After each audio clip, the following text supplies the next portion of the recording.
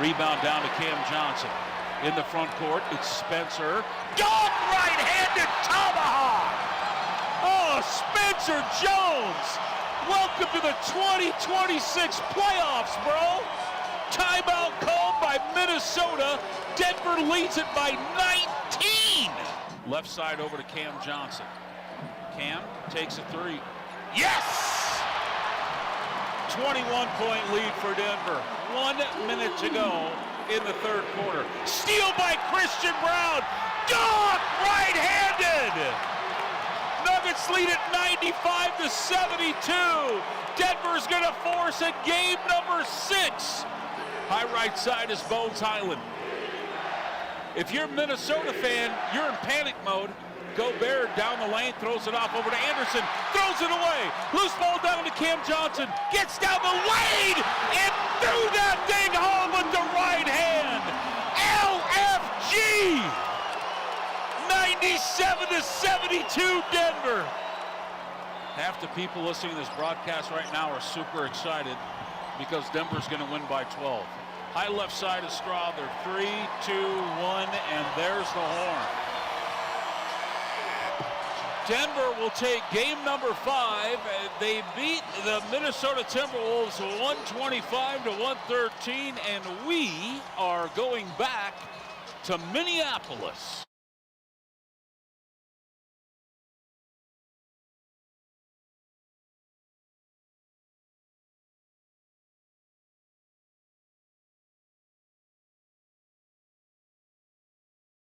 Series now. I know that there is a lot of different things that are sort of baked in the cake right now of what's going on with the series. But, you know, on paper, you were the better team on paper.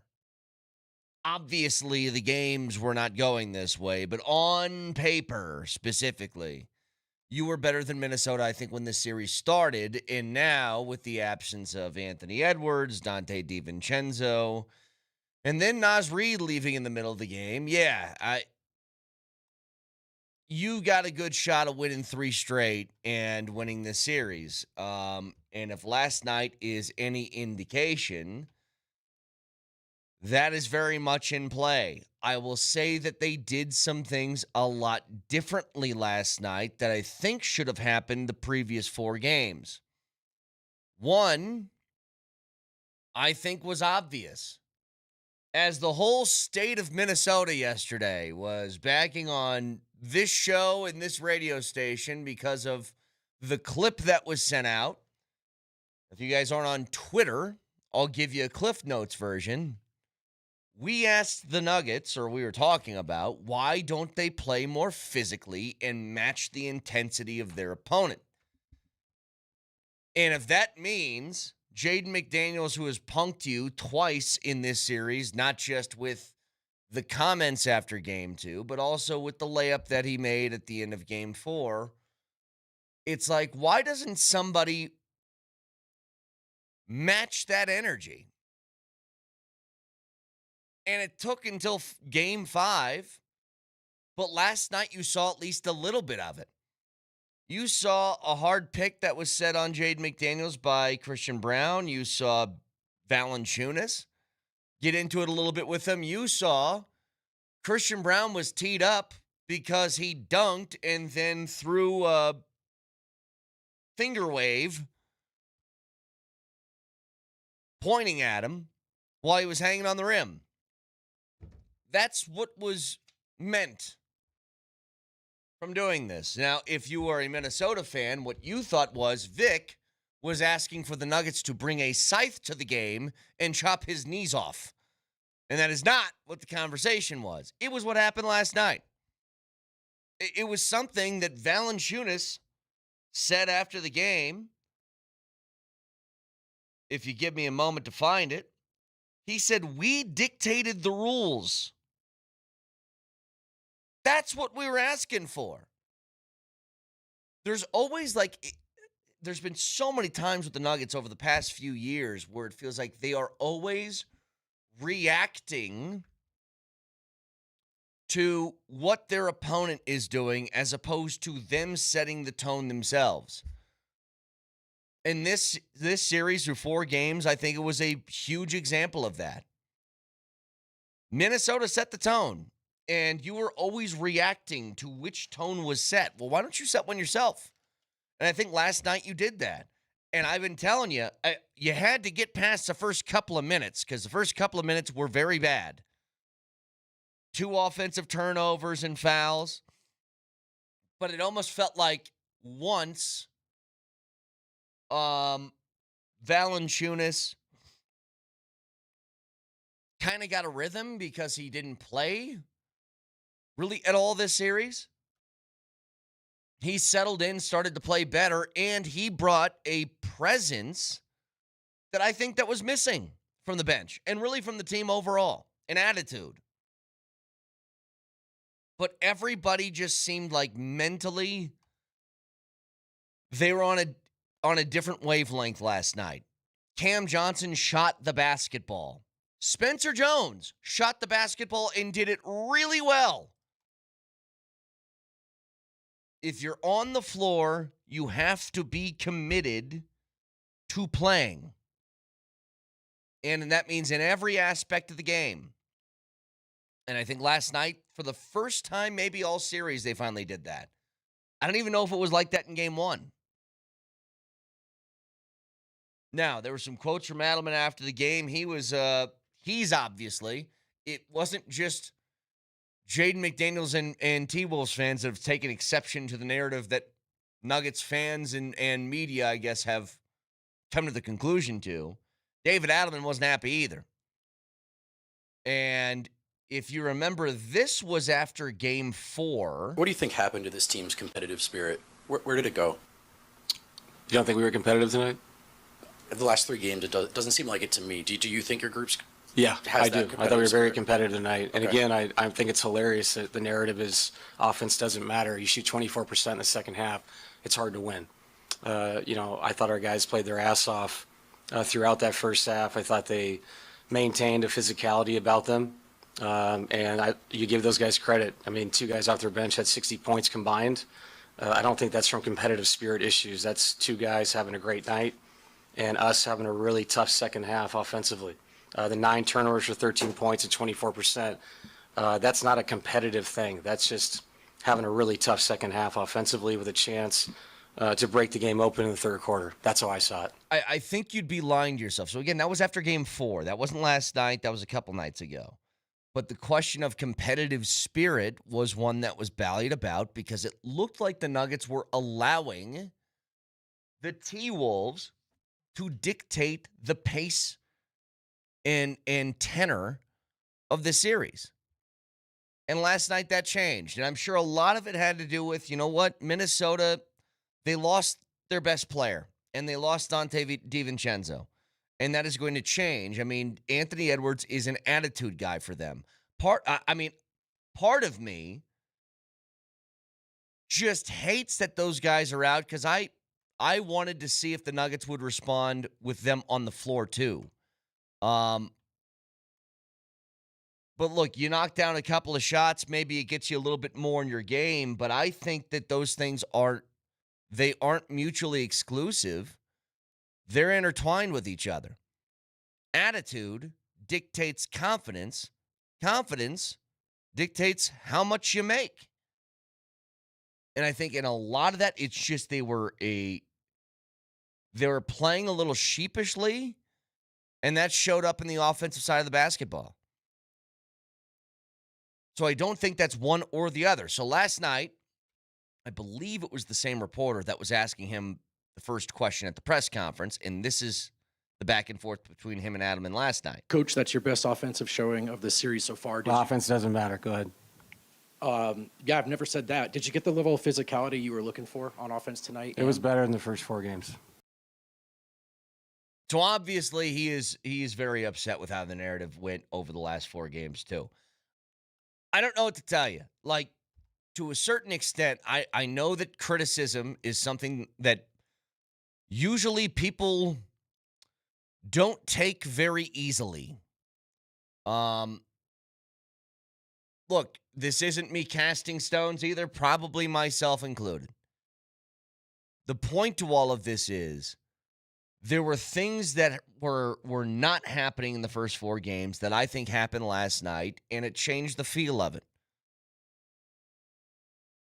You know, just full disclosure, Minnesota's a broken basketball team right now, and I hate it because I don't want to win series by guys having to leave. I mean, that's not the way you want to do things. But the bottom line is, I think it was a different mentality that they brought to the game, both with the players and the coaching staff. And I'll tell you this, one thing that we mentioned over and over again, if the team looks tired late in games, why is that? You spent your entire offseason changing core pieces of what this team is, from the coaching staff, the front office, and your actual core players in dealing Michael Porter Jr., all in the effort to build depth because you never had that in the postseason before. And then for 4 games, you refused to use the depth. Last night, Valanciunas plays. You give Julian Strawther at least a few minutes. You're playing Tyus Jones for 14 minutes. I thought Tyus Jones was good last night. But you're using them, and you used your depth more in this game than you did before 2 guys were out of the lineup in AG and Peyton Watson. So I think that's a good change from the rotational use that Adelman's employing now. Like, there's just a lot about last night that was different than the previous games. And I get that the main headline to that is going to be that Anthony Edwards and Dante DiVincenzo were out of the lineup, and that would be accurate. But the Nuggets played with a different attitude. The coaching staff utilized their bench differently, and I think all of that just helped. And I think there is... I don't know what the odds are saying. In fact, let me check it right now. If I check the odds, Nelly, on who is going to win this series, do you think the Nuggets are favored to win the last 2 games? Yes, because of the injuries to Minnesota, I would assume that the Nuggets are favored. As would I. So let's see. I can't find the exact one now. I thought that'd be easy. My bad. I will find this, though. You trust me, I will find this. The point is, when you lose players like that, like, it's going to be really hard for Minnesota to win just because now they're at a giant talent deficit. And this is kind of, you know, what we're talking about when it comes to you lose 2 players of the caliber of Anthony Edwards and Dante DiVincenzo. And Dante DiVincenzo isn't going to be mentioned as, like, you know, the top 20 players in the league, but he's very important to what they do because he can knock down shots in a hurry. But seriously, you look at this and you say, the Nuggets are probably favored to win this series now. And they should be. They've opened up as a 6-point favorite for the game on Thursday night in Minnesota.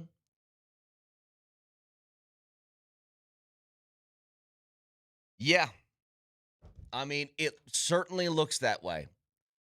Texture says it's minus 165 for the Nuggets to win the series. So there you go. Texture says we're missing important guys too, Brett. So it's not, I get it. It's not losing. It would be like losing Jokic, okay? It's a different thing. AG is massively important to what the Nuggets do. He is the 3rd best player on this team. You guys, we have to be honest about this stuff here. Losing Anthony Edwards in a series and losing AG and Peyton Watson is not equal. If Anthony Edwards was healthy last night, do you think the Nuggets win the way that they won? Probably not. Maybe they do, because this is what the Nuggets do. I have no idea. But the point is, it wouldn't have looked as easy as it did. So a lot more to break down with this game. 303-504-0925, broadcasting from the Backus and Schenker Studios. Serious lawyers for the seriously injured. Back after this.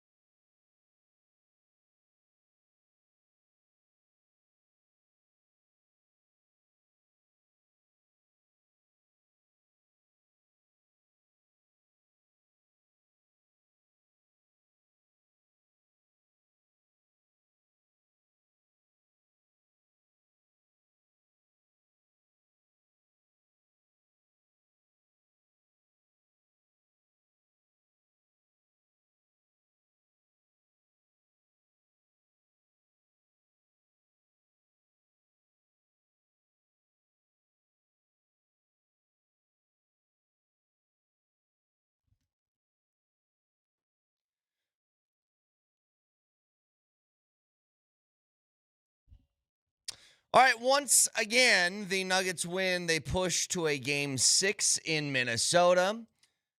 And if they play the way that they did last night, I'm talking about attitude, energy, competitiveness, all of that, then they'll be coming back for a Game 7, and we'll be right back in the spot we always are with the Minnesota Timberwolves, which is huge Game 7s and who's going to do what. I still believe that overall last night, you got a couple of different things. And I think the most important, because this is tied to attitude and confidence.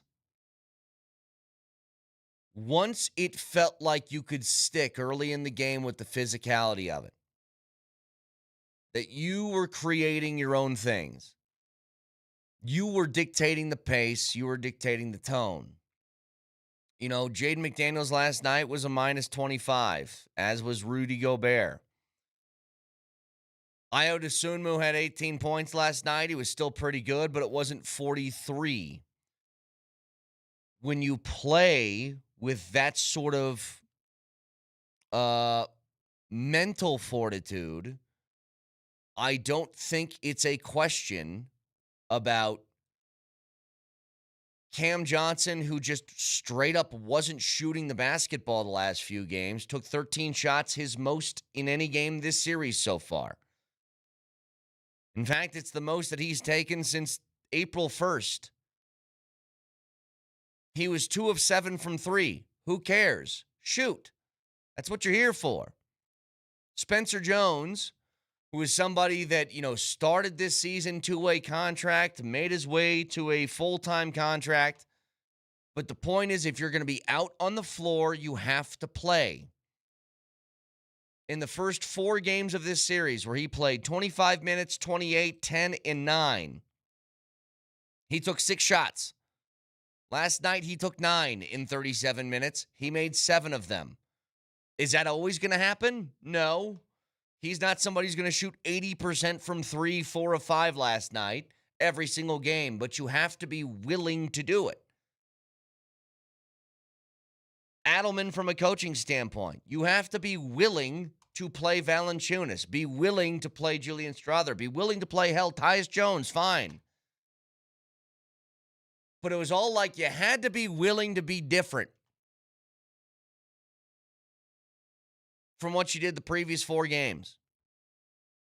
And I think all of that came in together as one giant shot of adrenaline to move forward with in this series. No, again, I think it sucks that that Anthony Edwards and Dante DiVincenzo are out of this game or out of the rest of the series. But now it provides you an opportunity to come back and win. And you've done this before. If we're being honest, if the Nuggets came back from down 3-1 and won a series again for the 3rd time in Jokic and Murray's career, this would be the easiest one to get because of the circumstance of how this has played out for Minnesota. It would be. And I think they have a real opportunity and a good opportunity to do it. Multiple textures wrote in that the Nuggets are minus 165 to win this series. They are the favorites still, despite being down 3-1 at one point. So, I think that they can take a lot of this momentum and do something with it. Another texter says, do you keep AG on the bench? I don't know how to answer that, and here's why. I don't want AG playing at 50%. I don't think that really helps anybody. He's a warrior, and I'm sure he's going to want to. But I need to make sure that guy is playing and not trying to get through it, because there's a difference there. If you're just trying to get through the game, I don't think you're helping anybody. But if you're capable of playing, then yeah, I want him to play. He's too important. Again, for the great games that you got last night, especially the one from Spencer Jones is not going to have 20 points next game. Now, he can still bring defensive intensity. Like, he had 3 blocks and 3 steals last night. Those are huge. He can do all that. But you can't rely on him going 7 of 9 from the floor every night, and that's fine. He shouldn't be asked to do that. You just need to be willing to put the shot up. And you finally got a game where Jokic looked like Jokic last night, too. I mean, it took us a while to get here. He did have another triple-double. 27 points, 12 boards, 16 assists. And when Jokic has 16 assists, you shoot the ball well. That's what that translates to. The Nuggets shot 57% from the floor last night. Now, Jokic was 9 of 15. The previous 2 games, or really the course of this series, the previous 4 games, he was shooting under 40%. Now, I don't know what happened at the end of the game. Like, I have no idea what that was. It was really weird to me.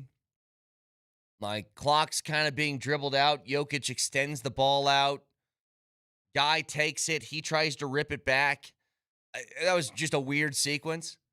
I would say in the same way that,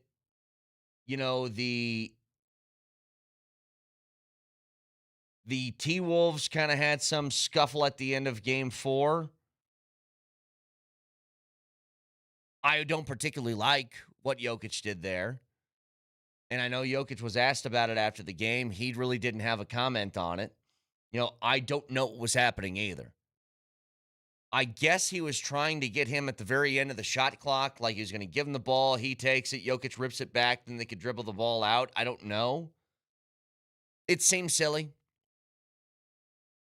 Just hand him the ball. Everybody's giving up. End the game. But I think there's been, I don't know. Every time a game is about to end in this series, I'm just going to assume there's going to be some sort of fireworks going off. Especially if it's one like that, where the last 2 games have ended with everybody just kind of standing and waiting. If it's intense and it comes down to the final possession, it won't be like that. But, I mean, if you want to give the guy the ball just to take it back so you could dribble the clock out, what are we doing? Just hand the ball over and end the game. They aren't going to rip that thing down the floor and go try and score. Or maybe they do, and who cares? Then it's a 10-point game with 20 seconds left, and then you do the same thing you were doing. Texture says, Jokic and Brown's taunt after mini stuff while still being down in this series shows they're soft. I mean, I don't know if it's soft. I would say that it's shown that at least in this game, put the Joker thing off to the side. Christian Brown doing the finger wave thing at Jaden McDaniels after the dunk. He kind of set a hard screen on him. Valanciunas got into it with McDaniels. I guess it's making up for lost time. Now, I'm glad I saw some of that stuff last night. Matching intensity. There is a big part of me that's like, well, what the hell took so long? Why didn't you do that in Game 3 when you were called out for being soft by Jaden McDaniels? So anyway, this series is going to confuse the hell out of me. And if there's one thing that this has proven, anytime you match up with Minnesota, it's just going to feel this way. When you talk about rivalries are kind of like the really good ones are born in hatred of the other team. And these two teams very obviously do not like each other. And trust me, every time I go on Twitter, I see that their fan base certainly hates us. That's the truth. But Tash says, I'm not trying to come off as old man here, but I hate how late these games are. If it was California, I get it, but Colorado, 2 a.m., yeah, the games just go way too late. Well, if you think that's bad for us, I mean, you think about being in Minnesota. It's an hour later. I mean, that game, as NBC did the same thing they did before, I'm not going to yell about this again, but I don't understand how the game is not. I even looked on Peacock. I didn't get it on Peacock. Am I wrong here? Did I miss something? No, I was also on the Peacock, and I just kept getting the event will start shortly thing. And so even on the app, did it start like in progress? Yeah, I think when it finally flipped over to that game, because it was showing the end of some other game first, and then finally when it did flip over, I think it was like it got like B-roll 6 to 9 or something. It was like B-roll of the OKC and Suns game or something like that. I didn't even hear like announcers at the time. I didn't know what was going on. I won't yell about it again today, but I do think it's ridiculous. This is a playoff game. It's the best playoff matchup that you have right now in the postseason because these teams actually do not like each other, and there is big time intensity in the game. And my only option is I have to wait until this game the score was like, what, 12-10 or something? By the time you joined it? You missed a good chunk of that first quarter.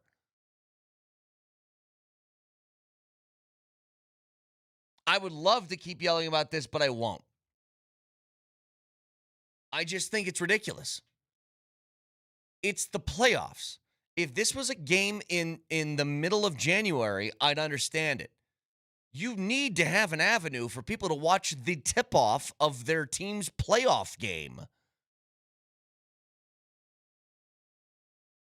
I don't know. It was weird.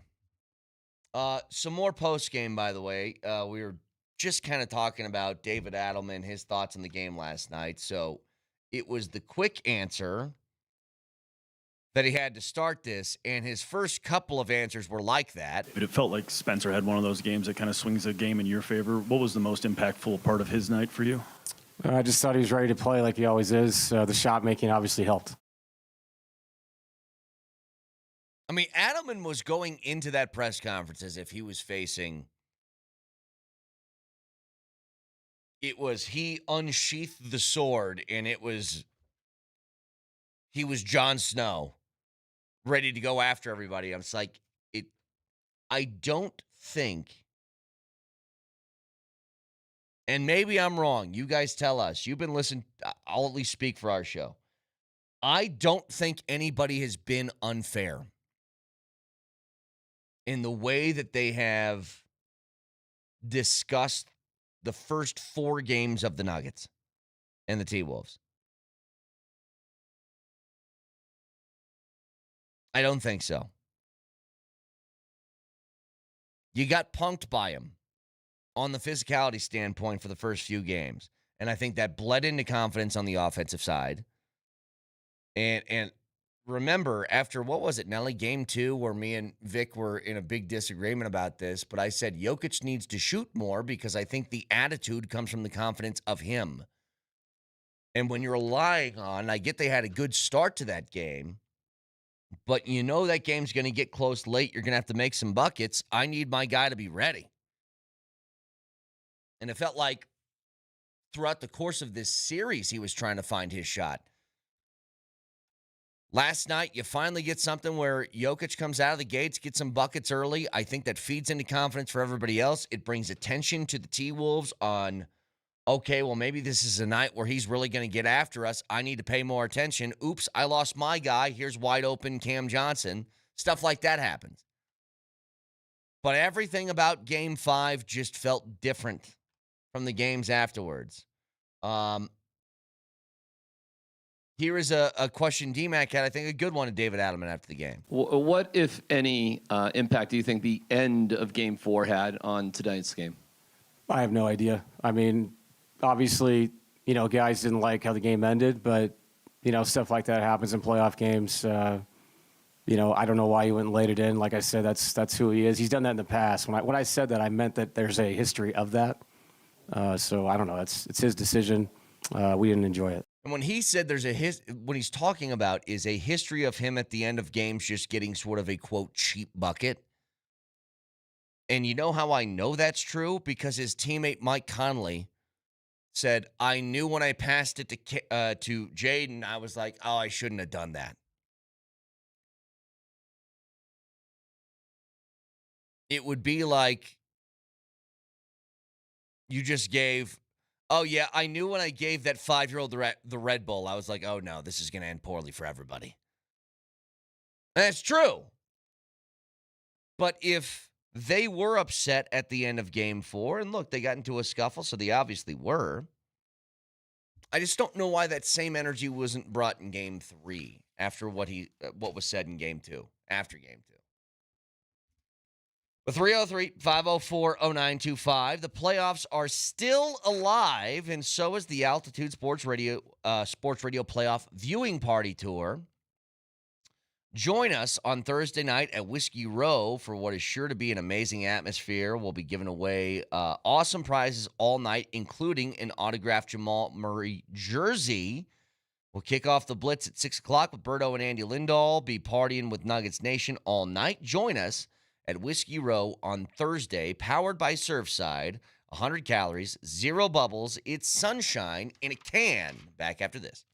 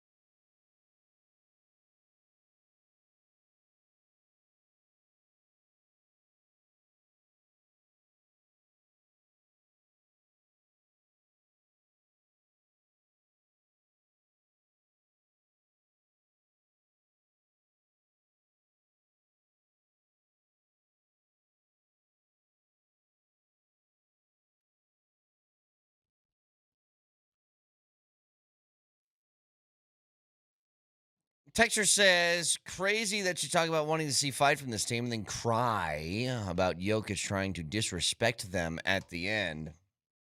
Not crying. I just thought it was silly. And that's not showing fight. I think that's just being silly. Game's over. There's 24 seconds on the clock. They'll get the ball. They'll dribble it out. Whatever. The game's done. That stuff's silly. Now, what like Valanciunas did in that game, that's physicality and attitude. That is what when Christian Brown sets these hard screens, that's physicality and attitude. That's something that Joker talked about after the game. I mean, definitely. I mean, just I don't know how it's possible. We had 10 offensive fouls, but it is what it is. Maybe that's what we needed. Maybe that's what the physicality that we need, and that's our mindset for the next game. That's being physical. That's what you're talking about. You know, in the same breath, Jokic was asked what happened at the end of the game. He said this. Nikola, what was up with the jump ball in the final minute? Were you just trying to steal a couple seconds, or? Mm-hmm. Next question. I don't think I've heard Jokic give a next question before. That might be a first. Anyway, Nuggets win. They force a game 6 now back at Minnesota, where, again, they are the favorites to win that game. So, could very easily have a game 7 coming right back here to Denver to close out this series if they take care of business on Thursday. Now, a few other things, and here's something that I saw yesterday I do think is interesting. It's an article on ESPN.com. And it's sort of one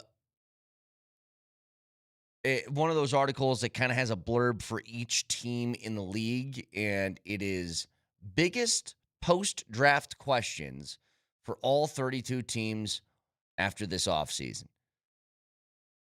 Here's what Leggy had for the Broncos. It was, yes, the trade for wide receiver Jalen Waddle will add pop to the Broncos offense. And Waddle was essentially the first-round pick. After a 14-win season, there aren't many rookie snaps to be had in Denver, but the glaring pre-draft need for this team was at tight end. The Broncos didn't pick until the 3rd round and waited until the 5th to get Justin Jolie, in the 7th to get Dallin Bentley.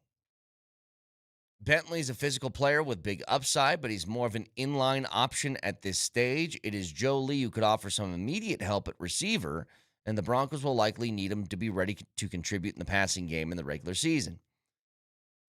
It is one thing that I still have a question on, and they took, Sean Payton especially, took exception to this statement, but I still think it rings true.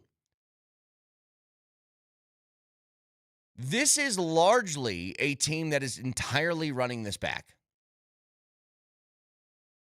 They are taking almost the exact same roster from last year and re-implementing them.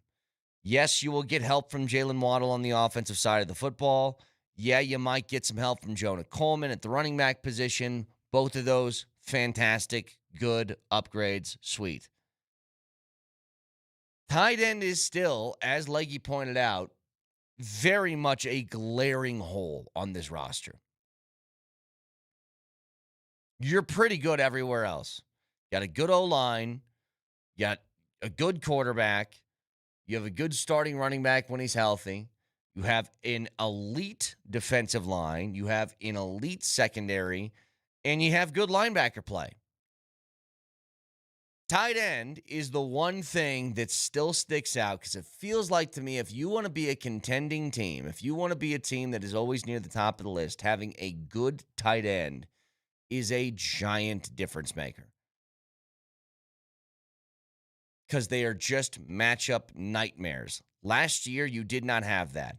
And I'm going to operate under the assumption that they think Evan Ingram could have a bigger role within this offense if X, Y, and Z happen. Maybe the X part of it is just Bo Nix targeting him more. Maybe the Y part of it is New play caller in Davis Webb, drawing more things up for Evan Ingram. I don't know. Now, I am very skeptical on that idea. I think you would be looking for something that just might not exist. Nothing would make me more happy than Justin Jolie being a player that is impactful for this roster.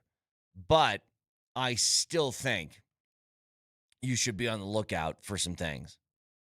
Like, to my knowledge, Nelly, can you look this up for me? I still think David Njoku is out there, right? And it's one of those sayings, maybe it's like the longer you wait, the less the price tag rises. Maybe it starts to sink the longer you wait. And yes, he's still a free agent.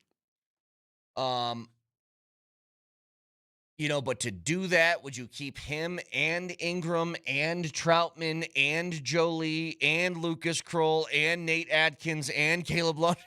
I mean, that would be a lot of ands at the tight end position. I don't know if you guys have seen this before. They do it a little bit in the NFL, but they especially do it in college football around, like, if you've ever watched your favorite team's spring game, they have the depth chart that's out there, and a lot of them are listed as this guy or this guy as the starter, playing coy a little bit. You're going to have a lot of ors in that tight end room. A lot. But it's the only position where I'm just saying, like, you didn't truly address it. I mean, if you want to say using a 5th and a 7th pick, and that 7th pick is the pick before last. Okay, that's not the way I think about it. Not for a team that's championship contending. And again, George Payton's got a pretty decent track record of finding some gems late in drafts, and I hope that's the case again in this one. But I don't know. We'll see. The write-up that Lance Zierlein had on Jolie, by the way, was undersized pass catcher with the ability to expand the route tree and challenge man coverage around the field. Jolie still needs to polish his route running, but he has the footwork and athletic traits to uncover. He doesn't catch with much hand extension, fights throws on occasion, but he makes up for it with impressive body control and catch toughness. His effort and strain as a blocker need to improve. Jolie has the ability to contribute as a movable F tight end. As everything is an F and an X and a Y and a Z. But I think that's the only thing that really went unaddressed. I do think, if you listen to the show yesterday as we spent some time breaking down the Broncos draft picks, I think the Jonah Coleman one is really, really nice. He is somebody that I think is a good complement to if/when J.K. Dobbins goes down with an injury. He feels like somebody that can step in solely because he can run between the tackles, but also you can trust him in pass protection if you need to, and it makes him a 3-down back. Where it felt like R.J. Harvey had a few things that he did well, but he didn't do everything well enough. So 303-504-0925. Texture said that he didn't think I understood what Jokic was trying to do at the end of the game. I did. Shot clock was running down. There was still 20-some seconds on the clock. He wanted to give the guy the ball, take it back, then he could hold it for the rest of the clock. I just think it's silly to do that. It's an unnecessary thing to do. It's not like a huge deal. I just thought it was silly. That's all. The game was over. Give the guy the ball. They'll dribble the clock out. Who cares who has it when the clock's hit 0? The game was over.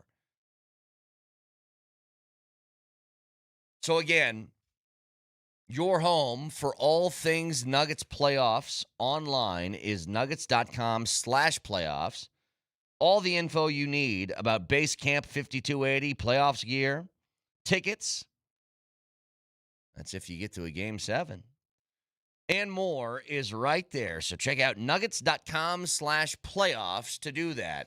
A lot more to break down as we continue to broadcast on Twitch, twitch.tv, search Altitude SR in the search bar. The Altitude TV simulcast can also watch on YouTube. A lot more to break down with this Game 5. Moser, Lombardi, and Kane next.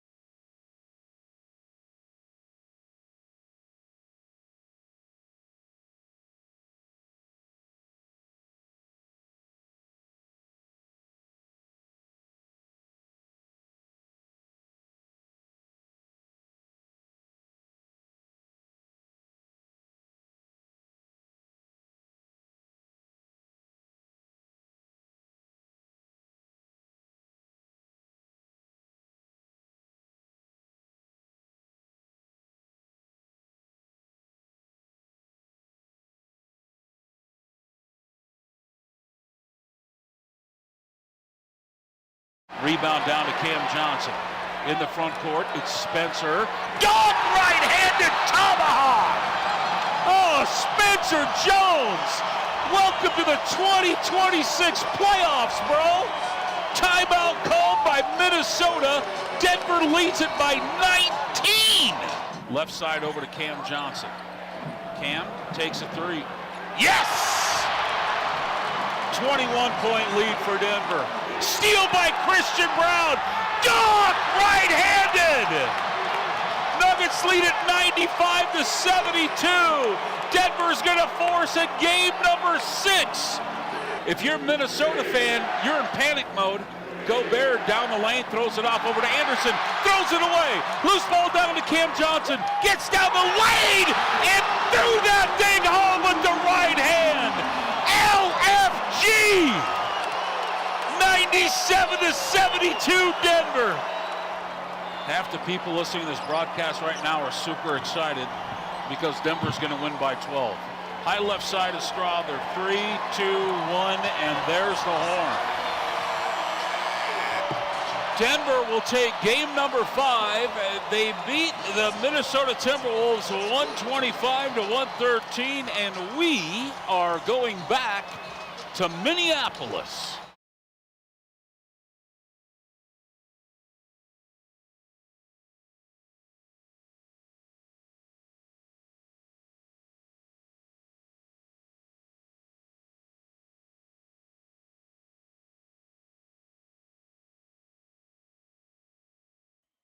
Welcome to the most hated show in all of Minnesota. I think we're starting to shoot for the world, to be honest with you. I'm trying to think of how many states and countries this program can really piss off. So Minnesota now hates our guts. LA hates our guts. Those are the worst commentators in the league. Dallas hates our guts. Panathinaikos people in Greece hate our guts. Just say the whole country of Greece. Yeah, Greece. I don't want to, though, because I want to visit Greece one day, and I want to be welcome. Well, good luck. We're starting to stack them up. But despite us getting cooked on social media yesterday, which we'll get to in a bit, the point is this, Moj. What we were asking for was not that somebody takes a scythe and chops Jaden McDaniels' knees off. We were asking kind of for the attitude that the Nuggets played with last night. Hard screens. If they want to do something extra, just match the energy of it. That sort of thing. And I think that Valanciunas said it best, and I was glad that he played last night. As long as you could stomach the first 2 minutes he was on the floor where it was awful, and he made 2 immediate turnovers off fouls and then took fouls of his own. He said this: we dictated the rules. We, from the start, took over, playing good, making shots, everybody stepped up. That we dictated the rules thing is all we've been asking for. Set the tone. Don't react to it. Or at minimum, match it. And I think the Nuggets did that last night. They did. I think there were more hard screens set last night. Hastings had a very good point. They actually played with some physicality. They played with some purpose. They played with some want to and some angst and anger. They played with that. It was evident. More hard screens set last night than the entire series combined up to that point. And look, they may lose Game 6. They may go to Minnesota, and the T-Pups may find a way to get it done. Is it going to be assumed? Listen to me. It's hard to say. Ayo Dosunmu, is he going to get off for another 43, whatever the case may be? I mean, I don't know. But at least they showed something inside of them last night. Yeah. That it's still there and they can pull it out. Well, and again, they're still trailing in the series. Let's not lose sight of the bigger picture here. But I saw things that I knew were in there and they finally exposed themselves. That is true. It would be totally disingenuous to say that last night a big portion of what happened was, yes, you had a change in attitude. Yes, if you didn't hear David Adelman yesterday, this did happen. Coach, that's your best offensive showing of the series so far. Offense doesn't matter. Go ahead. Yeah, I've never said that. Did you get the level of physicality you were looking for on offense tonight? It was better in the first 4 games. He was ready, both pistols out, for Brendan Vogt to ask him a question last night from DNVR. We'll get to that in a second. Yes, they did make shots finally in this series. Minnesota not having Ant and DiVincenzo, and then eventually Naz Reid also contributed big time to that game. I mean, there's no two ways around it. When the opposing team loses their best player and one of the best players in the world, along with a very good role player on that team in Dante DiVincenzo, and then a big piece of their bench in Naz Reid, you should win a game that looks a lot like last night. Like, it should have that feel. So, I want to give the Nuggets credit, but this is also something like, I was talking about this earlier, Moj. The Nuggets right now are favored to win the series. They're at -165. If they do, it'll be the third time that Jokic and Murray have come back from down 3-1 and won a playoff series. Out of all of those, this would be the easiest one to do it in.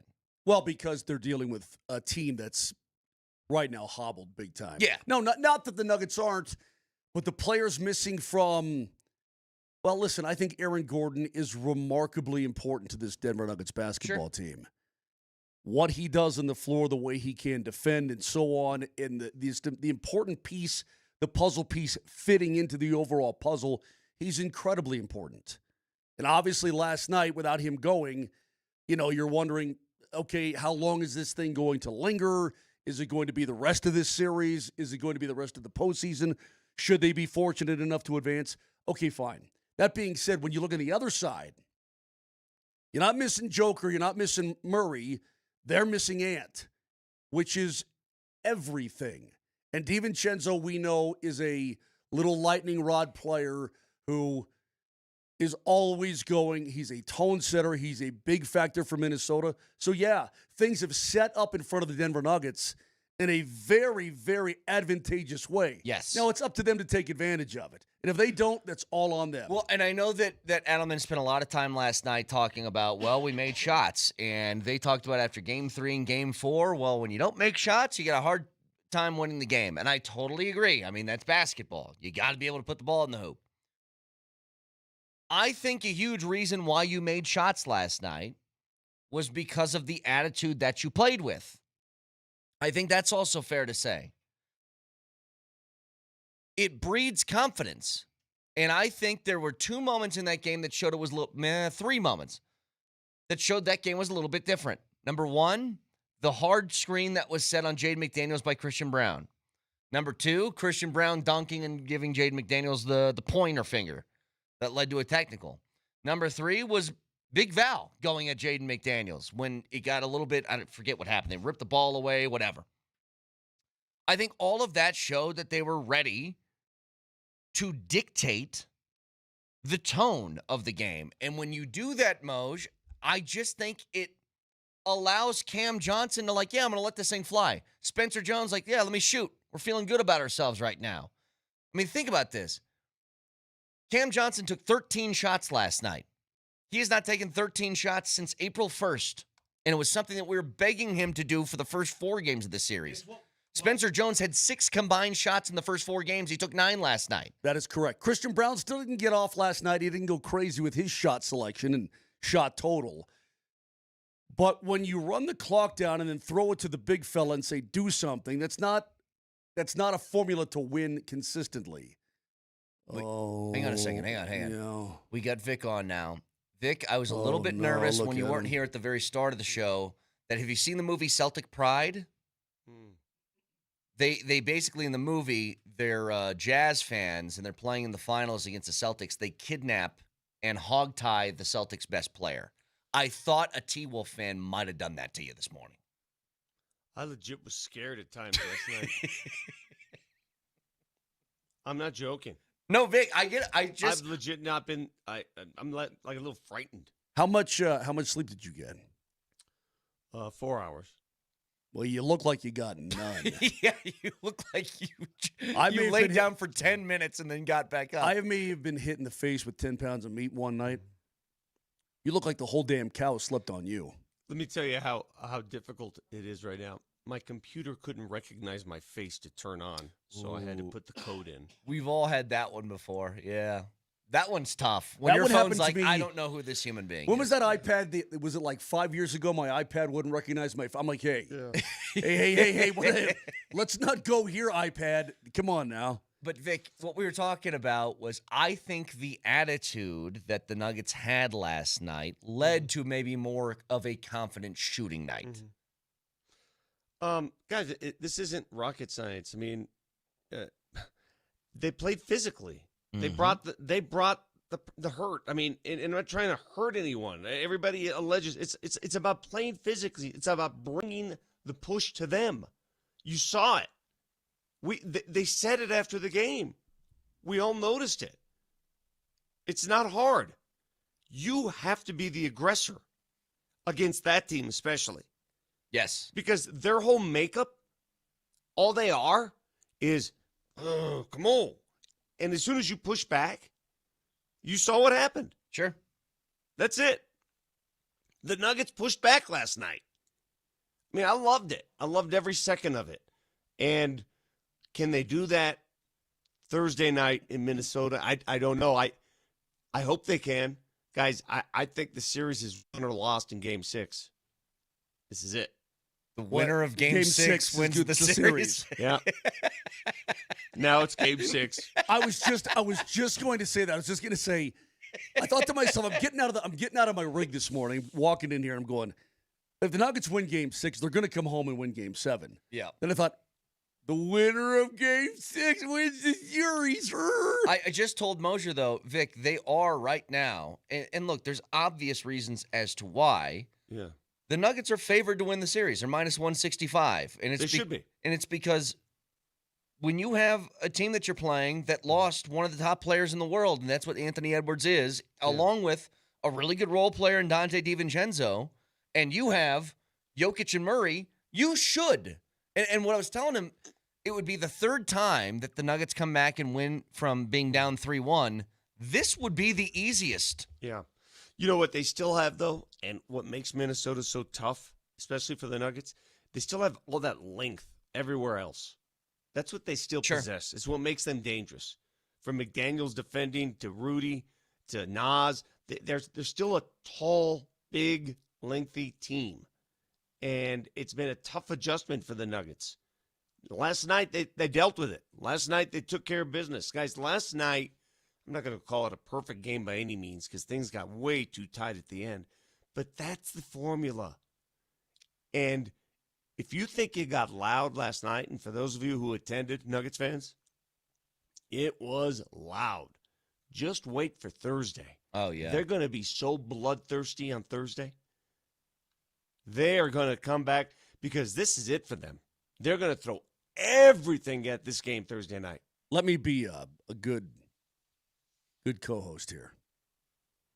If I looked like Vic, and some days I do, I fully admit it, getting in late to Winnipeg or something like that, I get made fun of. I get the, well, you look like an idiot type of. Look at my face this morning. Okay, it looks like I got hit with 10 pounds of meat all night. Okay, that being said, is there anything that we can do for you to help you? You know, I thought about this last night in our postgame show, which went 90 minutes. At one point, Marlo and Dempsey kept talking. Yeah. And I said to them, I honestly said to them, shut up. Yeah.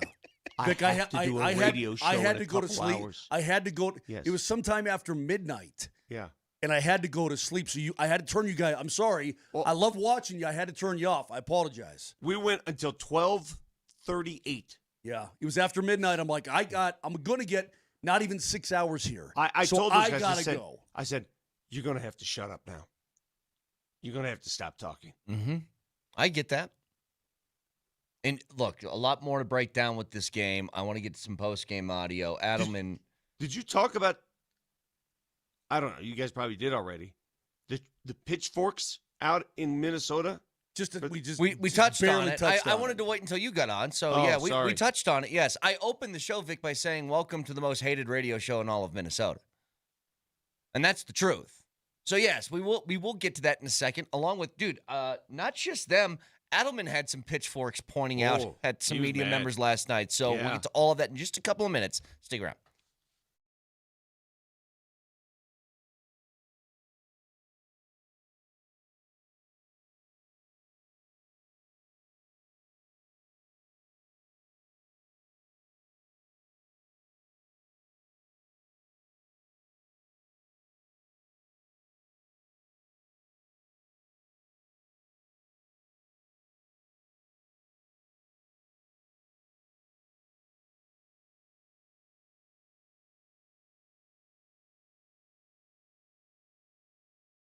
Have you seen the forecast here coming up? Moisture is coming. Hopefully, lots of it. Moisture, which is what we need. What do you want to do to green up your lawn before the moisture arrives? Get it aerated. It's so important. It works so well. I got mine aerated by the best in town. Mile High Aeration, 303-778-1000. You see their signs all over town. Why? Because they do it the best. They do it the best because they have the heaviest machinery that gets out some deep plugs. And the deeper the plug, the better for your lawn, the better for the fertilizer, the better for the water to get down there in the roots. MileHighServices.com. In fact, I just got a text from my neighbor, Patty, that said, little did I ever know you would have the best lawn in the cul-de-sac. But that's me right now. I have the best lawn in the cul-de-sac. Yeah, Patty. That's because I use MileHighServices.com, 303-778-1000.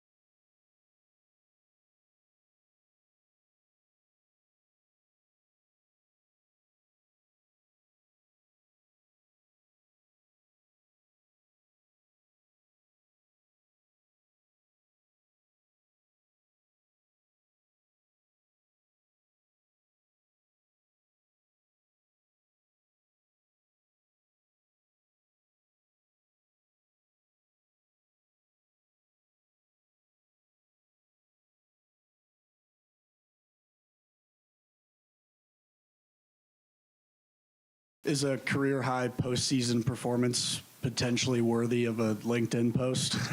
We'll see. We'll see. I got some ideas circulating in my head, but I got 2 days before the next game, so I got some time. You guys can wait on your heels for that one.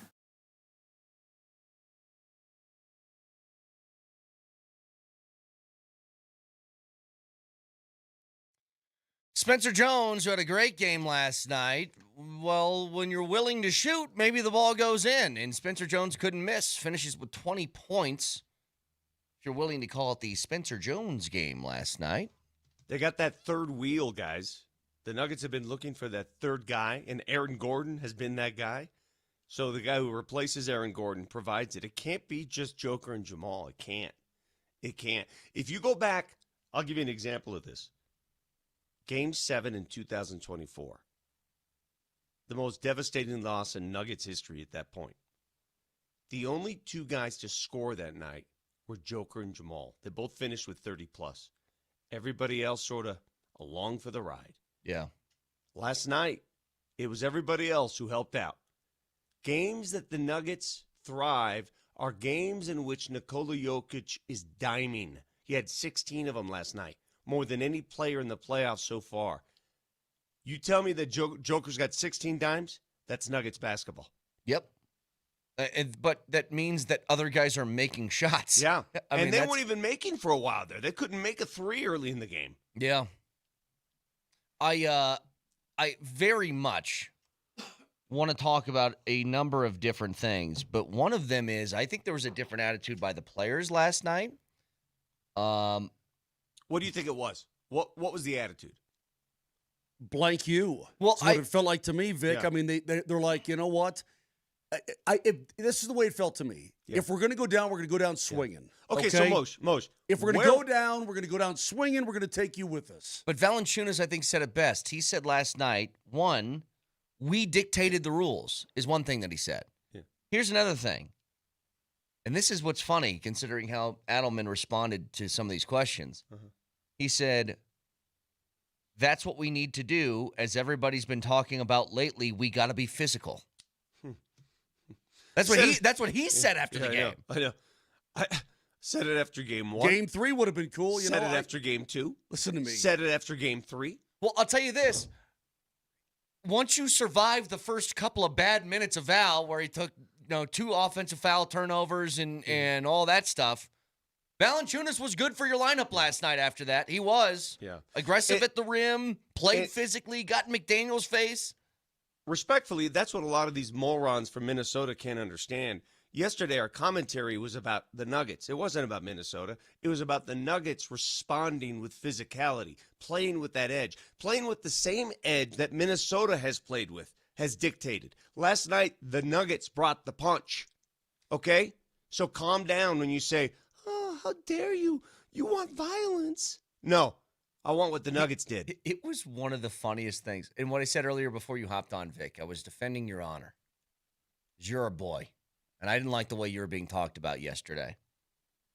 When we say... Well, it's like I can call my sister ugly, but you can't call my sister ugly. But it's not even accurate what they were correct. saying. That's correct. I'm just saying. Vic didn't call for somebody on the Nuggets to come out there with a scythe and chop the legs off of Jaden McDaniels.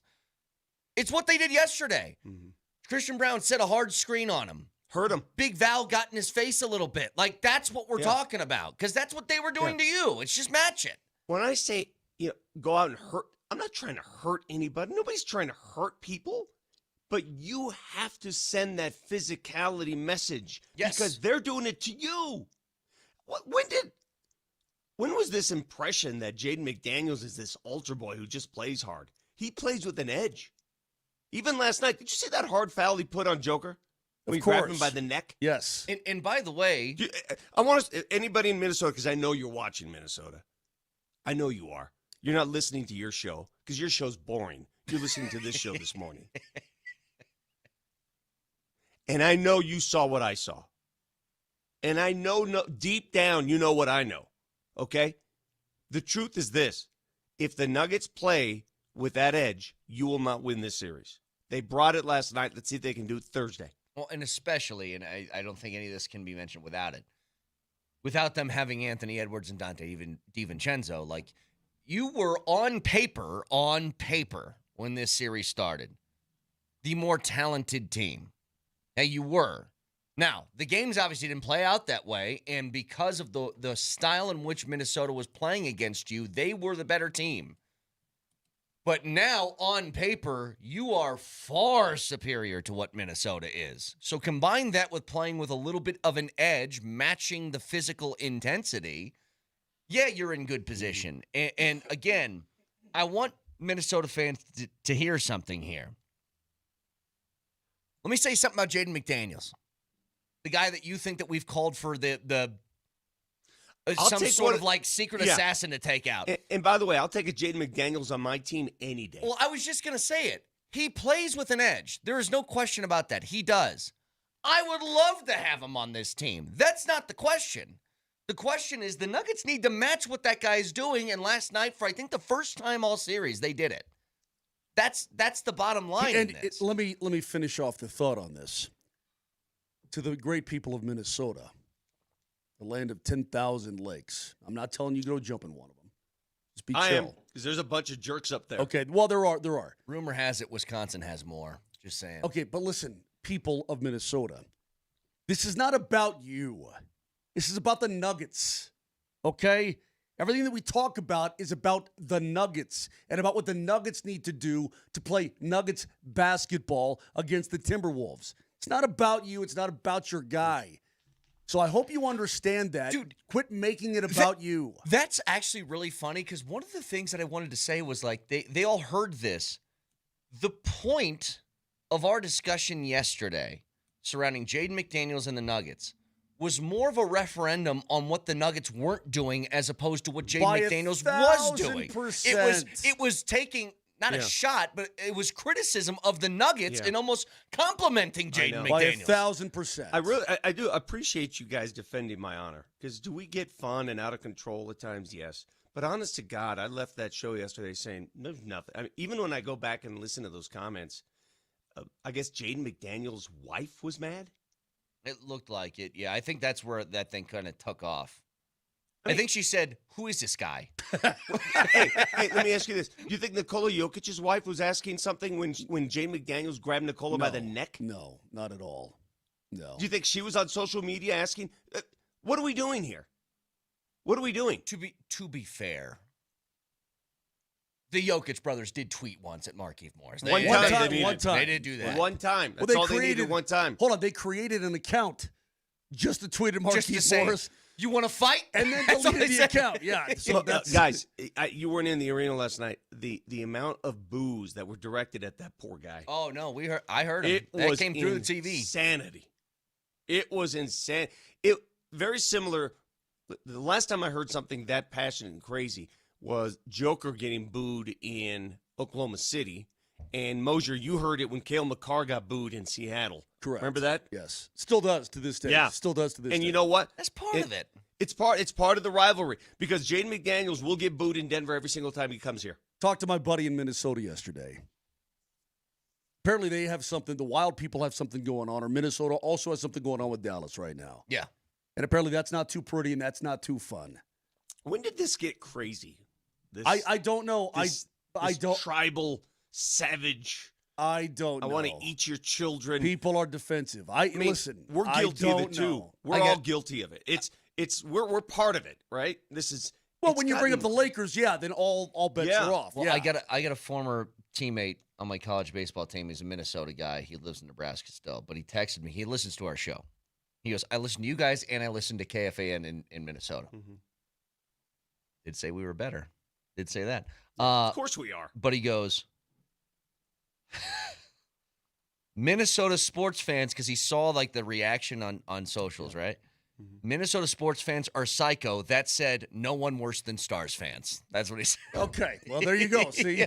Well, Moj, can you the amount of enmity and hate spewing from the province of Canada, Minnesota, can you imagine what level that's going to get to if it's the Avs in the Wild in the second round? You think this is nuts? Oh, man. Just wait. Oh, baby. Could I extend an olive branch, by the way, because a lot of this stems And by the way, this is sorry, Brett. Go ahead. I don't want to. I want to clarify. my buddy from Minnesota loved it. He's like, it's what makes sports great. Yeah. Is when people, you're going back and forth, but now you don't want any idiots. He said, or whatever it is. Anyway, that's what makes it so much fun. And it's sports hate. That's what it's all about. Moj, calm down, people. Moj, but when these moronic, when I say moronic, they don't even listen to the when they start quoting our show, right, word for word, putting quotes up, and start applying those quotes. People were transcribing the program. It's hysterical. It's hysterical. I'll extend an olive branch. I'm not. No. No. Just in saying this, because this kind of stemmed from what happened at the end of Game 4, right? Like McDaniels gets a cheap bucket, then there turns into a little bit of a scuffle. It goes back to 2024. That's what people don't understand. It's not about taking a layup. It's about a history of doing that. David Adelman expressed it last night. Yeah. Adelman didn't push back. Adelman still does not think much of Jaden McDaniels. If you heard his commentary, here you go. We got it right here. What, if any, impact do you think the end of Game 4 had on tonight's game? I have no idea. I mean, obviously, guys didn't like how the game ended, but, stuff like that happens in playoff games. I don't know why he went and laid it in. Like I said, that's who he is. He's done that in the past. When I said that, I meant that there's a history of that. So I don't know. It's his decision. We didn't enjoy it.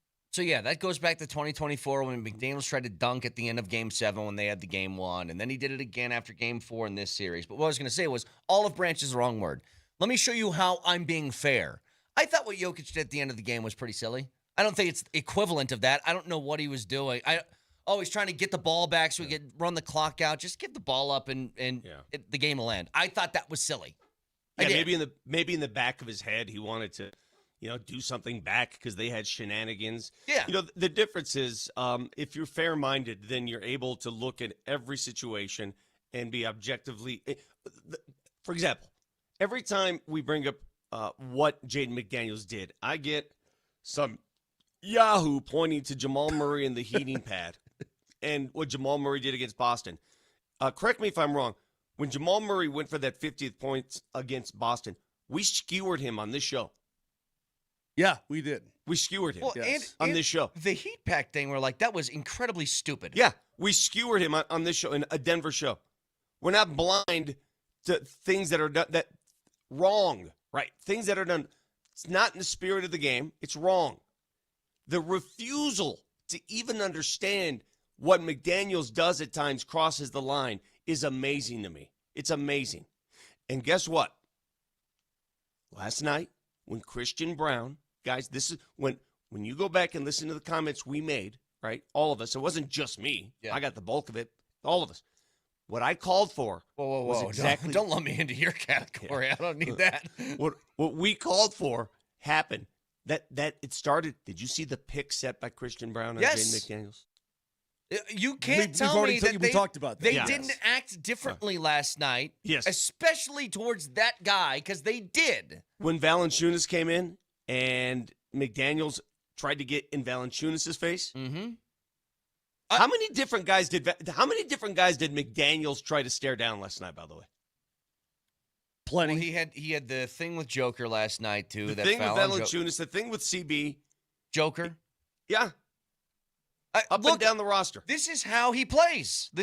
And it's, again, I don't say that as like this is some awful thing. I would love to have somebody on the Nuggets that plays that way. All we're saying is if you're going to play that way, get ready to see it come back. And I told you, and Vic, it came back. If there's one guy on this roster that I think is willing to do that, it's the big man. I think it's Valanciunas. He is not going to be scared to get into that stuff, and he's also not scared to take some fouls. By the way, the first 3 minutes of his stint last night, just had to survive it. Foul, walk. I mean, it's like, okay, let's get it. Yeah.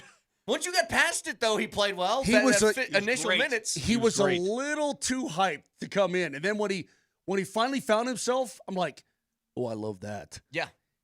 And so he gets in a little tussle with the ball, and then the official wants the ball, and he's like, oh, here you go. Sorry about that. I didn't realize that was you. He thought that was a Minnesota player when the ref went to grab it, and he ripped it away. He goes, oh, my God, I'm so sorry. Here, don't tee me up. 1009. I grew up in Minnesota. I was just confused by the fans' harshness. It was embarrassing.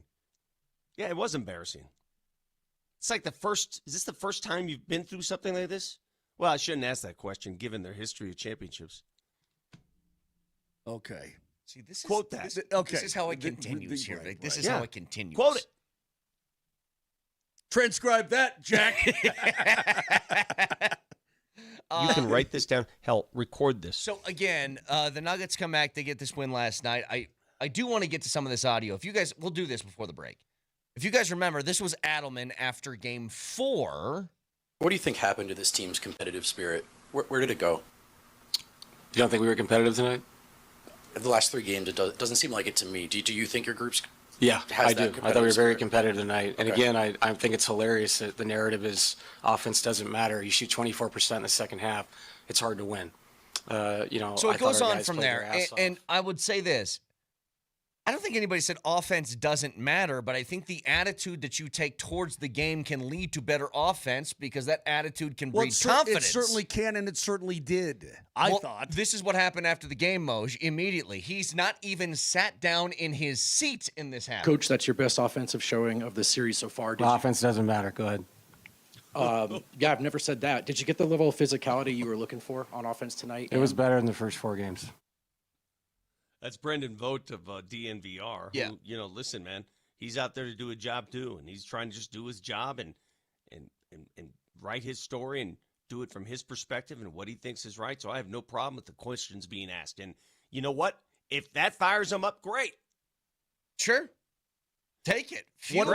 Exactly. Whatever it takes. I don't care. Whatever it takes. It's just he was very much going into that with I got 2 barrels loaded up. Yep. And you go ahead. I don't think it mattered what he was going to ask him. He was going to say, but I thought offense didn't matter. So a lot more to get to with this game. 303-504-0925. Champ Mazda text line, one price, one person, 1 hour. Back after this. Yeah, I've never said that.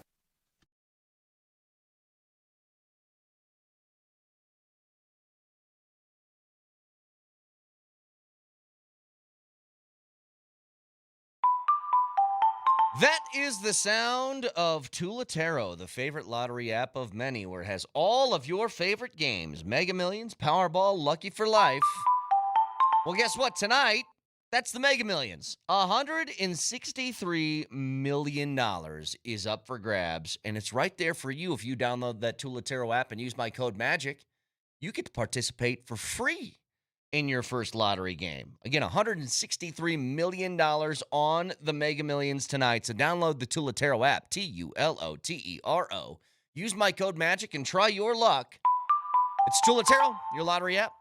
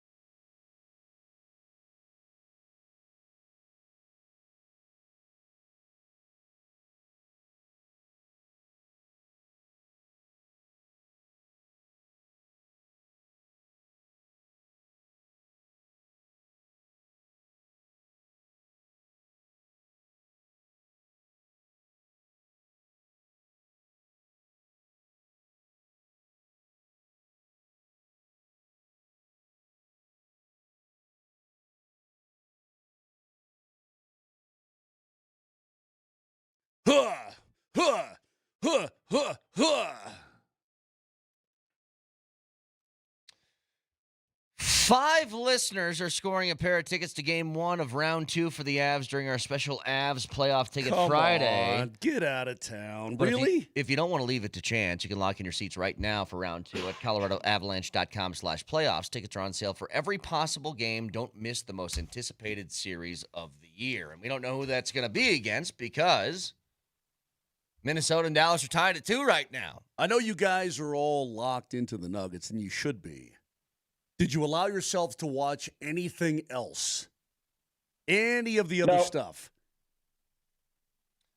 Yes. I'm confused here. Somebody explain this to me. Sure. There is going to be a Game 6 in the Wild and Dallas series. That is correct. It is scheduled for Thursday, April 30th. Oh, my God. In Minnesota.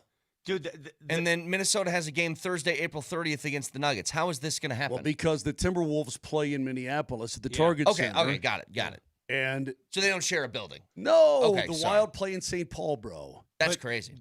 Same thing happened in Game 4. They had a game going on when the Timberwolves had a game going on. That's not right, by the way.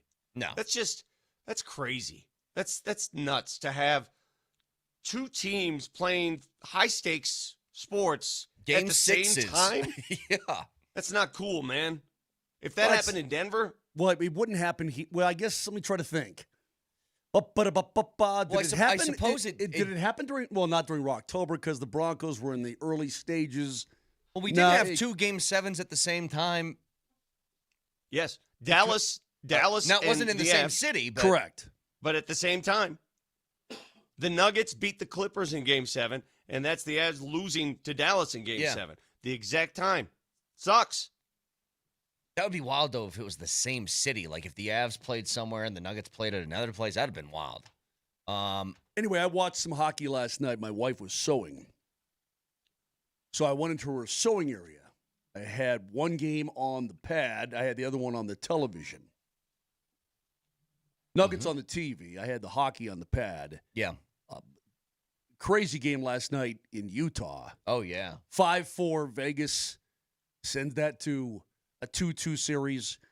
Got some 2-2s going on here. Philly and Pitt now.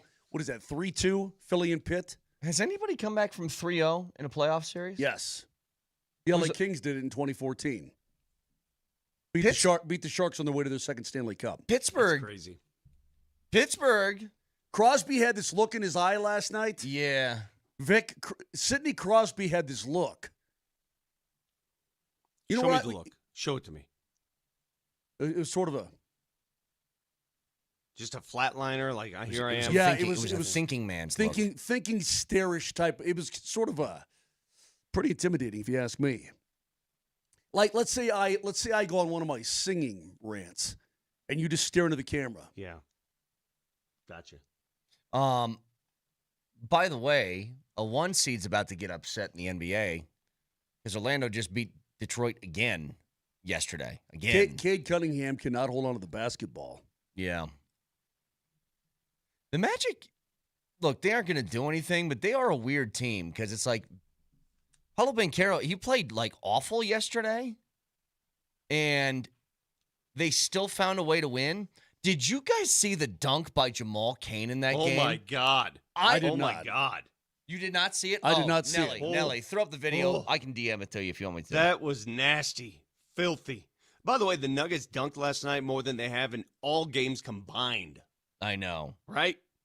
That means they were running. Yes. This dunk in the Orlando-Detroit series. Guys, I never thought Detroit was real. I knew that their defense was real, but I never thought they were real. But I am telling you right now, that back there is not real. And these playoffs are revealing that. That never gets old for me, by the way, ever. They're new, right? And there's something that's to that. You got to be playoff tested, blah, blah, blah, blah, blah, that sort of thing. I still think they could eventually get there, but Moj, watch this. This is a dunk in a playoff game.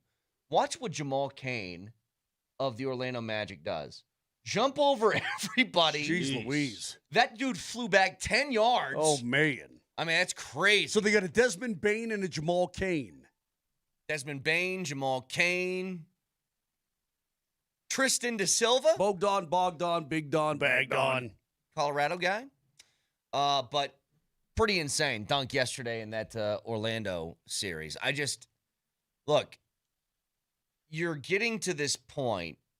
The Avs have their feet kicked up. They're waiting forever. They're going to play between Minnie and Dallas. Yesterday off, today off as well. Today off, just chilling.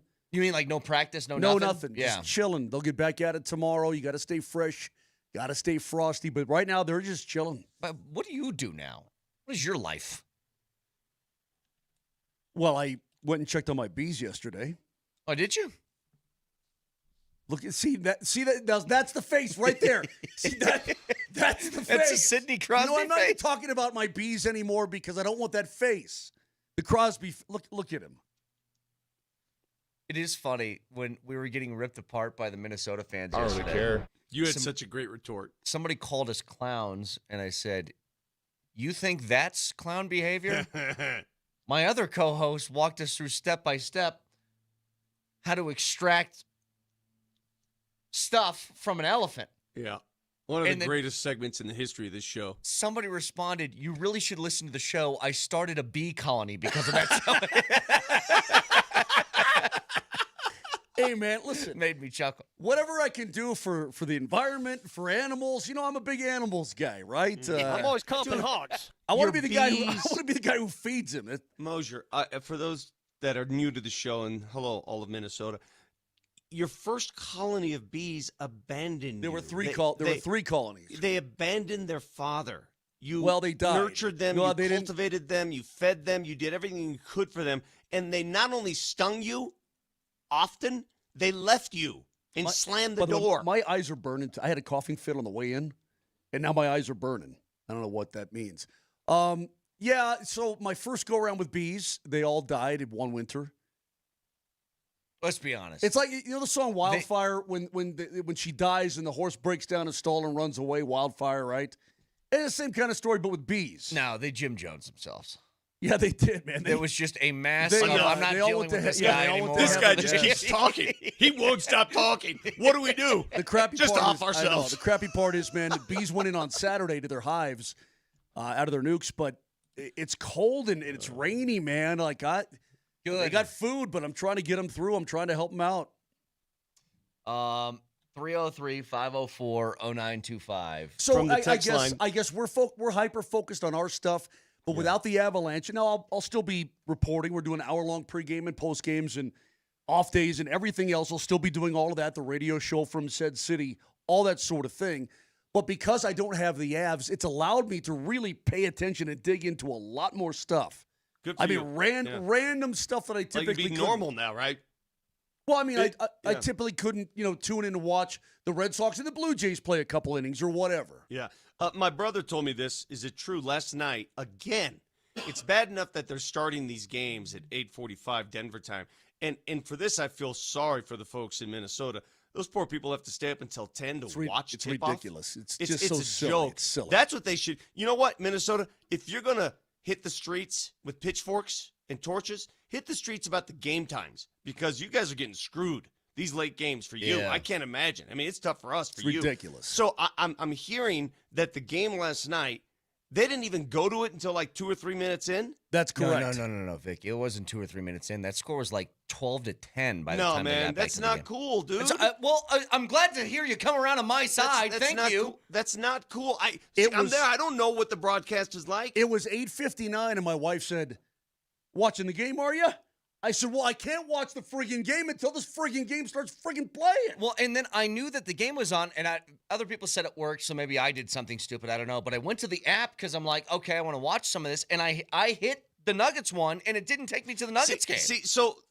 This is what pains me because the old NBA rules, the local networks covered the first round. It would never happen. You Right. would have an option. Right. The option would be there to watch the entire game. But now that the national people have taken over, they're trying to stack these games to get the highest ratings, whatever, and they're screwing people in the meantime. I mean, that's not cool. That's not. Can you Vic. imagine you're in Minnesota last night? It is now 10 o'clock, and the game hasn't even started for you. Yeah. No, Vic, I'm telling you, like this is what I was complaining about the first time we went about this. I know how TV works and they're going to get their commercials. It's not just that it's a playoff game. It is, I think, the most entertaining playoff series that has existed in the first round, and you're showing up like 4 minutes into the game. It's crazy to me. It's crazy. And they will throw on, because they did, because Mose, you saw it too, a 3.5-minute commercial They break have before they get absolutely there. no problem doing that. And I get it. You need to make your money. I get it. But in this cornucopia of different avenues and apps that you have to jump on, they're trying to maximize every possible second they have. I can't hold that against them because they're paying exorbitant amounts of money to get the games. But that means we're missing stuff, and I don't like that. Don't they have like a sister station they can throw that on for like They the have time an being? app. They have an app called Peacock. No, What's it's the a sister Peacock? to the Peacock. But hang on, The what I'm saying Peacock is there. If the I was Peacock on is the available, Peacock. put it on the Peacock. I was on the Peacock. Well, some people said that they got it. I didn't get it. I don't didn't know get what it the either. difference was. I have no idea. But what I'm saying is, like, if games on TNT run long, they'll be like, hey, you can go to True TV or you can go to TBS or something like that. Like, they don't have one of those? I mean, ESPN will say ESPN2, ESPN, Yeah. check it all out there until this one's over and so on, yeah. Even if it's like sort of the extra channels, it's on ESPNU. It's like, all right, fine. Then I'll do that for a couple minutes. I just don't get it. I don't know what the strategy is there. And it's the second time they've gotten 2 games in the first round. Yeah. It's both times they've missed the very beginning 3-4 minutes of it. Listen, I want to ask Nuggets fans who were able to watch, or if you were there, what was, and I'm not talking about a basket, I'm talking about a extracurricular. What was your favorite moment from the game last night? Was it, and maybe you're not on this list, whatever I say, it could be more than this. Was it the Christian Brown hard screen? Was it the Christian Brown dunk and point? Was it the Valanciunas pushing away? Was it Jamal Murray laughing at Bones after he dunked it? There were so many of these little tit-for-tat moments, right? These little signs of aggression. What was your favorite moment? Was it Joker turning with anger after he got clotheslined? What was it? Because those make up a game. Think on it for a few minutes. We'll get to it right after the break. Again, you can listen to us anywhere on the Altitude Sports Radio app. It is powered by the Will Height Law Firm. Injury lawyers go to willheightwins.com. That's willheightwins.com.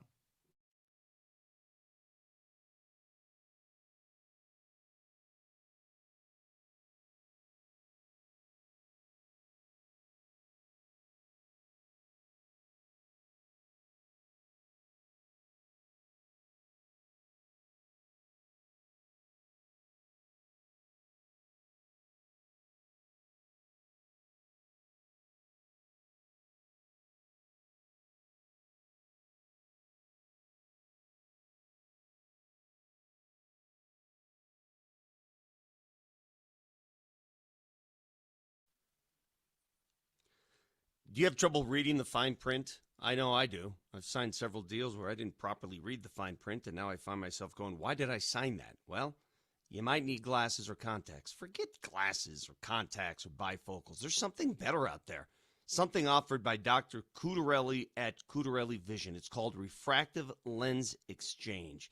And if you want to learn more about this life-changing procedure, because it is life-changing, join Dr. Cudarelli for a free live RLE webinar this Wednesday at noon. Perfect opportunity to meet the doc, get all your questions answered. How is RLE different from other procedures? Who's a good candidate? Why do you do it? And then all of a sudden, all cataracts are eliminated. Those are the questions that will be answered.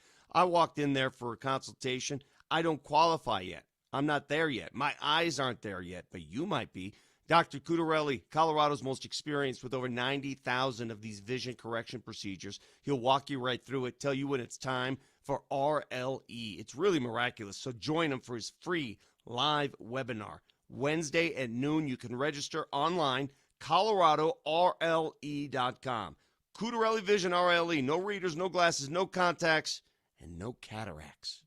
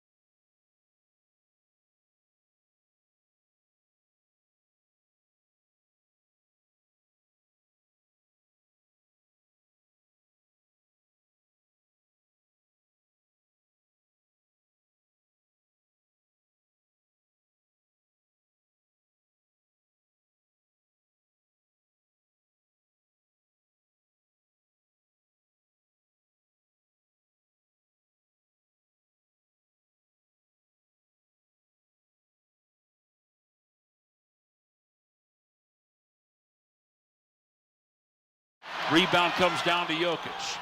Gets the outlet pass off over to Bruce Brown. Down the lane! Dunk with the right tomahawk! And then a mean mug to the Minnesota bench. Nuggets lead it by 7, 49-42. All right, Vic, re-ask your question. What do you want to know? About what? All right, I knew this was going to happen, so remind him, please. You were asking what the favorite moment of the game was last night. I can't remember what I just did 30 seconds ago. You said was it Joker? 30 seconds was it Joker turning around angry? Yeah. What was it? What the was your hard favorite screen moment? up top Was it- from CB? Was it the CB dunk? We got a lot of people reacting. Was it the fans booing McDaniels every time he touched the ball? And by the way, did you notice? I think it got a little much for him. It affected his play.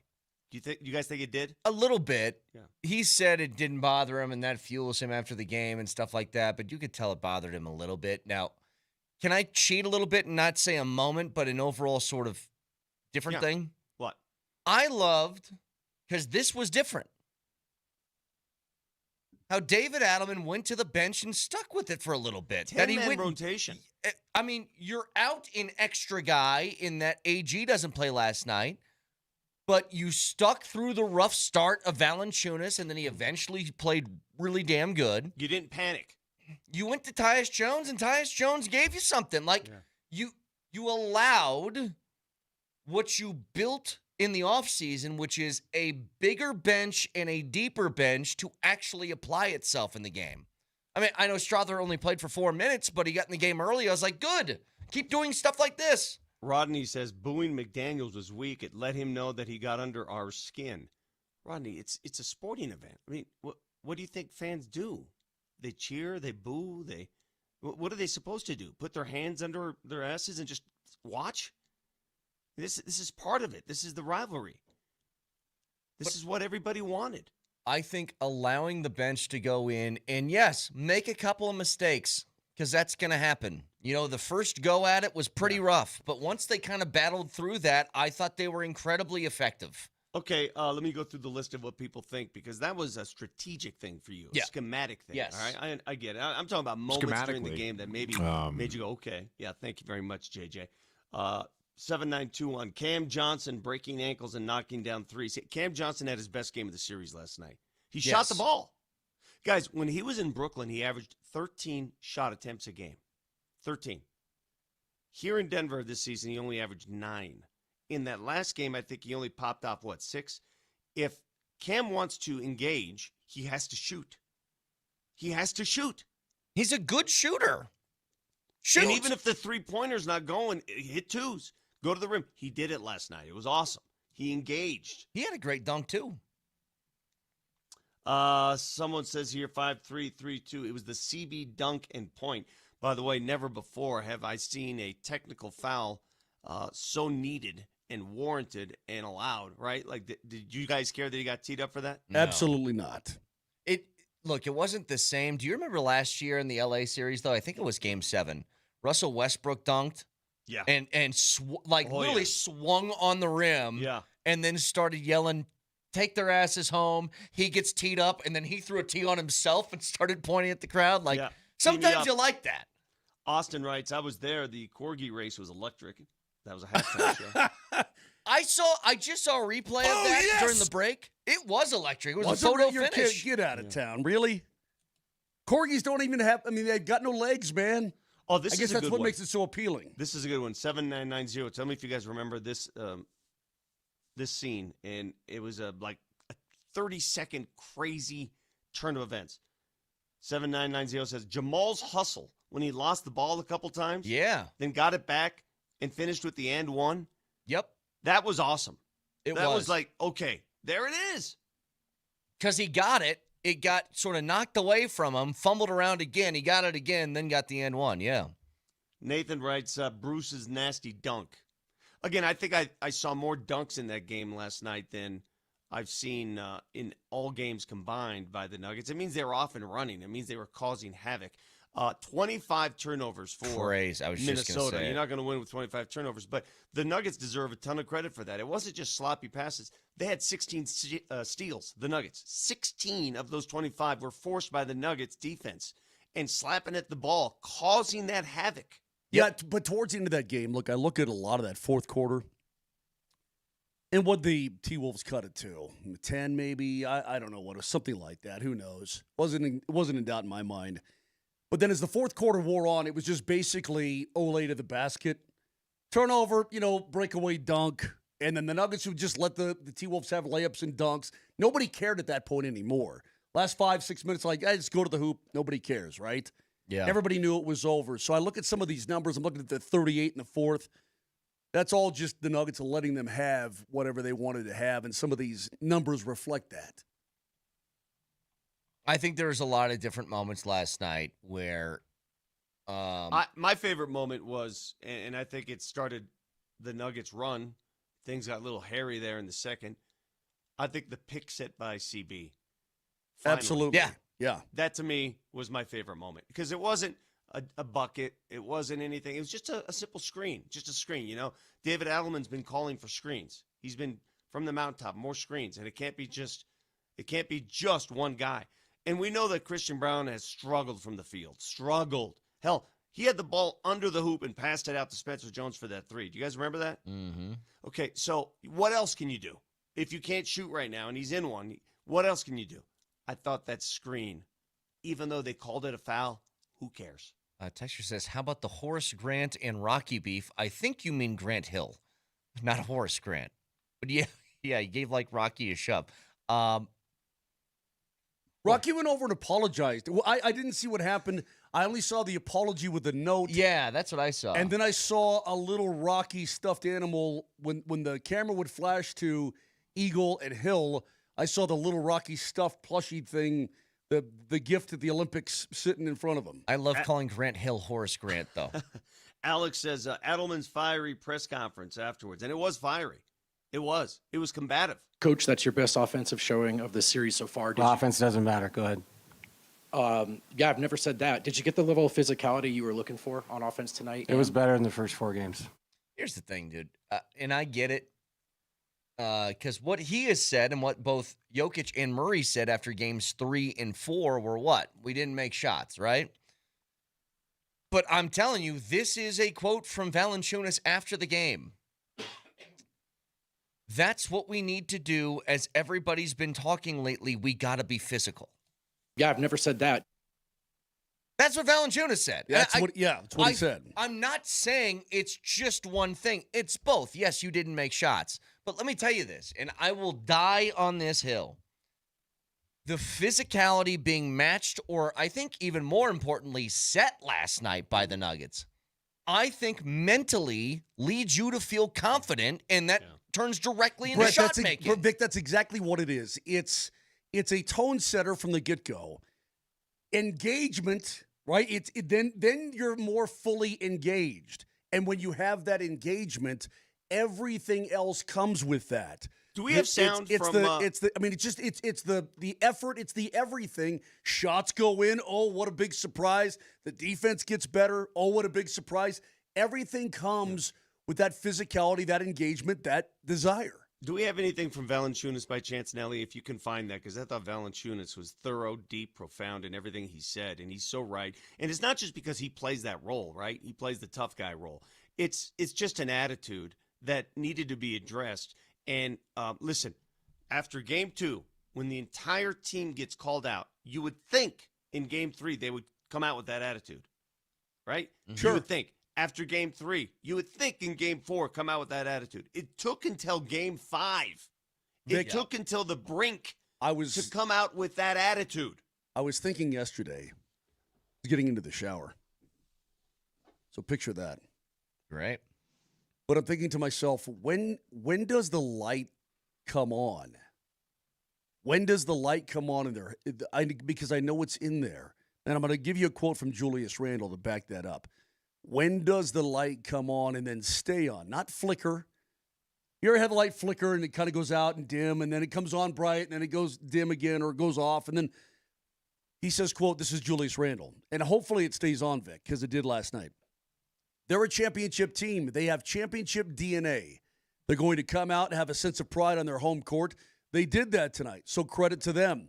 We get to go back to Minnesota and have a chance to close it out. And he's absolutely right. It's going to be a war Thursday. It absolutely will be. We'll talk about this game today. Tomorrow, we'll all focus on game number 6, but it's going to be a war tomorrow night. Did you guys notice there was a moment in that game, too? And Randall's a load, right? He's a big dude, man. That's where the Nuggets really miss Aaron Gordon. Not having Aaron Gordon. It's funny. I didn't hear the national broadcast, but a friend of mine texted me, said all they're talking about is not having Anthony Edwards and Dante DiVincenzo, which is huge. But very rarely are they mentioning that the Nuggets are missing 2 key pieces as well. And they've been missing those pieces. Even when Aaron played, he didn't play. He wasn't 100%. Yeah. So let's pretend, let's not forget that the Nuggets are without 2 key pieces as well. 2 pieces that are vital for survival against this particular team. So it's not easy. But when Julius Randle and Valanciunas started knocking each other around, that was awesome. Yeah, look, I do think that AG and Peyton Watson not being in for the Nuggets is a big deal. I don't know if there's anything outside of Joker being out that's the equivalent of Ant not being there. Well, of course. I mean, the firepower that they're missing is by and large more. But I'm talking about for this specific series, the kind of player you need is exactly what Aaron Gordon is. Yeah. Especially for the Nuggets. Here's the question. Somebody asked in the appetizer, they said, do you leave AG on the bench? And my answer was this.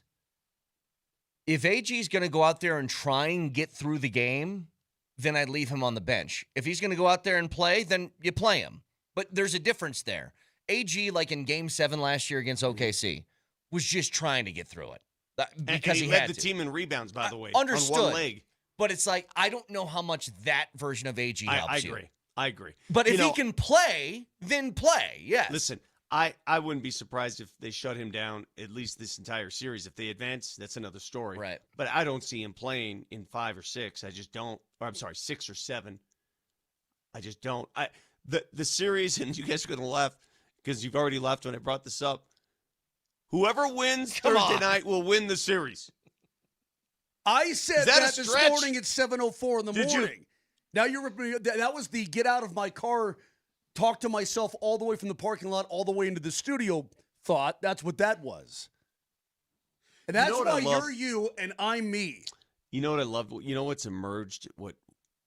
It makes me proud as a longtime Nuggets fan to see and hear and feel how much passion that really exists for this franchise, this team, and this group. Because I know things were dark there, and people were jumping off that boat, and I totally get it. I get it. But the passion that has returned for now, and can you imagine what the scene will look like Saturday if the Nuggets win Thursday? Can you imagine that? The passion you felt, though, was spurred on by the attitude the Nuggets played with. Exactly. They needed to show it first. Anybody who says, and I always have a problem with this, when people say, the fans need to bring it to help the team. No, that's not how sports works. The players need to bring it. Yeah. To get the fans. That's how sports works. I never want to hear this. The arena was dull. Nobody was into it. And you know why the arena was dull? The players. The teams were dull. The team was dull. The players need to show the passion and the energy and the intensity. And when they do, guess what's going to happen? You light a fire. It's not my responsibility to motivate you as a player. You need to bring it yourself. So 303-504-0925. Remember, the Nuggets are still alive, and so is the Altitude Sports Radio Playoff Viewing Party Tour. Join us on Thursday night at Whiskey Row for what is sure to be an amazing atmosphere. We'll be giving away awesome prizes, including an autographed Jamal Murray jersey. And we'll kick it off at 6 with the Blitz, with Birdo, and Andy Lindahl will be partying with Nuggets Nation all night. Join us at Whiskey Row on Thursday. Powered by Surfside, 100 calories, 0 bubbles. It's sunshine in a can. Back after this.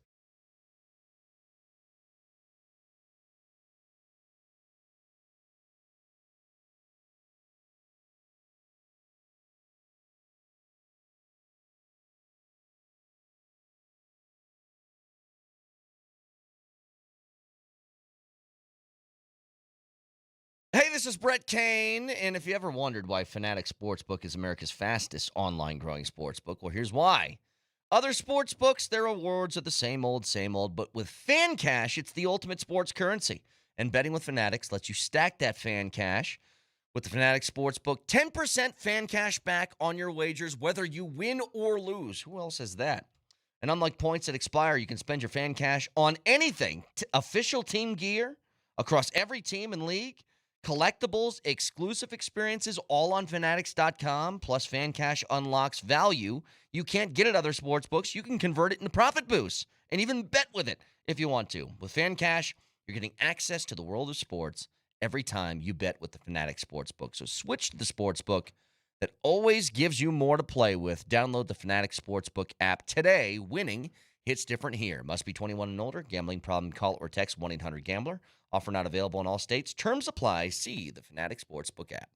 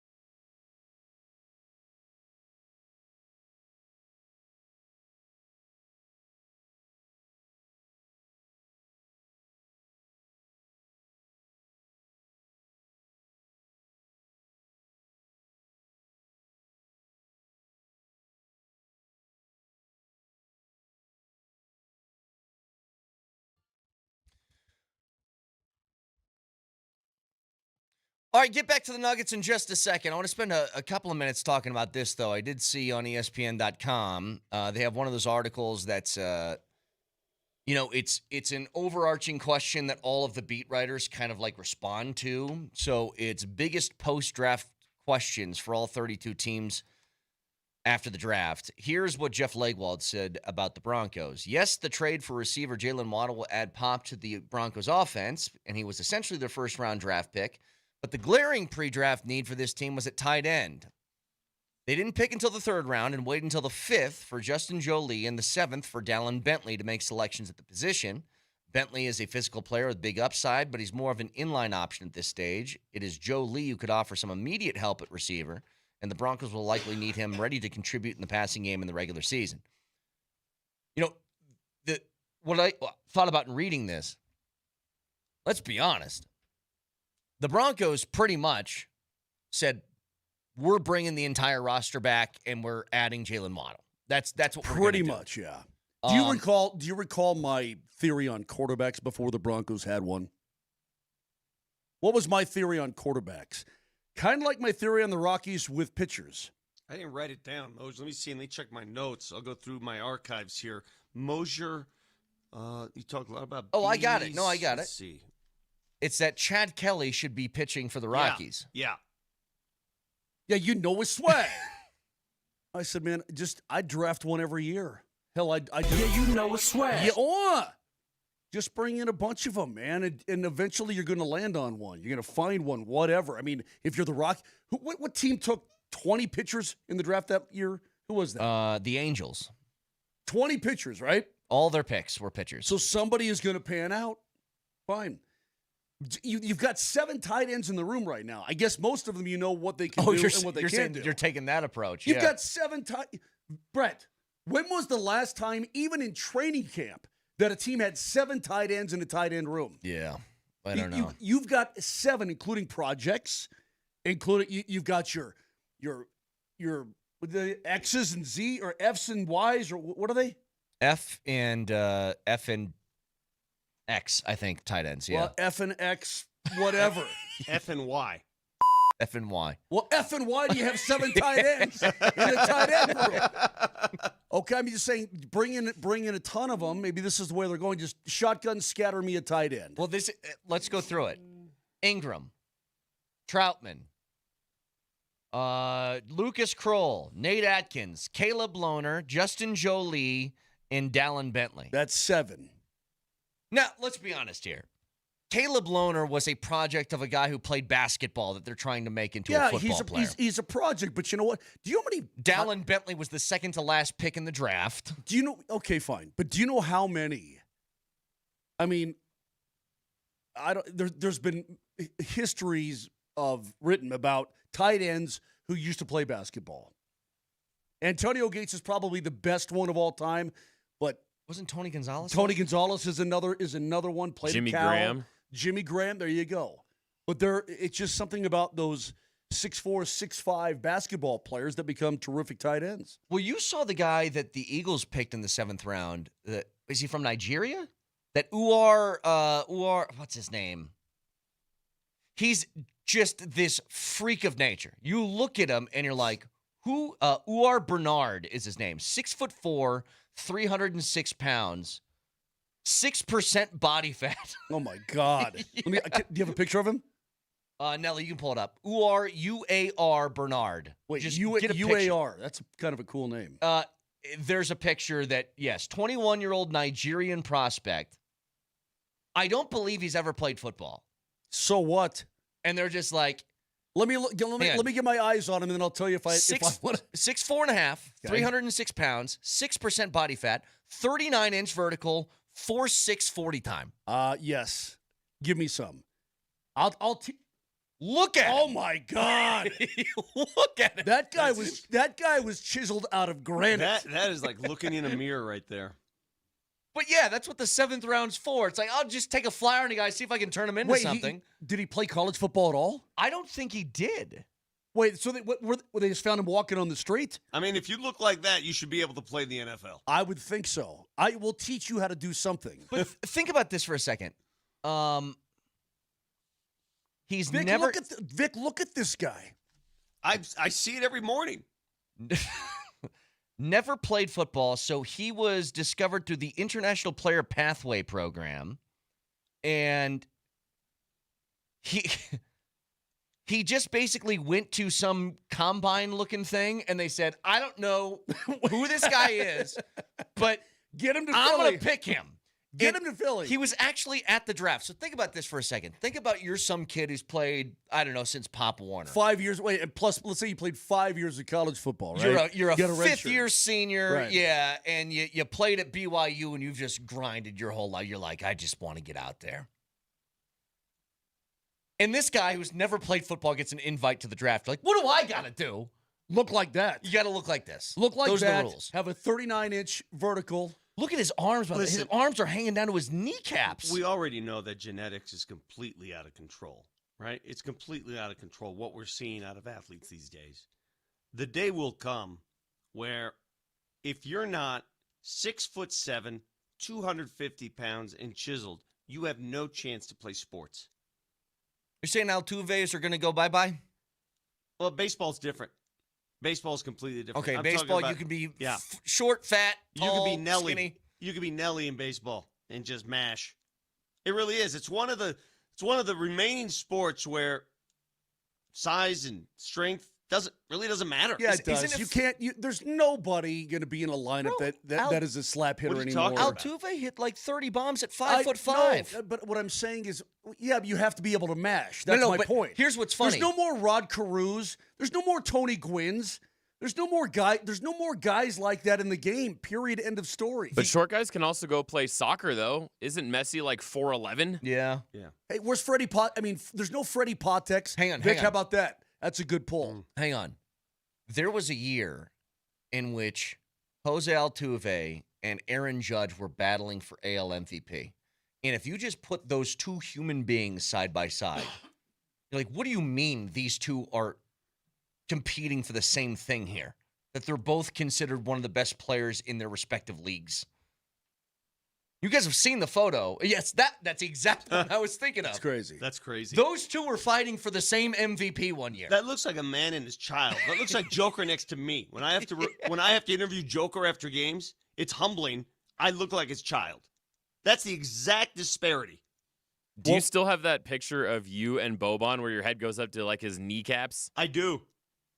I saw him at Elway's one night, and I said, "Can I take a picture with you?" And he goes, "Sure." And I just wanted to measure and I came up to his waistline. By the way, Boban seems like the nicest guy. He is. Good dude. Okay, so I'm looking here. Oh, my goodness gracious. So Tony Gwynn, one of the best hitters in the history of baseball. You're trying to tell me Tony Gwynn's wouldn't exist in today's game because I'll smack you in the mouth. Okay. Well, did Ted Williams hit for power as one of the best hitters of all time? He could. Yeah, he did. Yeah. Same with Mickey Mantle. Yeah. Tony Gwynn is one of the most pure hitters in the history of baseball. Tony Gwynn would have a 17-year career in the MLB today. All right, He still would. I just think teams want bombs. How many home runs does he have in his long, illustrious from 1982 through 2001? How many home runs did Tony Gwynn have?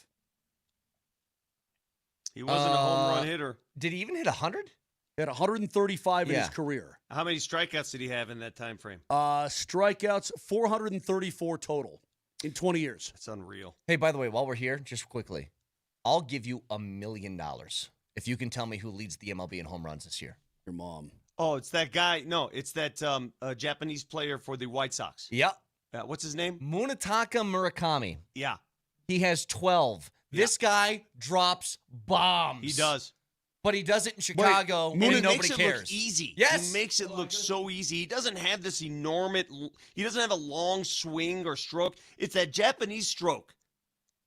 Oh, you know about that Japanese stroke, do you? You know all about it, don't you, Vic? Hold on, I'm looking at this guy. He looks like kind of a geek.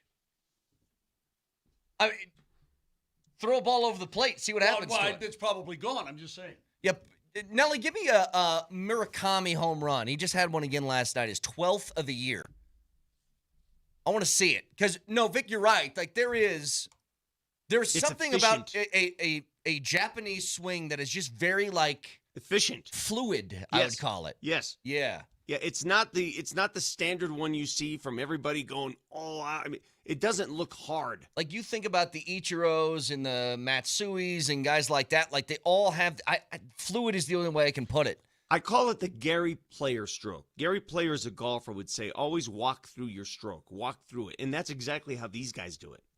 Yeah, but dude, Shohei bombs, dude. I mean, Shohei's got it too. Dude, he turns on a pitch and he hits moonshots. Yeah, look at this swing, Murakami here. Look at this. Wham! Oh, dude, that's a lot of power. That's a lot of power, bro. That's a lot of power in that It's a lot swing. of timing. It's a lot of hand-eye. I like the name Munatanka. No. No, that's where Prince is from. Munataka, Minnesota? Munataka Murakami. Yeah. No, Dude, this guy, he bangs, but nobody cares because he plays for the White Sox. It's a bummer. How about if I was Mark Murakami? That actually sounds pretty good. Actually, Munataka Moser. That's even better. Actually says, I like Munataka. That's good. Sounds to me like Brett owes Vic $1 million. You don't get credit for saying it's the Japanese guy on the White Sox. I wanted a name. That's how if I were calling that game, that's exactly how I'd announce them. And here's the Japanese dude for the White Sox just hit a homer. Do you recall the day, Vic? Do you recall the day? Hey, wait, is he? Oh no, I thought that was still him. I was going to say, is he switch? No, he's just a lefty. Yeah. Do you recall the day? Yeah, let me see his bomb again, Nelly. Let me see this swing again. He's like kind of yoked too. He's a big guy. Oh, he's thick. Yeah, he's thick. Dan says, and Dan, our boy Dan Hyatt knows a lot about baseball because he works for Major League Baseball in a lot of capacities. Says it's because Japanese hitting coaches don't teach launch angle. They teach bat straight to the ball. Guy has power. It's natural power due to the backspin. It's not just hitting it at an angle. It's true. Ichiro, if he wanted to, if you've watched Ichiro take BP back in the day, if somebody said, I want you to hit bombs, he could hit 5 in a row. Like, there's no question. Brett, as a former college player, yourself, failed college player. Yeah, failed. No, I'm joking. How, this launch angle, what does that mean? Like, what kind of angle is home run launch angle now? Can you explain that? Swing used to be here. It used to be down at the ball? They always say swing down. It's not like swinging just down. Get through the strike zone. Just get through the strike zone quickly. You make the contact with the ball, and the way that your bat comes through, it creates backspin. That's what you want.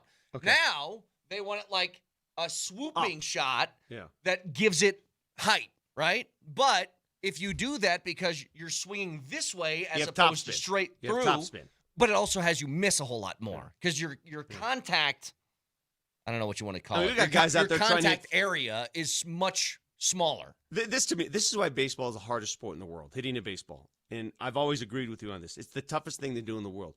You got guys throwing 102, and dudes are at the batter's box trying to hit fades and draws. Are you kidding me? That's crazy. Well, 102 isn't even the problem. 93-mile-an-hour sliders that break 9 inches, that's a bigger issue. All right, Vic's not going to get the mill because there was a time, you recall, when Vic offered me the $500 that was in his wallet. He had a lot of bread in his wallet one day. And he said, you can have this right now if you can tell me who the number 1 tennis player in the world is. Oh, yeah, and then you cussed. But I was so close. It was Carlos Alcaraz, and I said it's the Spanish guy, Carlo. I think if you Alvarez. Right, let's do this. From now on, Alcaraz. I'm like, from now on, if we make a wager like that, as long as you get the country of origin, that's all you need. No names, just country of origin. Oh, just the country. That's it. That's all you need. So if you ask me a trivia question, hey, who's this and that, and if I give you the country and if I make a description of where they're from, maybe what they look like a little bit, the name thing, you can have it. Carlos Alvarez. Alcaraz. God! Mother! Is it Carlos Alcaraz? Yes. Hey. Really wanted that money. Oh, dude, he would have had to pay up too. Texter says, you're all freaking golf guys. The Japanese swing a driver the exact same way. Little effort and just crush. It's not true. That's not true. I see, I guess what you're getting at. What's the dude's name that always has the social media videos? He's at the driving range all the time showing you like he's so Murayama? fluid. Yeah, that guy. Hideki Murayama? No. Whatever his name is. No, it's not Mariano. That's some random dude. Oh. He is like very popular. I don't know his name, but he is very popular. It's not the same. But if you're just talking about swinging easy and making contact, yeah. But if you just saw the home run that we just saw over there from Murakami, you can't tell me he wasn't putting a little extra into that thing. How do you guys find all these guys? Oh, yeah, you know the guy who goes to the driving range and his swing's so fluid? Everybody knows exactly what I'm talking I have about. no idea. How do you find this stuff, man? I don't. What algorithm do you have? That's why your game sucks. That's why every 2 weeks you're telling me you're quitting. Any day. I've tried to. Anytime. I've tried to. Any place. I've tried to do your place. You won't allow it. I don't have a place anymore. Wait, is that really? Yeah. Whoa. The deal We was... had a plan. Hold on. We had a plan. Oh, this is a big turn of events. This is a big deal. The deal was you reciprocate the offer I gave you. I invited you to my course to play. Now it's your turn to invite me to your course. And you failed to do that. Correct? We had a plan, Moj. Correct? You sloughed it off. What? Okay. You snooze, you lose. What do you want me to say? What, am I supposed to set the whole thing up for you? I basically did already. No, that's not right, Moser. It's not right. I let you come to my course shoeless and deface it. I was ready to pay that back, shoeless. Your home for all things Nuggets playoffs online is nuggets.com/playoffs. All the info you need about Base Camp 5280, playoff gear, tickets, maybe a Game 7, and more is right there. Check out nuggets.com/playoffs. Next time it may be pantless. You never know. Oh, by the way, coming your way next.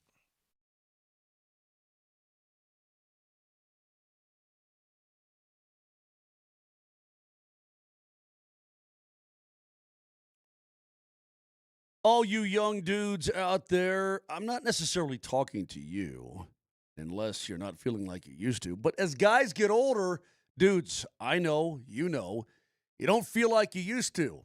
And just because you're getting older doesn't mean you have to feel like you are. If your energy is low, sleep off, weight won't budge, mind feels foggy, sex drive not what it used to be, time to switch things up. Now, I was dealing with low testosterone. Maybe you are. But I got fixed at the Rocky Mountain Men's Clinic.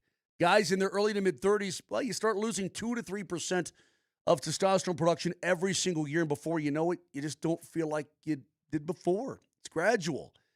Well, do yourself a favor. Give them a call today because not only can they treat you for low T, ED, and many more things, they now have advanced medical strategies featuring TRT, GH peptides, NAD+, GLP-1s, PDA, and more.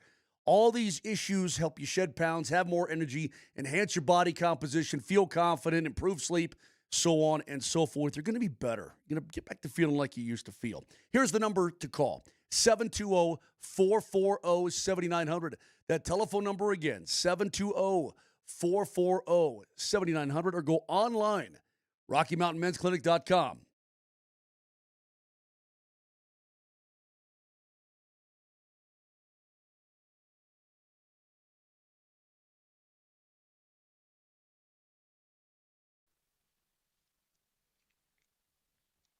Hey, gang, it's summertime approaching, and I know you want to get outside. You want to get on the patio. You can dress up your patio with anything.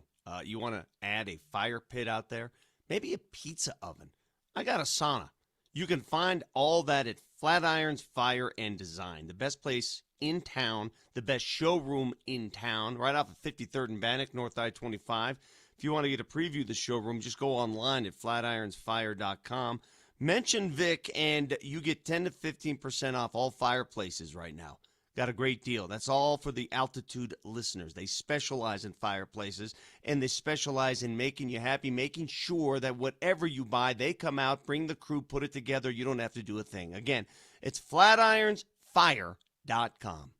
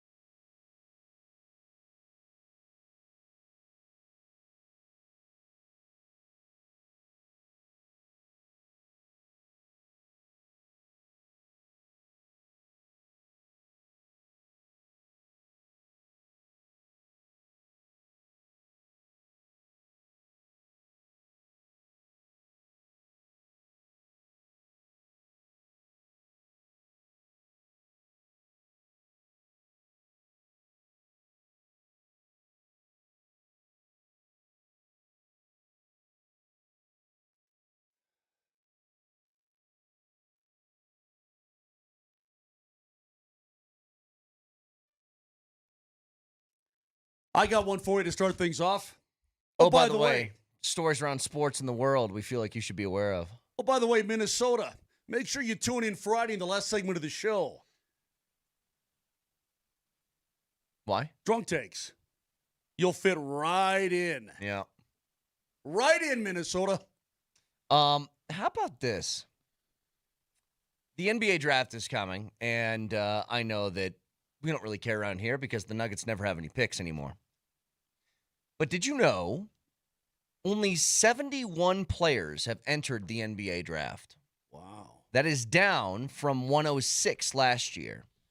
The highest ever was in 2021. Can you guess how many players declared for the draft in 2021?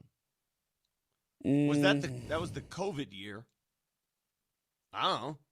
363. Holy cow. And only 71 now.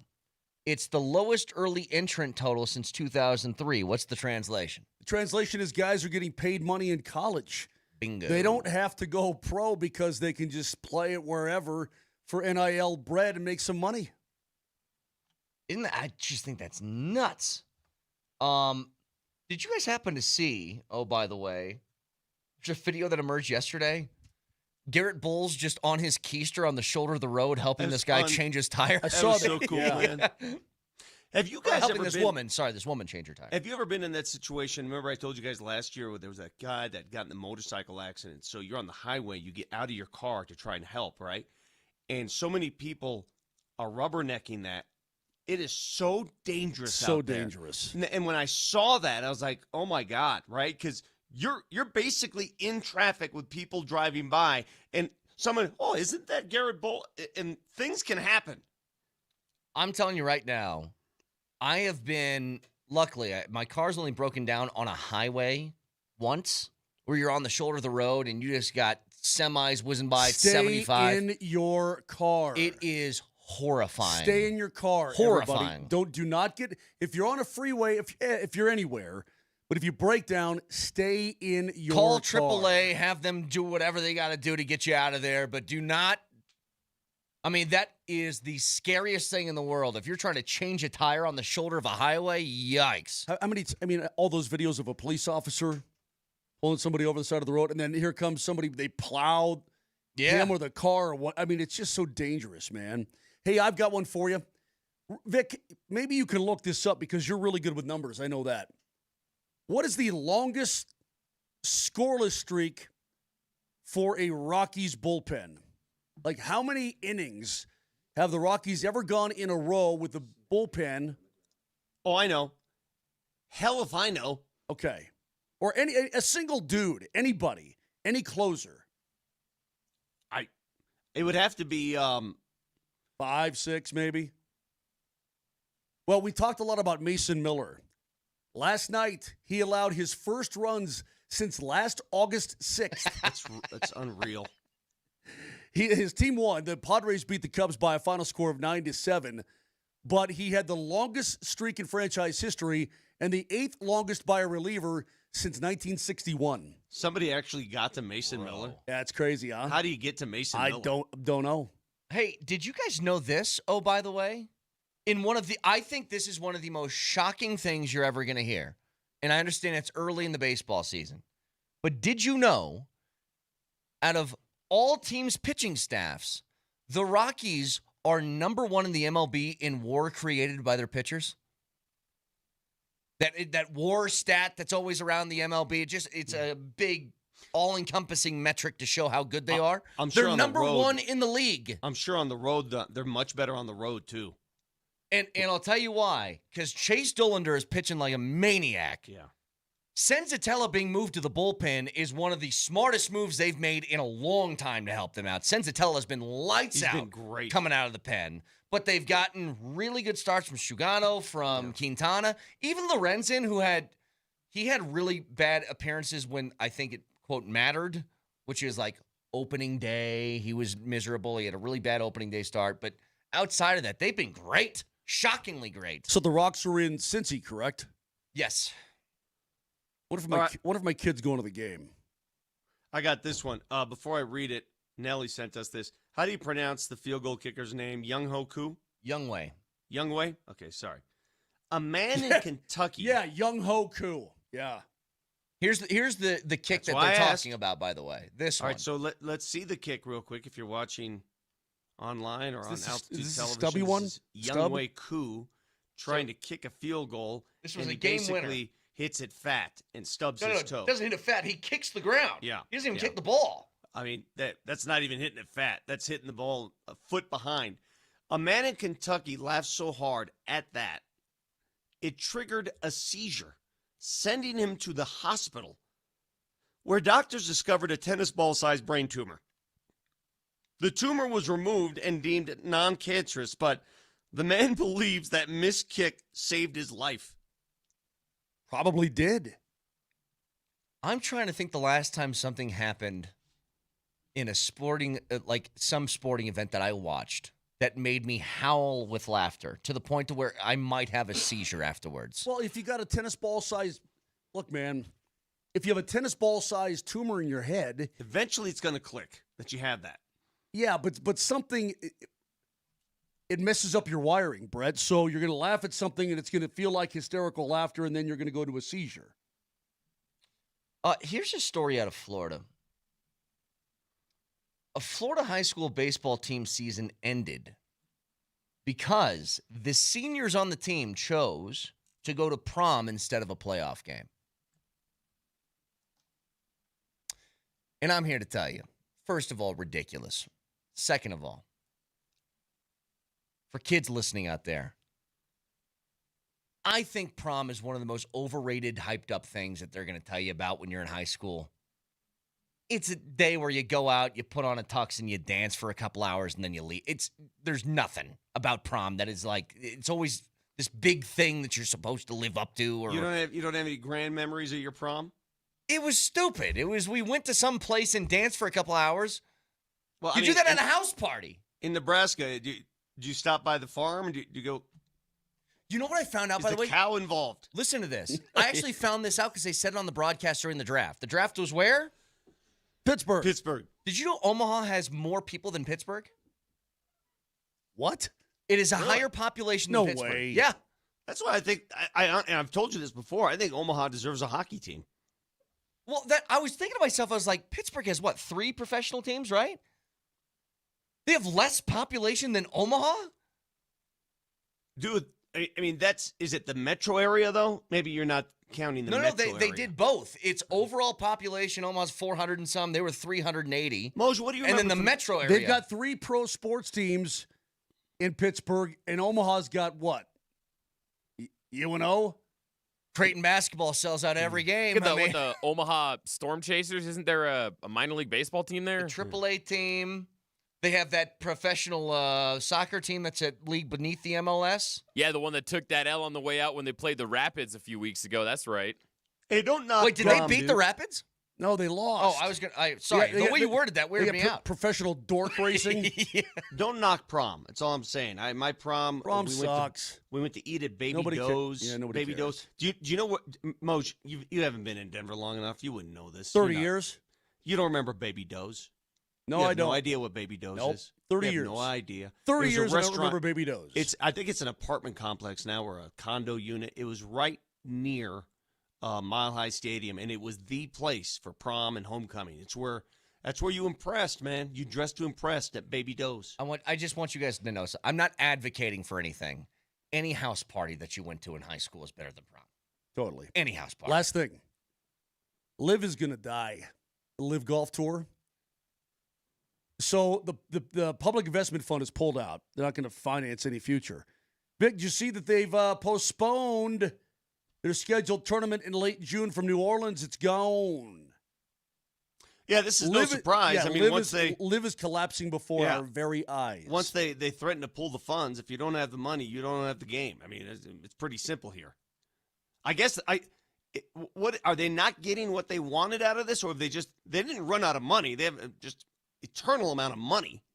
I don't know what running out of money and being sick of losing their infinite amount of money might be two different stories. I don't know what they thought they were going to get out of it, though. What going into it? How do you think that you're going to get your money back? I don't know.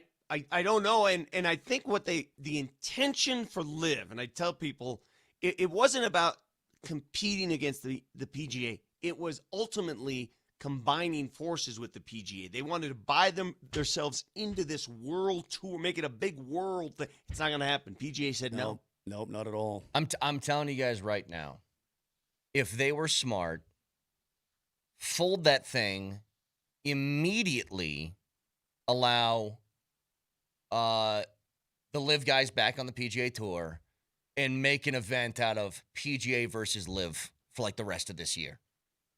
Immediately. I bet you that would go crazy. Think about the full swing episodes you'd get of that. Why don't you go ahead? Why are you rolling your eyes? Because you're a dork, that's why. Full Swing's a good show. Oh, I've never watched one episode. You haven't? No. It's a good show. You're so like I people who take pride in like I'm gonna hold this stance. I don't watch that. It's great television. It's outstanding television. It's the best that the PGA Tour has to offer.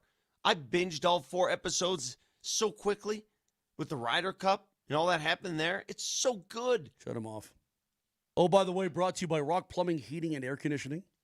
Also electrical, your local home comfort specialist. Visit rockheating.com. That's ROCK heating.com. Rock.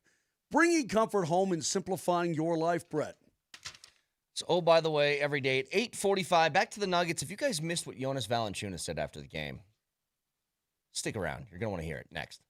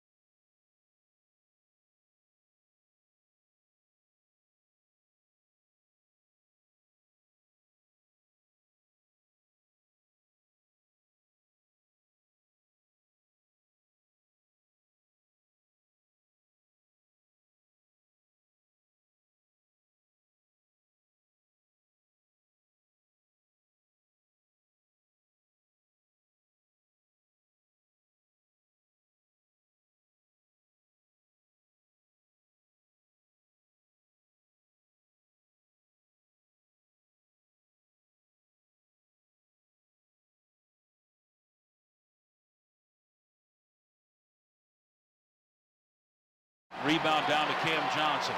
In the front court, it's Spencer. Dunk right-handed tomahawk! Oh, Spencer Jones! Welcome to the 2026 playoffs, bro! Timeout called by Minnesota. Denver leads it by 19! Left side over to Cam Johnson. Cam takes a three. Yes! 21-point lead for Denver. Steal by Christian Brown. Dunk right-handed. Nuggets lead at 95-72. Denver's going to force a game number 6. If you're a Minnesota fan, you're in panic mode. Gobert down the lane, throws it off over to Anderson, throws it away. Loose ball down to Cam Johnson, gets down the lane, and threw that thing home with the right hand. LFG! 97-72 Denver. Half the people listening to this broadcast right now are super excited because Denver's going to win by 12. High left side of Straw, they're 3, 2, 1, and there's the horn. Denver will take game number 5. They beat the Minnesota Timberwolves 125-113, and we are going back to Minneapolis. All right, they push to a game 6. Nuggets win, and look, they're favored now to win this series given the injuries dealt with by Minnesota. But I think last night was all about an attitude adjustment. And I know that maybe some of the guys on the Nuggets or coaches or whoever don't want to talk about that aspect of it, but there's one guy who did, and that was Jonas Valanciunas after the game. Jonas, how did you try to inject physicality into this game from the moment you checked in? Just being physical, setting hard screens, rolling, not avoiding contact. That's how you be showing the contact. It seemed like you guys got called for quite a few illegal screens in this game. Were you okay with that, knowing that it injected physicality into it? I'm okay as long as coaches are okay. I'm okay. That's my job. I gotta set a tone. I gotta, be physical. Sometimes you take offensive fouls, defensive fouls. So is what it is. So, as long as the softies from Minnesota are listening, and I know you are, appreciate you up there. I'm going to ask you guys a series of questions about what we said yesterday and what you saw last night. Did we call for more physicality, or the word I used, repercussions? Did we call for that? Of course. On this show? Mm-hmm. Did you see it out of the Nuggets? Yes. Okay. What were we calling for? What the words, whatever you want to imagine in your head, people thinking, oh, you're promoting violence. No. What I specifically was calling for is exactly what you saw last night. That was it. Yep. That was it. They said it. They did it. They won. That's it. And I think the end. I think that changes a lot of how they play. Because remember, it was about missing shots in games 3 and 4 too. They missed a lot, uncharacteristically missing shots, open shots. But I think when you set a tone like that, Valanciunas went on to say that. I'll pull up the exact quote, but in talking about the physicality, he said, we dictated the rules. That's it. Instead of reacting to the physicality, set the tone of physicality. And I think when you do that, it breeds confidence, which, yes, can in turn help you make shots because you're playing with a confidence. And after game 1, games 2 through 4, they dictated the rules. Yeah. They set the tone. They were the aggressors. And it started with McDaniel's mouth, right? It started with his mouth, and then it ended last night, the momentum of it ended with him getting jostled around a little bit. Nobody got hurt. There were no cheap shots. Let me tell you something about cheap shots, and you Minnesota people are so selective about what's right and what's not. When he grabbed Nikola Jokic's neck last night, you guys saw that, right? What's more dangerous, that or a hard pick set by Christian Brown? I mean, he's the only one allowed to do it? But because he's skinny, he can get away with it? Is that how this works? And again, I think that that's what you had to do. You had to do that in Game 3, to be honest. I hate that they waited till Game 5 to do it, but they finally got there. About Jaden McDaniels, he's somebody I'd love to have on my team. Like 100%. I love somebody who plays that way. And we said it all yesterday. You gave me, if you offered a trade right now, I would. Are you kidding me? I'd lick my chops. That dude brings exactly what every team needs. We run a promotion on this radio show, and it's funny because I heard it yesterday, where I'm saying it's not a promotion. What do you call those little drops that we run during the course of the day? Spot busters. Spot buster. And I said every great team needs a crazy person. Yeah. And that's exactly what it is. I would love him on this team. The tone of the conversation yesterday that created us being the most hated radio show in all of Minnesota. And here's what's funny, in that what they didn't understand. It was kind of in a roundabout way a compliment to Jaden McDaniels. And a referendum on the Nuggets. Correct. It was us talking about the Nuggets aren't doing what they're supposed to be doing. Jaden McDaniels is. That's what I said to all the Minnesota peeps. And this is the last time I'll say it, I guess, until we get to round 2. But you know what's happening? Wild. Well, Vic. This was about the Nuggets. Yeah. This was about the Denver Nuggets and what they needed to do to engage themselves in a series they were getting worked over in. Not about you, Minnie. Not about your guy. Yeah. It's not all about you. It's about the Nuggets, and that's it. And it's truly an honor to lead the news cycle in Minnesota, if that's what you need. But whatever.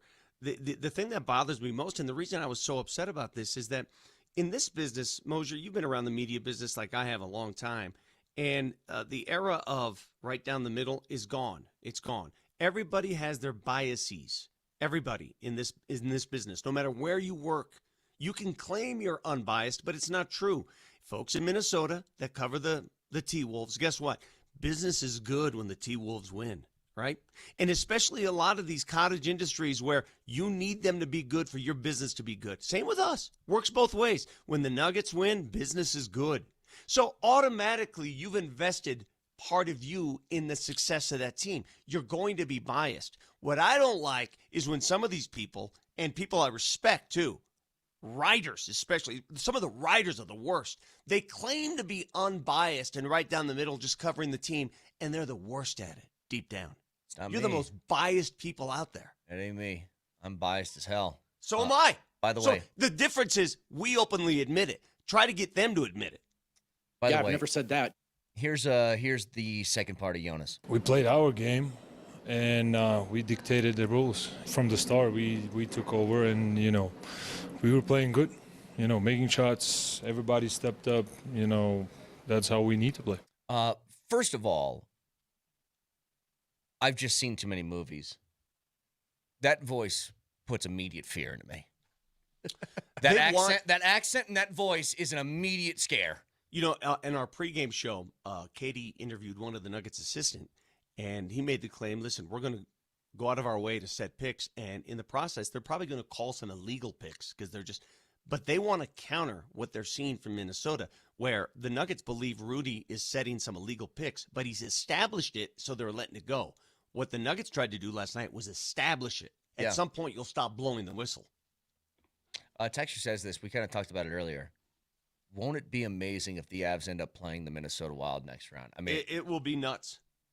It will be nuts. But again, I don't want to hear this holier than thou. You guys are so biased. What do you think you are? What do you think you are? The slants you put on your stories, your podcast, your shows. What do you think that is? We're all feeding our families. I know how this works. Been around a long time. I know how this works.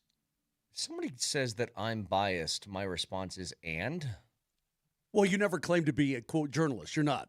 I'm not a journalist. You're a dill hole with a microphone. Yeah, but it's the journalists who call themselves journalists that aren't even. The biases they're extreme at times. We've said this all along the way, and we'll continue to say it. Hey, we talk to Jared Bednar every week. I'm biased. I like Jared. Yes, 100%. So somebody covering a certain team in a certain city, right? And they cover that team every day. What do you think? Where do you think that person is going to lean? Yeah. Wins or losses? I only strive to be fair and honest. It's all I've ever told people. But I have a ton of biases. And I will tell you when they come to fruition. Now, I am also biased to playing your guys off the bench.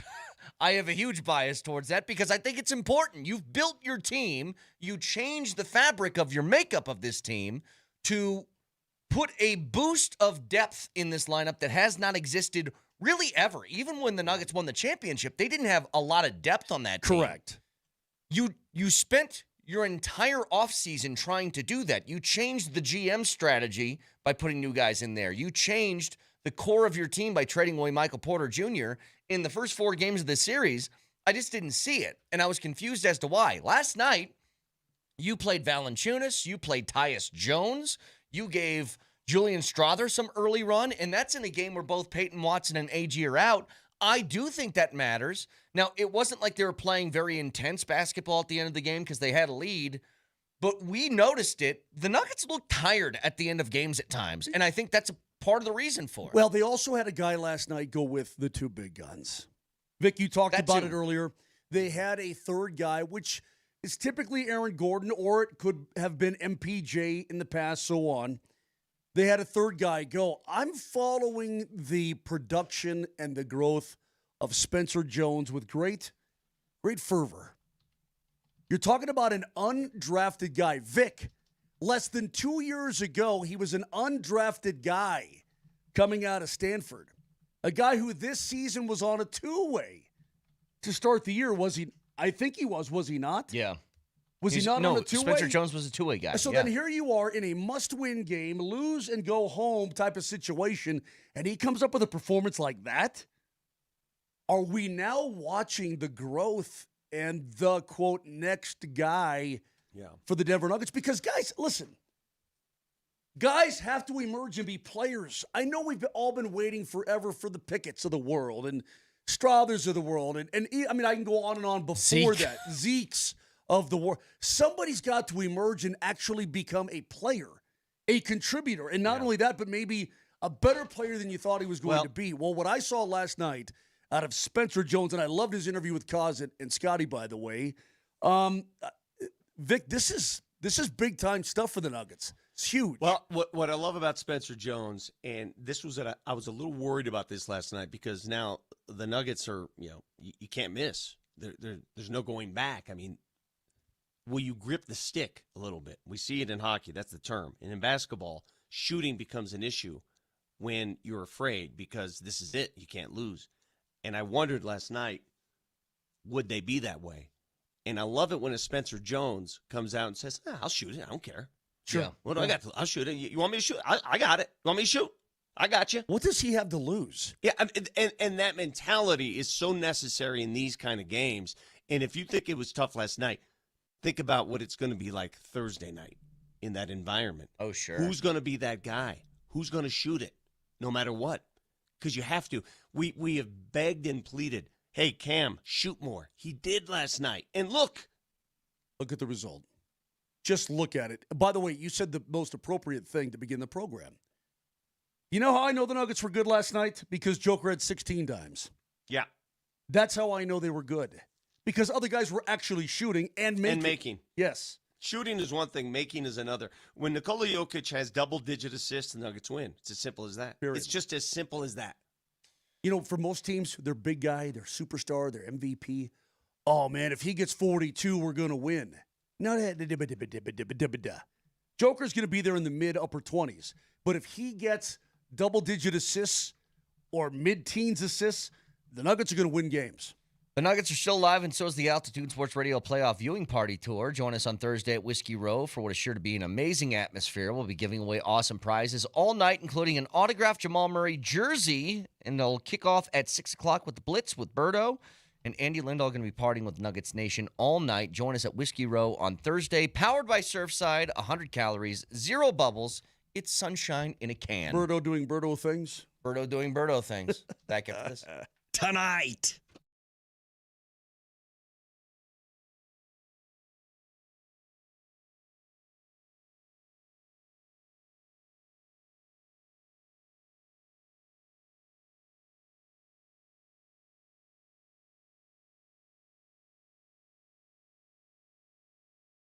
Hey, it's Brett Kane and Fanatic Sportsbook. It's America's fastest online growing sportsbook. Why? Because the other sportsbooks, their rewards are the same old, but with Fanatics, you get fan cash, and it's the ultimate sports currency. Betting with Fanatics lets you stack it up, and the Fanatic Sportsbooks, they allow you 10% fan cash back on your wagers, whether you win or lose, no matter what.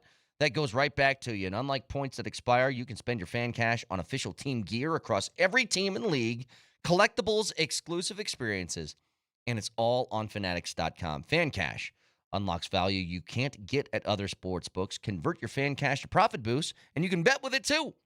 With fan cash, you're getting access to the world of sports every time you bet with the Fanatics Sportsbook. So switch to the sportsbook that gives you more to play with. Download Fanatics Sportsbook app today.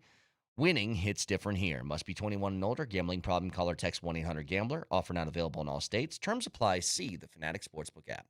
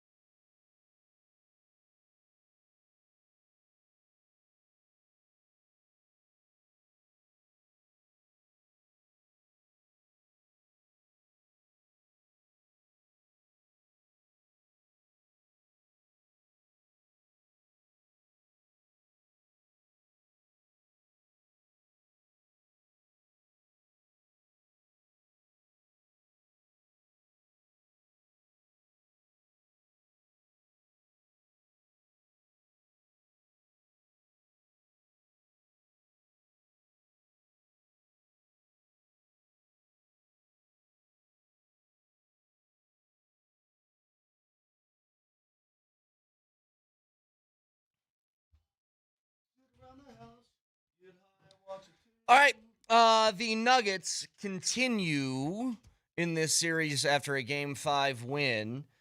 Question is, there was a feeling that you had after Game 4 where it's just like, gosh, it was a very doom and gloom sort of feeling. You lost 3 straight. But now with Anthony Edwards and Dante DiVincenzo out for the rest of this series, isn't there some prevailing feeling that you're like, you should win this now? You should win the last 2 games. Yeah, but you have no room for error, and this is the NBA. They still have length. They still have very dangerous players, and there's no doubt about it. You have to be perfect. You have to be perfect, and you can't.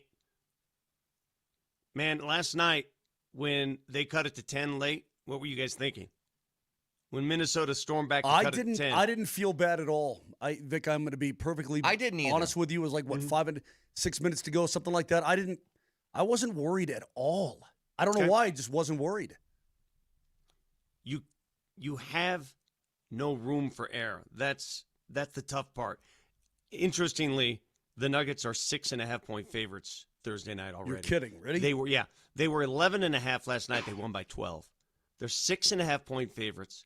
If they win Thursday night, they will be overwhelming favorites Saturday in Game 7. So at this rate, down 3 games to 2, the Nuggets are favored to win this series. Yeah. Minus 165. Yeah, they're favored to win this series. I want to talk about something very quickly. 2 things. Number 1, I think coaches, both sides, need to learn something from what we've seen so far. Don't waste your challenges early in the game. It's so bad when you do that. I think it's 3 games in a row now where Minnesota has lost its challenge in the first half. I think I would make one exception to if one of your big players has got like his 3rd foul, then and you don't think it's a foul, then do that. But yeah, for the most part. But that was on McDaniel's 2nd foul call. Right. And they lost the challenge. 2 is whatever. I think Jokic actually said that last night. So when you lose your challenge that early, tell me if you're watching the game like I watch it. Could have used your challenge there. Right. Could have used your challenge there. And I think what happens is later games, when you lose your challenge, when you exhaust it, and the crowd gets fired up, and human reaction becomes part. The referees are human too. The challenge is more powerful the later you go on. Yeah, for sure. Don't waste your challenge. Now, don't do it. Did I have this right, or am I making this up? So they challenged that, and the challenge, it was one of those, like, the challenge was successful, but it was still a foul on Minnesota, just a foul on somebody else. Is that what happened? No, they lost the challenge. It was a foul on That must have been last game then. Yeah, that was the previous game. No, they lost the challenge. They lost the inability to challenge another play, and they could have used it because there were several suspect calls. You could say that about both teams. That's number 1. My second point is the national broadcast, and everybody's talking about what Minnesota's missing, and rightfully so. You're without your starting backcourt. You're without a superstar like Anthony Edwards. You're without Dante DiVincenzo, who leads this series in plus-minus. He's been brilliant. That's a big, big loss, a big void for Minnesota to fill. But I'm tired of people diminishing what the Nuggets have lost. Because the Nuggets, perhaps the most valuable player for the Nuggets in this series, in this scrappy athletic series, is their biggest, baddest athlete. And that is? Aaron Gordon. Aaron Gordon. And when you don't have Aaron Gordon at 100%, and he wasn't at any point in this series, when you don't have him, that is a loss that is so compounded in this series. That is such a big deal. You have no replacement for him.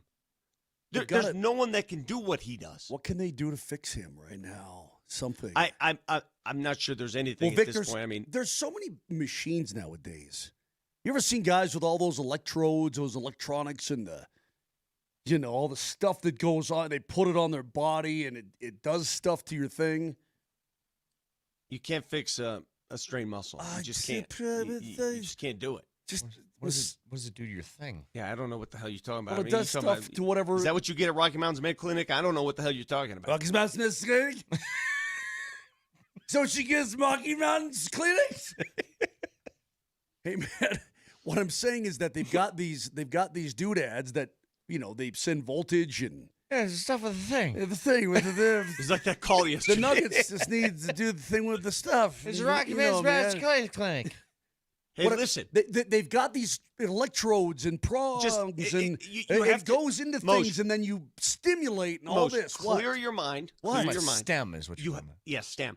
clear your mind. You have to go into these final 2 games. You're not going to have Aaron Gordon. That sucks. You're It not. sucks. Well, listen, Okay. you won without him, Vic. Look, man, you're all things considered, even without AG and P. Watt, and I don't know what Peyton Watson's story is. I don't know what that hamstring is doing or not doing. I want him to be Nuggets happy. need to scoot on in there. Dude, my man. What was his name? I don't know. My man. But no, what the point is, even with the guys who are out of the lineup, you're still the better basketball team. Minnesota, the Targets, is it still the Target Center, or is it some smoothie joint or something? What is it now, Vic? I think it's Target Target Center. Center. Okay. Target Center. You're going to go in there tomorrow night, and it's going to be insane. Mm-hmm. It's going to be a madhouse tomorrow night. I know that. Nuggets know. Everybody knows that. But you're still the better damn basketball team. Go win. This is what I said about AG. If AG is going to go out there and try and get through the game, do not play AG. If he's going to go out there and play, then you play AG, and there's a difference. Getting through the game is like, can I just survive the 25 minutes I'm going to play tonight? I don't want that. If you can go out there and be effective, then go out there and play. But I don't see any scenario in which he's going to go out there and be himself in these games. But you can understand why the void that he leaves is a bigger void than most players on this team. Sure. I mean, outside of Joker. Sure. It really is. Because of what he can do. Because of the team they're playing. Right. Correct. Because of the team they're playing. Correct. Possibly the most athletic team in the tournament. Length, athleticism, brawn, they got it all. They got it all. And you lose your best at that, and you're deficient in that area, that's a big void.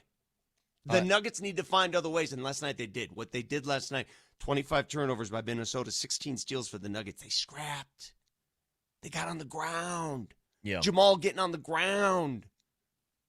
It's the only way.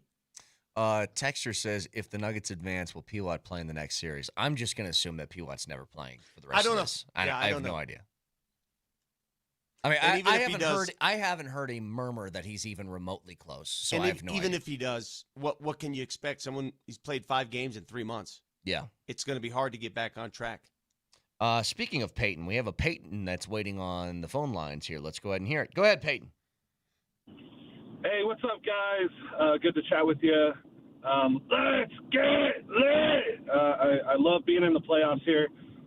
These T-Pups, I don't care if they have guys that are injured. That's on them. You know what I mean? And at this point, if these little baby Minnesota fans want to keep crying about everything, I hope they continue to cry and complain that they didn't have their guys to win the series. I have total confidence in our team to win out, but we need to just keep putting it on. But the last thing I want to hear is that they don't have their guys. That's not our fault.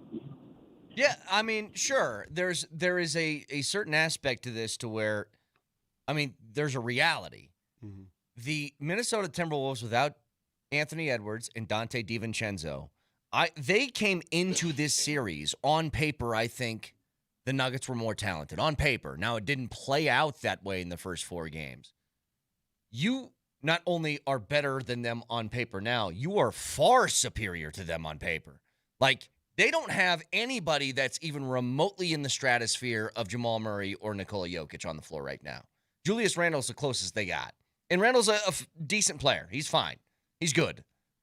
But he's not that. You have the top 2 with a bullet in this series now.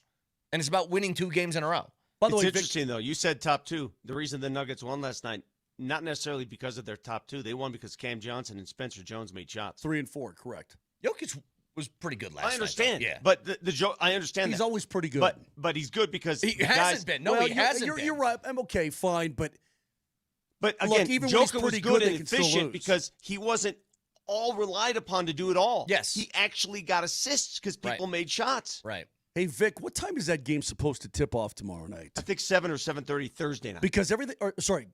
Because that's Central Time. So now they're going to kick it back an hour. Yeah, what's today? Tuesday. Why do we keep thinking today's Wednesday? Because you don't have your other job anymore. See, my days are all jacked. Yeah. Everything is totally jacked. You don't have to worry about when's the next Stavs game right now. It's like a week away. Wins a meeting, getting to skate. I like going to skate. I like meetings. I wish we were still calling these games. That's me. Okay, Thursday, because all I see is a lot of TBDs. Celtics and Sixers TBD. Knicks and Hawks TBD. Spurs and Blazers TBD. TBD. There's a columnist in, somebody just sent me this. There's a columnist in Minnesota who wrote an article and called me unprofessional. And who is it? I'm not. I'll send it to you guys. I'm unprofessional. I give journalism a bad name. This and that. I'm just going to answer by saying Shot through the heart, and you're to blame. I'm a radio show host on this. This is my role here. I have different roles. When I'm a radio show host, I just speak what I think. That's what we do in radio. What I'm not is hypocritical. What I'm not is like a lot of you so-called journalists who, again, claim that you're unbiased, that you're not homers, that you're right down the middle. You're a bunch of liars. You're a bunch of liars. Every single one of you covering the Minnesota Timberwolves right now. Every single one of you is biased, just like we are. I just make it known. Let me let you in on a little secret here. Hey, that's the different holier than thou. Here's a little secret, just for you guys out there. Don't want to accuse me of not being professional. You go back a couple days ago and listen to our segment on Josh Manson getting bent over the dasher and tell me I'm not a pro at this. Exactly right. Go ahead. I dare you. It didn't come out like I meant it. It's the second time you've done it. Is there anything worse? It did there not anything come out worse like I than meant somebody criticizing you for professionalism? Vic, so real quick, you don't have to say names or anything. Is this a real columnist or is this a blogger? I'll send it to you. It's blog geek blog. I don't know. Blogger geek. I don't want to offend. I don't know. Whatever. I mean, is it somebody in the Minneapolis Star-Tribune or is it some guy at T-Wolves-Rock-Podcast.com or whatever? You know what I mean? I'll send it to you, and you be the judge. You can read it during It comes the from break. a site called Bro Bible by a guy named Slate At the end of the day, I don't care. T-Wolves kick-ass At the end of the day, I don't blog. care. My message today isn't that. I don't care. If they want to, make me the poster boy, Who gives a rat's rip? Who the message cares? today is I want everybody out there to understand that this is, in this business, man, there is no such thing as right down the middle when you're covering a team. Because you're passionate about that team that you cover every day. Eventually it gets to you and you're pulling for that team no matter what people think or say. You are. You make relationships. You meet people. You need those people for your job. I just want you guys to understand something. I'll say that, who was the dude that called out Kreckman and Lindahl earlier this week or last week or something? Dane Moore. Dane Moore. Whoever that is. If you call me a stupid bleep, I want you to hear me. I will take that as a massive compliment. I've strived my whole life to have people call me that. That's what I want to be known as. So just know, you're trying to insult me. You can't. I am literally too stupid to insult. Who is that guy? He's a dude, whatever. He does the same thing we do. He talks trash. But he's serious about it. Serious about it.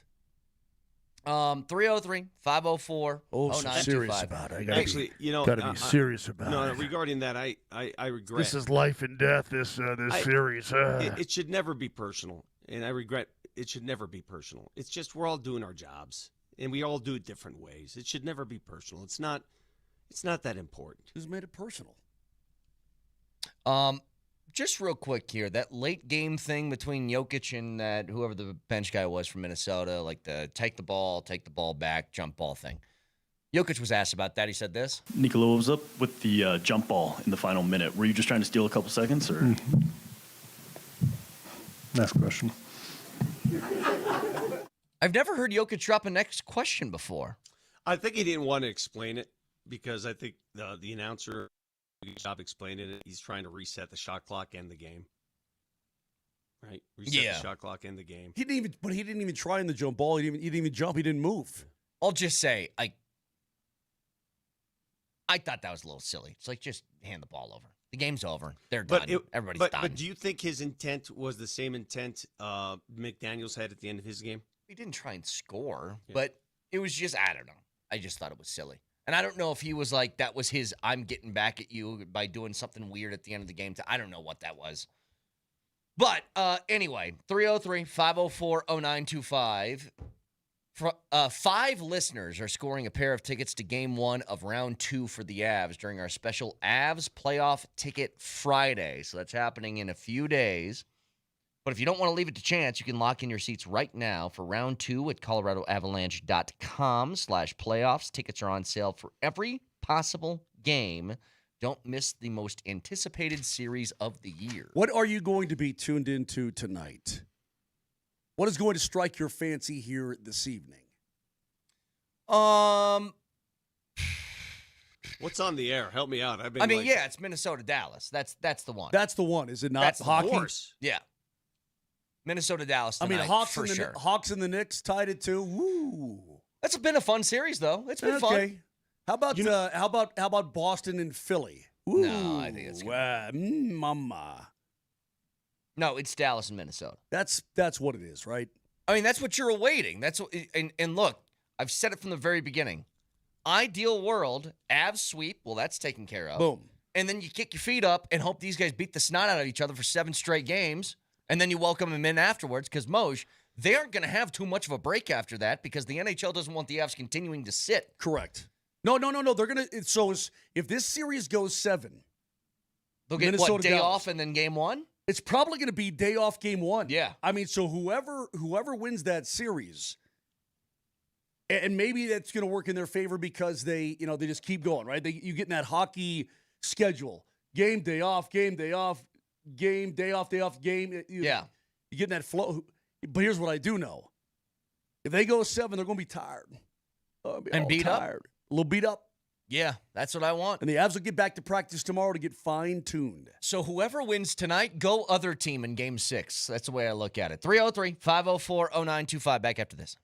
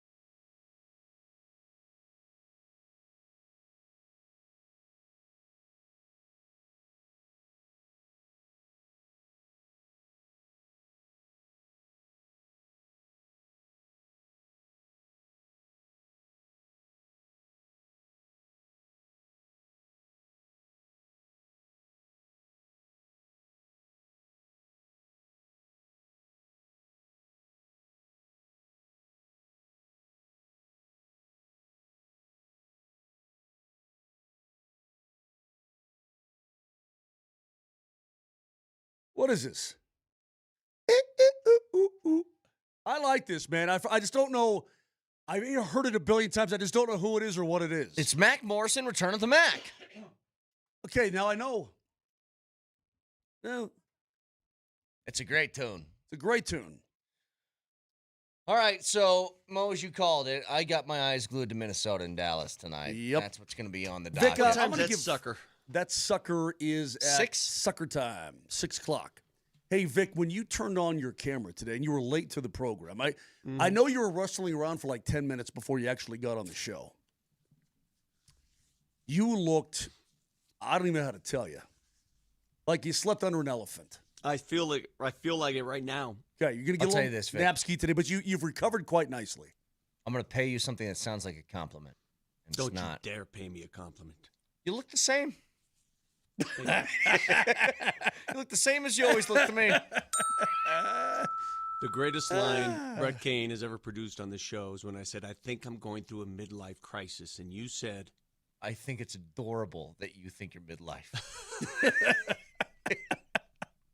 You know, the worst thing about this whole week is being called. Every Minnesota fan has called me old man. I know. And grandpa. I saw that. What's up with that, man? Man, I try hard to work out. I mean, you need to paint the roof again. Show up again with a painted roof. I got to paint that roof, man. Go, it's full Clooney. Crap. Full Clooney. Vic, I know it was a joke, but you replied to some of them and said, hey, I know Minnesota. I've spent so much time at the Mayo Clinic, and I know Rochester like the back of my hand. There's walking corpses over there. If you want to disprove being old, I wouldn't lead with, I've spent so much time at the Mayo Clinic. That doesn't really help your case. You know what's great, Vic? You should have gone to your old one, which is when somebody calls you old, you want to run lookout?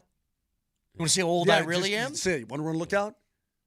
Well, I don't know if that works anymore. Every time I run now, I pull a muscle. Yeah. I never thought that somehow getting in a fight, Vic getting in a fight with the entire state of Minnesota would lead to the elephant insemination discussion. Mm-hmm. But here we are. Here we are. Yep. I appreciate you guys getting my back, and I said this. I think you guys know how I roll. I think teams when you play for a team, and team sports are so important. All of you parents out there. Put your kid in a team sport, whether they want to do it or not, some team activity, because I think the value of the team, that chain, that link, it's so important in life. And for me, a team, you back each other, man. You just do it, all right? You back each other up. And I think I've done that here. You guys have backed me up. And the Nuggets suddenly are doing that. And we've talked about it this season. If Joker gets attacked, who's going to back him up? Who's going to go out there and do something about it? Why does it have to be Joker that approaches Jaden McDaniels? Why can't somebody? And last night it was somebody else. It was Christian Brown. It was Big Val. It was Jamal. They all did it. See the difference? Nobody calls my boy a brittle-haired pansy except for me. Do you see that this is now you're a team. Now and what Jaden McDaniels so wonderfully did, and why I think a player like that is so valuable, every player needs a guy like that. He did that for Minnesota in games 2 through 4. He did that. He became the molder of the team. I agree. Connor says Minnesota hates me and Vic now. Yeah. Well, Minnesota hates, I think, me, Connor. I'm sure Riker's hair. Dallas hates us. Yep. It was Connor who drew the ire of Philadelphia. Now, for some godforsaken reason, the Flyers can make it to a Stanley Cup final, and the Avs are fortunate enough themselves to get there. It's going to be on for Connor from Philly. Yeah. Flyers fans were all over his bacon. I'll say this, by the way, something else that I'm going to be tuning in for tonight. 4:40 is the Rockies. They opened that series on the road at Cincinnati. Cincinnati is leading the Central. Off to a good start. They're 18-10. I want to see after the Rocks, get a sweep, win 3 in a row. Can you continue that sort of stuff against a good team again? Text my kid. Because the last 2 games that they played, or the last 2 series that they played against good teams, it was the Dodgers and the Padres, and they split with the Dodgers, and they went 1-2 against San Diego. I want to see them continue this momentum. Look, I'll say it now. Guys, we're almost in May, and I don't need to step back from this take. The Rockies are a fun baseball team. They are. They're a fun team to watch. Ish. What do you mean ish? Fun-ish. Hey, dude, they're near 500. Can you believe? Okay, but can you be below 500 and be fun? I guess you can. I guess you can. Moj, we've My talked bad, about I this guess you before. can. We've talked about this, and I want to reset this mentality. The ride back up that the Rockies are on right now, when you're climbing, when you've been so bad, and then all of a sudden you see moments of, oh my God, there's a pulse. That ride as a sports fan, there's nothing better. Like, you're getting better. The Nuggets, on the other hand, when you've seen the mountaintop and you've had moments of what is happening here, that's the worst for a fan. Mm-hmm. Like the near crumble of an empire. That's the worst. And you felt it. We've all felt it this season. So I agree with Powder here. They may not be world beaters, the Rockies. They may not be a playoff team. But they're competitive. Rise, yeah. That's fun. the thing. They're competitive. So you're saying the expansion and the rise of the Roman Empire, going all the way to England and whatnot, that was much more fun than the crumbling of the Roman Empire. But if you have like a football team who is drafting first overall and they win 9 games and miss the playoffs the next year, 8 games and miss the playoffs, that's a big improvement. That's fun to watch. Yeah. I'll give you another example. So how much fun has watching the Broncos grow the last couple seasons? It's been fun. It's been pretty fun. Guess what? Next season, the pressure, the expectations. Well, that's the thing. Yeah, it's the happy fun a different time. deal now. Hey, man, happy times are gone. Yeah, now it's number like one seed time, baby. Now you need it. But Moj, here's the thing. This is why I don't get your stance on this. They're your kind of team. I don't They have throw a down stance. bunts. I know. They steal bases. I don't have a stance yet. I'm still building my stance. I'll watch just like you will. Absolutely. I'm still building my stance. Beating up on the crap hole Mets to get 3 games below 500. It doesn't. They split a series against the Dodgers last week. I love that. Yes, I love the Dodgers good at baseball? No, they stink. Of course they are. I'm saying shut your hole. Okay, I'm trying to shut my hole. All of them. Nelly, do you have on your board there, or what did McDaniels, and again, at the end of the series when it's done, either way, win or lose, I'm going to give Jaden McDaniels a ton of credit for being the centerpiece, the talking point, the heartbeat of this entire series. And he's owned it, and he's never shied away. You know, you give this kid full credit. He was booed, he was vilified, he was mugged, he was hit hard last night. The moment the game ended, he got up there and he talked about it. He didn't hide from the media. He didn't leave. He didn't exit stage left. He went right into that interview room and talked about it. Props to you, my man. Let's hear what he had to say last night. Yeah, I love this environment. Everyone hates me. All the hate's coming towards me. I love it. I mean, I don't care. I feed into it, like I said earlier. It just brings the best out of me, and we just end up losing today, but we're gonna win the next one. He did say we're going to win the next one is what he said. And I think that they all kind of know if they don't win game 6 and they got to come back here for game 7. It's going to be incredibly difficult for them. Yeah, it's going to be really difficult. That building is going to be insane, and they are going to lay it on the line. You know they are. Because if they lose game 6 and they have to come back to Denver, they're going to be in a world of hurt. I give him total credit. I do too. Like, he has owned the role of villain, and he leans into it. And last night, there were a couple of different moments where it's like he got into it with Val, he got into it with Joker. Like, I got respect for somebody. If you're going to talk the trash like that, you got to be able to back it up. It's the same thing I kind of feel like Draymond Green. Draymond Green plays the villain, but he does not shy away from being that. He loves being that. I'll get ejected from the play-in game with a minute left because I want to get into it with Devin Booker and then tell the crowd, go ahead. Give me your worst. 303-504-0925. So again, got a couple days here before we get to game 6 going for the Nuggets. We still await whoever is going to come out of this Minnesota and Dallas series. Game 5 of that is tonight at 6 o'clock. And Moj, let me ask you again, who do you want? Who do you want to win tonight? Take a 3-2 lead, have the driver's seat. Now? Now. Mini. Because you think Dallas is going to win 6 or what? I honestly, I don't know, Brett. I mean, they're going to be in Dallas tonight, okay? Look, I just think that I'm looking at the centerman for the Avs. I just think that God, Minnesota's got some really damn good players, though. I mean, really good players. Quinn Hughes is so damn good. Faber's good. So does Dallas. Boldy's a stud. Kaprizov, we know. Their young goalie's playing his butt off. Yeah, 6 one way, half dozen the other. Just have it go 7. Have it go 7. I tell you this, the one thing that do I want this blogger nerd on my case, or do I want basement dweller, screamy guy eating Cheetos on my case? Who do I want on my case more? The one thing that I would say really plays into, and they're both really good at this, so I mean, again, take what you want. I fear, even though they finished 2 and 3 in power play percentage this year, I fear Dallas's power play more than I fear Minnesota's. And if there's one thing I would say that I would pick a nit at in that first round for the Avs, because there wasn't a lot. Yes, their power play wasn't great, but more than that, Moj, they went to the box a lot in that series against LA. They gave LA a whole bunch of power play opportunities that I just think they weren't capable of capitalizing on. Got to be more disciplined. They did a around couple too. of times, but if you do that against Dallas, I would be very scared. So would I. So let's get a fact checker, please, Nelly. Nelly monitors the mistakes in today's Fact Checker. Fact Checker. Presented by Backus and Shanker, serious lawyers for the seriously injured.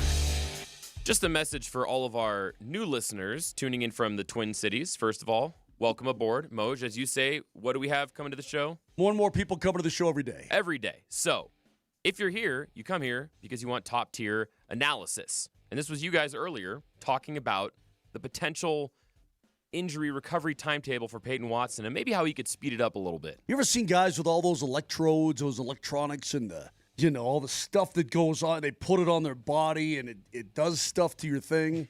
What does it do to your thing? Yeah, I don't know what the hell you're talking about. Well, it does stuff to whatever. Is that what you get at Rocky Mountains Med Clinic? I don't know what the hell you're talking about. Rocky Mountains Med Clinic? So she gets Rocky Mountains Clinics? Hard-hitting analysis. Why? Because we're journalists on this program. That does stuff to whatever. Is that what you get at Rocky Mountains Med Clinic? I don't know what the hell you're talking about. Can I say one other thing on the way out? Somebody accused me of saying Brennan Vogt incorrectly, saying he doesn't work for DNVR, and I just put this together, that there are literally 2 Brennan Votes.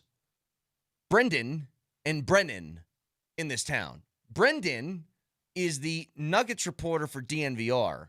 Brennan Vogt works for Mile High Sports covering the Avs.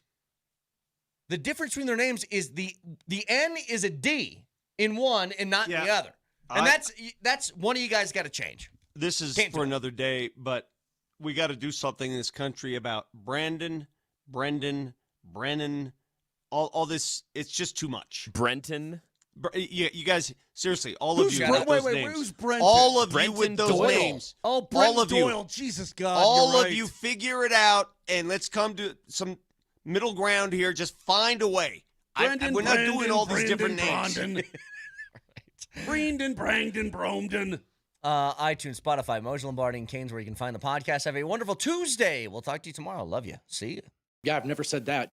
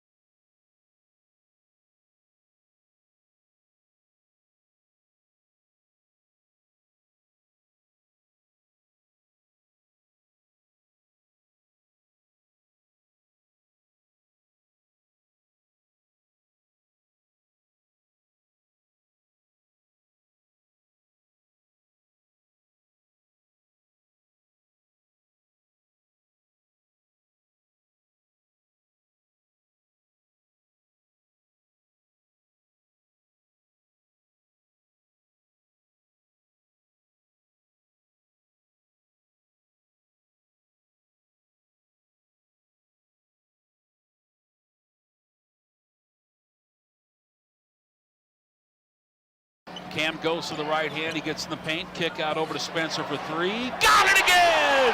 Spencer Jones is having himself a day. He's Denver's leading scorer with 18 points in the game. And Denver's on a 10-1 run. Jokic has it at the point. Now he's inside the arc. Left side over to Cam Johnson. Cam takes a three. Yes! 21-point lead for Denver. 1 minute to go in the third quarter. Steal by Christian Brown. Dunk right-handed. Nuggets lead at 95-72. Denver's going to force a game number 6. High right side is Bones Highland. If you're a Minnesota fan, you're in panic mode. Gobert down the lane, throws it off over to Anderson, throws it away. Loose ball down to Cam Johnson, gets down the lane, and threw that thing home with the right hand. LFG! 97-72 Denver. A gigantic Game 5 win for the Nuggets at home. They extend the series back to Minnesota. That'll be on Thursday evening. We expect it to be 7 or 7:30. You can listen to it right here on Altitude Sports Radio 92.5 as you did last night with Jason Kosmiski on the call. You watched it alongside Berto and Coach Mike Sanford. A big night from Spencer Jones. They were up to a 22-point lead. The third quarter was sensational. Jones, 20 points. He goes 4 of 5 from beyond the arc. Another triple-double from Nikola Jokic, who responds in a big way. 27 points, 12 rebounds, 16 assists. Denver's bench looked solid. There was energy. There was physicality. There was commitment to the defensive side of the game.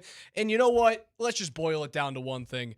The best three-point shooting team in the NBA this year finally shot like the best three-point shooting team in the NBA. 38% from beyond the arc. They sure did. And what it felt like, there was an intentionality by the Colorado, I have ESPN started screaming at me, ESPN.com on my computer, but there was an intentionality of getting into the paint early that I loved seeing. That game was fun, man. I loved the fact that David Adelman, much maligned, much questioned David Adelman. Certainly here on our show. Everywhere. Raj, everywhere. David Adelman made some adjustments. He let some other guys play. And obviously the biggest adjustment was to open up the bench, allow for some players that had fresh legs. Tyus Jones. Like Tyus Jones has fresh legs. You know what he looked like last night? He looked like a fast basketball player. Now, it helps when Minnesota is as injured as they are in their backcourt. It allows you to play Tyus Jones. If Edwards and DiVincenzo are healthy, you likely don't have the ability to put him into that game, but Tyus Jones looked fine. Jonas Valanciunas, the first 5 minutes of that experiment last night was a roller coaster. It was points and a rebound and then a foul and then a turnover and out of bounds, and it was a disaster, and then it was wonderful. Valanciunas was good, man. 10.5 minutes, 9 points off the bench. He gave you 5 fouls. I liked it. I like a guy that mixed it up. I liked his histrionics. They were positive histrionics. Like, he was very animated in how he was playing his game. And it just felt like that's the personality, the edge the Denver Nuggets have been just sorely lacking. I'll tell you what, man, if you get that iteration of the Denver Nuggets again in Game 6, you're going to win, and you're going to bring this thing back to Game 7. And we talked about it. It was a should win. Well, they're now favored to win the series. Again, it's not the be-all, end-all, and I said this yesterday, of what Vegas thinks about you. Those lines are basically set to make you lose a bet. Although, were they pretty accurate on the actual lines? Right? They were off by 0.5. It was an 11.5-point spread. And I'm listening to the end in the Cos call, especially in light of the Brendan Sorsby Texas Tech news that he's probably never going to play football ever again because of his involvement in betting on his own team in 2022.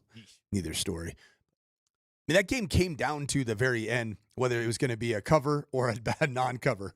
And, of course, Vegas gets it right yet again. 11.5-point spread, and you win by 12. 38% from beyond the arc. Spencer Jones was, without a doubt, the story of the game. You remember what I was asking for the Cam Johnson game? Well, you kind of got a good Cam Johnson game. It was a good Cam was Cam excellent Johnson game. last night. But last night was the game. Like, I was throwing into the ether player not named Nikola Jokic or Jamal Murray that says, hey, it's my time to shine, y'all. And I thought it was going to be Cam Johnson. And Cam Johnson, once again, was very good last night. But there was no mistaking that if the Denver Nuggets win a 7-game series against the Minnesota Timberwolves, the moment the people will talk about is Game 5, the Spencer Jones game. He was that good, man. And he was his weird looking shot with his strange rotation. Looks like it's a weird shot. But when it goes down, and then he can also drive the lane, and he's playing defense. I liked Spencer Jones out there on the basketball floor last night than a 3-quarter healthy Aaron Gordon. Like, I'm going to be really honest, and yell at me if you want to. I don't want to see a non-100% Aaron Gordon the rest of the series. I don't. It's not good for this basketball team to watch Aaron Gordon limp through. I have images of last year's game against OKC. I have images of games 2, 3, and 4 against Minnesota. I want healthy, willing, chip on the shoulder basketball players that are playing for this basketball team. We saw that last night, and Adelman allowed for a lot of people to get a crack at that, and I loved it. I'd rather see health, speed, and availability with the right type of form rather than just roll out AG because he's AG. I don't want to see AG unless somebody can tell me he's 100%. Don't play game 6 or 7, please. And David Adelman, don't let him.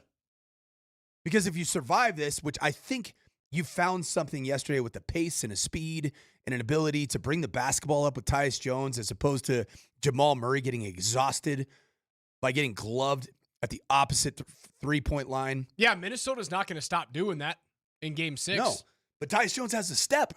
He can beat you to the corner as a ball carrier, as a ball handler that can bring the basketball up and give you 8 to 12 minutes. Dude, I didn't think he was going to get 14 of run last night. But he deserved it, right? Like, yeah, he looked without good. a doubt. And finally, Tim Hardaway looked like himself again. Yeah, he looked like he had an edge too. Like there's a defensive edge. It was the first game in the series. You know, obviously they win game 1, but it felt like it was the first game in the series that they had everything going for them. And you hope that they can run it to a game 6 victory on Thursday night. Again, 7 or 7:30 is when we expect that to be. But yeah, you should have won that game. If you have 3 players north of 20 points against this injured Minnesota team, you should win the game. You should win the series. They're now minus 150 to win this series.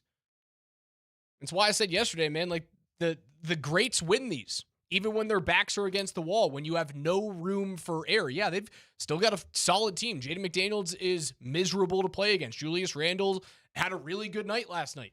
27 points in his 32 minutes. But, like, is Desonmu, however you pronounce his last name? Just go Desumo. Is he going to put up another 40-point performance back at home? Or is that the one-off? He has been problematic. Even last night, he felt problematic. Their 3-point shooting kept them in the game for the first 2.5 quarters. He just had 18 points. It was a very loud 18 points. It's interesting. When you watch these basketball games, there's certain aspects of the box score that don't fully tell the story.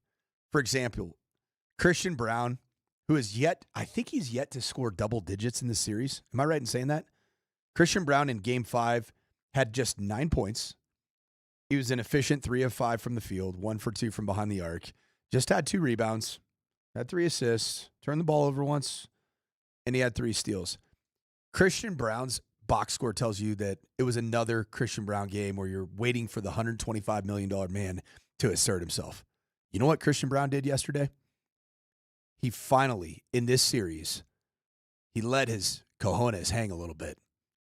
And he played with that type of style, that type of passion, that type of energy that just has been needed from a player of his athleticism, of his role. That was a very loud 9 points from Christian Brown, and especially the way it ended in the second half with his dunk, hanging on the rim, pointing at Jaden McDaniels. That's the freaking energy that this team needed to display, and there were multiple players that displayed that energy. Brown had 12 in game 1, 16 in game 2. It just it's felt quiet. It's felt quiet to me. Well, it felt quiet because it went quiet during the middle games where Denver was, as a team, quiet. Is Christian Brown maybe like the key right now? It's almost as his energy and efficacy, meaning like his importance and knowing that he's important to the game as that goes, so do the Nuggets because of AG not being able to really go.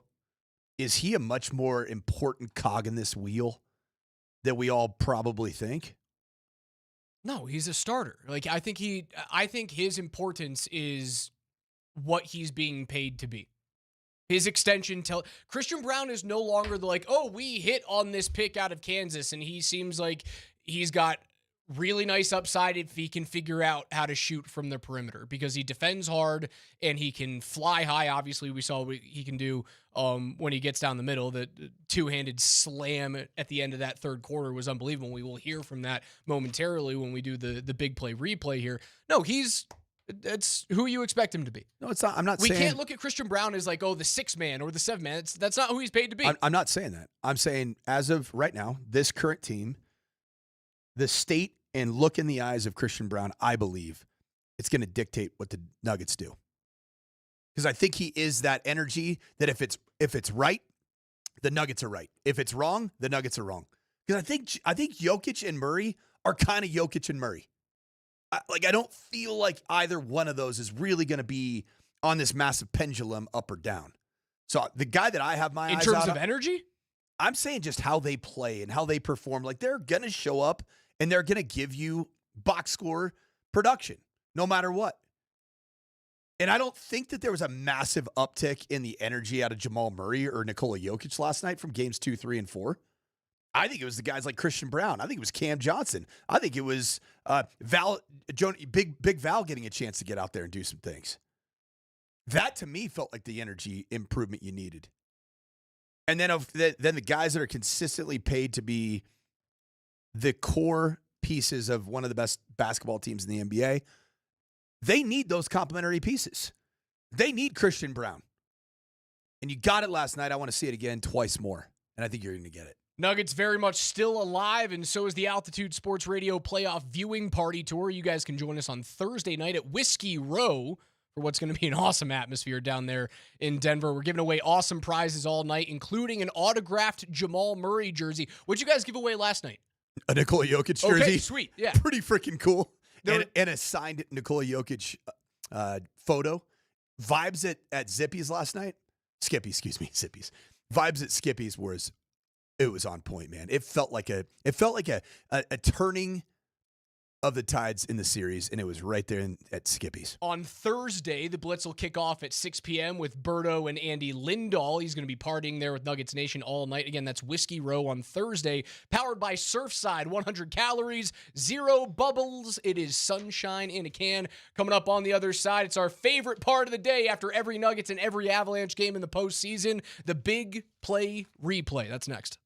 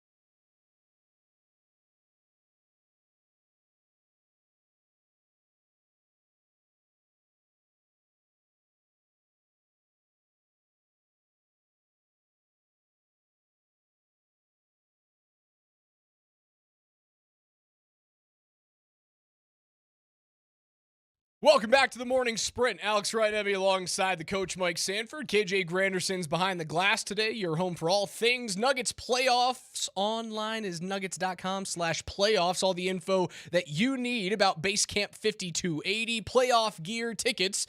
Can you say Game 7? By the way, Friday, we might have some prizes for you guys regarding Game 7, and so much more is right there. Just check it out at nuggets.com/playoffs. That is nuggets.com/playoffs. We do it after every Avalanche game, after every Nuggets game in the postseason. It's our favorite part of the week during the NFL season, the Broncos big play replay, but we're going after Larry O'Brien's. We're going after Stanley Cup championships. It is your Game 5 Nuggets big play replay. KJ, hit it.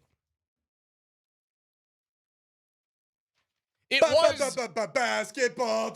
The Spencer Jones game. Very good, Coach. I'm glad you did your homework. It started early and often. Put it on LinkedIn. Dunk it with two hands. Nuggets up 9-6. There's a turnover. Breakaway. Spencer Jones. Dunk, two hands. Denver leads it by 5 in the first quarter. They're on top 11-6. Rudy tried to go between his legs on a bounce pass on a dribble handoff. You had to have it early, especially after surrendering a deep 3 to start that game. It just felt like, oh no, what's going to happen tonight? Denver immediately took the reins, changed up the energy, and it started with Spencer Jones taking advantage in the paint. Yeah, I listened to some of the Cam Johnson post-game presser, just not his press conferences, media availability in the locker room. He just talked about like this team that we're playing against in Minnesota. They came into this series fully recognizing that the Denver Nuggets are a volume three-point shooting team and a very productive three-point shooting team. So the numbers haven't been great. Well, what do you do if you can't score? You take the ball to the cup. And that's what I thought that Spencer Jones did a really good job of. And then guess what it opens up? It opens up your ability to start jacking up the 3 ball. You finally outscore Minnesota 62-50 in the paint in the Game 5 victory. We continue on in the first quarter. Joker with a layup and an and one. Jokic has it at the point. Back behind him over to Murray. Murray goes to the left hand. He's inside the arc. Now Jokic in the paint. Turnaround jump shot up and in. Foul as well on Naz Reid. And again, he caught it because he got the guy on his back. First 3 or 4 games, he's kind of bouncing. That time, again, like he did earlier with Rudy, just caught, quick turnaround shot it and got the foul on Naz Reid. 27 points, 16 assists, 12 rebounds for the best player on planet Earth, Nikola Jokic. I know I spent a little bit of time yesterday talking about how the best players on planet Earth, the best players in the history of the NBA, don't lose these games and don't lose these series. Well, he showed up big time in Game 5. He sure did, man. He was looking at you, Raj. Somehow, some way, I got kind of lumped into that whole category there. I was part of the show. You didn't say much in the clip because I just sat there, and Vic's like, the boys are wrong here. I'm like, you say that plural right there? Although I will say, man, I had the entire, I know it's not a state, but the entire state of Western Kentucky wanting to kill me too, and I didn't say a damn thing a few months ago. I love it, man. I'm in the foxhole with you, brother. Hey, it's a fun time to be alive. It's a fun time to be able to do sports talk radio, and it's an honor, man. It's a privilege that we get to talk sports, that we get to opine. We all love, and trust me when I say this, Alex Wright-Ebby loves Nikola Jokic, believes that Nikola Jokic is, without a question, the greatest Denver Nugget in the history of this franchise. It's not even particularly close. Talking about just the national narrative around a player that I think in the last 30 years, I think he's still defining if he's going to be like a top 3 player from the last 3 decades or a top 15 player. Or a top 10 all time. Yeah, that's what I've been talking about. And frankly, that's a really, really hard group to work your way into. Well, Joker's performance yesterday, coming off of his court crossing end of the game to get in the face of Jade McDaniels, he showed leadership in that moment. At the end of Game 4, and his teammates, the guys that I'm telling you about, the Christian Browns, the Spencer Jones, the Jonas Valanciunas, and Tim Hardaway Jr., Bruce Brown crew, they followed his lead, and they showed that we're going to be your ultimate backup guy right now, and we're going to have your back. As we move on, it wasn't quite the third quarter in terms of threes and big-time dunks, but Bruce Brown throws a tomahawk down in quarter 2. Rebound comes down to Jokic. Gets the outlet pass off over to Bruce Brown. Down the lane! Dunk with the right tomahawk! And then a mean mug to the Minnesota bench. Nuggets lead it by 7, 49-42. At that point, I thought that was the sexiest play the Nuggets had all season long, rather all postseason long. Series long, yep.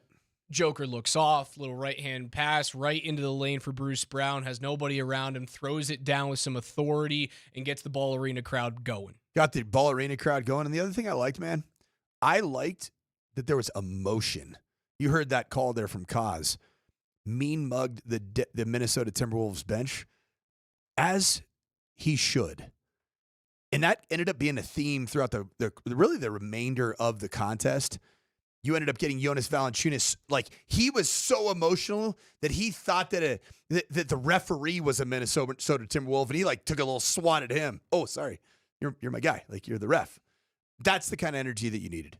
Game was still tenuous, right? In nature, it was still gettable for Minnesota at this point. A guy who has been awful from beyond the arc in this series thus far has been the Joker.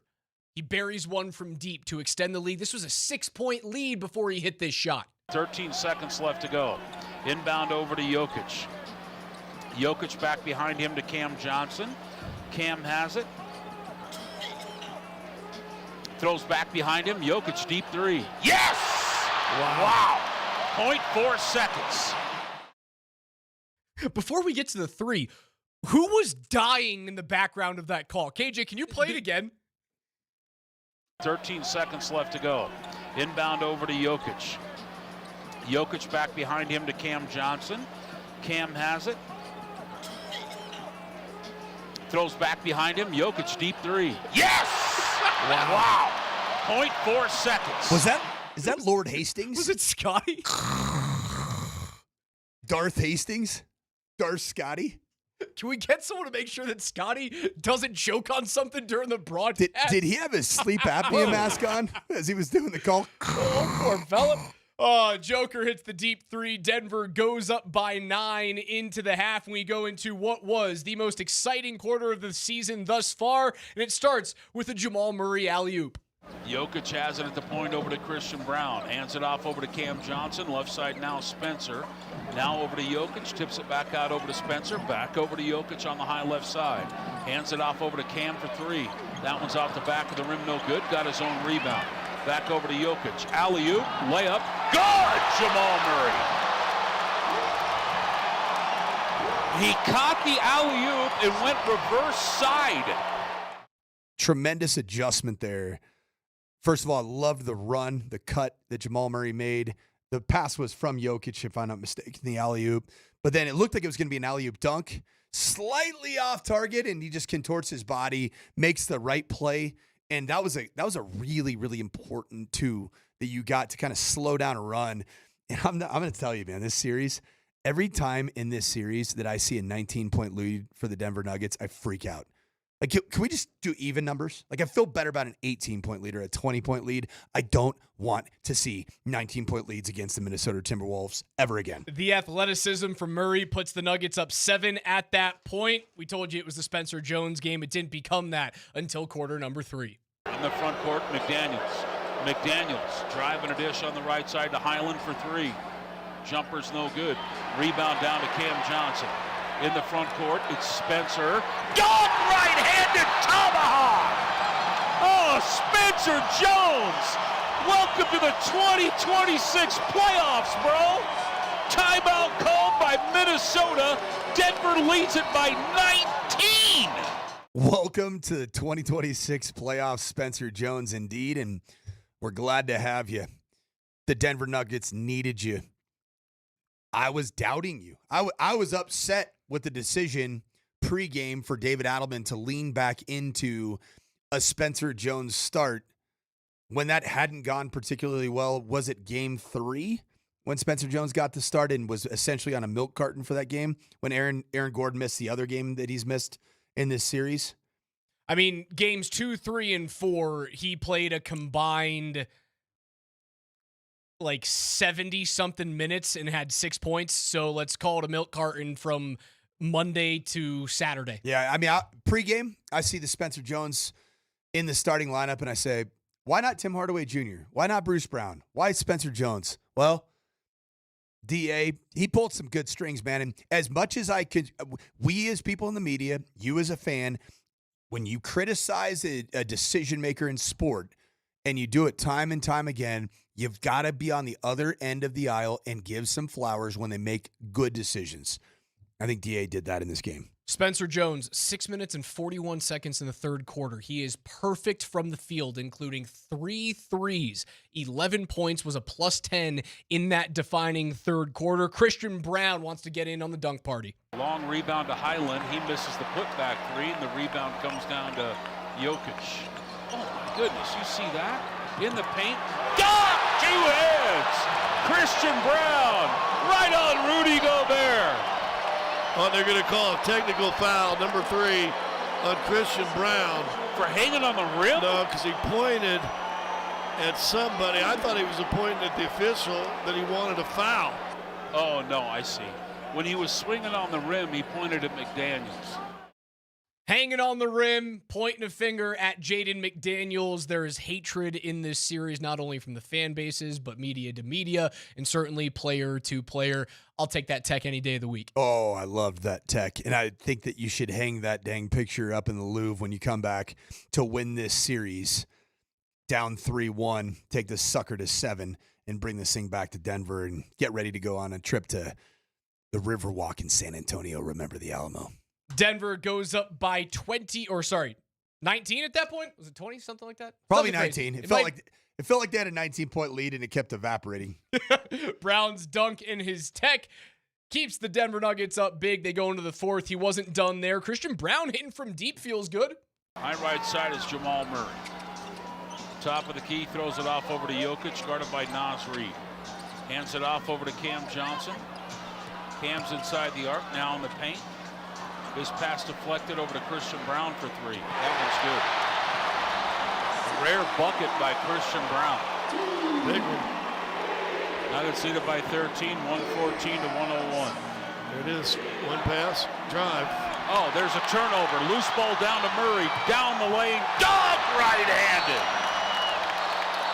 Timeout called by Chris Finch. Nuggets lead it by 15, 116 to 101. That dunk at the end there, Jamal Murray gives the mean mug to Bones Highland. Seems like there's some bad blood there between. Of course there between is. Jamal and Bones in particular. I think there are other players on the Nuggets that had a relationship with Bones that was positive. I think Bruce Brown's like the kind of guy that was trying to mentor a young player back in 2022 and 2023. I guess it would have been 22-23 when Bones was here before the Nuggets moved on from him. You know, Bones Highland's a better basketball player than I think he gets credit for. And it's interesting he doesn't play more minutes, probably because the identity of Chris Finch in the Minnesota Timberwolves is, well, it's to play defense. And what's the one thing that used to piss Michael Malone off about Bones Highland? His unwillingness at times to play defense. So, just another layer to this hate fest between the cities of Minnesota and Denver. It's been pretty remarkable to be a part of. The Nuggets bounce back 125-113 is your final. Again, the points in the paint was everything for Denver. They also outscore Minnesota in terms of fast break points, 23-13. Their big lead in this game was 27. Did it ever get a little nervous in the fourth quarter for you, or did you just feel as though? Yes. See, I didn't get nervous at all. I did. I got really nervous because why? I've been in the building when they were up 19 against the same damn basketball team, and Naz Reid was unconscious. Like, it's not just Anthony Edwards, or in the case of this version of the Timberwolves, Dante DiVincenzo's ability to hit the three ball. Anytime that Naz Reid or Ayo DeSumo get an open look, it feels like that it's going in. It just feels like at any point in time, you've got to be able to stop the bleeding, and this is a team that you've got to put them away. And in Game 6, I feel like they put him away in the third quarter, though. That's why the fourth that lead got inside of 10 again. It never got nerve-wracking to me. It did for me. I mean, but that's the coach in me, right? I've lived that life and seen these kinds of leads evaporate in football, and it's a bad feeling, man. It's like a bad movie. You just don't want to watch it again. So is that a harbinger of bad things to come in Game 6 then? No, you just have to keep your foot on the gas pedal. You can't just be dismissive and say, yeah, basketball's a game of runs. It's going to happen. No, screw that. Keep the freaking foot on their neck. Please, Minnesota, don't. This is not a literal statement. I'm not saying that there should be a felonious act made on Jaden McDaniel's neck. Hypothetically, figuratively, you've got to take the life out of that basketball team by playing great defense, by doing the things to get the ball to the cup. If the shots aren't going in from behind the three-point line, then drive the basketball. And that's what they did in this game. It was a glorious thing to see. Nuggets come back big time. Thursday night will be Game 6. We're also going to be giving away tickets coming up on Friday for what we expect to be a Game 7. Yeah, Bones and Bruce Brown did overlap for a handful of games before was it the Clippers that he got booted to before that championship run? I'm almost positive. Yeah, it was LA. So they did overlap a little bit. Reggie Jackson, what a blast from the past, man. Tim Hardaway Jr. finally hits from beyond the arc. It was a great bench game for the Nuggets as they respond again. They are now favored to win that series, down 3 games to do. On the other side, we'll get back into the other things that happened around the NBA playoffs, around the NHL playoffs. We're going to be watching with a lot of hatred with the Minnesota Wild and Dallas Stars. Avs are off today. We'll talk about what they need to do to get ready for the Stars or the Wild on the other side.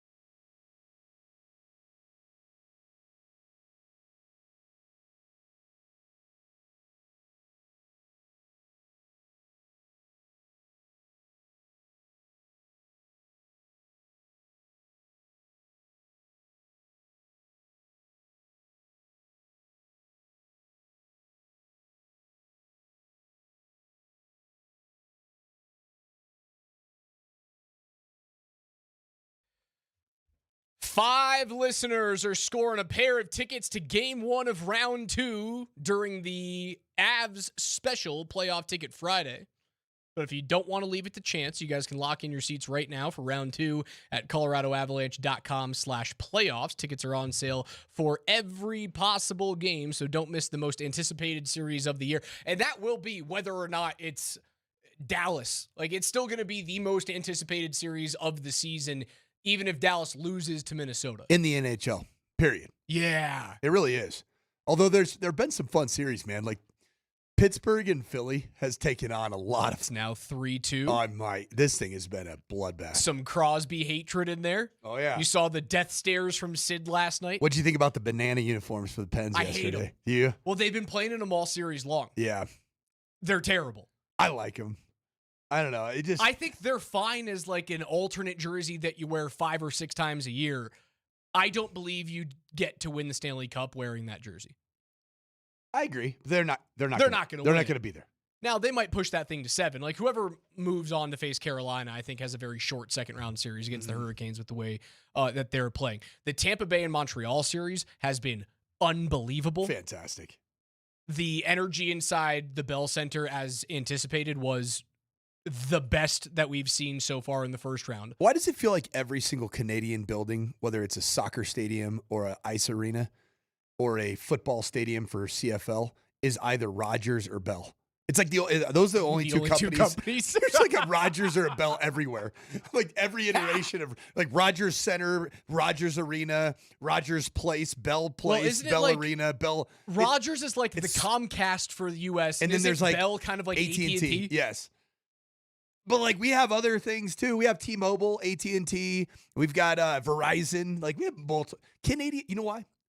Because they believe in the government having their hands on a lot of different things. The Trudeau Center. Dallas and Minnesota tied it 2. Vegas and Utah tied it 2. Anaheim gets a goal a couple of nights ago by I saw an AI video wild. by 3 pixels. That puck crosses the goal line. Do you still stand by the fact that it was definitely a goal? Yeah, it's a goal. Okay. It's a goal. Because it was controversial. Now, It felt very controversial. The goal that we're talking about in the Anaheim and Edmonton series was the overtime winner in Game 4 that puts the Ducks up 3-1, puts the Oilers on the brink of elimination after going to back-to-back Stanley Cup finals against the Panthers the last 2 years. The call on the ice was goal. I disagree with that being called goal because no one was there on the goal line. They just went, yeah, it's I think so. Now, even if the puck had been ruled no goal on the ice and they went back to look at it, I firmly believe that the NHL would have overturned it. Common sense prevailed in that situation. You could not see the puck because the toque, the blade holder on the bottom of the goalie's skate is shrouding the top of the puck. But common sense goes, yeah, that thing's completely across the line.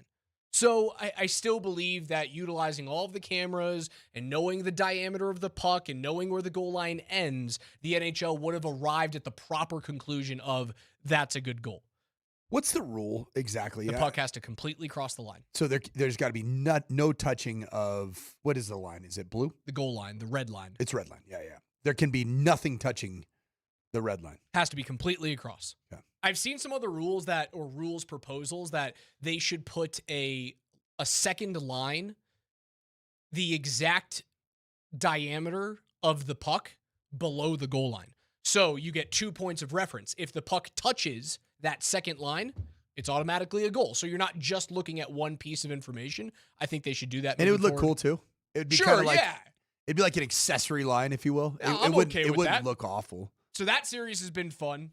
I love watching Connor McDavid fail in the playoffs. I think that chaos in Edmonton is good for the league. Utah and Vegas has been a bloodbath. That thing goes to overtime. There was a goal called off for offside as Jack Eichel was millimeters in front of the play. Doesn't matter. Vegas ends up getting a good luck bounce at the end of that one, too. And they tie it up at 2-2. Dallas, Minnesota tonight is going to be so much fun to watch out there at the American Airlines Center in Texas. It's going to be a lot of fun. You want that thing to go to overtime. You want Quinn Hughes and Miro Heiskanen to play 1 billion minutes. I think Minnesota has learned their lesson. I think they're gonna back off the physical play, which is something that you don't typically want postseason teams to do. but I think the physical play has gotten them out of position, forced them to take more penalties in this series than they want to, and it's the only reason why Dallas has tied it 2.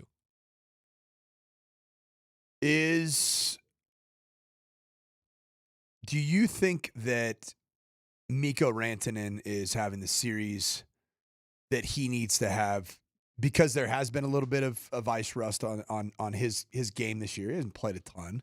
He missed 18 games during the regular season. Most of those came rather at the end of like the last month and a half, 2 months. He's -4, as on the ice in his ice time. He's got 1 power play goal, 1 goal, 4 assists. So he's averaging over a point a game. I guess, right now, if you're comparing the acquisition or the trade that ultimately happened for the Colorado Avalanche, they're so not apples to apples right now. Yeah, especially because Marty's postseason hasn't really started. It hasn't really started. I hope it does. You will learn who Marty Necas is in the postseason in round 2. Because he kind of went away against Dallas last year. He was fine, but he wasn't elite. And you need him to be elite in round 2. So you're going to learn a lot about Marty Necas and whether or not he can elevate his game in the postseason. I thought he was fine against LA. Like, he didn't shy away from physical play. He was engaged. The Avs didn't need their top line to be unbelievable. Now, if the power play starts to click, Necas will be a big part of that click. Did Necas have a point in the series? Yeah, I think he probably had 2 or 3. Okay. Rantanen being -4, you should expect that because of what Dallas is. Right. Dallas gets outscored at 5-on-5, and they make their butter, rather they bread it, when they go to the post, or rather when they go to the power play. Lost my train of thought there. I saw what you mean. But they like butter their bread when they go to the power play. But at the end of the day, should that not help you if you're Mikko Rantanen and your superpower is what you can do on the power play? Yeah, he's been fine on the power play. A goal and 3 assists on the power play. In 4 attempts. Not bad. He's doing just fine. Like that, I don't think you can look at Mikko Rantanen and go, oh, he's the reason why they're not up 3-1 or the series isn't already over. No, he's an elite power play performer on a team that relies on its power play. Yeah, Marty's goalless through 4 games. 3 assists? 2. All right, that's fine. Fine. You had a 4 and then 4 Marty sweep. Necas being on the best line in hockey is +4. The Ted Lindsay Award finalist, which is the most outstanding player in the NHL, as voted upon by the NHLPA. So his peers, the players, vote on this. Nathan MacKinnon was left off the list. I like this. Macklin Celebrini, Nikita Kucherov, and Connor McDavid are the 3 finalists for that vote. Macklin Celebrini, as fun as he was, as outstanding of a young player as he is a better player right now, according to the NHLPA, than Nathan MacKinnon. It pisses me off a little bit because of how good McKinnon was at 5-on-5. I suppose you don't want to let Celebrini go through the awards season without giving him a little bit of shine for the fans. Like, that might be the reason why he gets in here. They haven't released the Hart Trophy finalists. Typically, the Hart Trophy and the Lindsay Award finalists are the same guys. But probably won't be this year. I would expect Celebrini gets left off of that. McKinnon goes in, Kucherov goes in, McDavid goes in for the Hart Trophy as the finalist. He might still win that, McKinnon, but he's left off the Ted Lindsay Award. I think that's a little bit questionable considering how good he's been. Coach, I still find myself begging for the Minnesota Wild rather than Dallas. Minnesota's a really good team. I get nervous about Kirill Kaprizov. I get nervous about how Joel Eriksson-Ek, who is like one of the only centermen that they actually have on the team, he will shut down Nathan MacKinnon. Like, that's Eriksson-Ek is, I put you on him, he doesn't score. Now, you're not going to do anything offensively, Joel, but you are going to lock down that one player. That's what's going to happen in round 2. But I have seen enough out of the depth of this team, certainly in round 1 and throughout this season, that McKinnon's wingers and lines 2, 3, and 4 can chip in, even if Nathan MacKinnon is kind of held off the score sheet at 5-on-5. I'd rather see that than Dallas's unbelievable power play. Do you see the Minnesota Wild goaltending tandem, which ultimately it's Jesper Wallstedt's kind of taken over, but between Philip Gustafsson and Jesper Wallstedt is a bit of a liability the longer this thing goes in the postseason for them? Why would it be a liability for them? Do you think that they're on the same Jesper Wallstedt's a freak. You think Minnesota would have an advantage over Scott Wedgwood in the Colorado? It would be Avalanche? very close. Okay. Wallstedt's unbelievable. That is an asset to them. Without a doubt, that's an asset. And they made the right decision. I was nervous for Minnesota fans that they were going to make the wrong decision and go with the guy who's been in the league a little bit longer. Yeah, he's a rookie. He's so young. Really good. No, super talented. It would have been a massive mistake for the Wild to go into the playoffs without him being their starter. And he knows how to play against the Avs. He does really well against Colorado. His save percentage in the postseason's been pretty damn good, man. Yeah, is that something that's going to hurt them? Nope. Yeah. Nope. 9.56, 9.64, 9.46 in 3 of his 5 starts so far in the postseason. We're going to have Vic Lombardi join us on the other side to talk about his war with that state. Yeah, Minnesota. Also, talk about my take about Nikola Jokic and whether or not losing this series, if they do, and I don't think they're going to, for the record. I said this yesterday, and I'll say it again. For the record, I believe that Joker and the Nuggets will find a way to win this 7-game series. But if they don't, what does it do to his all-NBA legacy? Nothing about here in Denver. The greatest Nugget of all time. That's never going to change. You could walk off the court naked on Thursday, and he would still be the greatest Nugget of all time. But what does it do to his top 10 legacy if they can't find a way to get it done? Vic Lombardi joins us on the other side.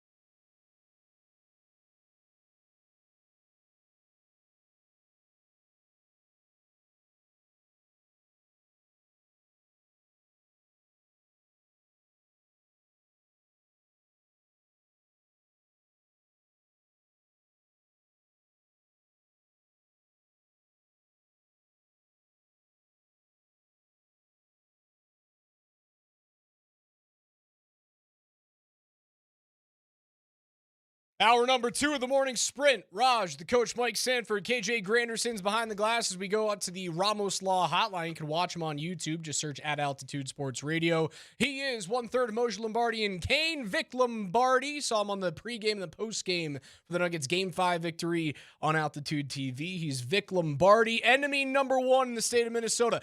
First off, Vic, I just got to ask you about that, brother. I didn't think what you said was all that controversial, but the entire state wants to kill you. I didn't think it was that big a deal either. I just said what has been said in sports for eons. When another team gets the best of you emotionally and physically, you respond by being physical. This is not rocket science. It's not hard. Not asking for cheap shots. I didn't put a hit out on the guy. I'm not doing any of that. I didn't want violence. I don't want him hurt. I mean, there's a big difference between physical and hurt. I wanted somebody to send a message. When I say repercussions, you know what I mean by repercussions? That Christian Brown screen, the Valanciunas right in his face, the Christian Brown pointing at him after a dunk. Just let him know who you are. Let him feel you. Let the arena, they knew who he was, right? The arena did. That's what I meant. And guess what, folks? It worked. It worked. Vic, is there anything better in sports than a 7-game series with a real villain like the Nuggets have found in Jaden McDaniels? And then you mix in social media and some of the stuff that goes with it. I've never seen anything like it, guys. You know, I've been around a long time. I've been around a lot of fierce rivalries. The Nuggets-Lakers, when they were going at it, I couldn't even imagine what social media would have done to that. It's throwing fuel on top of this barbecue. It really is, because it becomes tribal. It becomes savage. Your city, my team, your team. It goes beyond the court. It gets personal. It is personal now between both cities. Think about this. They have both fan bases. It is nuts. It's gone out of control.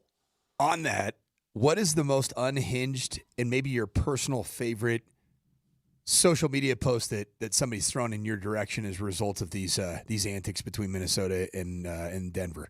My favorite? Well, there's been some scary ones already. Oh, we got some threats. There have been some scary. I will not be making the trip to Minnesota. I had thought about it.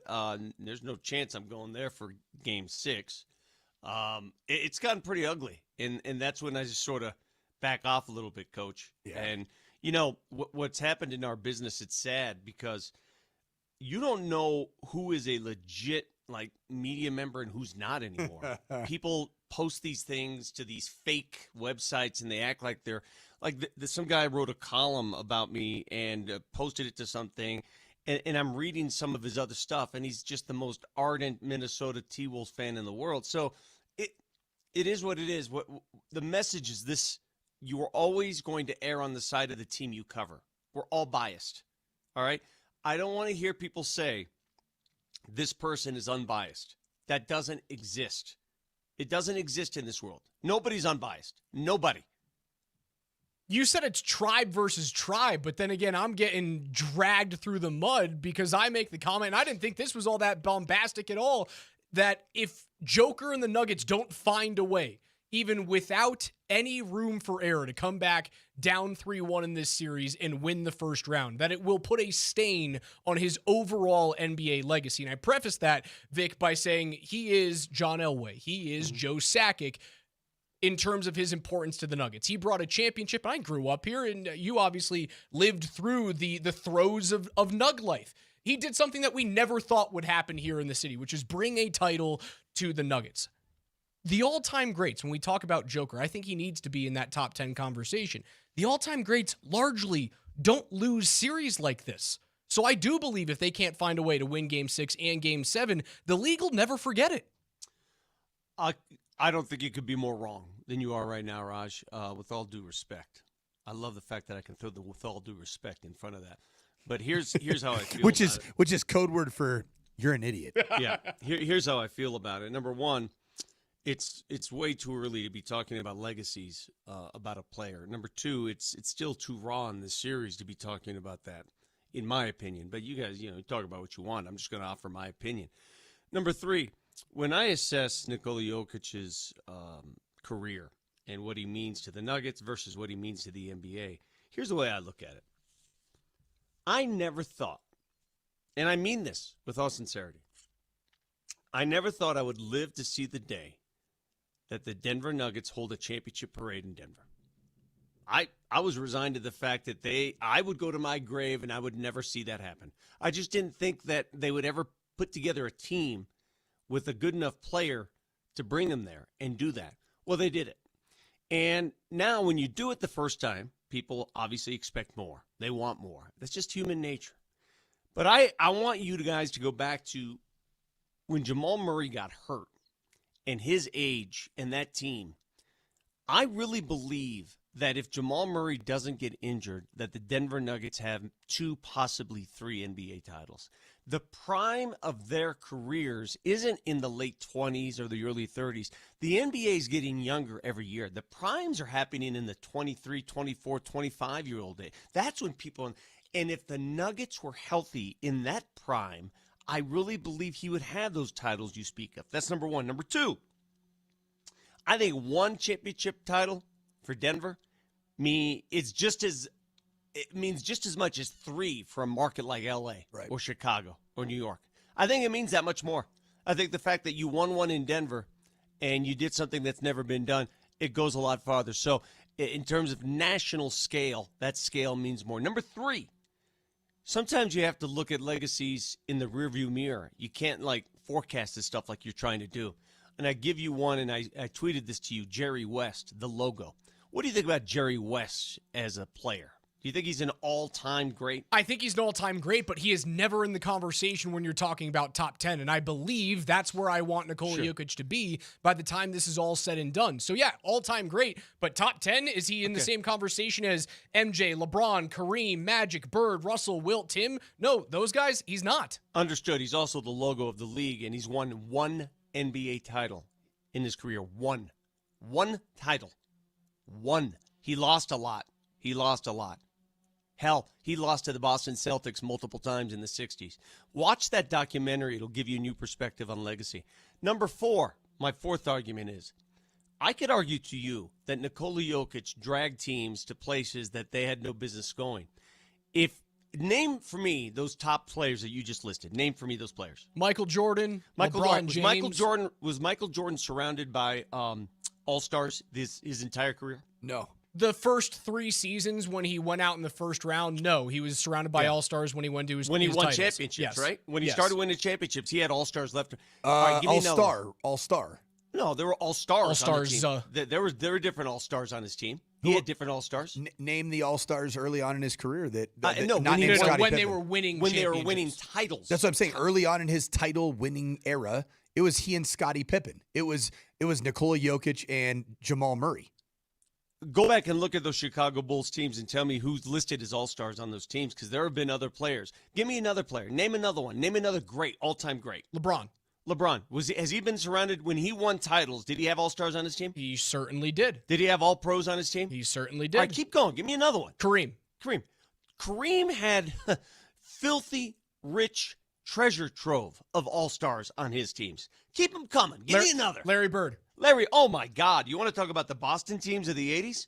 You want to talk about Hall of Famers? He didn't have all-stars on his teams. He had all of Hall of Famers on his teams. What about Tim Duncan? Tim Duncan? You want to talk Hall of Famers? Is Manu Ginobili a Hall of Famer? Tony Parker just got in the Hall of Fame, did he not? There is no other Hall of Famer on this Nuggets team besides Nikola Jokic. He took a team with less and gave it more. He did it more than those other players you just named. That is fact. That is just a simple fact. And he's not done yet. So his legacy, in my mind, is already entrenched as one of the greats of all time with what he's already done. And he's not even done yet. He's certainly not done. He's got plenty of years left. I'm just saying, most of those guys, and yeah, they did have more help around them. They don't really lose first-round series, especially against teams that don't have one of the top 5 players in the NBA right now, in Anthony Edwards, and their entire starting backcourt. Well, I think the reason why I put so much on this one series is that, the all-time greats, more often than not, win this series. I never saw Larry Bird go into a first-round series with Facu Campazzo as his. So don't give me that. No. Larry Bird was surrounded by greatness, and he was great. And guess what? it worked both ways. Yeah, I will say this. Just facts matter to me. I'm a fact guy. In the 6 titles that Michael Jordan won, 1990, 1991, 92, and then 95, 96, 97, there was no other All-Star than Scottie Pippen in those 6 years. All right, and so Scottie Pippen Joker won, has the one All-Star this year in Jamal Now, Murray. yeah. But when they won a championship, did he have any All-Stars on his team? No. 0. No, 0.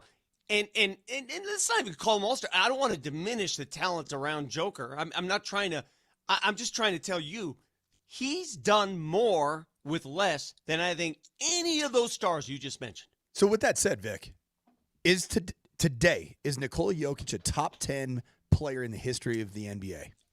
That's such a loaded question, Coach. Because, It's not loaded. Everyone is going to answer that differently. That's fair. And it's sad to see everybody.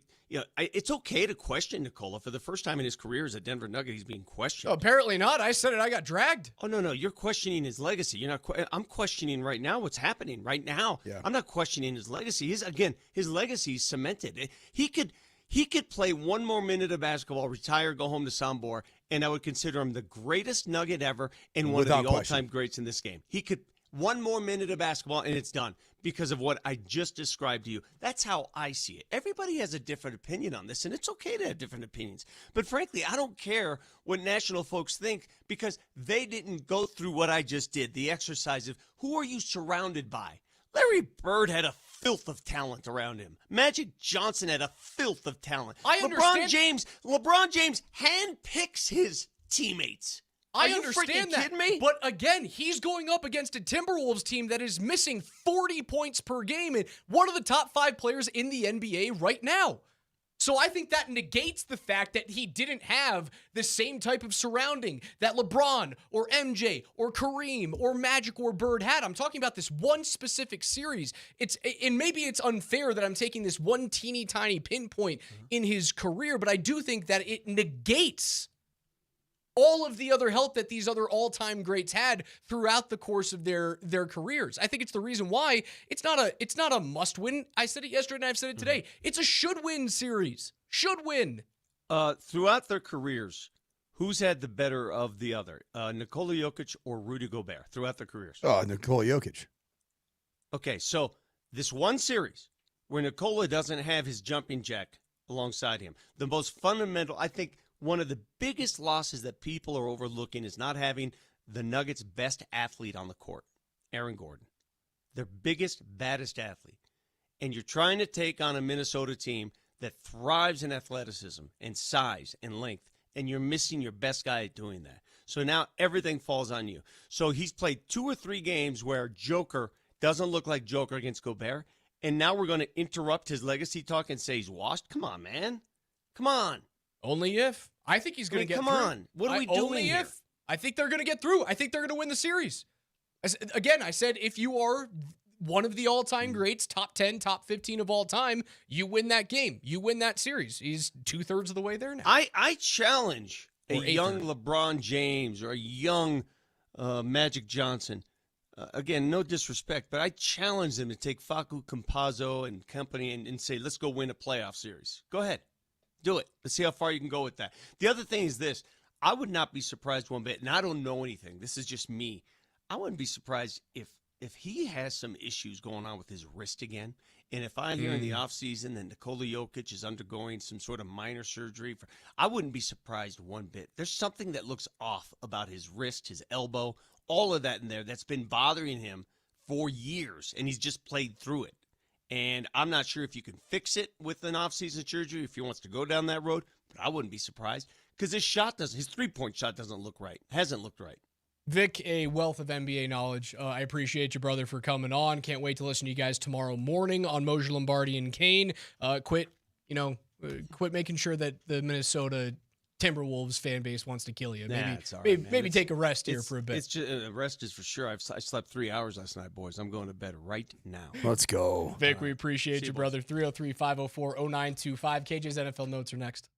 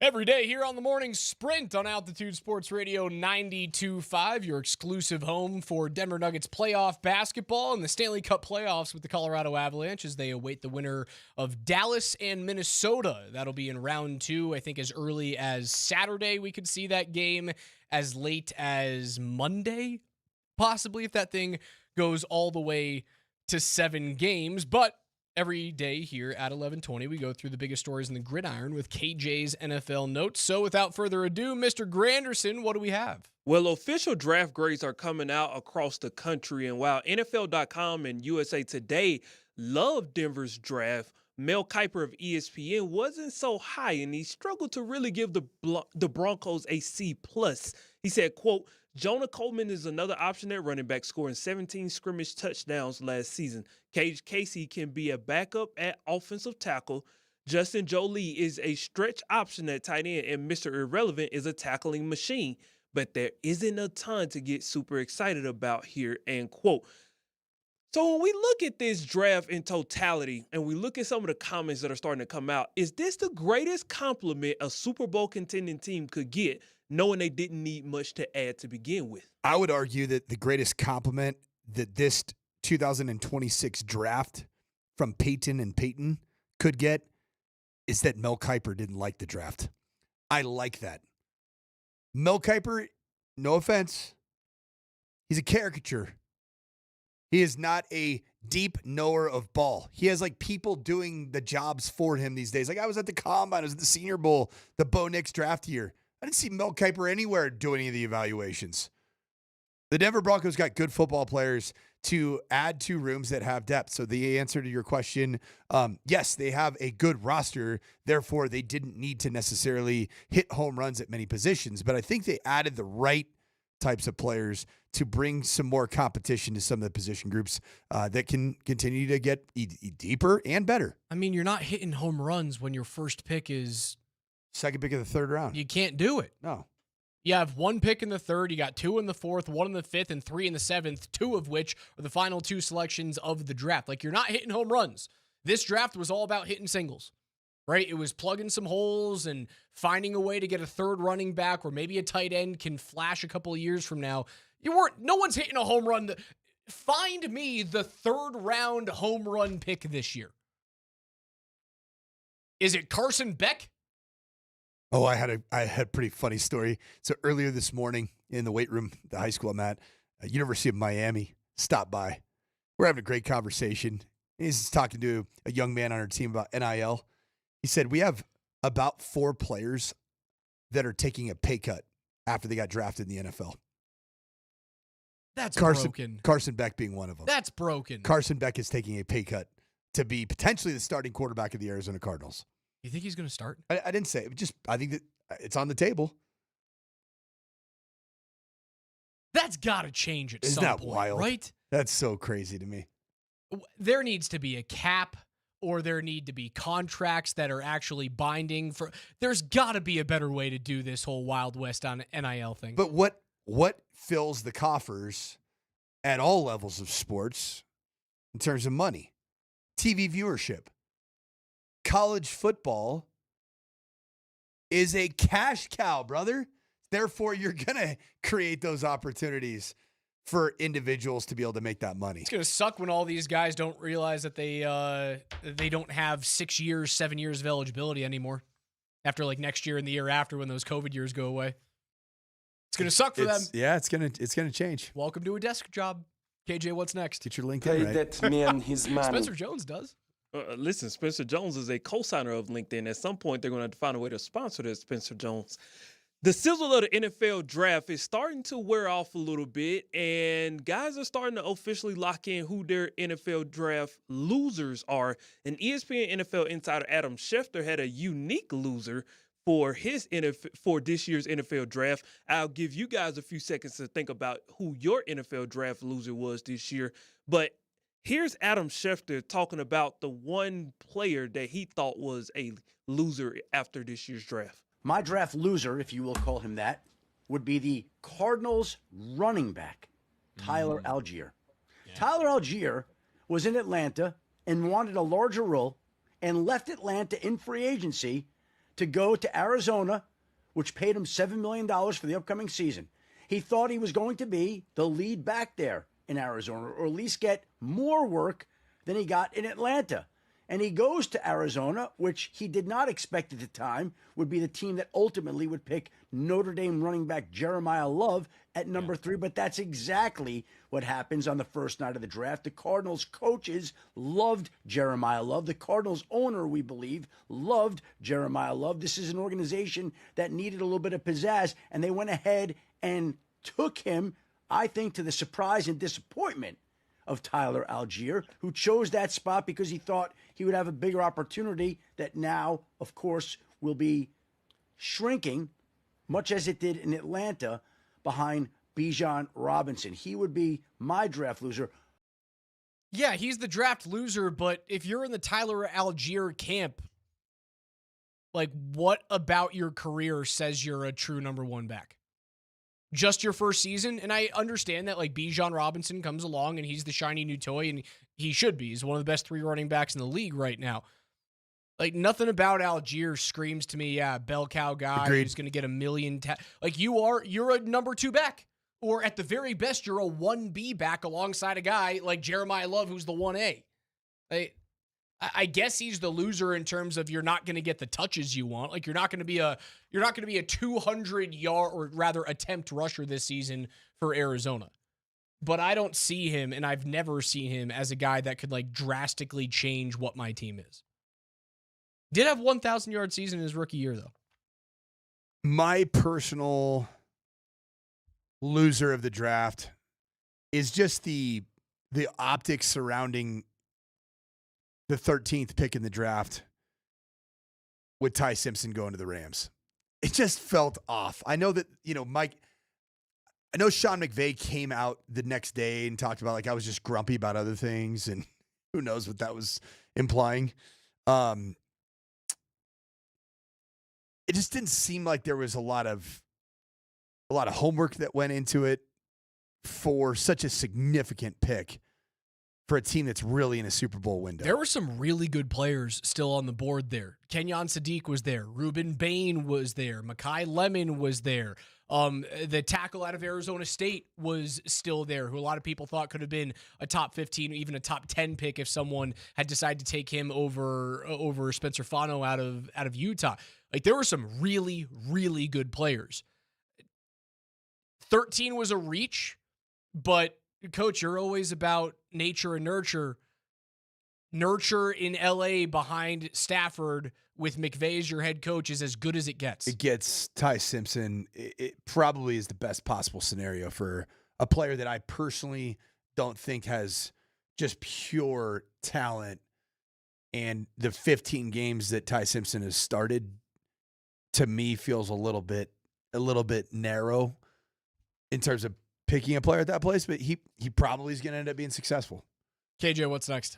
Pay that man his money. Well, speaking of pick number 13, rumors have come out that the Rams wanted to keep their interest in Ty Simpson close to the vest, so the Alabama quarterback kept his meeting with Coach Sean McVay, quote, private. And this is what he said on ESPN radio yesterday, quote, "We tried to keep this under wraps as long as we could. It was something to where I knew they were interested, but they wanted to make sure it was private and didn't want people to know that they were interested. So I had some secret meetings with Coach McVay, and I just was trying to be on script and do what everybody told me and not tell anybody," end quote. So I wanted to ask you guys, like, not only are they talking secret meetings, but Coach, who exactly are they hiding their interest in Ty Simpson from? Dude, I don't know, man. This just feels a little bit like I don't know, man. It feels like some damage control, some PR spin. I don't know, man. I'm not buying it. There's been some bad PR in the National Football League these days, man, between all the stuff with the Patriots and how they handled Mike Vrabel going up to give a kind of a meaningless press conference before the draft, and I understand why they did it, but he pretty much just said the same stuff that he'd said 2 days prior in his media availability. Hey, you know what? Ty Simpson ends up being a great quarterback for the Los Angeles Rams. Then, they win in the end, but something about this just doesn't seem right. Didn't necessarily sit very well with Is me. Simpson being drafted in the first or the second round if LA doesn't take him at 13?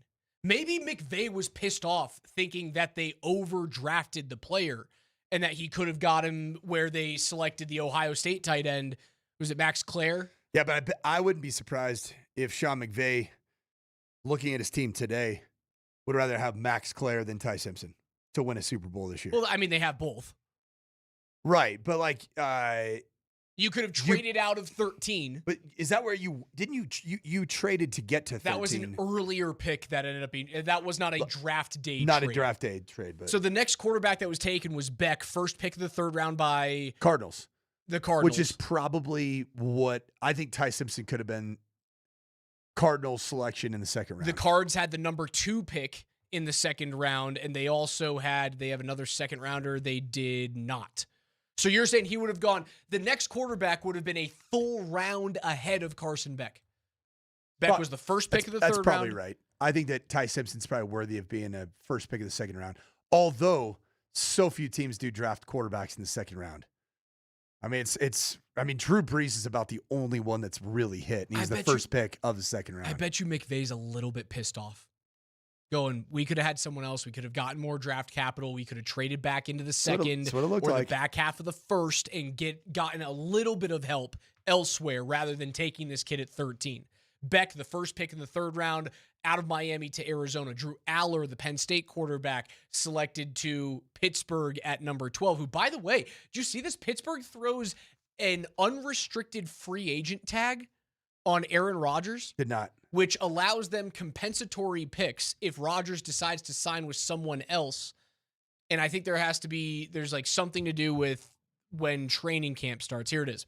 The UFA tender preserves the Steelers' right to receive a compensatory draft pick in the event that Aaron Rodgers signs with another team, while also limiting his ability to sign with another team once training camp begins. The Steelers have the exclusive negotiating rights for Rodgers if he doesn't sign with another team by July 22nd or the first day of Pittsburgh's training camp, whichever is later. Better chance that Aaron Rodgers starts for the Steelers this year or Drew Aller gets actual starting time for Pittsburgh this season? I doubt it. Drew Aller seems like he's got such a long ways to go to be an NFL starting quarterback. I don't think so, man. As much as I like the talent there, boy, he's shrunk in some really big moments in Big Ten football in the last 3 years. Welcome to Penn State Nittany Lions quarterbacks who are highly ranked coming out of high school. Gosh, you are so right. The quarterback room right now, unrestricted free agent, now tagged Aaron Rodgers, Mason Rudolph, Will Howard, and the third-round pick, Drew Aller. It's a bad quarterback room. It's a bad quarterback room for the Steelers, man. KJ, give me one more. Ooh, I got one for you. Oh, what's up? Who's the Steelers head coach? I love doing this. I love doing this. I really want to look at my cheat sheet, which is right here. KJ? No idea. I'm a Steelers fan, so I don't count. Give it to us. Oh, Mike McCarthy. I forgot Mike McCarthy still has a job. Does it feel like Mike McCarthy's the head coach of the Pittsburgh Steelers? No, of course not. I didn't know who it was. Isn't that wild? Again, there is a reason, and I'll show you guys like my show notes if you're watching on YouTube right now. I have firing and hiring counters going back 3 seasons on that note because I have to keep it in front of me. Do you want to know why I do that exercise all the time? Because I forgot who the Pittsburgh Steelers head coach is. While I'm sitting there, I'm like, wait, Tomlin's on NBC now. Who ended up getting that job? Who's the head coach in Baltimore? That one's easy. Jesse Minton. I hate you so much. I'm actually better with like, I know that Mike LaFleur is the head coach of the Cardinals. Like when it's a kind of a new face, like, huh. But like the Mike McCarthy Pittsburgh marriage doesn't seem right to me. Who's the head coach in Miami? Jeff Hafley. See, you would get all 8 right. Go ahead. Give it to me. Tennessee. Robert Saleh. Giants is easy. Yeah, John Harbaugh. You already said LaFleur in Arizona. The Raiders should be easy. They're in division. Kubiak. Clint. Atlanta? Ooh. Atlanta's a sneaky one because it's not a new face. Holy cow. Younger-ish face, but not new. Oh. You got it on the tip of your tongue. It's Stefanski. Kevin Stefanski. Kevin Stefanski. Buffalo's head coach. Easy. Brady. Joe Brady. And then finally Cleveland. They fire Stefanski and they bring in the guy that was the offense coordinator at the Baltimore Ravens. He was the offense coordinator of the Georgia Bulldogs before. You're correct. And I'm just drawing a blank. Todd Monken. His brother is the head coach of West Point. Did you know that? Army West Point. Monken. Jeff Monken. I knew you were going to get all those things. Good for it's you. weird. I did not have Mike McCarthy, head coach of Pittsburgh Steelers, on the tip of my tongue. It's so out of my mindset right now with the Nuggets and the Avalanche going through postseason. I would have gotten half of those. Colorado's most complete local appliance store is Mountain High Appliance. They've got locations in Denver, Louisville, Littleton, Colorado Springs, and Glenwood Springs. They offer every major appliance line and brand, and you can find them at mountainhighappliance.com. More reaction to a big-time Game 5 victory for the Denver Nuggets. We had Vic Lombardi joining us at 11 to talk about the Nikola Jokic legacy and the fact that the entire state of Minnesota wants to kill him. We'll go back through your biggest players from Game 5 and what they can do to extend the series back home to Denver as Game 6 tips off on Thursday night.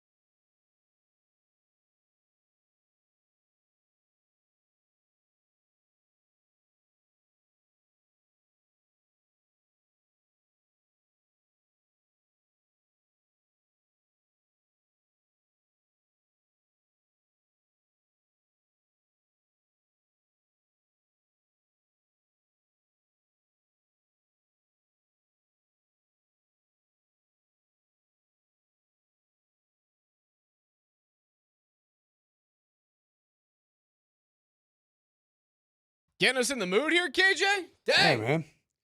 KJ, you trying to get me to have my fourth child? Listen, man. Coach, it's never over. Man, this is some There are shot, some times where it can be over. There's surgeries that can make it over. I thought this was sports talk radio. I didn't know this was Dr. Drew. 303-504-0925 is where you can reach us. Here is David Adelman last night after the Nuggets Game 5 win. What do you think happened to this team's competitive spirit? Where did it go? You don't think we were competitive tonight? The last 3 games, it doesn't seem like it to me. Do you think your group's Yeah, has I that? do. Apologies. Here's him last night responding to Brendan Vogt. Sort of in response to what he was asked several nights ago.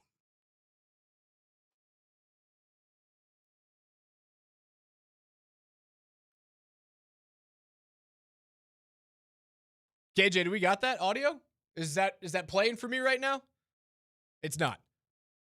Coach, that's your best offensive showing of the series so far. Offense doesn't matter. Go ahead.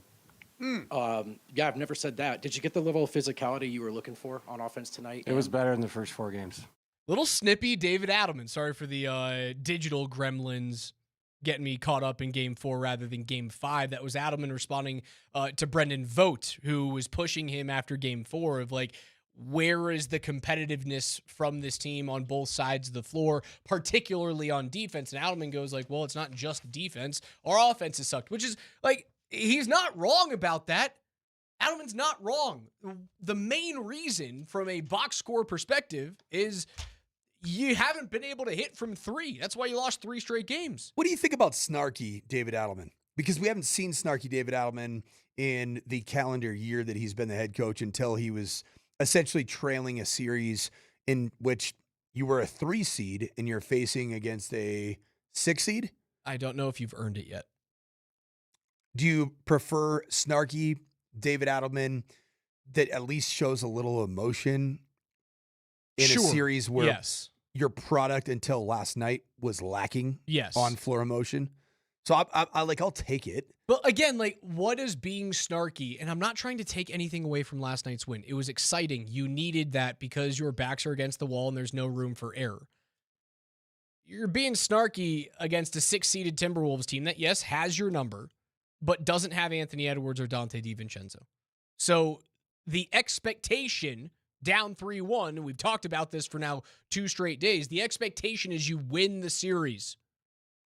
I understand those guys on the other side are also paid to play the game, but without Edwards, without DiVincenzo, you are now expected to win the series, even without Watson, even without Aaron Gordon. So now you're being snarky because you beat a team that, well, you were favored by 10.5 points against. Raj, for me, my take on this current Denver Nuggets basketball team, up until the final 4 seconds of the clock in the fourth quarter of Game 4 with Nikola Jokic sprinting across the basketball court in the direction of Jaden McDaniels when he put up that layup, and then 2 interactions with David Adelman, really the one that told me, okay, there is maybe a little emotion to this team. Because I felt like the Nuggets are taking on a bit of a, we're going to be all about just execution.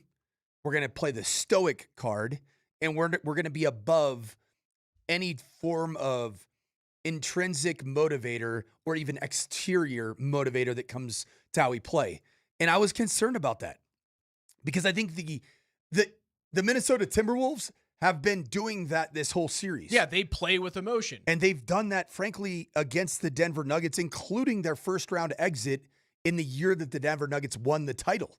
They played with the chip on their shoulder. They played the most difficult series, and this is coming out of Nuggets champions' mouths, the most difficult series they played that year. Yeah, in the 23 playoff postseason. And so I was really concerned. Like, I had some nerves going into last night. I'm like, are they just going to just roll the basketball out there and just hope to execute the same plan with no changes, with no emotion? And thank God we saw some emotion last night, even from David Adelman. Thank God we saw some emotion from Jonas Valanciunas. Thank God we saw a little bit of emotion from Jamal Murray as he kind of looked down on Bones Highland. We saw emotion from Christian Brown as he drives through the paint, dunks right next to Jaden McDaniels, holds onto the rim, and points right at him. That's the kind of energy that this series was so desperately in need of, and I just hope that it's not too little too late, because now your opportunities are fewer and farther between. There is no room for error. Here's more Adelman. What, if any, impact do you think the end of Game 4 had on tonight's game? I have no idea. I mean, obviously, guys didn't like how the game ended, but, stuff like that happens in playoff games. I don't know why he went and laid it in. Like I said, that's who he is. He's done that in the past. When I said that, I meant that there's a history of that. So I don't know. It's his decision. We didn't enjoy it. So you can't tell me that the emotions of these past few games have not played into how you respond in Game 5. You didn't enjoy it. You then responded. The emotions do play a massive factor in this. That answer, so don't be like the cool guy saying oh, we're above that. No, you're not. You're not above the trash talk. You're not above the emotion of getting smacked in the face and being down 3-1. Be part of it. Live in that. Stew in it. I feel like that answer from David Adelman to our very own Darren McKee's question is almost a bit of a microcosm of how this Denver Nuggets basketball team has operated in this postseason. We're going to be less about emotion, less about trying to find things that maybe are not just about executing a game plan and playing basketball to a certain level of standard. And you hear Adelman's response there, and it's I have no idea. But then he continues on, and the emotion comes out that he and this basketball team did take offense to Jaden McDaniels and how he operated. Being emotionless lost you 3 straight games. Yes. And you know what? I don't care about Stoic Central right now. It doesn't do anything for me. Because if you choose to go the route of Stoic and we're just going to execute, and you play against a team that has emotion, and they're going to have emotion. Minnesota on Thursday night, they know that is Custer's last stand for that team. They know that they have to win at home. So they're going to be emotional. You get to be stoic if you still have the exact same roster as you did in 2023, because you've been there together. You've done that. You can then rise above the swings of emotion.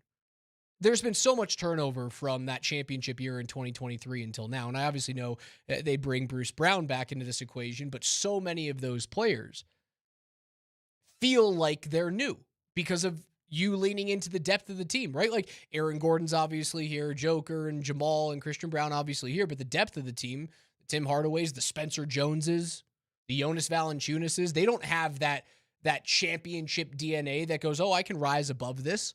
You have to lean into and tap into different emotions.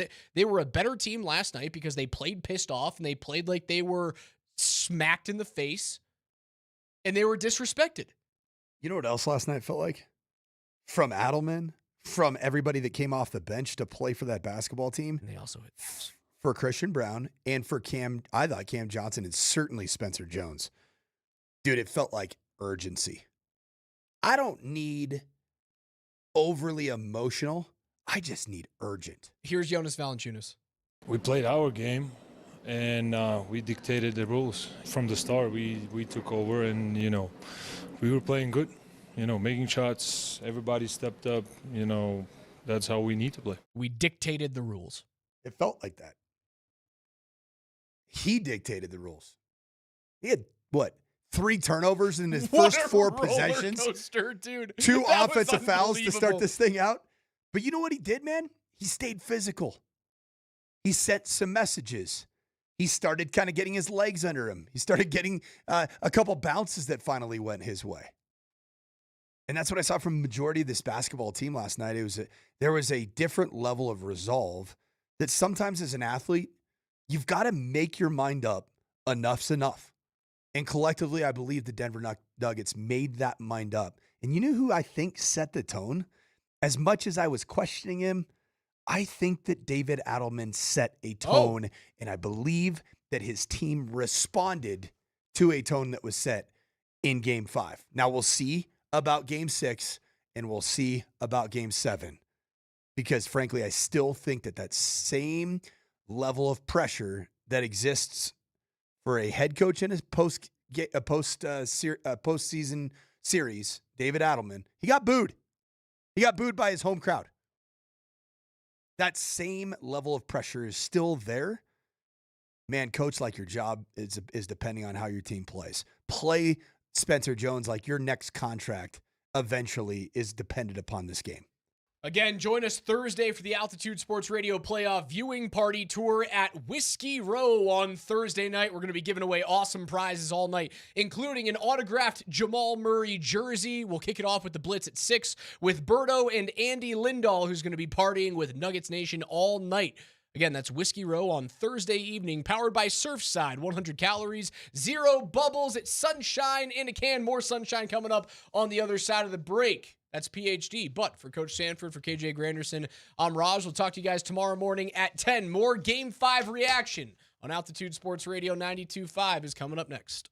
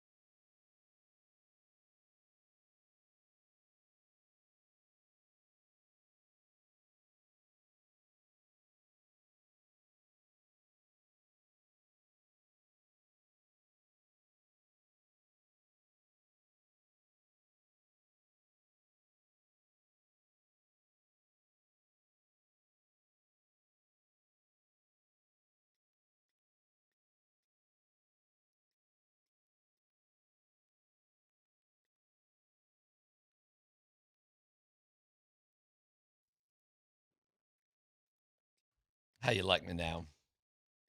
What are you saying now? What are you saying now, Minnesota?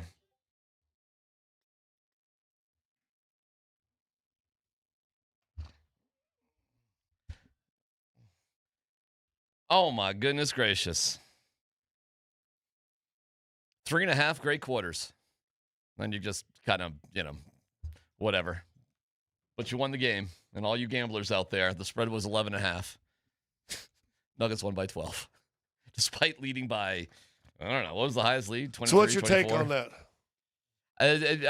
We're going to get to Adelman being ticked off. And Feisty everything. Adelman. Feisty Adelman. He's a consistent guy these days. His feistiness was on the same guy, though, from Minnesota, wasn't it? No. Because I heard one question from him. That's and he goes, our friend Brendan Vogt from DNVR. And he goes, yeah, it's the offense's fault. Yeah. Or Let's get to offensive. that. Let's spend some time on that in a second. We'll get there. Let's just talk about the game itself. I am a little bummed that they didn't just sort of really hammer them, but it's slight. Why? No, it's slight because I can't stand Minnesota. Well, and I want complete and utter humiliation. I agree for with this you, team. and that'd have been good too. And it looked like you were going to see it for a while. Probably should have. Here's my problem with the NBA. All right. And you're going to see you see this all the time if you pay attention. The NBA doesn't like blowouts. They're going to happen, and they do happen every once in a while, and there's nothing you can do about it. But they especially don't like blowouts in the postseason. How do they like blowouts on the Peacock on national TV? They don't like them. Oh, they don't like those. So at what point in the game does the ref get the phone call? hey, get this game closer. But anyway, they happen, and sometimes inevitable. There's nothing you can do. But I find it funny that you go through 3 quarters and there's 20 free throws shot between the two teams, and there's 25 just in the fourth quarter. Now all of a sudden you're killing all the rhythm of what was a good game, and now it becomes this. It's a foul every time down, and now we're in bonus, and it screws the game up. And when it goes from you're letting them play to now everything, I guess, is ticky-tack. So now we're gonna, and the game now slows down and becomes inevitable to go. And now we got now we're just playing the clock, and here we go, and it's out. So I agree with you. I think they won by 12, and it wasn't that close. I completely agree. Tyler, were you surprised? No, I wasn't surprised at all. I mean, listen, I'm just happy they won a game, and I wasn't confident they were going to win the game at all. And I'm trying to not be a surfer, Scott. Trying to not do the thing that I complained about DMac riding the wave, but that it changes things, and of course it didn't change it to the degree that I wish it would have changed. Meaning, like, would the blowout have helped with that? Probably it would have. But I'm not surprised at all that the game didn't end up being 20 points. Well, I always look like this. When you kind of get your ass kicked, as an offensive lineman, I only gave up 1 sack, but there's been games you probably went back with, I only gave up 1 sack. Yeah. Because that guy was working you, right? They were getting worked last night, and they know that. The coaches know that, and they'll go back and try to figure something out. McDaniels will be better because he won't have people booing him. So I think it got to him a little bit in the middle of the game. Yeah, a little bit in the middle of the game. I mean, he was minus 25. Well, there you go. And I think it got to him. But they know. But now can you repeat it? Still didn't shoot it great. You shot it better in the fourth quarter. You got your numbers up. You basically shot what you've shot all year. But at halftime, you're still shooting like 30%. Fourth quarter, third quarter was crazy. That was as good a third quarter. I'll put it this way. They'll win an NBA championship if they put 4 quarters together the rest of the way like that third quarter. Cam Johnson's dunk was the loudest I've heard that building all year. That was unbelievable. I had – you watch the game, you look at your phone, look at Twitter, whatever. I looked down for 2 seconds on my phone, and all of a sudden I just heard this explosion of the crowd. And I'm like, good Lord, what did I miss? Rewound that sucker. Okay. Yeah, no, that was like a Red Sea partying right there. It was something else. Like he's a bigger dude. He can do that. He's got that ability. Christian Brown was getting to the bucket. And he hit a 3. Did he hit more than 1 3? He hit at least. I think he only made that one. Field goal. Oh, 1. Well, 1. Well, I went for 2 though. But still, he hit 1. You know what I'm saying? And then Spencer Jones was sublime. He just Had 11 in the third quarter. He can put better things on his LinkedIn profile today. Like I helped win us a playoff game. Well, it goes back to our theory in the middle of the year, right? When there were struggles, we were saying what's going on. They need that third banana. Spencer Jones stepped up as your third banana. I'm not trying to disparage AG whatsoever because we love him, but Spencer Jones last night was a much better option than Aaron Gordon currently is now. It's not even close. It's I mean that's immobile. Aaron. Did you see Aaron walking around the hallway a little bit? I did before the game. Did you guys hyping up the guys, talking to the guys. Yeah, he putting his arm around the guys. He couldn't really move that great. You saw him warming up, right? I don't think he came out and warmed up though, did he? He was in his workout. Did he not warm up on the court? I didn't see him on the court. Oh, you didn't? We Okay. were out there. We did go outside to the blast-off zone or whatever. Come on, get it right. Oh, hey, there right. was a great clip of you at the beginning of the broadcast. Jokic was sitting on the bench talking to the boys, and you walk right past him. Or no, you walked right like into the frame, and you didn't know that there's no way you could have known the camera was on you. And you stopped right in front of him, and I was trying to figure out what the heck you were doing. But you lifted up your hand, and it was like you were showing like your ring finger or something. Do you know what I'm talking about here? You stopped, you paused, lifted up your hand, pointed to a finger, and you continued. I thought I was just crop dusting. I probably saying here, pulled my finger. I don't know. I actually don't remember. I don't remember. Well, we're all black. I went Johnny Cash, like Johnny Cash look last night. And I had a black hat, but I didn't wear it. But my thought was, in a game, you want to win a game like that, ain't no white hats. You can't. You ain't coming in. You ain't coming in. There ain't that Lone Ranger in it. You ain't coming in the good guy. You gotta be the bad guy. You gotta come in with the black hats. You gotta come in with the black hats. You know what I loved? I loved the Nuggets just coming out, and they were like, "Enough is enough of this shizzle. Enough is enough. That's the end." And I think they got to that boiling point, assisted by their coach. I hope everybody who's out there, that was critical of David Adelman being terrible, not getting him going, can give him, I guess, the opposite respect. That just gave more fuel. See, more fuel? You played Val. See, you did. Well, I just said that the third banana stepped up in that game. You're going to need a third banana in Minnesota. Jamal still didn't. I didn't think played great. I mean, he had 24 points, but how many shots did he take? 9 of 23. So 23 shots to get 24 points. I'll tell you this, though. At least the Nuggets resembled what the Nuggets normally look like. And without Anthony Edwards and without DiVincenzo, good luck. Good luck. Good luck, Minnesota, figuring it out if the Nuggets can play like they normally do. Because if the Nuggets play like they normally do, they are just a better team than Minnesota, especially without two of Minnesota's key players.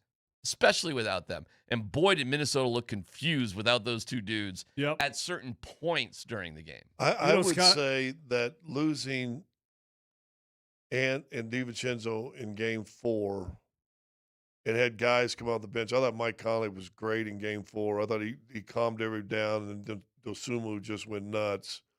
You're without Aaron Gordon in Game 5. And Spencer Jones came up, as you just said, filled that spot with energy, athleticism, made some shots which were big, and someone stepped up for him. Now the key is they're used to not playing with Ant. You're going to be used to not playing with Gordon, who in Game 6 steps up in that other category. Well, we get to find out, don't we? Well, we get to find. We're fixing to find out. Get to play. Yeah, we get to find out that answer. We'll get to David Adelman and his spicy post game. I was like, ooh. Yeah, and I'm on the court doing a live hit. Did you know what was going on?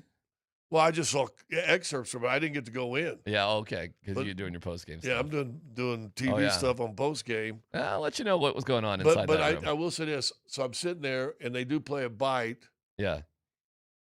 I think it wasn't on that. It's when I got in the car. I think Berto ran a bite in or something. There's a whole thing. But I'm like, whoa, he got a little. Oh yeah. But the one I heard was from Brendan again. We'll go through the whole thing. Okay. It was. Did you get in on it?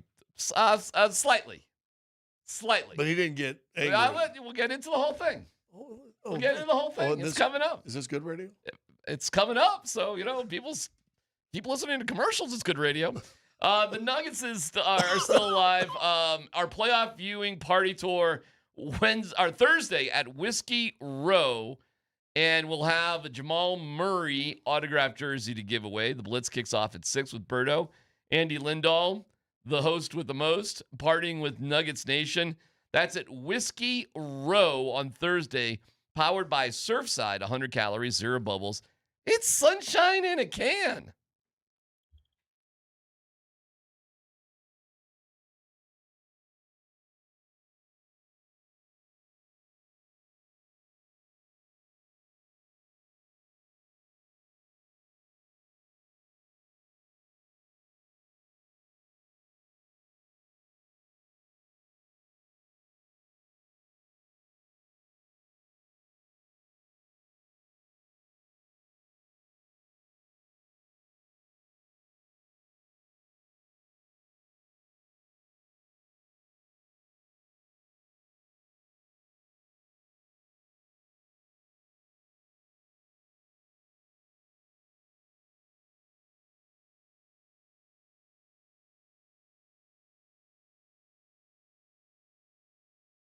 What's happening is DMac for the Rocky Mountain Men's Clinic. Low T guys in their mid-30s. It starts happening, starting losing a few percentage points of that T, and it goes down, down, down, down, down. You're like, oh my God, why? My workouts, my weights, my sex drive, what is going on here? Well, low T can be a real thing, and sort of, you just don't feel like yourself.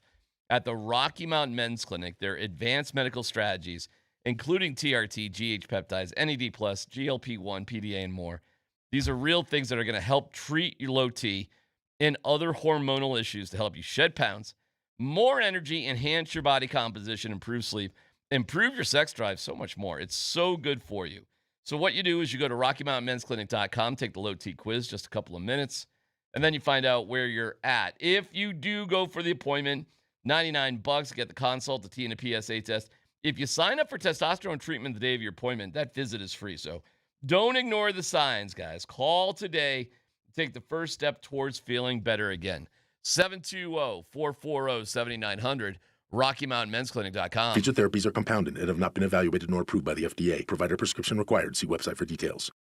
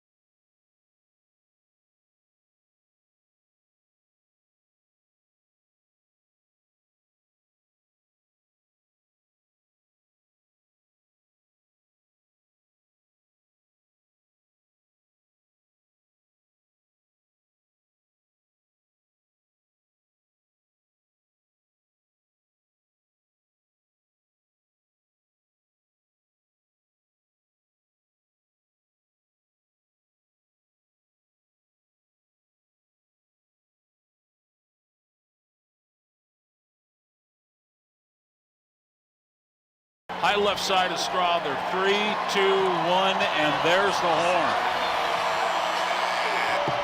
Denver will take game number 5. They beat the Minnesota Timberwolves 125 to 113, and we are going back to Minneapolis. And by the way, on the text line, Dan, Marie's funny, Dan. She's like, tell Dan to take my call. I want to yell about Adelman. That's probably her calling right there. Do we want people to be yelling at Adelman? Maybe. Who knows? What time's he on today? Dan, do we have a David Adelman? TBD, Scott. TBD. TBD for today or TBD No, for the week. Oh, okay. For the week. All right. Hey, did Rocky make up for all his sins of the missed half-court shots by making the ladder shot? Dude, Rocky was sick. You know, not only did he make the ladder shot, which is insane, he made his typical half-court shot as well on the first attempt. Dude was dialed.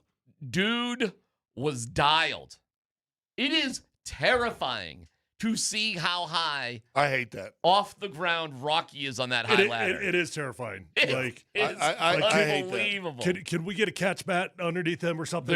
He's not strapped in. He does not have a safety rope. There's nothing underneath. It is like. And whoever is the manufacturer of that ladder is like going, we got to figure out how if this guy cracks, how we can protect him. Dude, it is. He does not do the ladder shot often. Maybe 4 or 5 times a year. But, oh, my God, and he drilled it.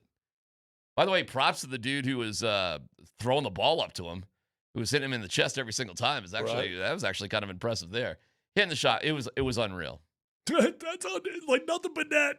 Yeah, and drilled that sucker. There's part of me that wants to get like a physics professor on because the amount of effort needed to make it is like hardly anything. Yeah, I would say the effort to get it. the ball up to him is harder than the.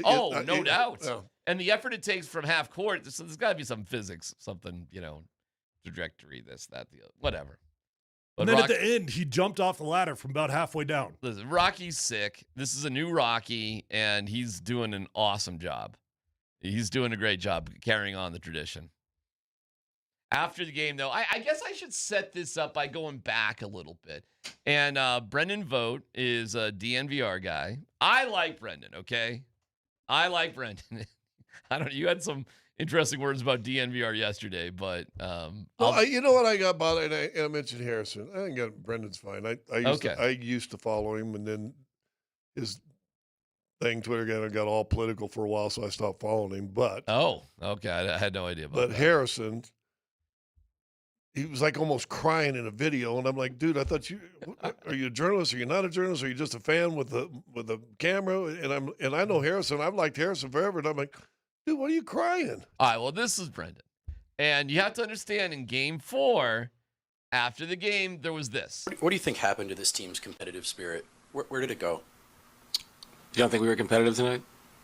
The last 3 games, it doesn't seem like it to me. Do you think your group's Yeah, I do. I thought we were very spirit? competitive tonight. And Okay. again, I think it's hilarious that the narrative is offense doesn't matter. You shoot 24% in the second half.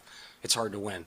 I thought our guys played their ass off throughout that first half. I thought they maintained a physicality about them. Okay, so you get to that. I wonder if that's after Game 4. That the offense doesn't matter because listen, all the players and coach say, "Oh, I don't watch or I don't listen or I don't pay attention." You know, the NFL, they give them clips of everything everybody's said every single day, right? Mm-hmm. I wonder if DMVR or somebody in there said, "Well, their offense doesn't matter; their defense go." I wonder if that was a term that came up there. I don't know, but again, he didn't know what competitive means. You got a tie game with 17 seconds in Game 2 if you make a free throw. Is that not a competitive game? You disagree with Brendan's premise initially. We said 3 straight games. He's equating competitiveness to losing. Okay. And I would say if Christian Brown makes a free throw, it's a tie game, right, with 16 seconds. Correct. So isn't that a competitive game? You're there. Yeah, I mean, I would fight some semantics on taking pride of being competitive in that game, but I'm not because I think it's bad when you lose a home game. But he's saying it wasn't competitive, and I'm like, a free throw away from tying it up and probably going to overtime. So why isn't that game competitive? And he put 3. Game 3, yeah, I've seen it a million times. Go in there and you get smashed. Mm-hmm. And then, but what'd you do Game 4? I thought it was competitive for about 32 minutes. last night, if you watch the Nuggets Twitter, the post game is a rah-rah, hey, way to go, guys, But Adelman does say it was 3.5 good quarters and whatever. He says that to the team. Right. But then they rally in good game and Spencer this, that, and break us down. Christian Brown, who always breaks the team down, by the way. That's his job. So Adelman comes right from that into the press room. Right. So he is not. I can tell by his speech that he's just a little, he's annoyed at least. He's annoyed of the half. That's right. Of that half quarter. That is correct. But you should know, Nuggets fans out there, like that is the fire and spirit you want your coach to have, correct? You want to hold your guys accountable to their faces for not finishing something off, and we can even be better. Yep. And he's talking about being a pro. So he comes in with a head of steam, and I got to give the Nuggets and the media credit. You raise your hand, they give you the microphone. They aren't playing favorites in there. Unlike some people, right? Correct. Anybody can ask a question. There's no rules about who asks the first question or who does this or who does that. Nope. You put your hand up, they see you, they give you a microphone. To everybody. Who's the first question? Brendan Vogt. Oh, there you go. So Adelman's coming in, and he's steaming anyway, and you give Brendan the first question. And he's looking down at Brendan, and here we go. Coach, that's your best offensive showing of the series so far. Offense doesn't matter. Go ahead. Yeah, I've never said that. Did you get the level of physicality you were looking for on offense tonight? It was better in the first 4 games.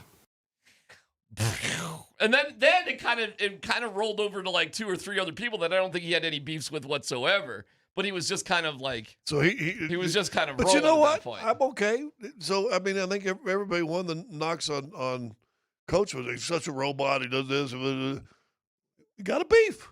Well, he's got his first head coaching beef. Have we seen does Sean Payton have a few beefies? My God! I mean, you can blame McDaniels or whoever you want, but it started right there. We got feisty Adelman, and now it's carrying over a little Let's bit. go. And there's no doubt he hears the complaints and he hears everything that's being said about himself and his team. And at this point, he's feeling feisty and protective about it. I don't have an issue with it. Every coach I've ever seen has had a moment like this in the media for sure. But, sometimes when you do get feisty, people are like, why are you so sensitive? Well, what do you guys think? What do you? By the way, so it's going around the room, and I did have a question. If I don't have a question, I really don't ask one. I don't force it. But I did have a question last night. Like some people like to hear their voice on the air. Yes. That being said. Hey, we'll go Harry Potter. Well, you're about to, the one we do not name. That's right. That being said, that being said, I'm looking around the room like, ooh, when do I want to ask this question? Because I want to. Then I'm like, oh man, maybe I should just wait for him to do the show. He does the show with us. It's a huge advantage we have, right? Like, what's the question? All right, I'll get to it.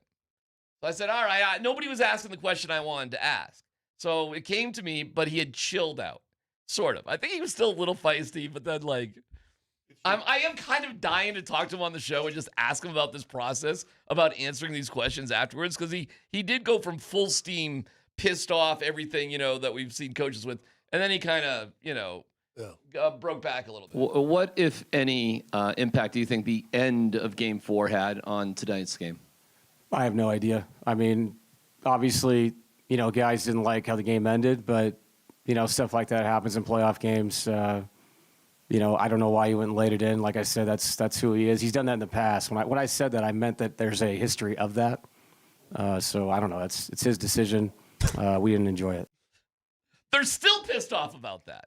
Yeah. Listen, I think the end of Game 4 had a lot to do with the temperature being raised and sort of the intensity level that came out in Game 5. Well, I listened to Kreckman on the way home. He goes, if you don't like it, then just stop it. And it's such a, in my opinion, lazy take, and I'll tell him that.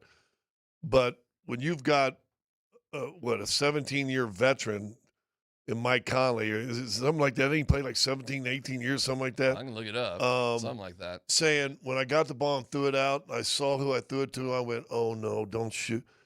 He knew you ain't supposed to. Right? So when your own teammate, who's a veteran guy, former NBA All-Star, blah, blah, blah, blah. 19th year, by the way. Yeah, 19th year. There you go. 2007 was his first year. And he's saying, as soon as I threw it to him, what did he say? As soon as I threw it, no, I made a mistake. I made a mistake. No. So don't say, oh, stop it then. No. You just ain't supposed to. And then they'll say, Spencer fouled. Well, that was a dumb foul. If you listen to radio, that was a dumb foul. You're down 12. Don't foul with 30 seconds ago. Man, Joker does crack me up, though, man. The guy's like a child sometimes. Then he hands the ball to them at the end of the game, and he tries to rip it back. That was hysterical. I mean, a little bit lucky that didn't cause another ruckus, because that easily could have caused another ruckus had they responded a little bit differently. And then who knows what would have happened if Jokic had 2 situations after back-to-back games. But the funniest but it was funny. thing that no one caught.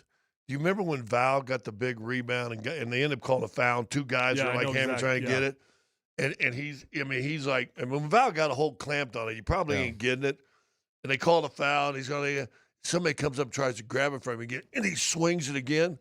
Well, it's a referee, and he turns around, and he sees it's the ref, and he goes, oh, sorry. He thought another Minnesota person was going to come in there, and he's like, you ain't taking it from me. It was a different attitude.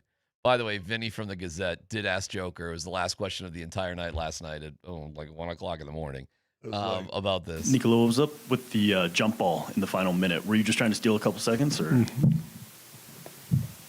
Next question. He got next questioned. I talked to Vinny afterwards. He goes, I can't believe I got next questioned on that one. Next question. And I don't think he was going for a jump ball. Nicola, he was trying to, like you saw. No, he was just trying to punk the guy. That's all he was trying to do. Give him the ball. And then steal it back. As soon as he takes it back, it would reset the shot clock, and then he would just hold it because there were like 30 seconds left to go in the game or something like that. If he was thinking about the shot clock, that's some next level stuff. Oh, he definitely was. 1,000%. Yeah. Because I thought he was just trying to punk the guy. No. It was all about the shot clock, and we know this because he didn't want to explain it there. But maybe you didn't see it on TV, but he went up after the game was over and was talking to the referee about what was going on there and what he was trying to do.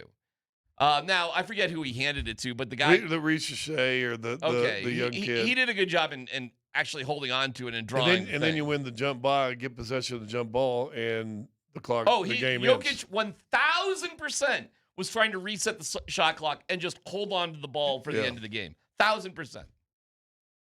I mean, it was funny. I laughed my ass off watching it. I thought it was hysterical. That was one of my favorite. I had a lot of great moments. How about the alley-oop reverse layup from Joker to Jamal? What are we doing? That was sick. Absolutely sick. Joker with the dunk. Everybody gets all fired up. His teammates love it when he dunks. Everybody just gets fired up about that.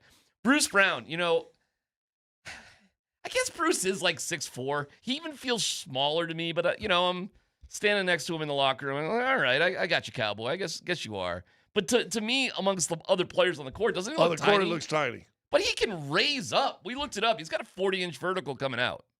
His athleticism is like, it's... Dude, I thought he played good, and he missed three layups at the rim that he could have even played points-wise better. But again, his energy. Spencer's energy before he started making those threes, his energy is what you need. And listen, he is Mr. Nugget. You don't want to say anything, but that energy was needed than what I think Aaron could have given you.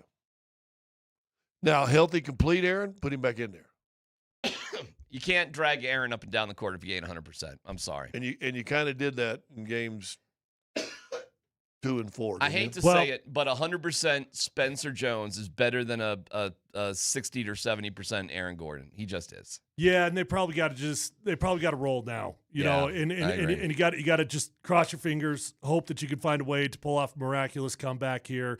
Give Aaron a proper rest and hope that you can get him back for the rest of the playoffs if you can make it to that point. And I really do think that affected him to start the third game, because I don't think they really knew whether he was going to play before game 3 or not. Yeah. And I think they were trying to get him in a rhythm. That and put get him in going. a scramble mode. Yeah, and it wasn't then he good. didn't play, and and it's better just say, no, let's, Now, you'll probably play the game again for game 6. Questionable, so at least they've got to say now if he plays, whatever. But and I hate saying that, man, because I was preaching all year they need him healthy to do anything in the postseason. But they need him healthy. But that wasn't healthy. We saw in game 4. And 70% AG is not as good as 100% Spencer Jones. It just isn't. So there's always a level of like how injured down are you compared to the next guy. We do always ask that question, like how bad does the starter have to be injured-wise before the backup is not actually better than him? Well, I guess we know the answer to that. We do know the answer to it because we saw it. I love the move, too, with Tyus Jones. I thought that was great. Giving Jamal a break. He had one job. He was like a specialist. He was a ball handling, get the ball up the court specialist. Gets you started in your offense. He actually got a bucket. Yep. He got and a free throw. That's gravy, though. He was there on 14 minutes. 14 minutes as a ball handling specialist to give Jamal a break. Perfect. Great. And you know what? I had no problem. And I was talking with Bach up there. I think Val's first venue was 6 minutes. Oh, dude, it was worse. It was 3 minutes. No, but I mean, his stand in, his whole entire stand in. Okay. He had 6 minutes, but he was 3 for 3, 3 fouls, 3 turnovers. In 3 minutes, but he stayed in for 6. But he stayed, But okay. in the first 3 minutes, It was you're right. three. But can I say something? I had no problem with that because 2 of the 3 turnovers were offensive fouls where he banged a dude, and I think those are messages, and they haven't had those kind of messages. Yeah. You don't want Joker. You said it yesterday. Who's the one guy that could really send that message? Joker. Well, he's your best player. You don't. Now Val come in. Val, you're only going to play 12, 14 minutes anyway. Go beat. You got 6 fouls. And I know in that second quarter, well, too many turnovers. I said they had 5 offensive foul turnovers in the second quarter. Dude, you want to talk? Now they're all turnovers. Yeah. But that was hitting people, rolling into them, banging them. I'm okay with that. You want to talk turnovers? Minnesota had 25 turnovers. All right. Points off turnovers, 35 for the Nuggets off 25 turnovers. It's the difference in the game. Yeah. Which is great. So, what do we think now? I think the Nuggets should win the series. Like that's it. Vegas agrees with that, by the way. Vegas thinks the Nuggets should win the series. I saw that, yeah. Scott brought up an interesting point the other day about the in a temporary situation in the middle of the game when you lose Anthony Edwards, you lose DiVincenzo, it almost benefited the Nuggets, right? Or excuse me, benefited Minnesota. Thank you. But when you've got time to prep, when they've got time to think, when they have to start a game knowing that they actually don't have those guys, it's a different vibe. It's a different feel. And then the swing goes towards the Nuggets. So I do feel the momentum switching. I feel all that. Can Spencer play that way every single night? If so, the Nuggets will win the series. I don't think he can play like that, but he can I think he could contribute in a good way. He can get you the rebounds. He had his best game of his professional life last night. He scored 20 points in an NBA playoff game. Dude. Okay, can we get 80% of that? Maybe. I think so. Like 4 for 5 from 3, 7 of 9 from the floor, 20 points. That's asking a lot. But can we? And he missed a layup. Can we get 2 of 5 from 3?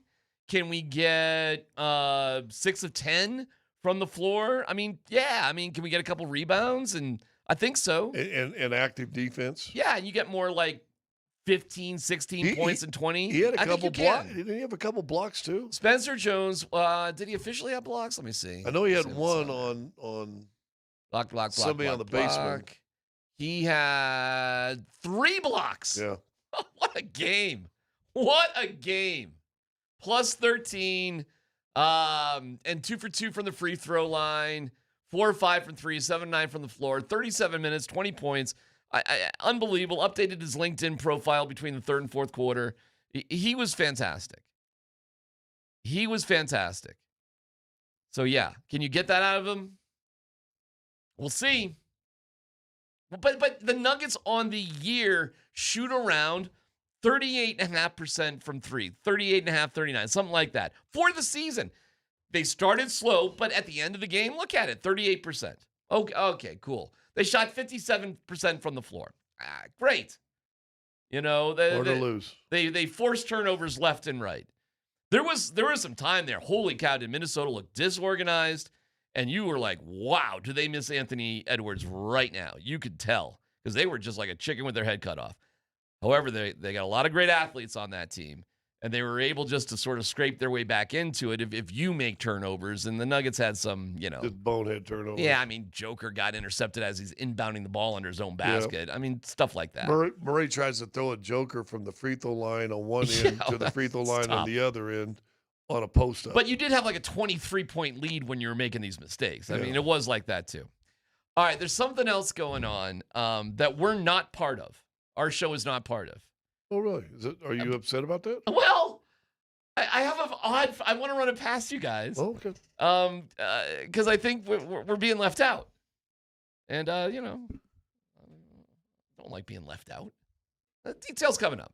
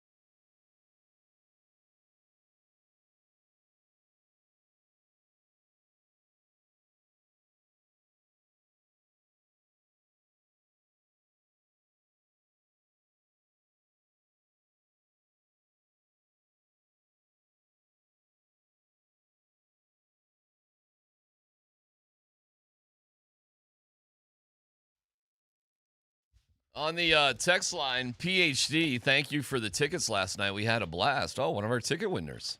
Nice, nice. Way to go. Thank you. Thank you for listening. Playing a little Prince here, associated with Minneapolis. It's hard not to feel good when you hear this, you know? I'll give you that. Oh, you're not a Prince fan? Oh, no. I'm a Prince fan for sure. Definitely. But I'm not trying to say too many nice things about Minnesota right now. You like Prince or Queen better? Oh, I got you. Do I like Prince or Queen better? What a radical question. Do I like Prince or I probably like Prince or better Kings than of the Queen. Sun? Which one? Would, I like Kings of the Stone Age. Is that it? I thought it was Kings of the Sun. Is Kings of the Stone Age? Yeah, well, I don't know. Oh, which one do you like better? I like them all. So I think it started with Nate and Andy. They had some sort of take about, whatever they were talking about. And there was some podcaster from Minneapolis who was like, stupid Fs is what he called them. And that, got a lot of people responding. And it's like, hey, only us can call them stupid Fs. Like they're our guys. Yeah. But you can't, but we can, but you can't. Just get as many people and clicks as you can. So I thought it was relatively light and not that big of a deal because, like, who's this dude from Minnesota? But apparently he's got a little bit of a following and blah, blah, blah, blah, blah. I've heard all about him, so I can tell you a little history I was told last night. Give me a second. Okay. Then it's the morning show, and boy, they really got it dialed in. I got to give them credit. Well, Vic's the king of pissing people off. It's kind of legendary. I mean, we're going Laker fans. Lakers daddy, and now Greece, because what did Moser call Valanciunas? A rat hole or something like that. Yeah, the Greeks against him. Panathinaikos and the whole thing. And now they got it going again. They got it going again with, the state of Minnesota. And even Raj and Coach got a little we're going to screw up Joker's legacy or something. And that got some people from Minnesota. I heard that conversation, and what is going on here? Mess up his legacy? I don't know. Who brought that up? Raj. Oh, of course. Right. They had Vic on, and Vic properly was laying it into him. But, I mean, what are we talking about here? Mess up a legacy. Well, what are we talking about? Nobody's hating us right now from Minnesota, our show. So we need to say something really offensive about them and get this going. I'm feeling like we're a little left out here. No. I'm trying to figure out what would get the goat of people from Minnesota. No. You don't want to, There's a biblical verse that warns against casting your pearls among swine. I missed that one. Yeah, so leave that alone. It's in Matthew. So I shouldn't talk about the mosquito apocalypse in the summer there? I'm sorry. That's the best you got?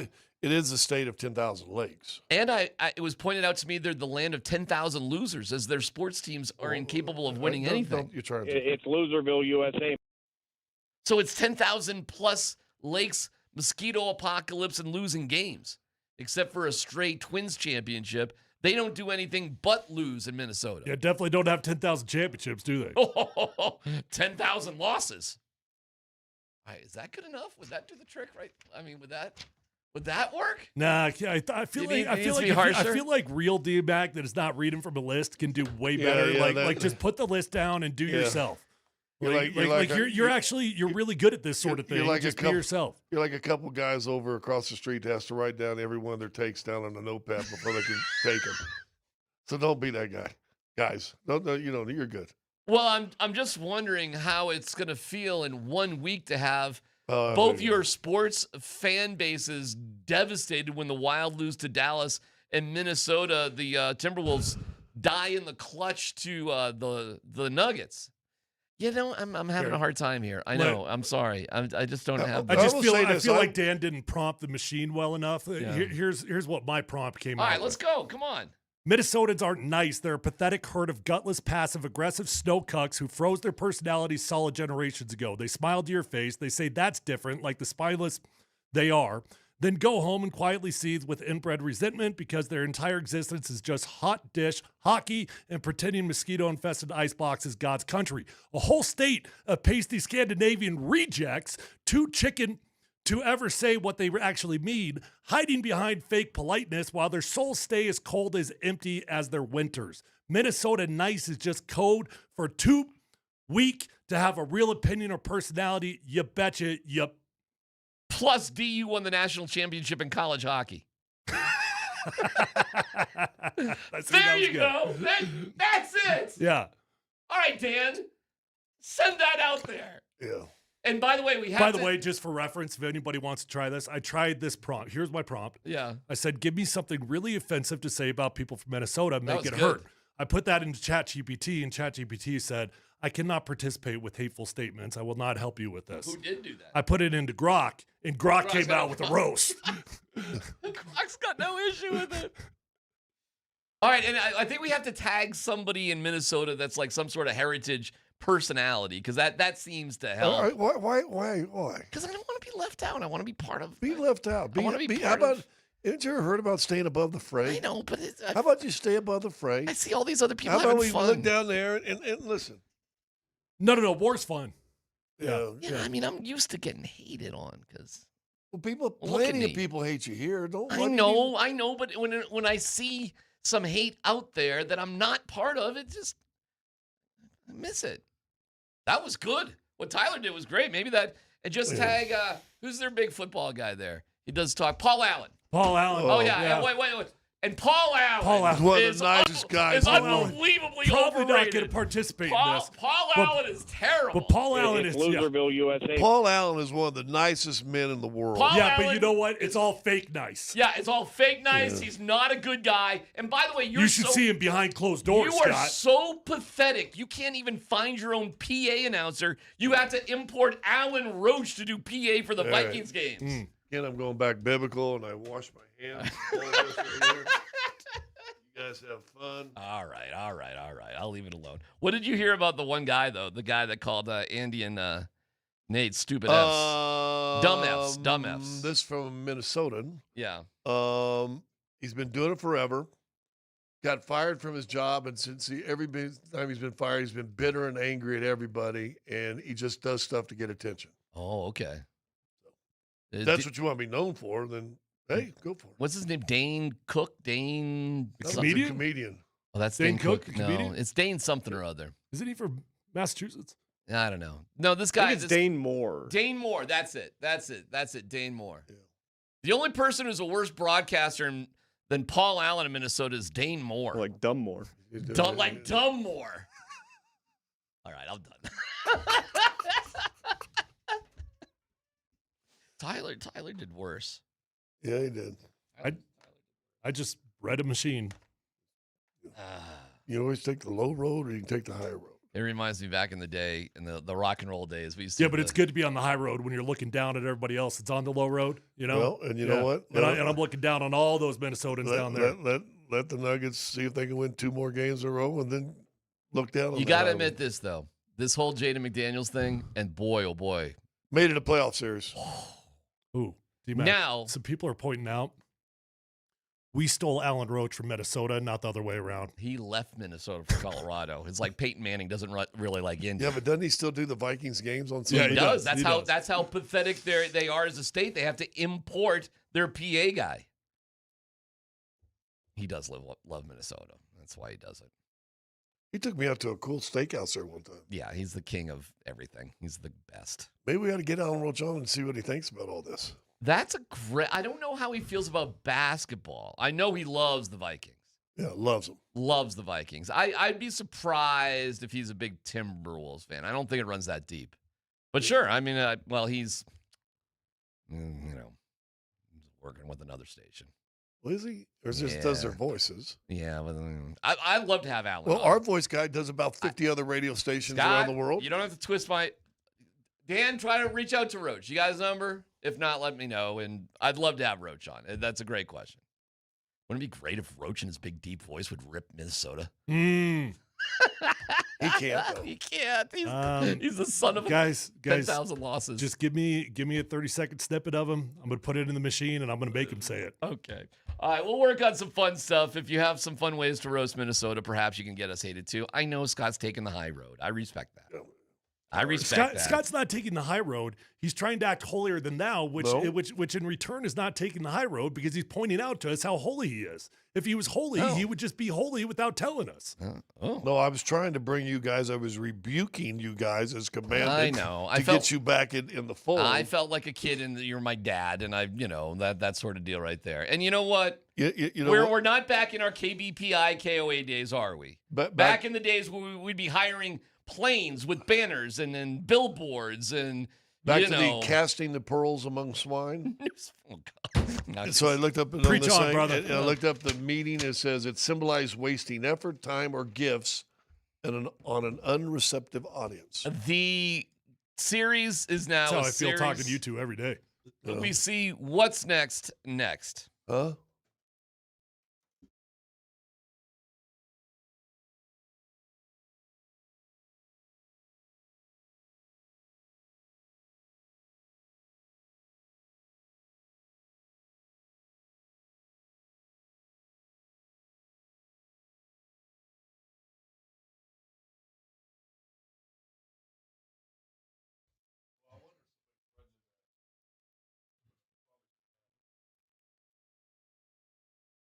Hey, it's DMac for Fanatics Sportsbook, America's fastest online growing sportsbook. Let's go.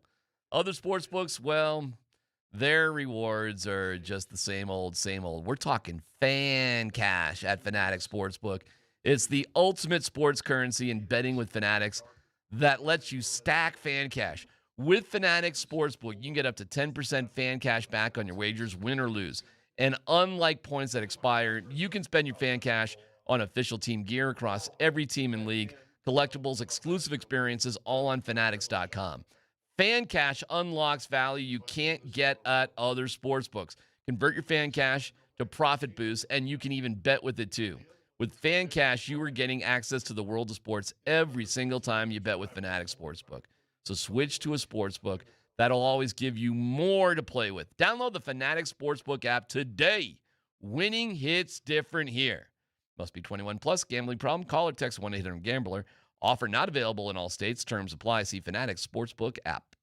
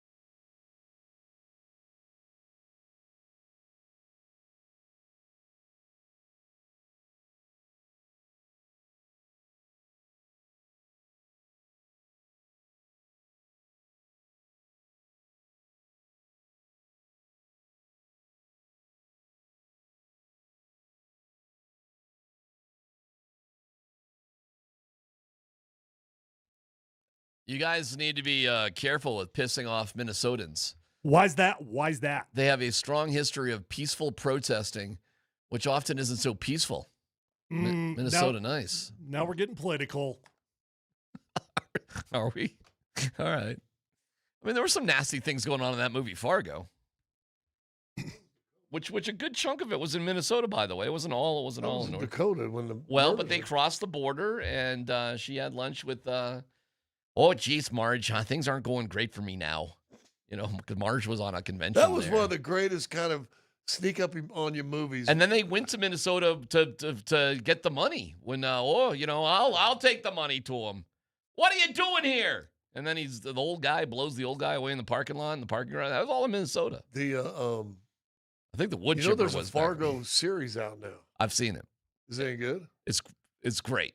Really? It's not connected to each other. They're all individual stories. Right. And it's not even about Fargo. It's just like they're made up stories about sort of, that. Is he still got people talking like that and stuff? Yeah, I mean, when they focus on that part of the, but it's like Fargo, but it's like 3 different completely unrelated different made up stories. Oh. But it's kind of in that same genre of the movie. Right. Yeah, check it out. Any wood chippers?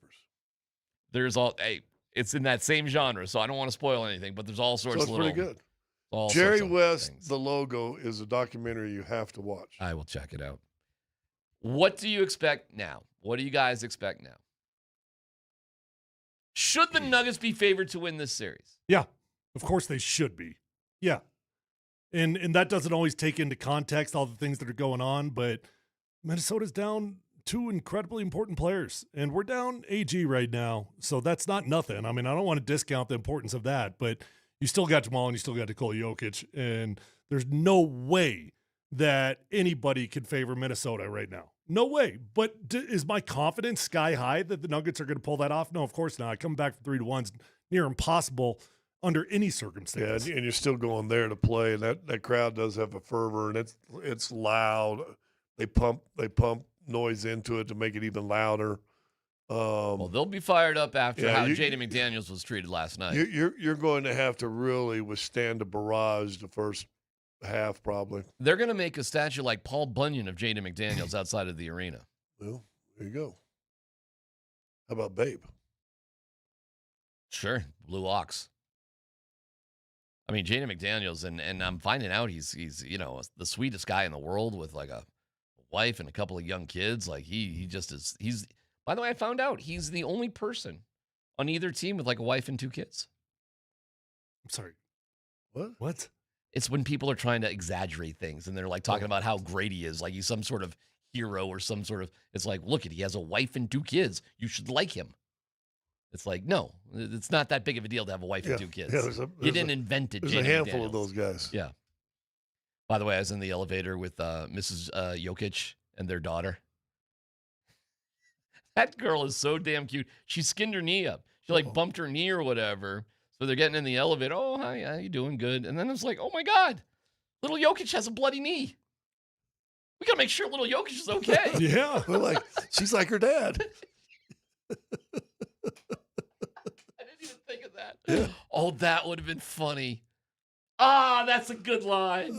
If I would have said, oh, just like Dad. She is so sweet, man. Joker's wife. She's the nicest. Very nice. Oh my God, is she nice? And can really, when she talks to you, sometimes you don't even know if she has an accent. Sometimes. She's great. It college was basketball or college volleyball player. That's right. That's right. The story. She was here first, in I think Oklahoma, yeah, or something, and that was Wichita Baptist or something like that.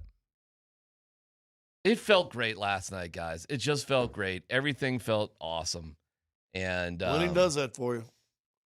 But you got a barrage coming your way on Thursday, and can you withstand it, or do you? What do you think? What do you think? Do you think the emotion is spent, or do you think you've snapped out of it? I don't know if you stepped out of it. I think you learned something about yourself, that you can't play physical and tough, and you're a better team when you do.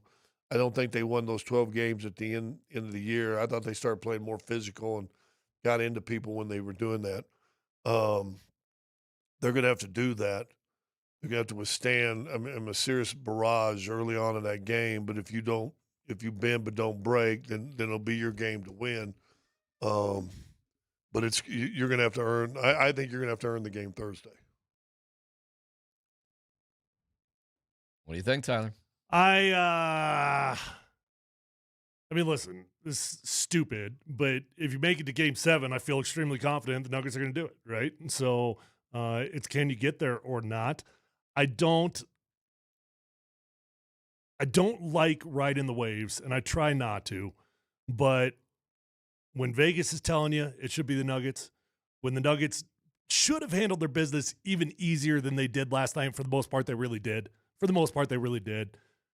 I am now reverting to a mode of very, very optimistic feelings. I'll tell you this, being in the locker room after the game. First of all, by the way, all these NBA players, they do the same thing we all do. As soon as they get done with something, the first thing they do. What do you think the first thing they do is? When they get done with? They're done with the game. What do you think they sit down? What do they do? Get on their phone. Yeah. Every single one of them's on their phone.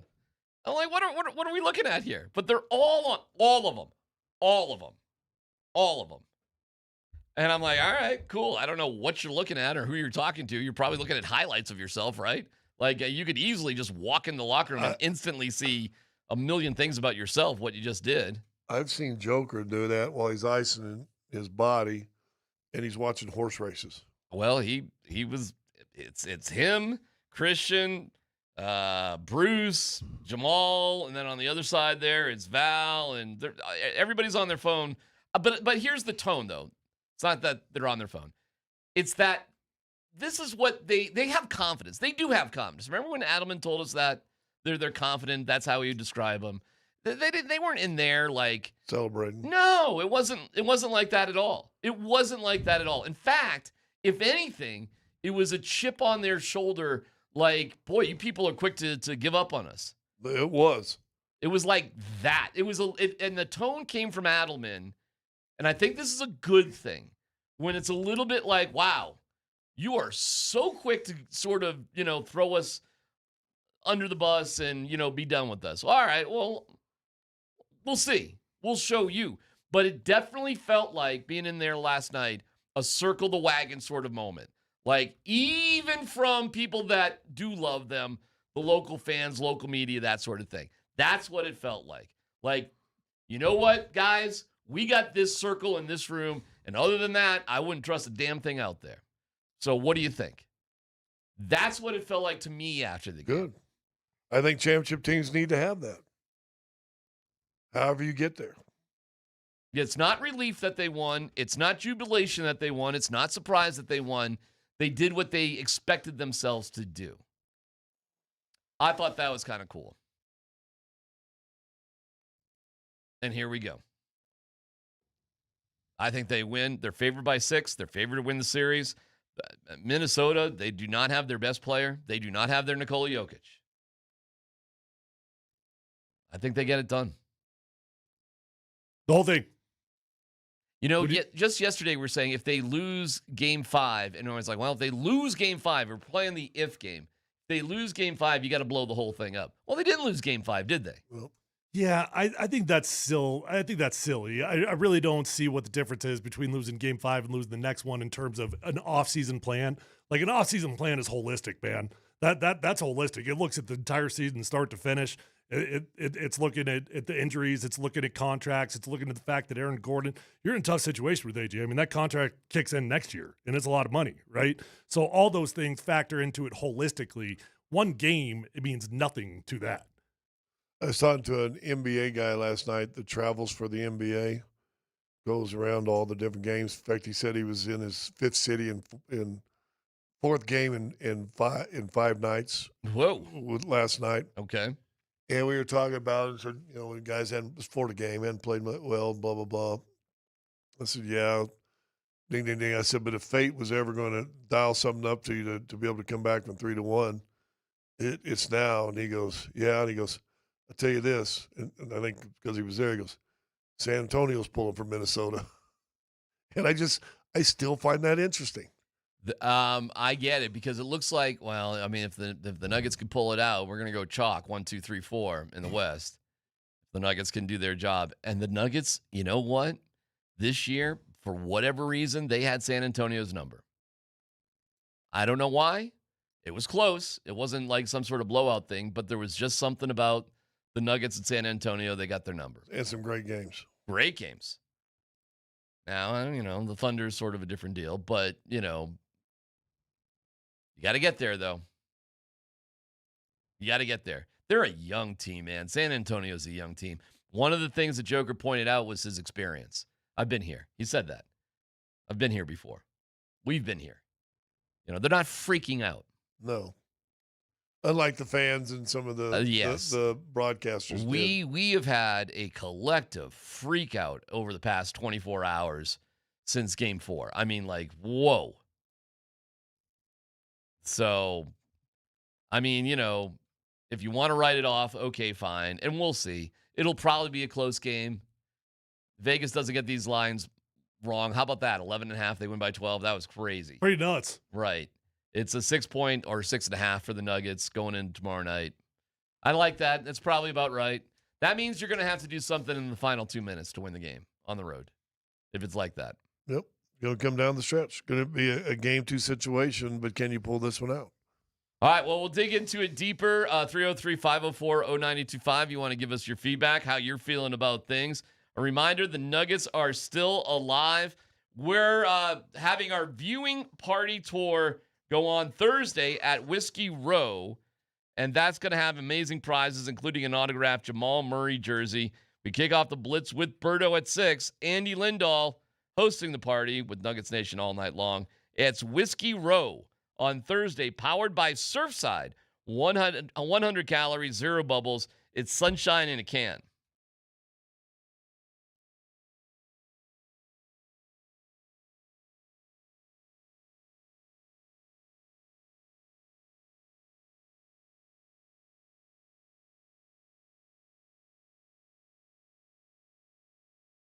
Hey, if you're out there struggling with hair loss, whether that's a bald spot, receding hairline, or thinning hair, do yourself a favor. Pick up the phone. Call Advanced Hair Restoration today. Do it today. Call 720-459-HAIR.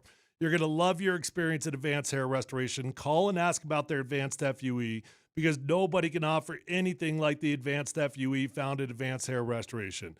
They've already changed tens of thousands of lives, and you deserve to be the next one.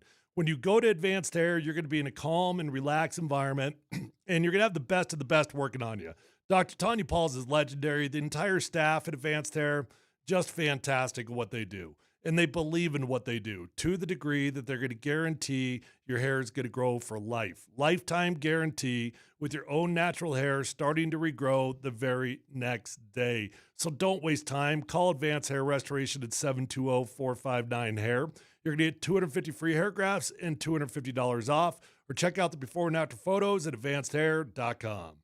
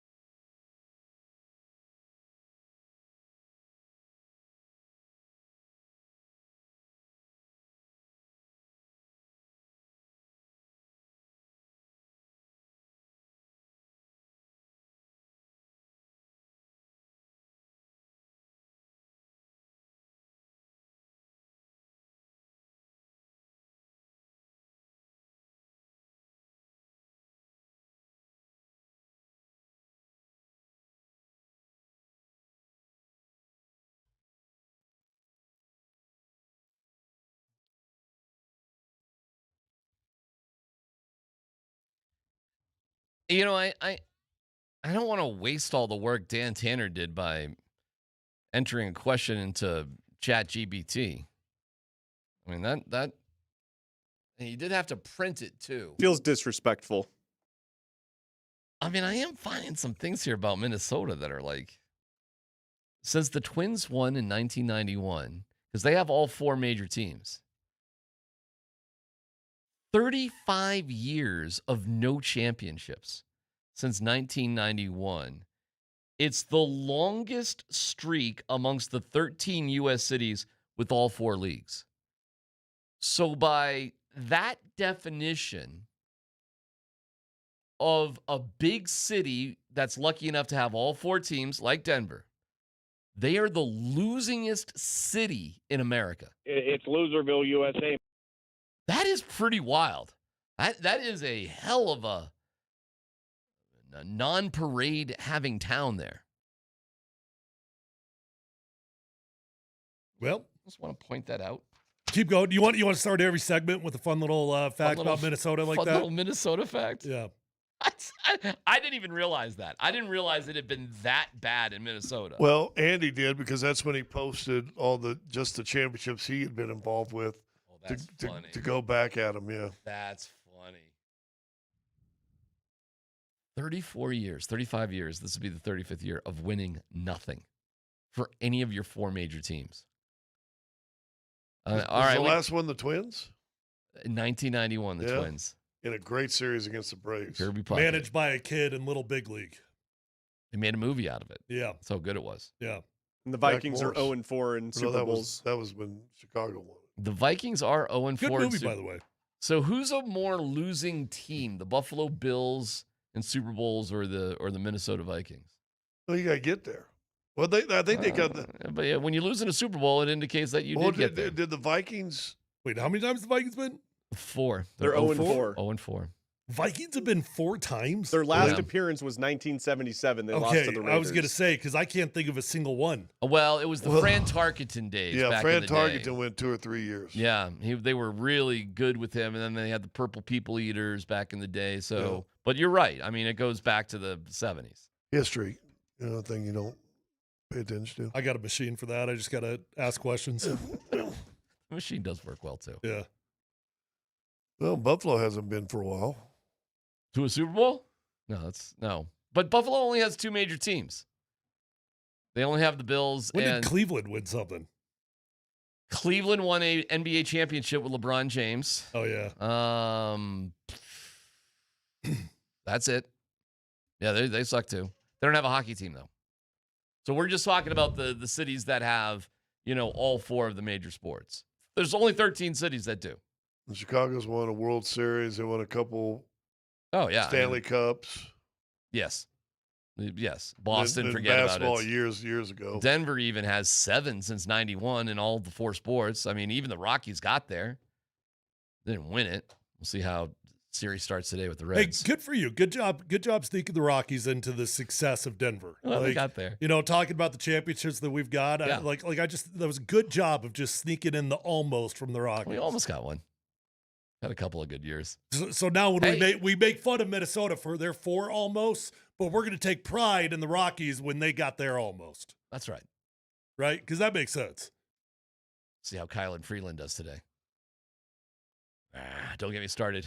We'll just talk for hours about the Rockies and the Reds the rest of the day. Feel free. I'm didn't go and pack. How are you feeling? I feel wonderful. I feel sated. I feel like here we go. You a little tired? It was a late night, and then I couldn't really sleep when I got home. I couldn't either, man. It's just like, I don't know. There's a little juice. You get in that building, man. It's just different. It's just different. It takes a little bit just to sort of settle down, especially after that game. What of all the moments of the games? What were some? And now I'll play a little bit of a Joker here. What he had to say about Rudy and where his head's at. But of the moments, what are you doing? Well, guess who called? We're on the air, Julia. Do the clocks not work wherever she is? Well, now they're actually talking. Yeah. Well, she's chaperoning a bus. Show little one. Yeah. See, they're on a bus. All right. We won't curse then. What country are they in? That's the right question. Well, there's a Oh, you just hung up. Yeah, it's field trip day. Well, Oh, we're on okay. the air, Tyler. Yeah. Yeah, don't be rude. Yeah. on the air. Boy, can I tell you? Well, we ain't ready for no dumb question. I've got a no dumb. I did a. Yeah, we're good right now. Go ahead. I did kind of a no dumb question. Well, I did a dumb thing. Okay. Which can lead to a no dumb question. You want to save it? It's you good. Save it. I'll save it. Write it down. Write it down. Write it Write down. it down. No. Give me a key. Put it in your phone. Give me a keyword, just one word that would trigger you that you would remember it. You're stupid. You're stupid. Gotcha. You're DMac stupid. stupid. He didn't say DMac. Wait, is it about me? No. Okay, thank you. You're saying it. Say you're stupid. You're stupid. Yeah, okay, thanks. Scott's stupid. Here is Joker talking about well, let's talk about Anthony Edwards. How different is this team without Anthony Edwards? Well, he's an all-star. He'll be an MVP candidate, at least kind of a top 5-6 guy probably for as long as he plays.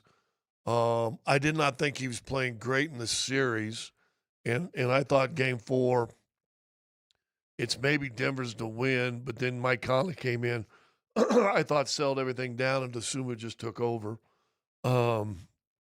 But he's a great player, and I think he's also a guy. Listen, we've talked about it on this show a million times. There's certain guys that when the game's within 1, 2, 3 points, and you got to throw the ball in bounds, these guys are running away from the ball. Anthony Edwards is a run to the ball. Gotcha. You know what I'm saying? He's like, remember the tragic in Boston at the marathon, the bomb blows up? Of course. You had all these people running away, and you see these 2 or 3 cops running right towards the explosion. That's an Anthony Edwards. Here's Joker's that guy too, by the way. Here's what Joker said the Wolves are like without him.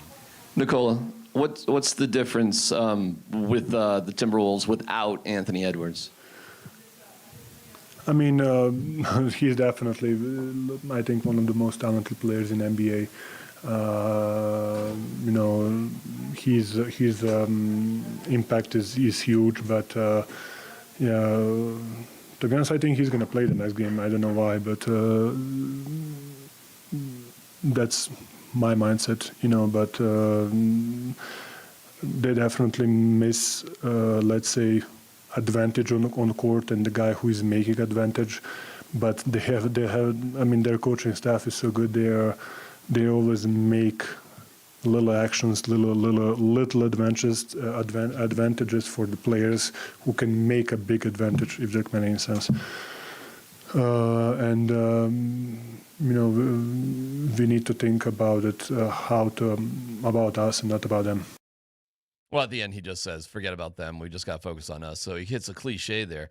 But he does talk about how, you know, he gives props to Chris Finch and his coaching staff to figure things out without Anthony Edwards. But he is indicating it's a different team without him, too. Yeah.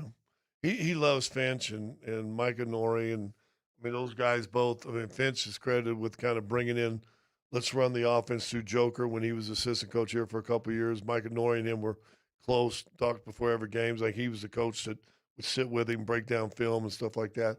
So he's really close with both those guys and has a lot of respect for them. And I think they do a great job. It looks like a different team without Anthony Edwards to me. It's funny because, like, you get It's your best player. When you lose something, when you lose a player or something in the middle of a game, it does feel like there's an adrenaline rush.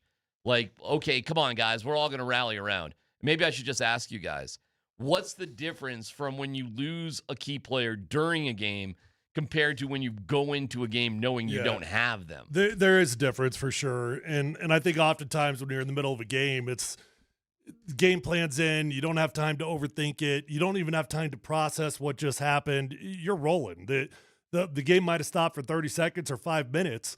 You're going. But you're going, right? And so nothing really changes. And if anything, the next guy steps in and he's motivated and adrenaline's super high. But then when you step back and you got a day off and you're looking at the film and you're talking about the game plan, well, now all of a sudden it feels overwhelming. And There's more of a hole there. Yeah. Yeah. Well, think about it in football, right? I mean, a lineman goes down, that backup's already in the huddle before sometimes that guy's limped off the field. Right. I mean, he's already in there. Let's go. We ain't got time. The clock, boop, the official raised the hand down. the play clock starts to tick, doesn't it? So you ain't got time, and I think that happened, and they were ready to roll. And I really do. Game 4, I think Denver came out second half and go, they'll fold. They'll fold. They're done now. They don't have anything. No, he had dudes that wanted to play, and I think it shocked them a little bit. But Osumu, how do you say Osumu? Osumu. That dude just kind of.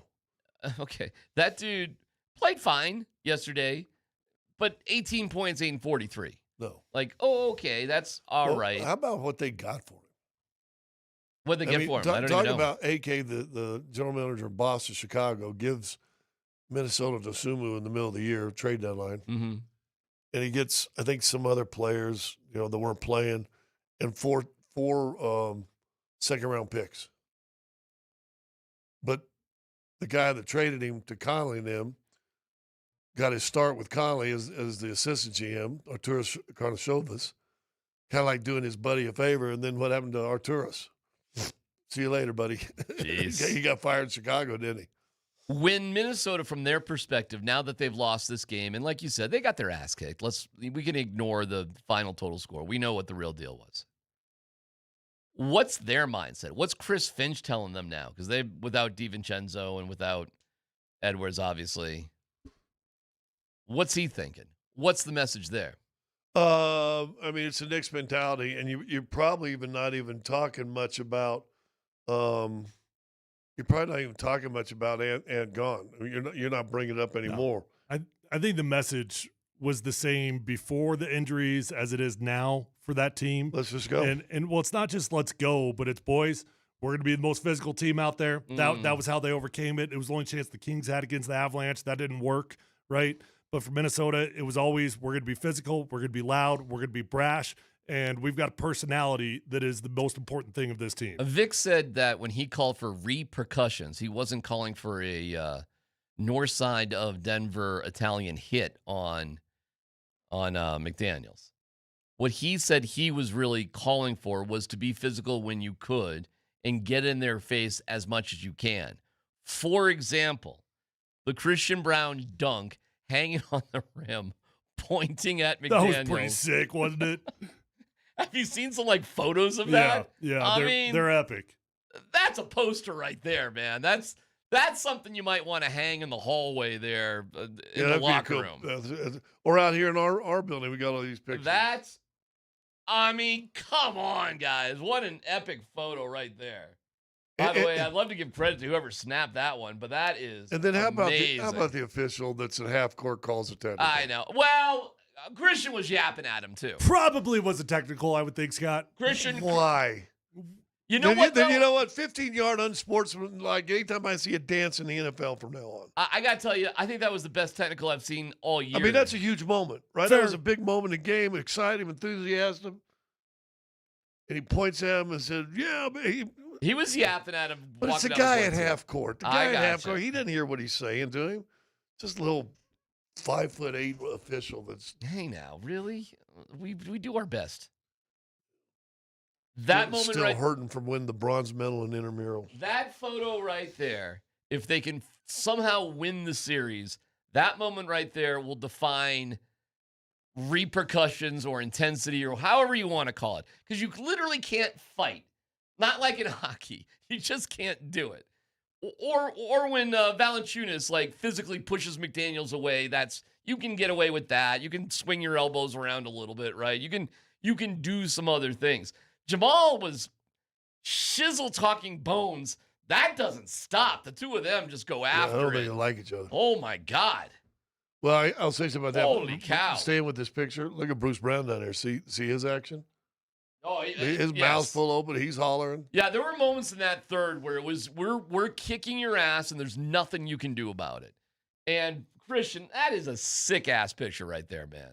His head's up by the rim. I mean, he's only 6'4", 6'5", too. He could jump. Well, he's getting it back. He's getting it back, which is good to see.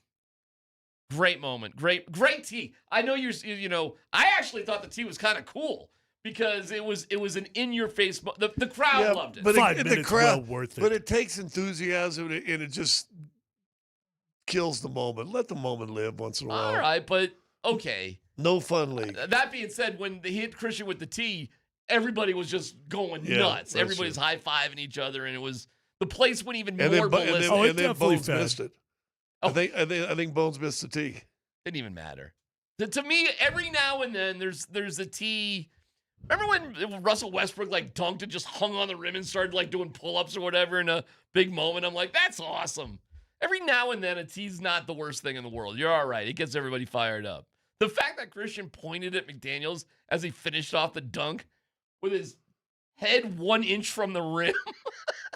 I mean, come on, man.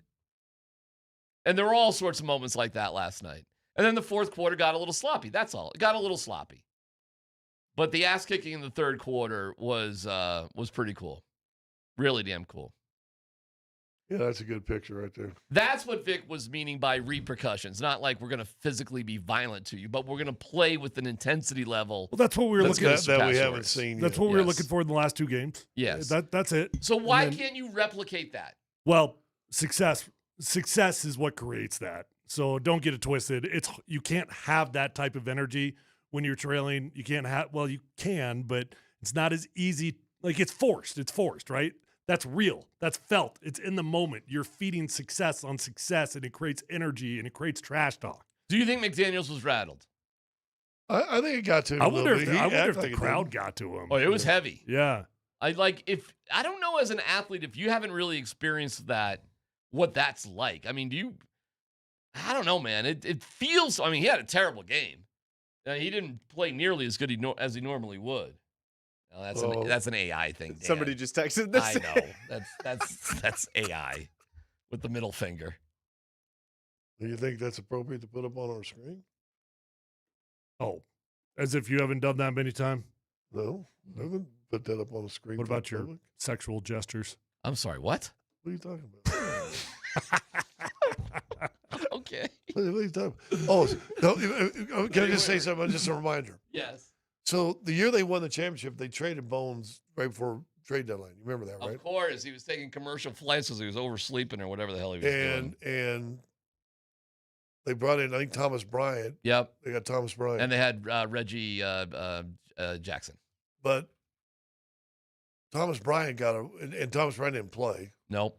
But Thomas Bryant got a ring, and he was probably in there less than half of a year. Yep. Bones was there over a year. And yep.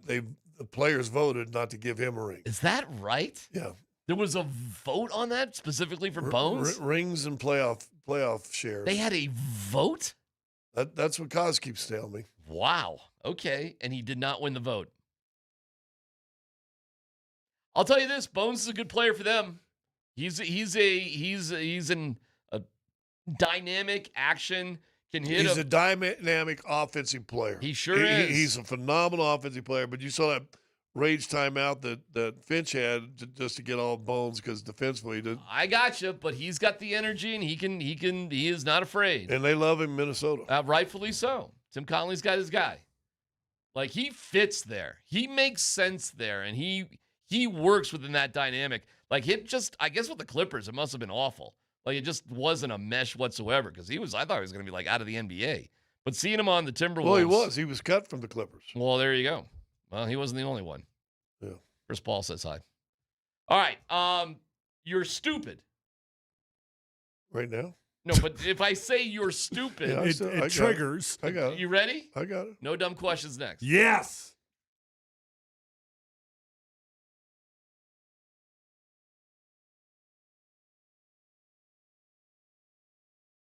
Trade Wealth offers tailored wealth management plans that's going to be customized for each individual that they talk to and each family that they talk to. They take the time to determine your risk tolerance level, along with learning about your goals and your timeline, working with you, working for you. Trade Wealth is going to develop a wealth management plan that reflects your values because your values are different than anybody else. Call the fiduciary advisors at Trajan Wealth to schedule your free consultation today. Guys, did you know that leaving an old 401k with a previous employer can create higher investment costs? If you have an old 401k you aren't sure what to do with, call Trajan Wealth today to discuss how to optimize those funds and get that money working for you again. 303-900-1189. Choosing the right financial advisor is one of the best investments you can make for your financial future. Let Trajan Wealth Fiduciary Advisors help craft an income plan to meet your goals. 303-900-1189 or visit them online at TrajanWealth.com. Advisory services through Trajan Wealth LLC, SEC Registered Investment Advisor, client paid advertisement, additional disclosures at TrajanWealth.com.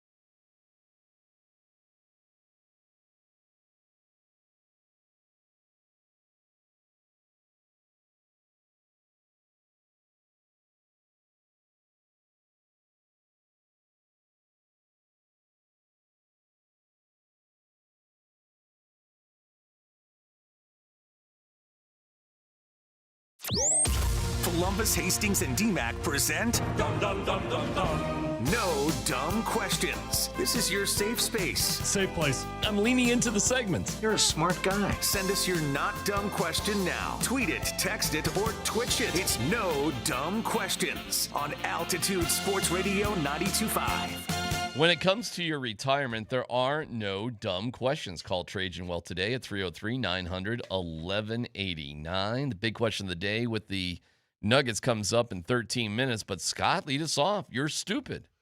So let's go back to last Saturday. I'm in Minnesota, watching on FaceTime. My daughter had a soccer game early in the morning, blah, blah, blah, bing, bing. They get home. It's like 1 o'clock, talked to them again. Said, yeah, Warden and Junior Warden are going to lay down, take a little nap for a little while, blah, blah, blah, because they got the birthday party. She has a birthday party at 5 o'clock. Okay. So let them sleep, blah, blah, blah. Call back at 3:30. They don't answer. They're probably still taking a nap. Bing, get ready, go to the game. In the game, text a couple times, call a couple times, no response.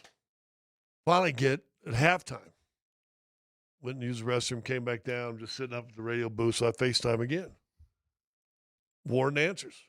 Sitting in the middle of this, there's a little gymnasium-like place where they have birthday parties. Mm-hmm.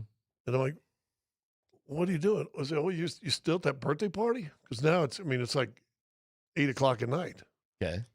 And I said, why are you even there? I go, you don't go to kids' birthday parties, hang around. So here's where I'm stupid. And so the dumb question is. It was your daughter's birthday. Yeah. I go, whose party is it? Shut up. I was being facetious. You're kidding. I was being facetious. No. I didn't mean that. I did not for 1 second. You I think I was forgot it actually. was- You got to be kidding me. And I go, whose birthday is it? Oh, my God. Now, it wasn't her birthday. I got No, her I got birthday right. Her birthday was the previous Monday. That's right. Yeah. This was the following Saturday. Yeah, but it was her party. And I'm like, whose party is it? And she looked at me with this look. She goes, it's your daughter's. Wait, but your daughter wasn't on the call, right? No, it's just, thank God. just the warden and me. Yeah. But then I went, oh, my God. Yeah. And then as soon as she said that, Can I went, ask a oh, dumb yeah. question? Well, that's what this is for. Why did the warden schedule your daughter's birthday party? When he wasn't there? Correct. Well, because the party was Monday. I mean, You said Saturday. Her birthday was Monday. Yeah. So we did things as a family, and we went to dinner on Sunday night because we had a game Monday night too. And so we opened. If you remember, I did the show from there because we did all this thing and did a brunch on Monday and blah blah blah.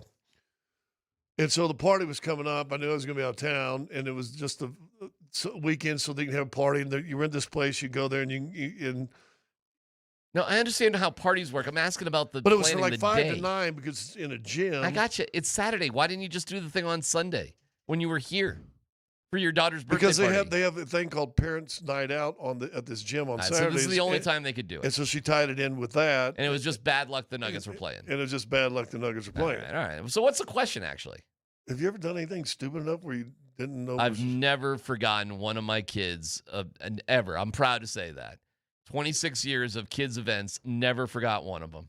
Ever. Really? Never.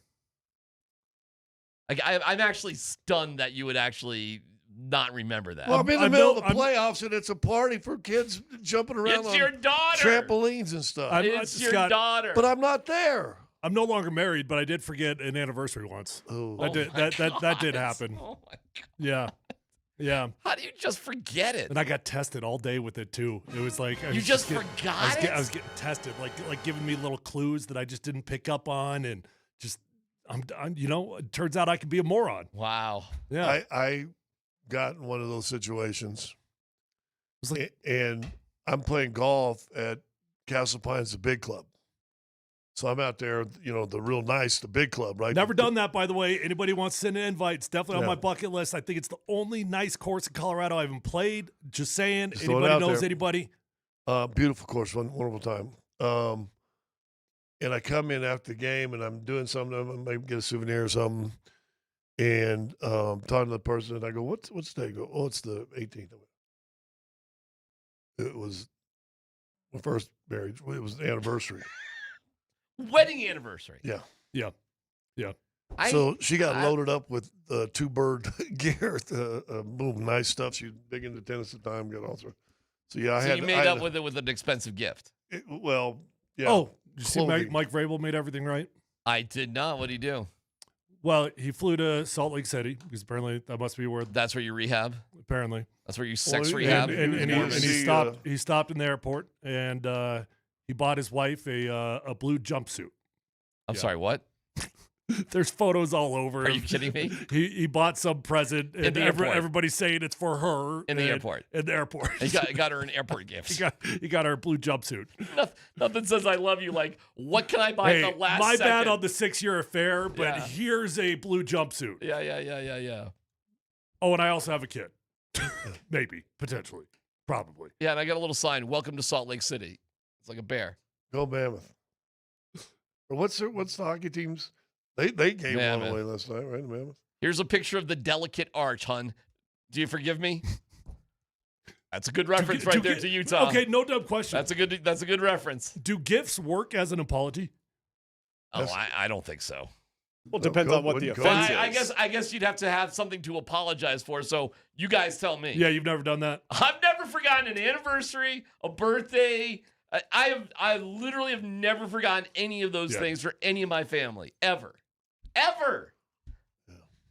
I'm so bad with dates and whose birthdays and stuff it are. My daughters one time gave me a beer mug that had all the kids' names and birthdays etched on the mug. You needed a mug with your kids' birthdays etched in them? All right, listen. What is wrong with you? Circle of trust. 1 inch deep. Oh my 3 miles God. long. Circle of trust, right? My Lord. Every single time I have to fill out my kid's birthday. I always know the day and the month. That's not a problem. But I do hesitate on the year. And I question myself and I look at it and I'm like, yeah, I got to look at that again. That's got to be right. That's got to be right. I did it once. I got it wrong on an airplane ticket once. Ooh. And then it got exposed. You don't even know my birthday? Oh, my God, you guys. I Two know, of you guys. My Lord. I know now the years, and that might have been on the mugs, too. The years are confusing when they're clumped together. Really? I'm still iffy on the dates. No, dates are good. For your kids. I'm good on dates. Wait a second. Time out. You're iffy on the dates for your kids? You got how many kids you got? 3? 4. 4 kids. Okay. Right. Sorry. 4 kids. 3 and then 1. Yeah. You're iffy. How are you with their grandkids then? Because you got 5 of those, right? Oh, they're clueless. I started putting it in my phone I started putting the grandkids in the phone. The grandkids have no chance. With like the grandkids have no shot. With like notifications a week out or 3 days out or something like that. Oh my yeah, God, the grandkids Scott. have no shot. No shot at all. No shot at all. No. Okay. No. I'm glad I got their names down. This is a PhD. Big question of the day is next.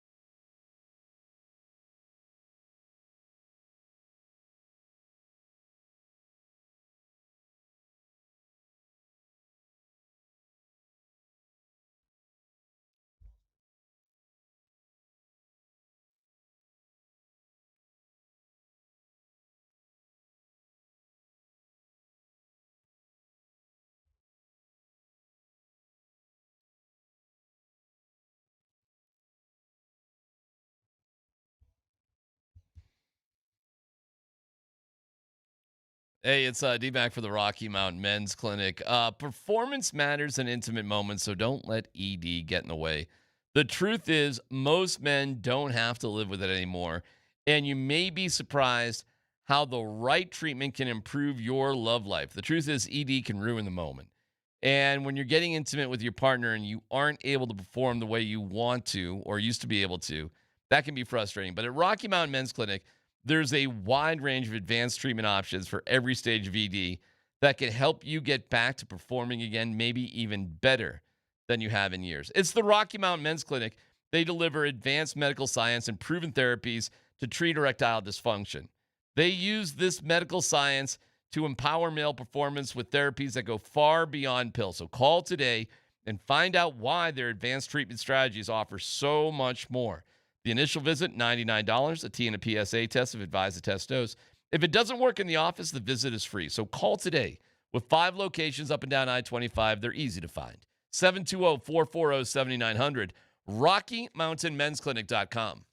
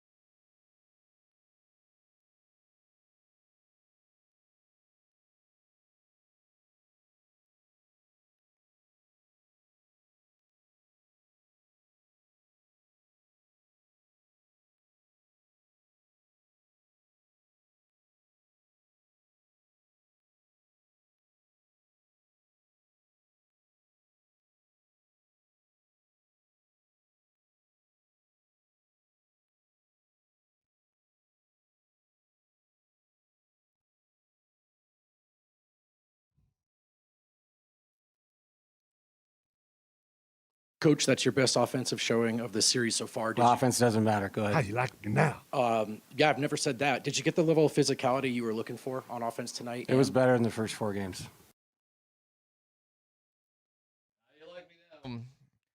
How you like the Nuggets now?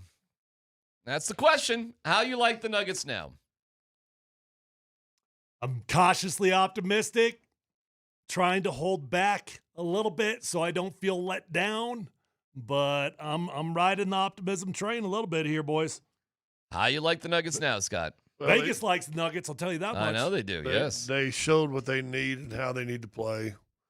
I think you said it earlier, that third quarter was the best they played all series, maybe. Maybe that first quarter of the first game.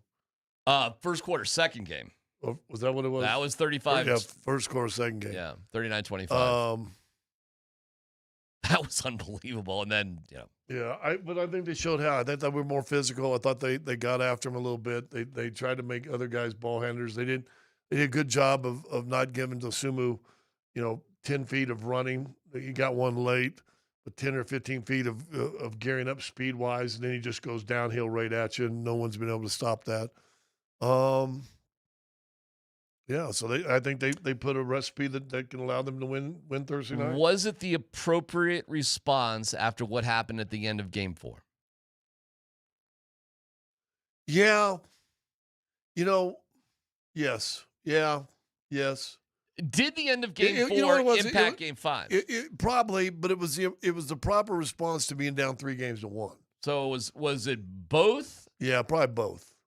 I mean, it was a proper. Do you think the end of Game 4 helped? Listen, I've seen teams down 3-1 that come into Game 5 and they play hard for about 5 minutes, and they have already determined, man, we got let's not go back. Yeah. 1, 2, 3 Cancun.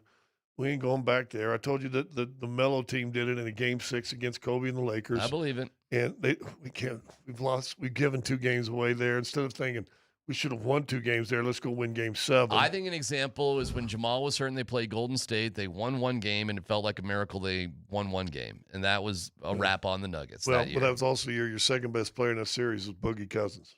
Well, there you go. Yeah. I mean, to be honest with you, right? And the reason for optimism now is that you look at the entirety of the setup, and it's like, why couldn't and why shouldn't this continue for 2 more games? I don't know. Give me the reasons why this couldn't continue. Because Spencer Jones. That would be a reason right there that I'll give you. He was tremendous. Can you get that out of him without Aaron Gordon? Or somebody else? Can that next person, can Christian easily, Brown have a game like that? It could be Julius Tim Hardaway Strawther have off the bench. Like that? Sure. Can somebody else be that guy? Can Jonas be even better than he was scoring? I don't think so. I think Jonas is exactly I what thought he his was. role was, but his role was exactly what it needed to be. It was perfect. Do you realize the 2 games he's played in, they've won? I am fine with Jonas getting the minutes and playing exactly like he played, but I think that's it. But I got no problems with that. No, hit people, and rebound. And you want to use Tyus Jones just to bring the ball up? And save Murray's legs for 10, 12 minutes? I mean, yeah. I mean, Adelman on that decision. I just felt like, we got Tyus for, his ball handling. He's a point guard, and I think in this series with the pressure, he allowed Jamal to get off the ball a little bit more. And we felt like because Tyus was playing, I really felt he needed a roller, and I think when Jonas rolls with Tyus and they've played together in the past, it just opens things up for other people and allows Jamal to play off the ball a little bit. You're talking about an 11-year veteran who's been around the block with Tyus Jones. I think it's a fair question to say, well, why haven't you used him in that role more? And, okay, you probably should have based on the results yesterday. Yeah. I think it's probably a very fair criticism to say you really emphasize depth as being a big part of your team. Why haven't you used it? I think that's a fair criticism too. And I think they addressed it by using their depth. And last night they played 10 guys, They played 10 guys. That may just be what they need to do.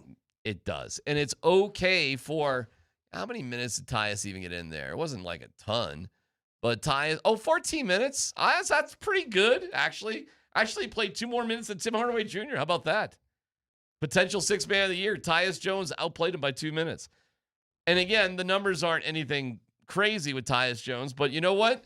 We got any turnovers? No turnovers by Tyus Jones. So 14 minutes as a point guard in the playoffs, in the NBA, no turnovers. That's good. And he has always been known for a high assist to turnover ratio guy. Wonderful. He's been a low turnover guy. You also realize he won Rookie of the Year his rookie year? I did not know that. He was the Rookie of the Year? Well, let's use him, Scott. Let's get him out there. Listen, I'm telling you, the formula you use in that game, you got to use the rest of the way. Yeah. And you can't stray from it. If you have 2 minutes to go, you got to do it. Because I think speaking into layman's terms, minutes, what the formula is. Well, I'll kind of go backwards and go through it. 14 minutes of Tyus Jones have taken the pressure off of Jamal Murray to get beat up, 94 feet, bringing the ball up, makes him better leg-wise, you hope, come down the stretch. Mm-hmm. More physical. I said this in the pregame show. You guys don't watch the pregame show. Because David talked about in the pregame presser, we got to set better screens. My thing with Katie demonstrating, I said, here's what a good screen is. Here's what a bad screen is. If I'm setting a screen of you, and if you go back and watch Game 4, see how many times this happened. I set a screen on you, you hit me, and I go backwards 2 or 3 steps. So now all I've done is I've extended the defense on my own man because I'm in his way too. So look for screens. And they were better last night. I only saw one. But if I'm going to set a screen, I stop. I am right there. It's the physicality. The one time you can legally hit somebody when you're in legal position is a screen. Set. Get low. Lower your center of gravity on your body. Boom, boom, boom. And make them have to fight over it. They did that last night. They hadn't done that in previous series. And then David said it in one of the timeouts. You got to rebound. They had way too many fast breaks when they came back in that game in Game 4. You can't let them. I think they had 20 in Game 4, something like that, 23, and I think most of them were in the second half. You got to rebound and push it yourself. Here's what he said about the team defense. I think our defense has been okay. I've said that, the whole time. The turnovers were a huge plus. I think our half-court defense has been fine. Our transition defense has to get better. It was pretty good tonight till the fourth quarter. He was a little pissed off about the fourth quarter. And then I think he was pissed off that he had to look at Brendan Vogt's face. And then he was just pissed off. He did get some boos when they were introducing him in the beginning. Because you got morons. That was awkward.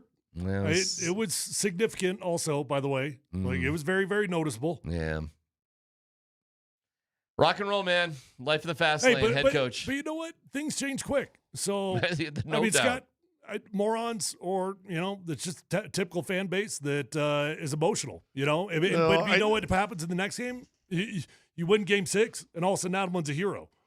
Well, listen, I think we are a moronic society, and I fall into that moronic society as well. And when I catch myself listening to one voice, and my whole perspective is built on that one voice instead of being unlazy and go, let me check out this source also and this source also. And then I find out, well, okay, maybe there's more truth than one person's opinion, including mine. Don't just listen to me. But I think there's a group that listen to one or two voices, and that's all it is. All right, Aaron Gordon. Yeah, it's just I hate to be boring about the answer with this. I have no idea. It's frustrating, obviously, but I think we have to prepare like they're not going to. But then, if the updates get positive, then you can change your routine, so to speak, of how you prepare, because obviously it changes your game plan a lot, especially defensively. And not to mention, it changes your offense with two guys that can play point forward for you in a series that you need ball handling. And that's why I thought tonight, Tyus was Tyus. Nothing spectacular, just clean. Just played clean basketball. So, yeah, to your question, I have no idea. What do you do with AG? You plan to play, like you said, and AG is not in the picture. Yeah. It's this thing's not getting better in 24 hours. He tried to make it get better in 24 hours 2 games ago, and it doesn't work like that. So your best case scenario, you got to figure out how to win the series without Aaron Gordon, and then you got to hope and pray that if you can give the guy, I don't know, how many days off could he get off? If 5, 6? Between now and having to play, if you were to win this right, whole series. that's what I'm saying, yeah. Well, you just got 2, 3, 4, 5, 6, 7. 8, 9, Now- 10, 11 days, almost 2 weeks. Now we're talking about a chance to heal. Yeah. Now you're talking about a chance to actually get the best out of Aaron Gordon. I don't know if you remember. Do you remember it was a playoff series in the NFL with San Diego when it was San Diego? Make him available for Game 7. and it was LaDainian Tomlinson had played all week, practice, comes out, basically plays 1 snap, 2 snaps, and then sits himself out. I'm not healthy. Boy, now I was doing a show with Alfred, then Alfred just killed him that Monday, just killed him. Because here you go, you're playing on this guy, and all of a sudden he pulls himself out 2 snaps into the game. I can't go. Well, you've taken, as you know in football, somebody's roster spot that would have been healthy. Not as good as a healthy LaDainian Tomlinson. And I think you said a while ago, what's the percentage of you can match what he's giving you with a bench guy? But you plan. He's in the game plan all week, and now all of a sudden he pulls himself out 2 snaps. He knew he wasn't right. He wasn't right going in. He wasn't right going in. And I really do think that Game 3. And listen, they didn't play good enough. Like I can find ways they win Game 2 and Game 4, not Game 3. But it almost felt like that surprised them. I really felt that just caught them off guard, and I don't think they handled it well. And they got outplayed and they lost the game pretty easily. But I think you got to go in. He ain't playing. I'd rather have a pleasant surprise than a bad surprise. Do you expect the Nuggets to win on Thursday? I expect the Nuggets to have a chance to win on Thursday, and how will they execute in the last 3 minutes? But you couldn't say that in Game 3. They didn't have a chance to win in Game 3. They probably didn't have a chance in the last 3 minutes of Game 4. I expect them to win. I do. And I know that changed quickly from me feeling so pessimistic about the last game. That's You fine. kind of thought they were going to lose last night. Well, I never said that, but I did say I don't have confidence they're going to win. I didn't know what to think about this team. But now that you've solved a riddle and you've got a formula to beat a team without 2 superstars, there's no reason for that to go backwards. I don't know if you can win 3 games in a row. That's just really hard to do no matter what the scenario is. But the next game feels extremely winnable. All right. Well, we're here for it, and you'll hear the game right here on Altitude Sports Radio 92.5. And Scott, you are on a early plane. I just got a text from Miss Wingy. Yeah. Boarding at 9:30 in the morning. The theory being? I think because they shot so poorly in their 2 games in Minnesota, they're going to go there and practice at the Target Center. You like that? Oh yeah. Oh yeah. Okay. Because usually it's a little bit of a run on the practice court here, and then get on the plane. Let me tell you how shoot-arounds change. When I played, you know what it was? It was a shoot-around. Because you might hadn't played in that building, get in the late, whatever it is, and you shot to get used to the lighting, atmosphere, bounce to the floor. You remember the garden. You need to dribble the whole floor to find where good spots, bad spots were. But to get used to the backdrop, the lighting, it was a shooting round. Then you might go in 4 plays. Now it's let's go over all the plays. And is that right? Really? They hardly shoot at all. So now they're giving themselves extra time on Wednesday, and certainly they'd have the availability for a shoot-around on Thursday early in the day, and they too. probably will, because I don't think the game's been determined. It's like 7 or 7:30. Yeah, it's something, which means 8 or 8:30 there. Which means 8 or 8:30 there. You know what? By the way, not that I feel awful for Minnesota. It's the mosquito capital of the world. That game started at 9:45 their time? That's crazy. All right. That's a little insane. We'll catch up. Aaron Rodgers has an interesting deal with the Steelers. We'll tell you what that is. Let's Football Goes coming up next.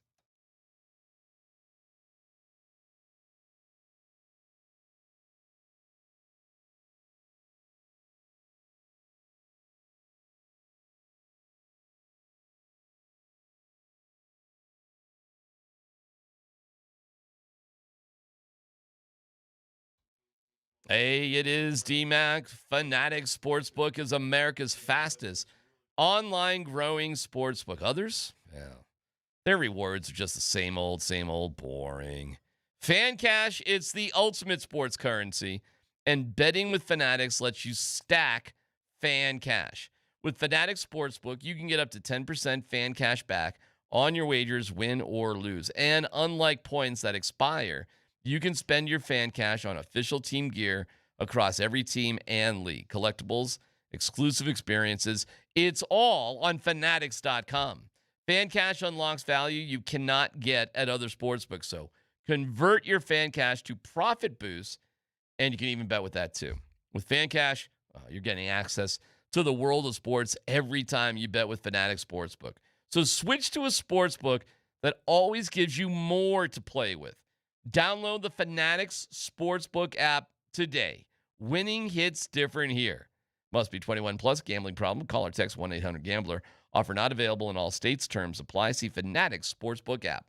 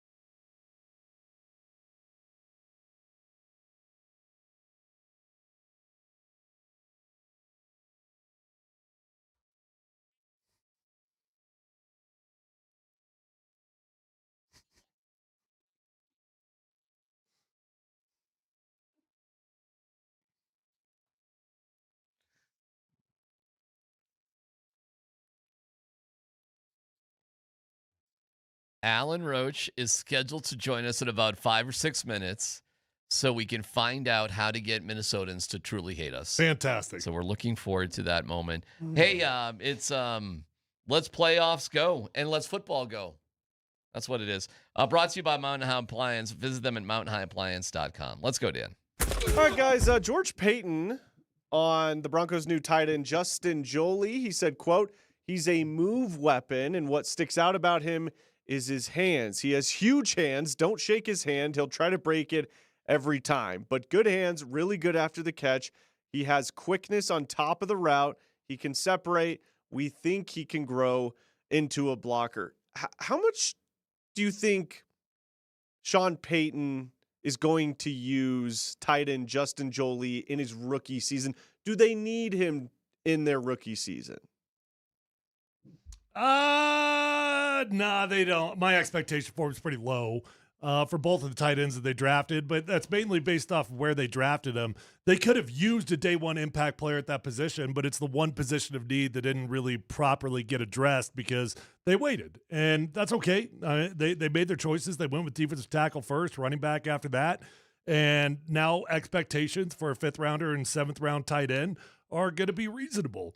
If you get any production at all out of either two of those, it's a fantastic home run pick because very rarely does a 5th or 7th rounder ever contribute in year one. Tyler, let me ask you, do you think he makes the 53-man roster out of training camp? I do. Yeah. Really? Yeah. Yeah. One of those two will for sure. And it'll be whoever performs better. Yeah, Lucas Kroll is good luck. Have another plan. What about Caleb Lohner? Caleb Lohner's not on the active 53, but everybody's on a 90 right now. Well, that's true, I suppose. Actually, 91. Did you hear what happened? Crawshaw got an exemption for international reasons, so the Broncos can actually roster 91 players. Oh, is that right? Yeah. So they're on the 91 technically. That doesn't change the 53 though, right? No. You don't get it. That'd be funny if you just get an extra international player. Well, I do think you get an extra practice squatter for it. I think you're right about that. By the way, I heard the phone call with the Eagles and Uwar Bernard from Nigeria, and they said we're thrilled to have you here. We're gonna have you here as soon as we can. And he goes, well, I have to walk. And they go, no. We'll send a plane for you to make sure you get here.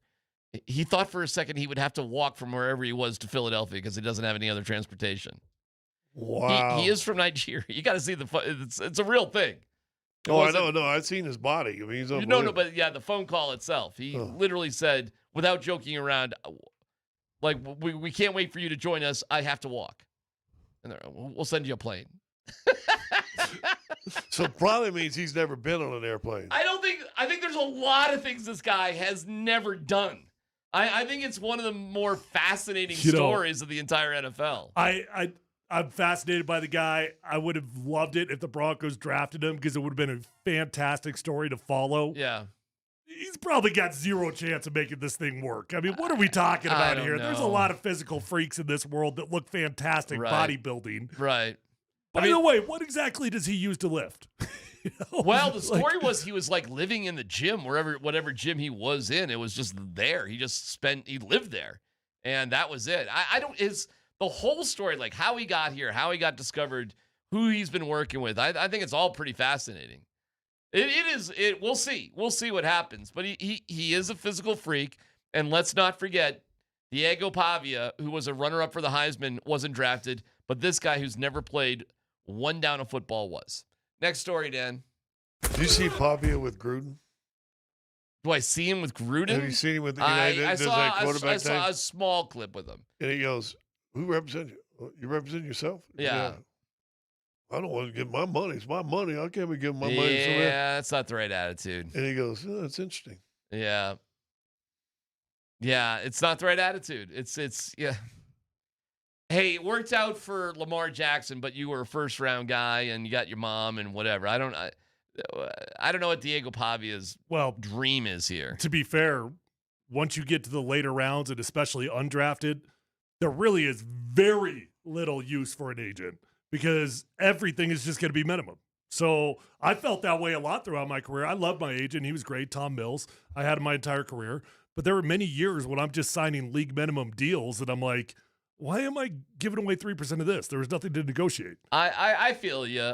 I just think it's always good to have some. Theoretically, you hire a good agent, theoretically, and it's good just as a young person to have somebody looking out for your best interests, in my opinion. But especially a guy like that, because he does need supervision, and he does need advice. He needs somebody in his corner telling him not to tweet this and not to tweet that. By the way, real quick on the Aaron Rodgers, they're signing him to an unrestricted, a restricted UFA deal. I've never even heard of this before, but it guarantees him a 10% raise on what he made last year, which was $15 million.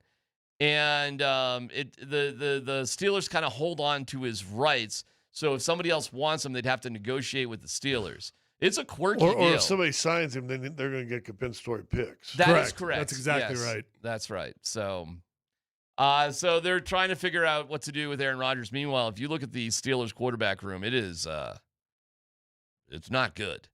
So I don't know what with the Steelers. But with that, we bring on Alan Roach. What a thrill to have the voice of everything on with us right now. Roach, great to have you on. How are you, my friend?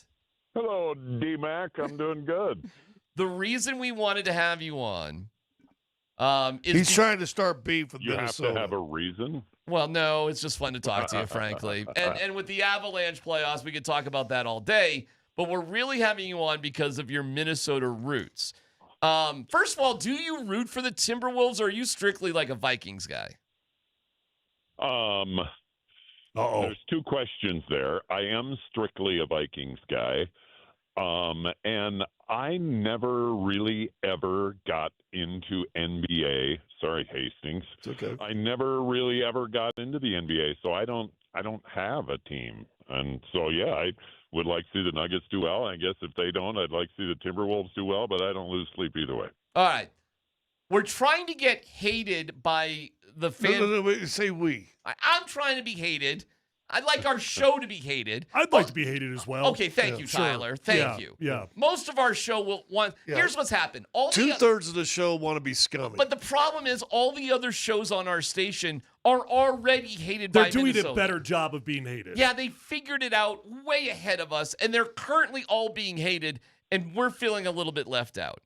Hated by the Minnesotans. Yeah, hated by the Minnesotans. They've pissed them off, and we need some guidance.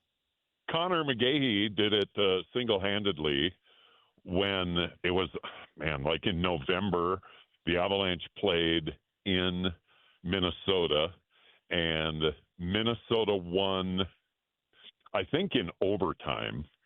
And the young goaltender, who's now playing for the Wild in the playoffs, Jasper Volstead, he, after they won, he jumped up and down and kind of skated, running towards the blue line with his skate in the air.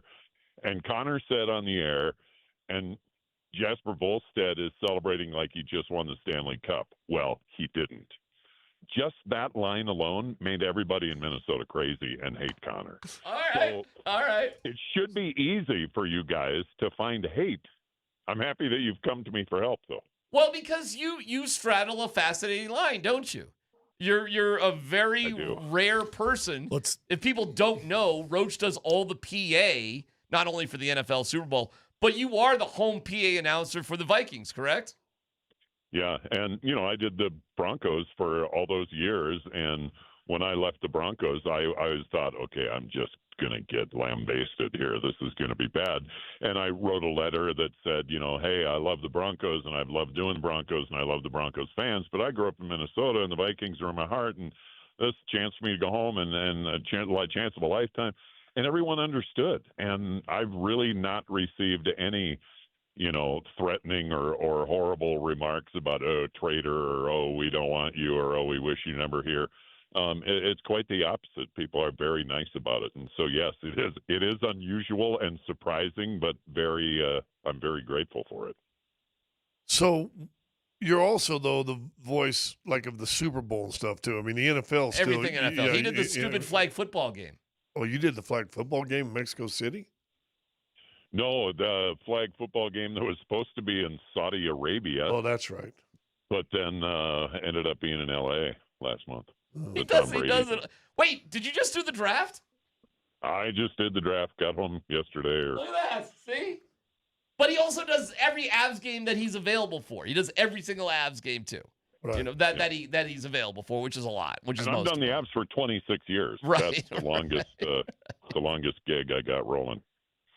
Wow. Well, and listen, I've told the story a million times. I was with Alan in Green Bay, and Vikings lose a late game to Arizona, and he's wearing, while he's doing the sidelines for the Broncos, he's wearing his Minnesota jersey in Green Bay. Oh. But he gets so mad at the Vikings, he takes off his jersey. We go in the locker room, and he and I are doing interviews with all the players. He gets done. I see him stripping. Takes off his Vikings jersey and then stuffs it behind the locker in Green Bay. He said, maybe it'll curse these guys now. He said, the Minnesota Vikings a big curse. Let's see if this jersey will curse these guys now. Yeah, and the backstory in that was it was the last game of the season, week 16, I guess back then, was the last week of the season. Vikings were in Arizona. Arizona's terrible like normal. If the Vikings won, they went to the playoffs. If Arizona won and beat the Vikings, Green Bay would go to the playoffs. So we're there in Green Bay, and I'm wearing my Broncos, jacket on the sideline with my microphone, but underneath I had my Vikings jersey. So in the fourth quarter, when there's 3 minutes left and the Vikings are up by 7 or something in Arizona, I'm showing everybody in the crowd my Vikings jersey and just getting birds all over and stuff thrown at me. It was awesome. I was like, yeah, we're going to knock you out of the playoffs. The very last play of the game, Arizona threw a 45-yard Hail Mary touchdown pass, beat the Vikings, and the Packers went to the playoffs. All right. Would you get in trouble if you just hit us with a quick Alan Roach, hey, Jaden McDaniels, you suck? Would that? I don't know. I'd get him in trouble. Why? That's going too far for Roach. He's not an NBA guy. He didn't want to be an NBA. I know, but it's the voice of the Vikings saying, "J.D. McDaniels, you suck." Exactly. The answer is yes. It would put him in a precarious spot. That would put you in a bad spot. That's all unfair. Right. I do not have my permission, and I will sue you. But go ahead and just do it on AI. All right, Roach. If we're gonna pick out one thing, give us one thing we can say, not you. We can say to really tick off the Minnesotans, like about something about their whatever they value the most. What would it be? First of all, you have to understand Minnesotans don't have a lot of hate. I mean, they may show some hate, but then if you get a little pushback, the hate goes away. Keep in mind, the Vikings are the losers of 4 Super Bowls. We've been to 4 Super Bowls, and it was like 4 Super Bowls in 8 years. Okay. And you remember back the way you felt before the Broncos ever won a Super Bowl? Sure. You could talk your smack a little bit, but when it came back to, how many Super Bowls have you won? So that's what Minnesota fans are, is the only teams that have won a national championship, world championship, are the Minnesota Twins. 87 and 91, Kirby Puckett, Kent Herbeck, all the rest. So the Vikings sports life is, wow, this looks really good. Oh, my God, we're going to do it. Here we go again. That is the life of a Minnesota sports fan. I got another way to turn this around. What if you just tell us, as a representative of Minnesota, you guys suck, to us? No. Like the voice of the Vikings tells us we suck. Yeah, but we hear him on 92.5 all the time, too, for the goal. Goal at the third period. But that could be like bait for, You're trying way too hard. Just Alan, just say, hey, you guys suck. Just say, DMac, you suck. Okay, fine. Hey, Minnesota, I got news for you. This DMac Hastings clown that are on the radio in Denver, they deserve your hate. Okay. Exit the train on the right. I think it should have been Polumbus and not Hastings. Take 2. Throw Tyler in there, too. Yeah, take me out. Go ahead. Hey, Minnesota, it's Alan Roach, voice of your Minnesota Vikings. There's these 3 goofballs, Polumbus, Hastings, and DMac, on the radio in Minnesota. How about we start emailing and text bombing these guys? They're morons and they deserve your hate.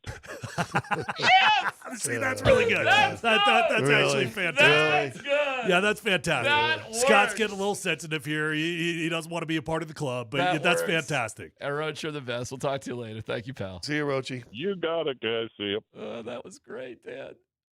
That was great. Oh, see, the Minnesota people are going to love that, right? On the voice of the Vikings, these guys suck. That should do the trick. Same thing. Why? Because I want to be part of the crew here, you know? Like, Why don't you just do like Vic and call into all the other shows like he does? Well, they blocked me. It's PhD on 92.5.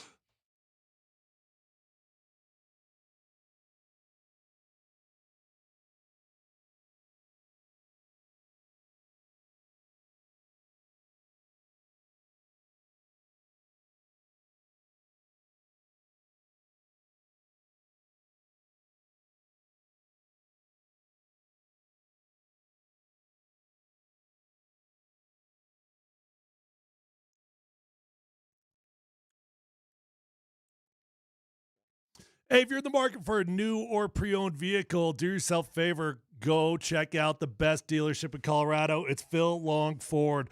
I've been a customer for a very long time over at Phil Long because I think relationships matter. And if you're anything like me, you're going to become a customer for life because you're going to love your experience. It's different. Guys, they're going to respect you. They're going to respect your time. They're going to get you in. They're going to get you out. They're going to give you the best price, and you're going to find the vehicle of your dreams. It's one-stop shopping at Phil Long Ford. No reason to drive all over the state looking for a new or pre-owned vehicle. They've got over 8,000 cars, trucks, vans, SUVs, electric vehicles, even commercial fleet vehicles on their lot right this minute. So whether you're looking for a new vehicle or pre-owned vehicle of your dreams is already at Phil Long Ford, and they've already got the best prices at Phil Long Ford. They also have an award-winning service department, so once you buy that new vehicle, keep it serviced at Phil Long. You're going to have a beautiful ride for a very long time. Let them know that Tyler sent you on over and check them out online at phillongford.com.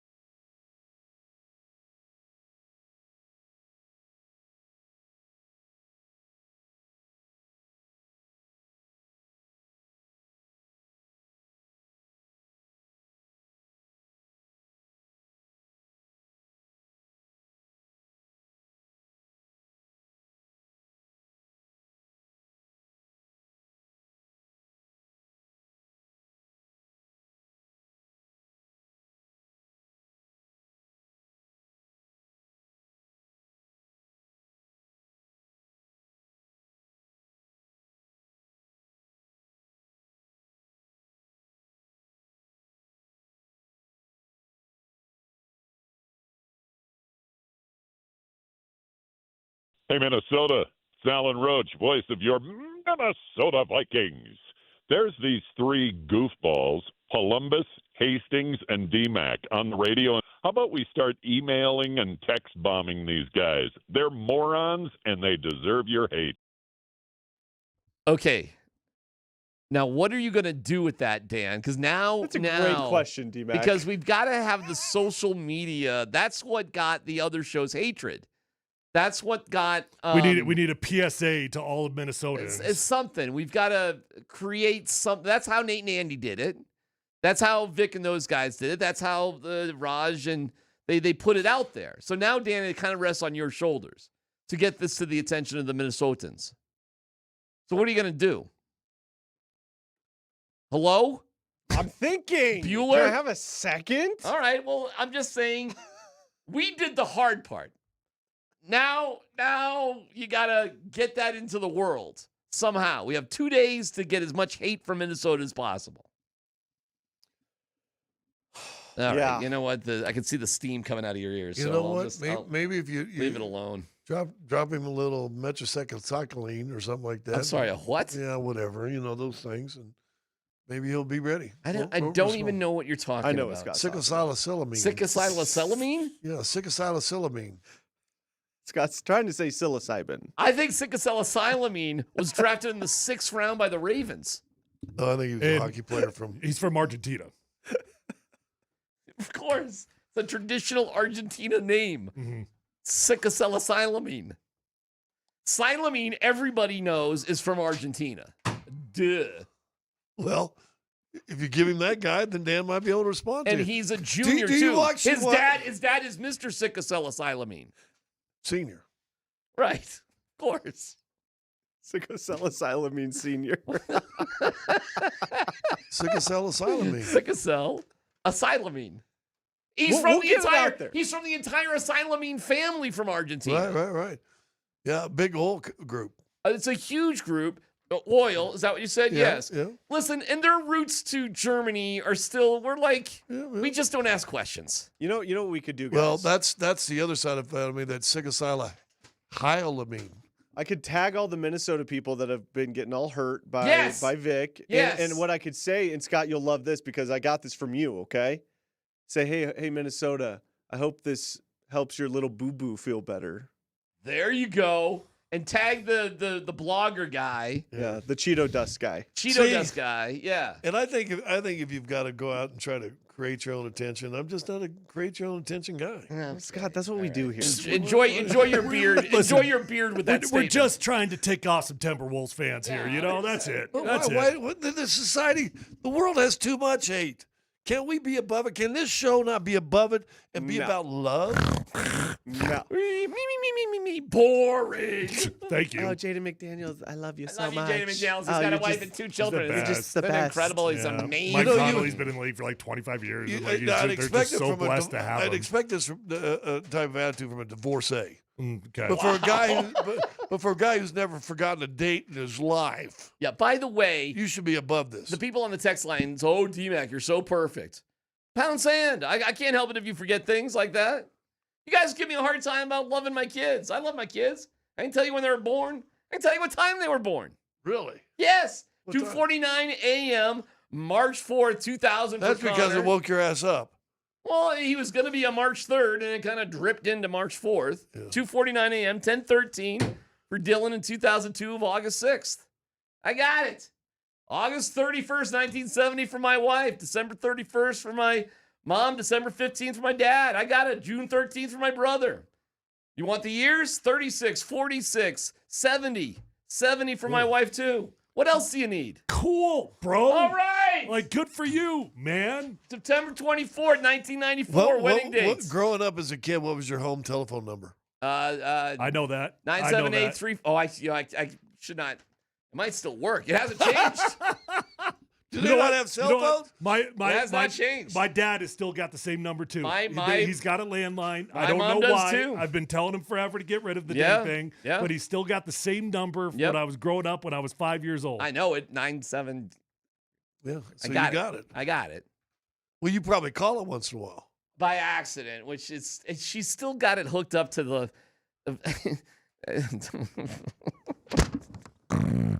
Anyways. Don't hate us old people. You're difficult to deal with. I'm just telling you. Just be a little... No, you're not that far behind. It feels like I'm like 1,000 years Oh, behind. my gosh, no. 1,000 years. Really? Yes. Did you know anything about K-pop Demon Hunter until I brought it to you? No, I'm glad you did, because Golden is my favorite song of the year. It is a pretty good song. It was so stupid catchy. And it feels like, it's nothing to it. Anybody could write it, but can you really perform it? Yeah. Bruno Mars' new song is going to be the same thing. It's catchy and blowing up, too. They write the same song over and over again. Paying off that casino debt. That is a good story. Oh, I had to text her before we get out of here. And it was directly to you. Tyler, Yep. the text, can you give us a Vrabel update? Well, the latest from the Mike Vrabel, Diana Rossini situation is that Mike Vrabel flew to Salt Lake City on a commercial flight, by the way, during day 3 of the NFL draft. When landed in Salt Lake City, Mike thought to himself, I'm in trouble. How do I fix this? I know what to do. Let me stop before I get out of this airport, and let's buy my wife a blue jumpsuit. Was it a nice jumpsuit? It looked nice. Was it suede? Potentially. Did it look like it was over $100? Probably. Was he photographed buying it? Yep. Was he photographed walking away? Yep. Did it fix his marriage? Who knows? Maybe. TBD. I've seen gifs fix marriages. Oh, I don't want to be mean. Some diamonds might work in there. I mean, Well, not to bring up somebody who's passed, but didn't Kobe after I his was stuff just going to go like there. That's exactly what I was thinking. a $2 million diamond ring? Well, $2 million might fix it. Yeah, that could not have been an easy fix, by the way. $2 million diamond ring? That trial up there in Cordera. Oof. Past Eagle. I've stayed at that hotel. You ever been up in that area? Have you ever played golf? I drank with the lawyer and the lawyer's husband. Up in Edwards, up in that area? No, down in Grand Lake. Oh, okay. Wait, the lawyer representing him? Yeah. We stayed at that hotel that he was at. Really? They were doing some promotion or something back in the day, and we got like a free weekend. And it's beautiful, but it's like, you ain't near anybody. It's just kind of out there a little bit. And so, Kobe. Yeah, he made up for it. All right, I don't know how we even got there. Because you guys want hate. Well, we're inspired Kreckman by Nate and Andy. They started it. So all and credit then to Vic them. took it to a new level. Yes. As Vic tends to do. And then Raj and Coach were kind of like sort of gravy training off But of Raj it. was trying to, sounds like trying to get Nugget hate. I know, it was weird. It was a weird side road. But the OGs of Minnesota hate are Nate and Andy. I mean, and they did it very unintentionally, which is probably the right way to do it. It's more organic. They got the right guy to hate them. An angry guy. I guess it is. Or is that the Vic guy? Is it the same guy? I don't know who it is. Who knows? But I'm envious and jealous and good for them, and it's works to their benefit. Being hated by the entire state of Minnesota.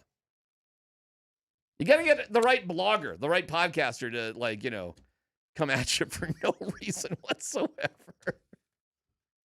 Nate, are you ignoring this conversation, or are you? No, I'm here. I'm getting my stuff. Yeah. But Yes. you guys did it. You got the hate. We did. Are you embracing that, or are you annoyed by it? No, it was fine. Yeah. Oh, you think it's over? Oh, it would. I have no idea. Is there new? Oh, I have no idea. I don't know. Yeah. No, I'm perfectly fine with it. I guess I made fun of their media. I criticized their questioning. What was the foundation of that? Yeah, what were you on to them about? Oh,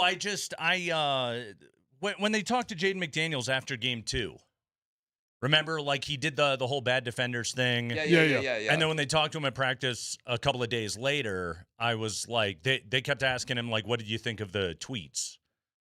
And I guess I just didn't care about that part of it. Right. Which, to be fair, I'm coming at it from a Denver perspective of I actually have basketball questions, but they're coming at it from Minnesota perspective, and they're just what do you think of the reaction? Yeah. Which, that's fair. They're covering it the way that they cover it. That's okay. But I lipped off, as I'm known to do. You wanted something a little deeper. They lipped back. It's okay. Yeah. Yeah, it's fun. It's But good. did It's all Andy in good then take fun. it? Did Andy then take it to a new level? He wasn't here when it happened, or he Well, that wouldn't was have the let other it thing. happen. I was off on Friday, and so like the whole blew up. Whole thing blew up, and I was Fishing. I was partying all weekend, and so I didn't deal with any of it. And then I'm not totally clear on what Andy's strategy was there. You need to talk to him about that. Oh, Andy, what was your Well, how did you strategy? take it? D-Mac's jealous of you that Yeah. you took a Minnesota hate to a new level. Listen, you can can do it, have man. my hate. Well, no, but we're trying. I'm trying to You trying. keep saying you we. can have the death threats. Yeah, you can do You it. can have all the Twitter toiletry that's going on. Wait, you can got have- death threats? Yeah. Oh wow. Oh yeah. That there were people legitimately at our watch party that were like, that got really ugly. That got scary. It's like, yeah, it's why I got rid of the tweet. So. Oh wow. Ooh. All right, I don't want a piece of paper with letters cut out from magazine articles. If that's, I guess I don't want that. Are you telling it was getting to that kind of level? So yeah, dude. Oh. Twitter's a toilet. Seriously, it's all right, and it's well. so dumb. Like it started out fun. Like a few of the guys came at me, and it felt like Scotty was coming at me. And you know how it is. You do things you know what's going to happen, right? I wasn't stupid to what was going to happen. Springer knows. I talked about it with Springer, and I was like, should I really do this? Should I really do this? And he goes, hey, man, we'll keep – because, Springer's mundane video is the one that sent us into the stratosphere. I didn't think the video was really all that kind of explosive. Yeah, well. I didn't think it was that big of a deal. That was the other thing. I didn't like it. They started reacting to it, and I went back and They watched thought we it. were saying McDaniels was stupid. Like, again, it's like, dude, read. But again, you expect Twitter people to actually, think and critical think and read and digest. And Of what I was able to see out of the replies, my guess is less than 2% of those people actually watched the video. Right. Which is okay. Right. So again, it's what happens when you put things into the hands of the internet. So here's what happened. I just was thinking, I was laughing, and I thought it was funny because, this guy with a podcast started all the stuff. And Vic is the one. Nate and I weren't even aware of it. Vic had to send us the tweet of what he said. Okay. And I will admit, when you start to use the F word at me. He was concise. Yeah. I was like, all right, pal. Well put. I was going to start with just sending back, just like, hey, man, I've been on a few broadcasts. I hope your career is anywhere near that if you're going to be podcast boy about it. But then I was talking to a buddy in Green Bay, and he goes, because I know my buddy, our friend, my buddy that's the farmer. Oh, yes. Jeremy. He goes, Minnesota's really, it's what Alan Roach did. He goes, Minnesota, they don't have any rings for anything. He goes, you really want to get them. It is He goes, every crazy. time I want to shut my Viking fans up, I just bring up Packers Super Bowl history. And I was like, well, I got plenty of access to rings. So I was going to start with the 2 rings we had, right? And then I go, if I'm going to do this, I'm going to do this. So I had Schlereth hit me up with his 2 Super Bowl rings. Okay. And then I called Oh, David. that's nice. And like the one ring I really would have been proud of would have been the Bronco 50 ring. But they gave one to Dave and Ed, not to me and the rest of the crew. Well, Super Bowl 50, Tyler. Right, but I mean, Dave the have a play-by-play broadcast color guy crew got ring. it, but the sideline guy didn't. Is that right? Or the producer. Ooh, the dear. producer. Those Okay. are the ones that you kind of value, right? Because you're on that crew, right? Of course. So that one you do. I lived every minute of that season, man. From the start of training camp until I was the last one in the locker room. I got pictures from the locker room and from the after party and all that stuff. But I hit up David Brute and I'm like, hey, dude, could you just send me a picture of the ring? And he sent me one on his finger. And to be funny, I almost wanted to see if anybody would have noticed it was on a black man's finger. You know what I mean? But I was like, he sent me one in the box, so I put that in there. And I go, if I'm really going to do this, then I hit up Eric Law. I go, send me all your outlaw rings, right? And then I got the mammoth ring. And I got all these rings, and I just put them together. And then I sent him the rings. And oh my God. That was it. But then again, like That's the first fun. 3 hours, you know what was funny? guys were going, you did not put a lacrosse ring. Oh, hell no, it's a lacrosse ring. So then the Lynx fans came after me, which was funny. Some guy sent me like his class ring. Like it was really funny, That's good good. Twitter stuff. That sounds good. But then the gay slurs came and the mentally challenged stuff came. That's not good. And then like I expected one or two, but when you get multiple, and look, I'll be honest. I don't want my people seeing that stuff, especially. You know what I mean? You don't need to be exposed to that. So I got rid of the tweet and I put it out there that it was not an adult thing to do. And I, again, what makes you feel good? Because again, for all our listeners that are tweeting because I had a guy come up to me at the watch party. He goes, "I'm not letting him talk that way to you. I got your back." And I had another guy, Ams. This guy, Ams. He was literally trying to fight all of Minnesota for me. I'm like, bro, please stop. Just stop. I don't care. I didn't even read half the replies after a certain point. I literally, so people know, I opened my app, went to my mentions, refreshed it to the top, and I didn't even read them. I didn't need to read them anymore. It was like I knew what toilet this had gone down, Wow. right? So I finally was just like, I am done, please. 2 guys were going to fight each other in Denver. And I was like, all right, this is done. I love, Was one of them Vic? No. But Vic got in the middle of all this? Because then Vic jumped in and said, because Vic's like, don't call me. Look, and it's Vic, it's Papa, it's the Don, right? Don't call my guys that. So yesterday, Vic said something, and they captured the quote of it, and then they tweeted it.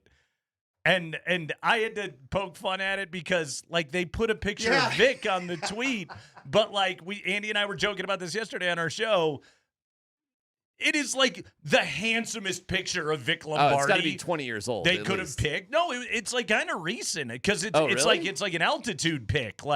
It's Vic looking very debonair and TV and well put together.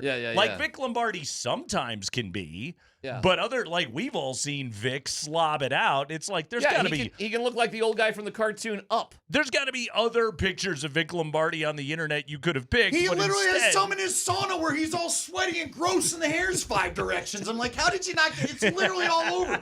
Hey, Flatiron's Fire has me sweating my hair off, and I'm Vic Lombardi.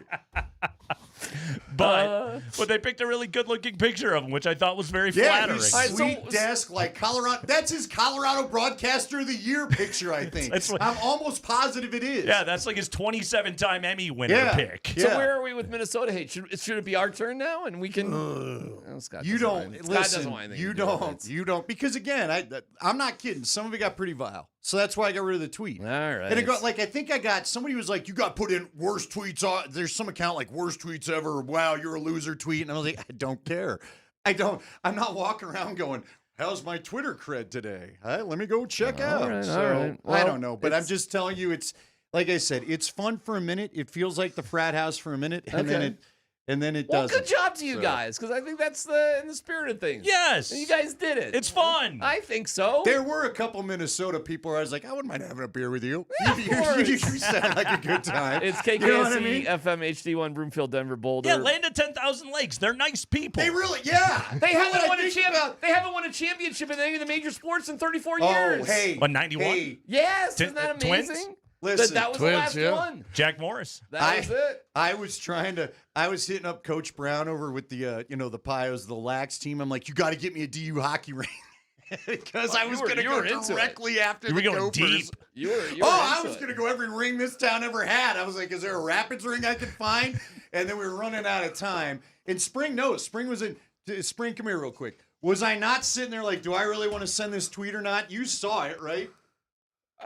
You were gonna send that tweet. There was not a doubt in my mind. You were going anyway. It was ready at 3:45. It did not go out till after 4. He sat on it for 15 minutes. Hey, really quickly, You want though. to see the collage? Hold on, DMac, but before you jump out of here, really quickly. Yes, sir. What was the crowd energy like last It's night? amazing. I mean, amazing. Through the roof. The loudest the building's been all year was when the Cam Johnson dunk. Where did it start, though? Almost from the it was from the start. Yeah. Yeah, no, it was pretty hype right from the jump because they They got going relatively early, Yeah. and they were the threes. Every time you hit a three, it always turns the temperature. It's like a joker bucket's one thing, a three's another level, and the dunks. Everybody just loves all the dunks, and they had the lead more or less from the beginning of the game through the end of the game.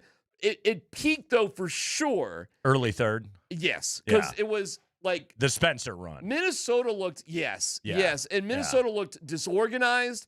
They looked like they couldn't do anything. Right. And they were turning the ball over. I think they had 25 turnovers. So, and it was 35 points by the Nuggets off 25 turnovers. So almost every mistake they made resulted in something positive and oftentimes dynamic. And when Christian Brown dunked and then pointed at McDaniels and then got a tee, the tee itself, oh my God. Hey, what happened to... Just break the mic? Holy cow. Hey, the microphone doesn't operate correctly anymore. Check. Oh, it's wow, that fixed it. We're banging. That's on me. That's on me. Oh, it's spring. Oh, it's spring. But now Andy's mic doesn't work. For a minute. There we Turn go. this off. So it escalated. I know what you're saying. Like maybe it didn't start off like on fire. Yeah. Can I tell you a moment that was crazy? Rocky did the ladder shot, and That shot's nuts. it's nuts. It's nuts. And he hit it, and that kind of like that was kind of a dope moment early in the game. Every which is time I've ever crazy. seen him do that, by the way, I get sweaty palms. He only does it like 4 or 5 Yeah. times a year. Yeah. He does not. And then It's too high. And then he I don't does like his it. regular half court shot. Yeah. Hits it on the first try. First try. So like it was a weird night where just everything was going your way. However, in the middle of the fourth quarter, they just got sloppy. Nerves. And they just sort of gave a bunch of points back. And you know what I'm saying? Like it was Ref like started that. calling it really tight. Yeah. Which that was I think it doesn't help when Joker throws it to a guy under his own basket. Yeah, I'm just going to give you the ball. that was his one bad brain fart last night. And there were a couple there. Listen, the game was never really in jeopardy. Mm-hmm. But it never really felt comfortable either. I don't know, dude. They were up by 23 points in the fourth quarter. I was like, this thing is done. I have too much PTSD. Yeah, no. All right. Well. I think I tweeted last night, this Nuggets team lives rent-free in my head. All right. I mean, I get it. Yeah. But then they ripped off the 8-0 run. CB hit the 3. Yeah. They got a steal right after that, and then Joker and Ann won, and finally it was over. It would have been nice if they could have, kicked it up to 28-30, made it a laugher. It was right. It was right there to be had. Yeah. I don't think Minnesota did anything brave or heroic. I think the Nuggets made some dumb mistakes. Yeah. And then Adelman, boy, Adelman was fun because he was all. Oh, he was feeling himself. Feisty. He was a little feisty. He was ready for some action. And our guy. Well, I like him. Brendan Votes. Yeah.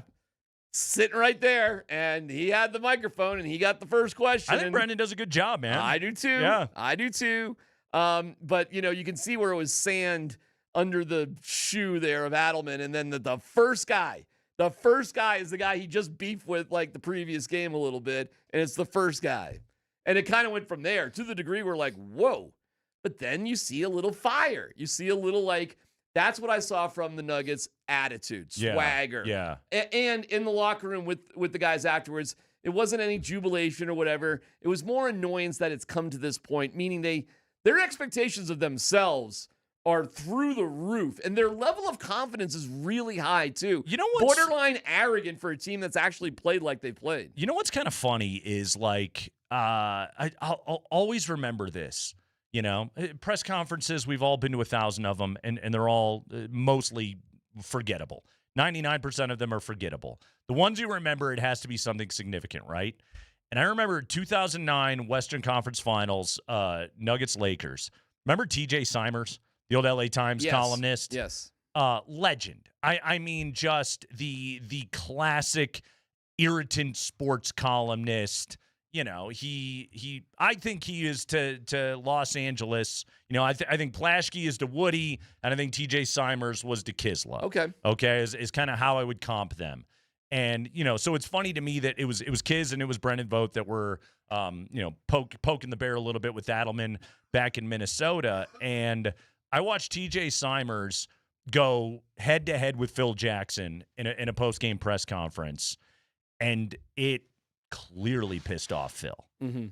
And Phil, and then the Lakers came out the very next game back in LA and they destroyed the Nuggets. And TJ Simers wrote, to this day, what I think is one of the best sports columns I ever read in my life about how he and Phil Jackson alone teamed up together to get the officials on their side and beat the Denver Nuggets. And it was the entire the source material of the column wasn't that a great job by me and Phil? That's hysterical. And it was so friggin' good. That's hysterical. But I also on a broader level, can an irritant to a coach, which can come from 1,000 different places, but when it's coming from, an outside source, that being the media, who is sitting there and questioning his team's professionalism, integrity, whatever you want to call it. Competitive spirit. Yes, competitive spirit in this instance.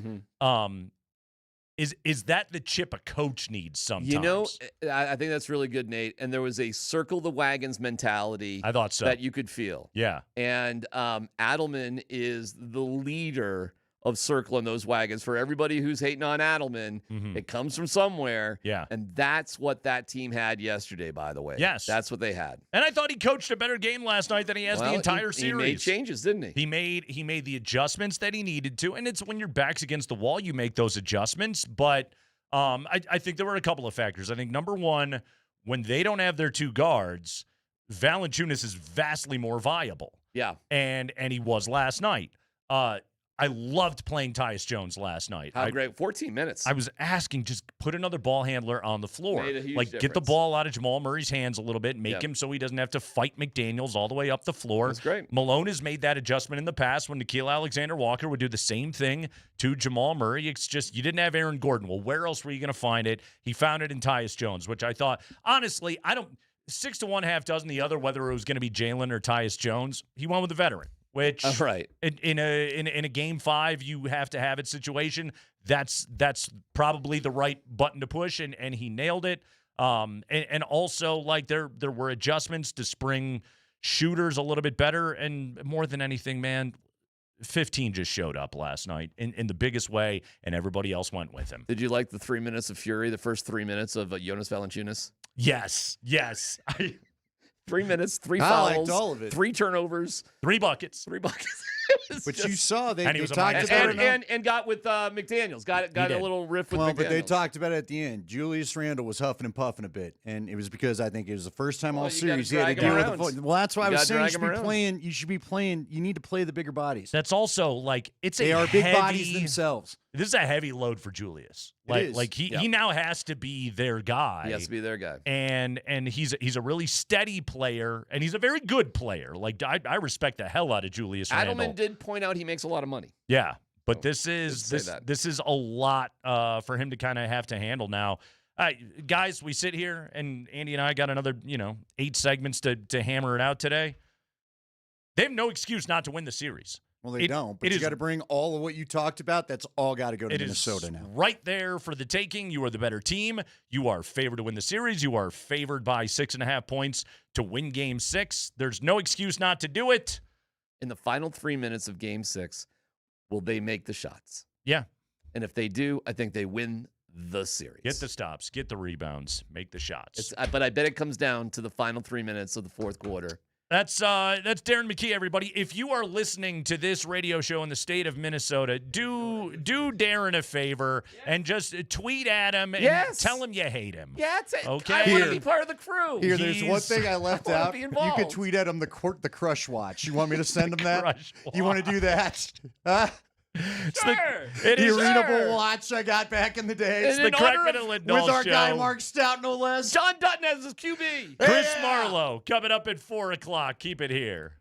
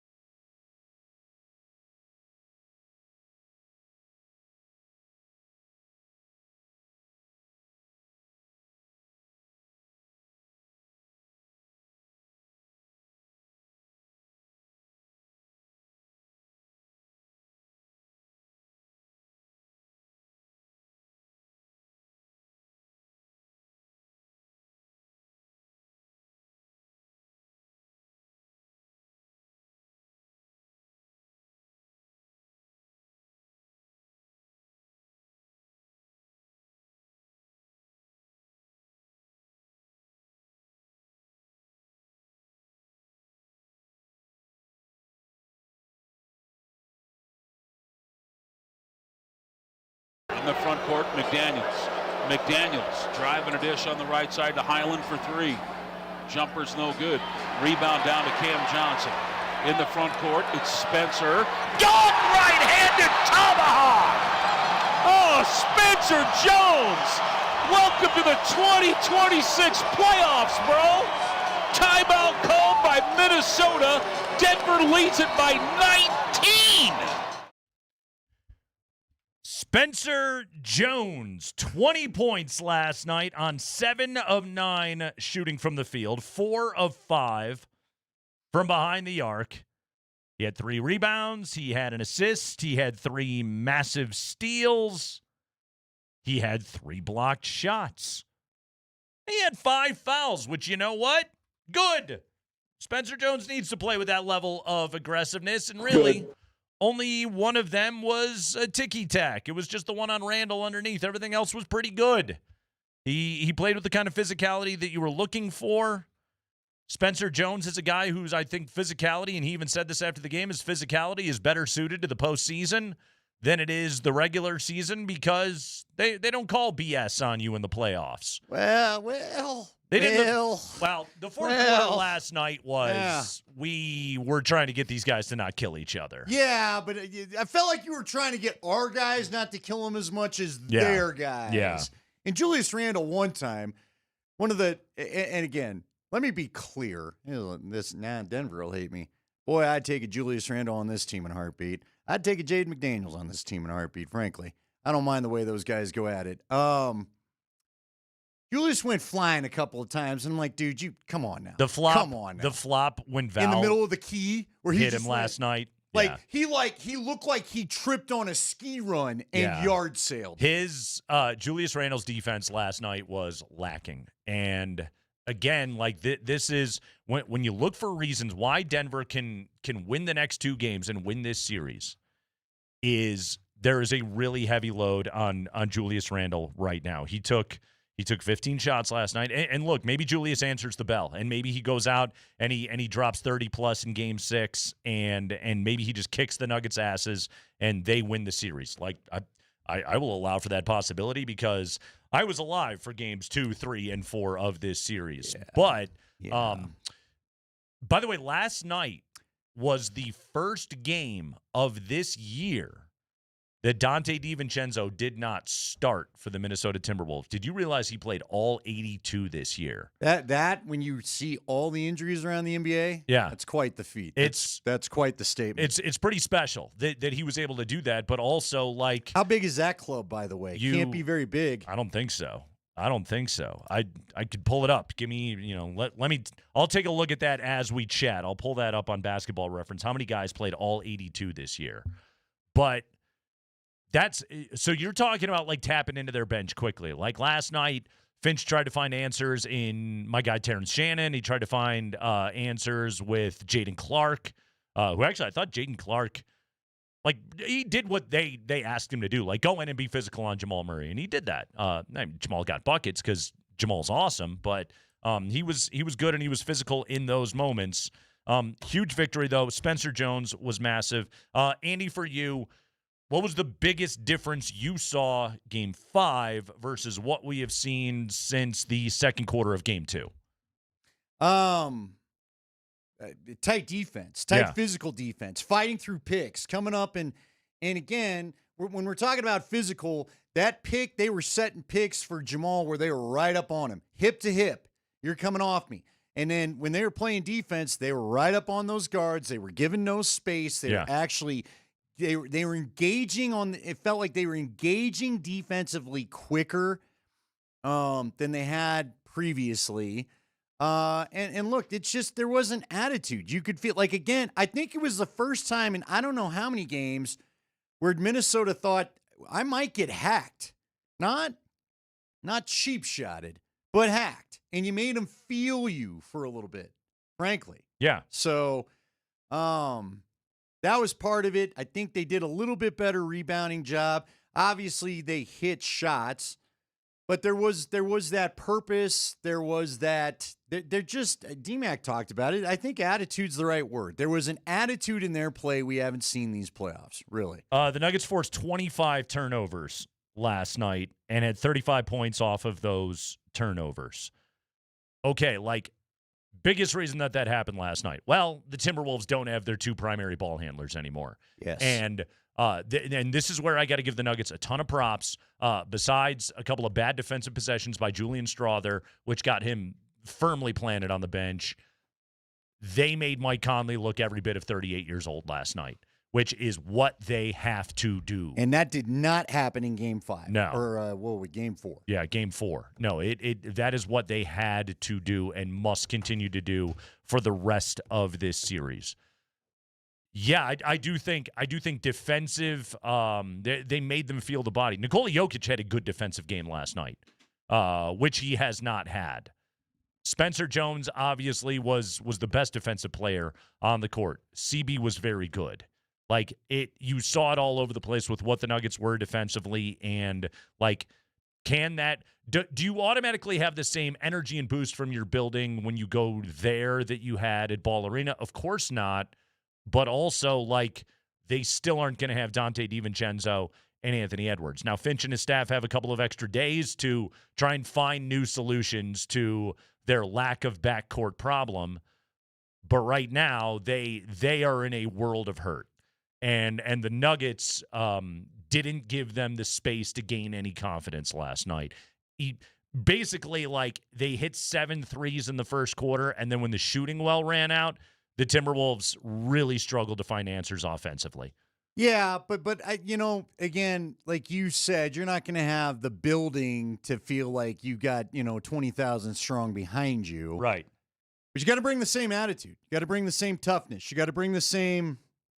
I mean, at the end of the day, it's about those on the court. It's not about anything, none of the noise that we're creating, none of the noise that's literally created in the building. You just got to go out there and play the same way. And if they play that same way for the next 2 games, then they are going to go face San Antonio and hopefully. And I got to also tell you, I think, again, I love Aaron Gordon. I love how tough he is. I love that he gave this thing a go. I think you got to sit him the rest of the series, quite honestly. Yeah. He's got to get, because he's just not himself. He's on one leg out there. Well, not even, and not having to kind of deal with that. I don't know if that's the way to put it. No, Andy, but they just need the athletic. They need the full force guys out there. It's a totally fair point to make, because like a play that to me didn't just speak volumes. I mean, it screamed volumes. Was Game 4, early third quarter. Jokic lobs to AG, where he's made that play 100,000 times in his sleep, and Aaron Gordon goes up and catches the ball and scores. Oftentimes with a ferocious dunk, but no matter what, it results in 2. And Aaron Gordon didn't leave the floor. That play right there, it was like, oh crap. Okay, Nikola Jokic is a basketball savant, and I think in Game 5, and this is where this is what I thought was the most critical difference, was Nikola Jokic recalibrated appropriately for the team that's around him right now to be able to set them on a path to victory.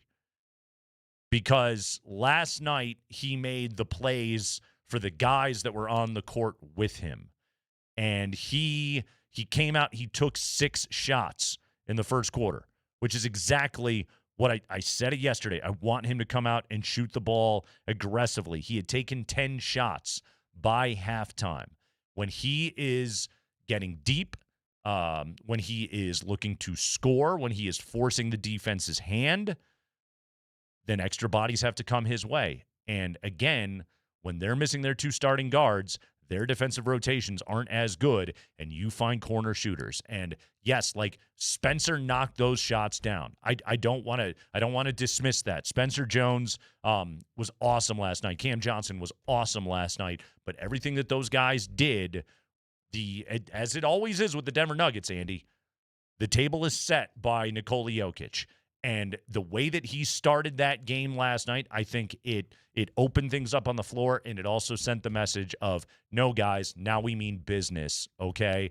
It's, for whatever reason, it took until the back was completely against the wall for serious Nikola Jokic to come out in this series. Well, maybe not him.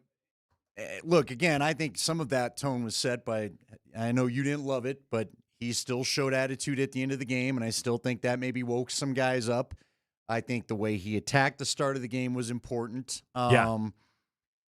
He was great last night. But here's the thing. Not just, I don't want to pin it on Jokic. You and I have talked about this all year. Back had to be against the wall the last 10 games, and then they took everything seriously and found a way to win them all, even though they still played with their food during some games down the stretch. Right. But this is what this team has been known to do, and this is what they've kind of done. So in some ways, I'm not surprised to see this. I just wish you wouldn't let it get to this. Yeah. Matter of fact, remember, San Antonio's been a little bit of a microcosm with this series. You had to get down 20 to San Antonio and get clowned by those guys before you decided you wanted the clowning to stop, and then you did something about it, and you came back and you won in overtime. Maybe that's just how they're going to do this series, and I guess that's just how this team plays sometimes. By the way, the Mr. Jones, every time, because I had to go for the third quarter, I'd go pick my kids up from a concert and come back, and Kaz saying Spencer Jones, I wanted him to almost sing it a little bit like the song. Oh, the Counting Crow song? Oh, yeah. Ah, yes. Yeah. Spencer was great last night. Sometimes, and this is a broader discussion, and we could probably spend several days on this in the offseason, given that he's hopefully going to agree to sign his extension and all that good stuff. But sometimes it's like, okay, can Nikola Jokic not allow moodiness to creep into his game as much? And last night, his game was less moody. No, he was about business last night. He didn't get after the refs. He complained about calls, but like he's always going to complain about a few calls. But it wasn't like I'm staring at them as I run up the floor. Yeah, and it wasn't the spastic. You know what I mean? Yeah, it wasn't. Yes, you're going to complain about calls because let's be honest, he doesn't get enough. It's honestly like to me. People might be like, oh, lack of a vertical jump and no rim protection, all that. No, to me, the greatest weakness in Nikola Jokic's game is his mood can impact his play. You get focused on the wrong things. Right. And that's what I would say is which I do think he was trying to turn the page on some of that at the start of this year, and then the injury happened, and the grind of an NBA season wore on him, and other guys were hurt, and the team underperformed, and there was a lot of stupidity, and it was a weird, long, challenging, arduous season for the Denver Nuggets, and Nikola Jokic got pulled down into the morass of it all, and now hopefully he's pulling back out of it. Because did you happen to hear? And I think Noah Eagle is an outstanding play-by-play guy, but when he kind of went off on the people question what this all means to Nikola Jokic tangent in the second quarter. Like, I think it's silly because I don't question how much basketball means to him, but also because of the way that he can carry himself sometimes. To be fair to Noah Eagle or anybody else that has these conversations, he invites some of that. Yeah, yes, I understand it. I feel like he's answered it, though. I'll tell you what, I've been influenced a little bit by Scotty, and I think I told you. One of the things Scotty said to me when Joker did what he did at the end of Game 4 was if he didn't care, he wouldn't have done that. Well, exactly. He would have just walked off the floor like everybody else, would have had no incident, but because he does care. Now, again, I never question his dedication or how much he cares. Well, and here's the other thing that I think is the bigger picture that some people may be missing. Not only do I think he cares, I'm going to go back to Malika Andrews' interview with him around the All-Star break. Remember that one? Yeah. Where not only do I think he cares, I think he's starting to settle into NBA life. I think he doesn't. I think he may play longer in this league than some of us originally thought after his agents or wherever we got the comments out of Serbia where they said, well, yeah, maybe after this contract, you know what I mean? I think he's kind of getting used to this. I think he may be in this longer than we even thought. So not only does he care, I think he may be around longer than we all originally guessed. So, I just think, but you know what? It's about playing the right way. And see, that's why I go to, I think there's been, and I have nothing to back this up, just from what I've seen in my gut. I think there's been annoyance with his teammates. And I'll go back to what happened with Jaden McDaniel. You know why he went and did that? Because he wants the game played the right way, just period. Yeah. Okay? Why does he make a pass? We got on him for passing to Christian Brown at the end of Game 2. Remember that? But that's the right way to play the game. in his mind. That was the right pass. That was the open guy here, the open guy there, right? And I think there's just been annoyance. I've told you. I think he'd probably like to go full Malone on these guys sometimes. I think he does sometimes. But knows he can't. I think he does know there's only so much. Yeah. So I think some of that frustration leads to what you're talking about. And I think it did bore itself out in the second half of the season when he's arguing with refs after he did a better job of it the first 3 months prior to Christmas. Yeah. And like that version that we saw of him last night, which it came out of aggression, and then it came with everybody else coming along, and then it continued on with guys making shots, and the really like the good, fluid Denver Nuggets basketball got played in that game last night, which they scored 125 points after scoring less than 100 in games 3 and 4. And again, that came out of, all right, I'm going to be aggressive. Now I'm going to get everybody else involved. I'm going to force minute because it, by the way, and it's not so simple as, you know, we always go into it and kind of into a game of like, okay, what is Joker trying to do in this game? Last night was the classic example of, I'm going to let this thing come to myself. Okay, you're playing me straight up with Rudy. Okay. All right. You're now forced to double. Okay. Now the ball is moving and bam, he's got 6 assists at the end of the first quarter. That's what happens when they're playing the game the right way. What else happened there? What else is the key to that statement you made right there? Cam 6 Johnson. assists? Well, 6 assists. People made shots. Yeah, Cam Johnson made shots. You don't get assists if people are missing buckets. Exactly. So. Cam Johnson made shots. Jamal Murray made shots. Like the ball was going in the bucket. I want to talk about and you know, top line to me, Nikola Jokic in that game last night. Beyond that, though, let's talk about 3 of the other starters. The other 3 starters that are not the 2-man game. And what I saw from them last night that, again, is giving me a good hankering that they're going to continue to do this the rest of this series. It's Kreckman and Lindahl. We're talking about a Nuggets Game 5 win on Altitude Sports Radio 92.5.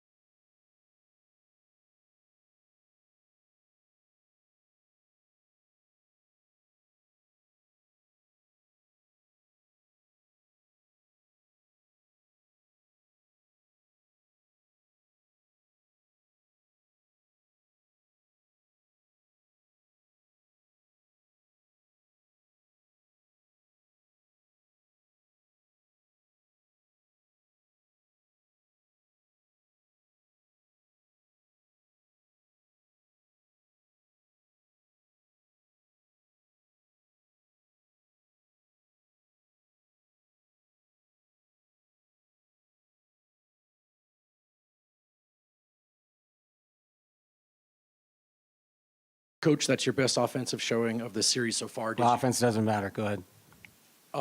Yeah, I've never said that. Did you get the level of physicality you were looking for on offense tonight? It was better in the first 4 games. Yeah, David Adelman. Snippy with the media last night after the game. Good. Continue it. Attitude got you a Game 5 win. Attitude extended the series. Continued attitude, which Minnesota, by the way, like if you're checking the boxes for who has won this series in various different categories, attitude, intensity, feistiness, physicality, whatever you want to call that, like Minnesota across the board. Oh yeah. Nuggets answered the bell last night. Good. You now have to play the game of your life in Game 6 in Minnesota. Make no mistake, the pressure is still completely on the Nuggets in this series. Completely. All right? Because Minnesota, Andy, like right now, and the betting odds have shifted again. The Nuggets are now favored to win the series. The Nuggets are now a 6.5-point road favorite in Game 6. It's on you, man. Yeah. Like the Timberwolves have lost Anthony Edwards, have lost Dante DiVincenzo, briefly lost Naz Reid last night to an ankle injury, and then he came back and looked fine. Then he was fine. Hey, look, man, that dude's happens. tough. That's another dude I wouldn't mind a Naz Reid on our bench. Yep. So and so like the Nuggets right now have all the pressure in the world on them. And can you go out on the road into an environment full of people that hate your guts and execute and hit good shots when the emotion is going to be on your side? Because guess what? Like I'll tell you what's going to happen in Game 6 on Thursday night. The Timberwolves are going to have a lead in that game. Yeah. And are you going to get the stops to stem the tide to fight your way back into that game and find the shots that you need to? Last night they did. Will they in Game 6? I don't know. Can't let Ayo Dosunmu go off and be the difference again. Can't let that happen. You talk about them hitting shots and finding a lead. That's a guy. It's the classic. I give you credit. You said it a couple years. Well, you said it during the Nuggets' first championship run when we were together, and I've never forgot it since. The role players always play better in their home building, and it's always just so true. Dosunmu couldn't find. Man, he had a couple that were just as ugly as could be. I actually thought Ayo played pretty well last night. Well, but some of the shots. Yeah. But I mean, he's going to, he was dialed in on his home floor, so you better make sure that doesn't happen again. Bones Highland is going to make multiple threes, although he did last night too. Oh, yeah. Bones had a good shooting game last night. But you cannot let him go off when you get back to their place, okay? You got to make life tough on these dudes. And we will see if the Nuggets can do that. Andy, actually, before we get to Spencer Jones, let's talk about what Cam Johnson did last night. Cam Johnson, 18 points, 8 of 13, made a couple of threes, 6 rebounds, 5 assists, team best plus 24. In fact, Cam made, quick math, all 6 of his 2-point attempts last night. Okay. Many of them being at the rim. Yes. Yeah. Well, look, I laughed because they had like 3 breakaways that went off feet and got knocked out. I was like, guys, please don't blow open layup. You know what I mean? Yeah. But anyway, but you're right. He was good. He was great last night. And he last night was, instead of taking the DHO and taking an extra wide dribble and letting the defense, adjust to it. Cam's one of those players, okay, I want to survey the floor. Last night it was like, no, dude. Go to the hoop. As I said to Dan Tanner last night, it's like the Broncos run game thing, right? It's like a zone blocking run. Plant your foot in the ground and go. And he did last night. And you could tell that, like, his play earned trust from Jokic, which then made the entire team better. Cam was to me, the key piece. I think Cam can play like that again in Minnesota. I think he has that in him. I think Spencer Jones has that defense in him. I don't know about the shooting, but I know he has the defense in him. Cam, that game should be there all the time. And the Timberwolves took that away from him for a few games. Like, the Nuggets coaching staff needs to put some of those, especially some of his drives, just put them on a loop in a film session for him and tell him, yes, more of that. But he should know that in a way, too, because he played in the playoffs with Phoenix, didn't he? Yes. Like, this is not a guy He's not new. unfamiliar to playoff action. He's not new I here. almost feel like he's new to this rivalry, but he's not new. You know, you talked about it with Hastings and Cross yesterday about the championship DNA, and is it still there? And it's a good reminder that some of these guys, you know, we're used to Nikola and Jamal, and Bruce, I think, has even raised his game the way they did during the championship run. But not everybody else has kind of woke up and done it. So hopefully everybody else got a taste of, okay, this is where you need to be from last night, and we'll be fine. Yeah. But Cam, by the way, also last night, 6 rebounds. He had 5 in games 1 through 4 combined. You know what? Katie Wingy did a report at one point last night, late in the third quarter, where she said Adelman pulled Johnson over during a huddle, and he said, the most important thing you're doing right now is rebound. Rebound. Do not stop that. You are so tall. It was a note mid-game Yes. from Adelman. You are tall. Get rebounds. And honestly, like, I was a little surprised when I saw this after the game. The Nuggets kind of got killed on the boards last night, 38-29, but it didn't matter. Which, when you shoot 57% from the field, that's what makes it not matter. But he did rebound last night, and I was really, really happy to see that. Okay, Spencer Jones. His matchup with Julius Randle is now the most important matchup in this series. Last night, Spencer's defense was terrific. And yeah, you might look up at the end of the night and say, well, Julius Randle scored 27 points. He's going to get his because he has to be that scorer for them right now. The question is, can you make it tough on him? And he had 5 turnovers in that game last night. Who gives a rip what he gets? It's, can you create stops and get it going the other way? Play him with physicality. Strip at him. Nip at him. Make his life tough. And I thought Spencer did that great last night. And then he made threes, which that was just a huge bonus. If Spencer doesn't have that run early third quarter, I think that game's tight all the way. Yeah, but again, like you said, huge dunks and threes. Yep. Give him that. Energy plays, man. You know what? You reminded me, not to be a jerk, I'm going to say it, though. You reminded me why you're on this roster, quite honestly. Yeah. Because you've been way too quiet. Two-way guy. I also got to wonder, like, was this the first game he felt healthy? Maybe. Was this the first? Fair enough to because ask. he was moving better in that game last night than he has at any other point in the series. Like, he looked like the level of athlete that earned his way onto this team. You know, two-way guy, earned his contract, plays with physicality. Bennett Durando had a great story in the Post today about, him knocking Julian Strawther's tooth out in the first practice at training camp on the first play and bleeding all over the place. Like, hell yeah, dude. If that's the origin story of Spencer Jones, playoff superhero, then great. I'll go see 3 of those stupid movies. Sign me up for it all day long. Because he was awesome last night. I do. Like I said, yeah, I'll go see 3 of them. Like the Fast and Furious. Isn't that like on 15? 11, 12? They're going faster? Yes, they really are. You haven't fit fast enough? Christian Brown. Okay, CB. Loved your defensive intensity and your energy last night and your plus 18 minutes, even if your offensive game is still weirdly tentative. Yeah, Kaz was talking about it during the broadcast where he said, you know what, if I could have one wish up when they're up 20, he goes, it'd be really great if CB could find his game and take it to Minnesota. Maybe that late offensive 3 game. that he made was hoping. was a big help. Yeah, but he had an attitude on the defensive end. He gave the little point to Jay McDaniel after the dunk. His defense has been great this whole series. And maybe to be fair, like, he is their best on-ball defender right now, and especially when they don't have Aaron Gordon, like, he has to work so damn hard on the defensive end of the court. And so focusing on his offense maybe isn't completely fair. It's just, okay, man, just, like, attack a little bit harder. But last night, created turnovers, got himself a dunk, a layup. He hit a 3. Great game by CB last night.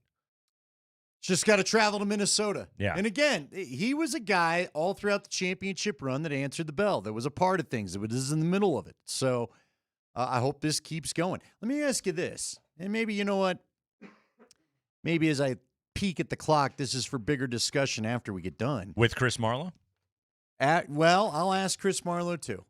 Is there a world where you sneak in Tyus Jones to let Jamal Murray start the game, not dealing with the full court pressure? Is there a world there where that makes sense? Or was Tyus Jones' role just chef's kiss perfect last night? I loved it last night. I loved the way that he was deployed. I think you're good to go. I think Adelman found something that worked last night. They don't have any ball handlers as much anymore, like you said. So I don't know if Chris Finch is an excellent coach. He is now tasked with coaching the best game of his life in Game 6 because he didn't have many answers. The crazy thing about the Timberwolves, Andy, their starting lineup this year was one of the healthiest in the entire NBA. They played almost double the minutes together this year that the Nuggets starting five played together, which, that's great, but also it means that, you never really had to extend out your rotation. For Denver, these guys have all played, man. Yeah. And you can put Zeke Naji on the floor and have him not completely just wet himself. You can play your end of the bench guys because they have played critical minutes so far this year because you've been so banged up. We'll see what answers Finch has. Nuggets still alive. So is the Altitude Sports Radio Playoff Viewing Party Tour. Join us Thursday night at Whiskey Row for what is sure to be an amazing atmosphere. We're giving away awesome prizes all night, including an autographed Jamal Murray jersey. We'll kick off the Blitz at 6 with Berto and Andy Lindahl. They'll be partying with Nuggets Nation all night. That's right, Andy's going to be partying. Join us at Whiskey Row Thursday, powered by Surfside. 100 calories, 0 bubbles. Not a single bubble. It's sunshine in a can. Sunshine on the Radio with Chris Marlowe next.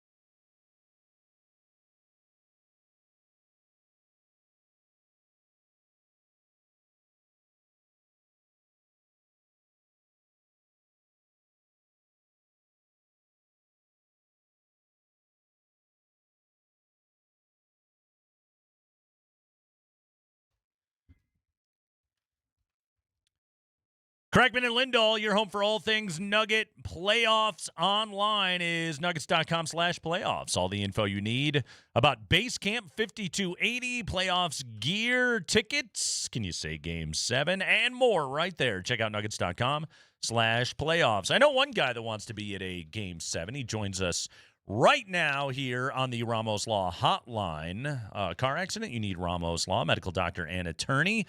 Joining us right now is the voice of the Denver Nuggets. And man, do we miss that voice on the call right now. It's our friend Chris Marlowe. Chris, how you doing? Hey, I'm doing great. Glad to be on. It's great to have you. Chris, let's start here. What was the biggest difference last night in Game 5 to you? I just think energy and enthusiasm and, putting all the pieces in the right place. I thought the Nuggets did a great job coming out with a good game plan. And, they just did some different things that really were worthwhile. So I was really impressed at how it worked. First off, Chris, if you were able to do these, would that mean we could actually start at 7 and not at 11:30 Eastern every night? But anyway, I digress. Chris, I don't quite get that, the late starting times. Why don't they just start the earlier game earlier, a half an hour earlier, and give a better buffer? I'd like God to see that. forbid there's two basketball games overlapping with each other. Especially on Prime and or Peacock, they all got all these different options if you just go to their dumb app, which is fine. It just drives me nuts, Chris, because again, you're calling it the best rivalry in basketball, and no one's staying up late enough to watch it. That's why nobody knows it's a great rivalry. Anyway, I digress. What do you think of David Adelman's? You know what? Scotty's told us that he's got this quiet fire. I'm sure you heard the give and take with Brendan Voigt from DNVR, but Adelman's getting a little fiery. Do you like this side of him coming out in the pressers after what's been mainly a mild season when it comes to the media? Yeah, it's an interesting turn because I think people were very confident of what he was doing. And now, because of the three straight losses, there's a little bit of doubt there. So it's interesting to see his reaction. If I were him, I'd be a little mad part of the time too, with how the team has been playing. But generally, I would say he's done a good job. And I think you have to just kind of take what kind of what the situation gives you. If you get asked a fishy question, then you've got to go after it. Yeah, and I think he's done a good job, and I think his team has kind of responded to it, and everybody responded to it last night, up and down the roster. Chris, you called every Cam Johnson performance, well, almost every Cam Johnson performance for the Nuggets this year. When he's on his game and aggressive like he was last night versus when he can have quieter games, what to you is the biggest difference? What are the little tells you look for in Cam Johnson? Well, is he shooting the basketball? Yeah. I think that's the biggest difference with Cam. He's been good. He's been really good so far. Last year he averaged 19 points a game with Brooklyn. Yeah. And this season he's averaging like 9 shots a game. And it's kind of interesting that the more he shoots, the better he does. So I'm excited to watch him play. It seems like he played one of his best games of the season just recently. And, the 18 points, but the extra stuff, the 6 rebounds, the 5 assists, all good stuff. And I just think when he's on, he's doing his job, and I like to see it. I think he's playing well.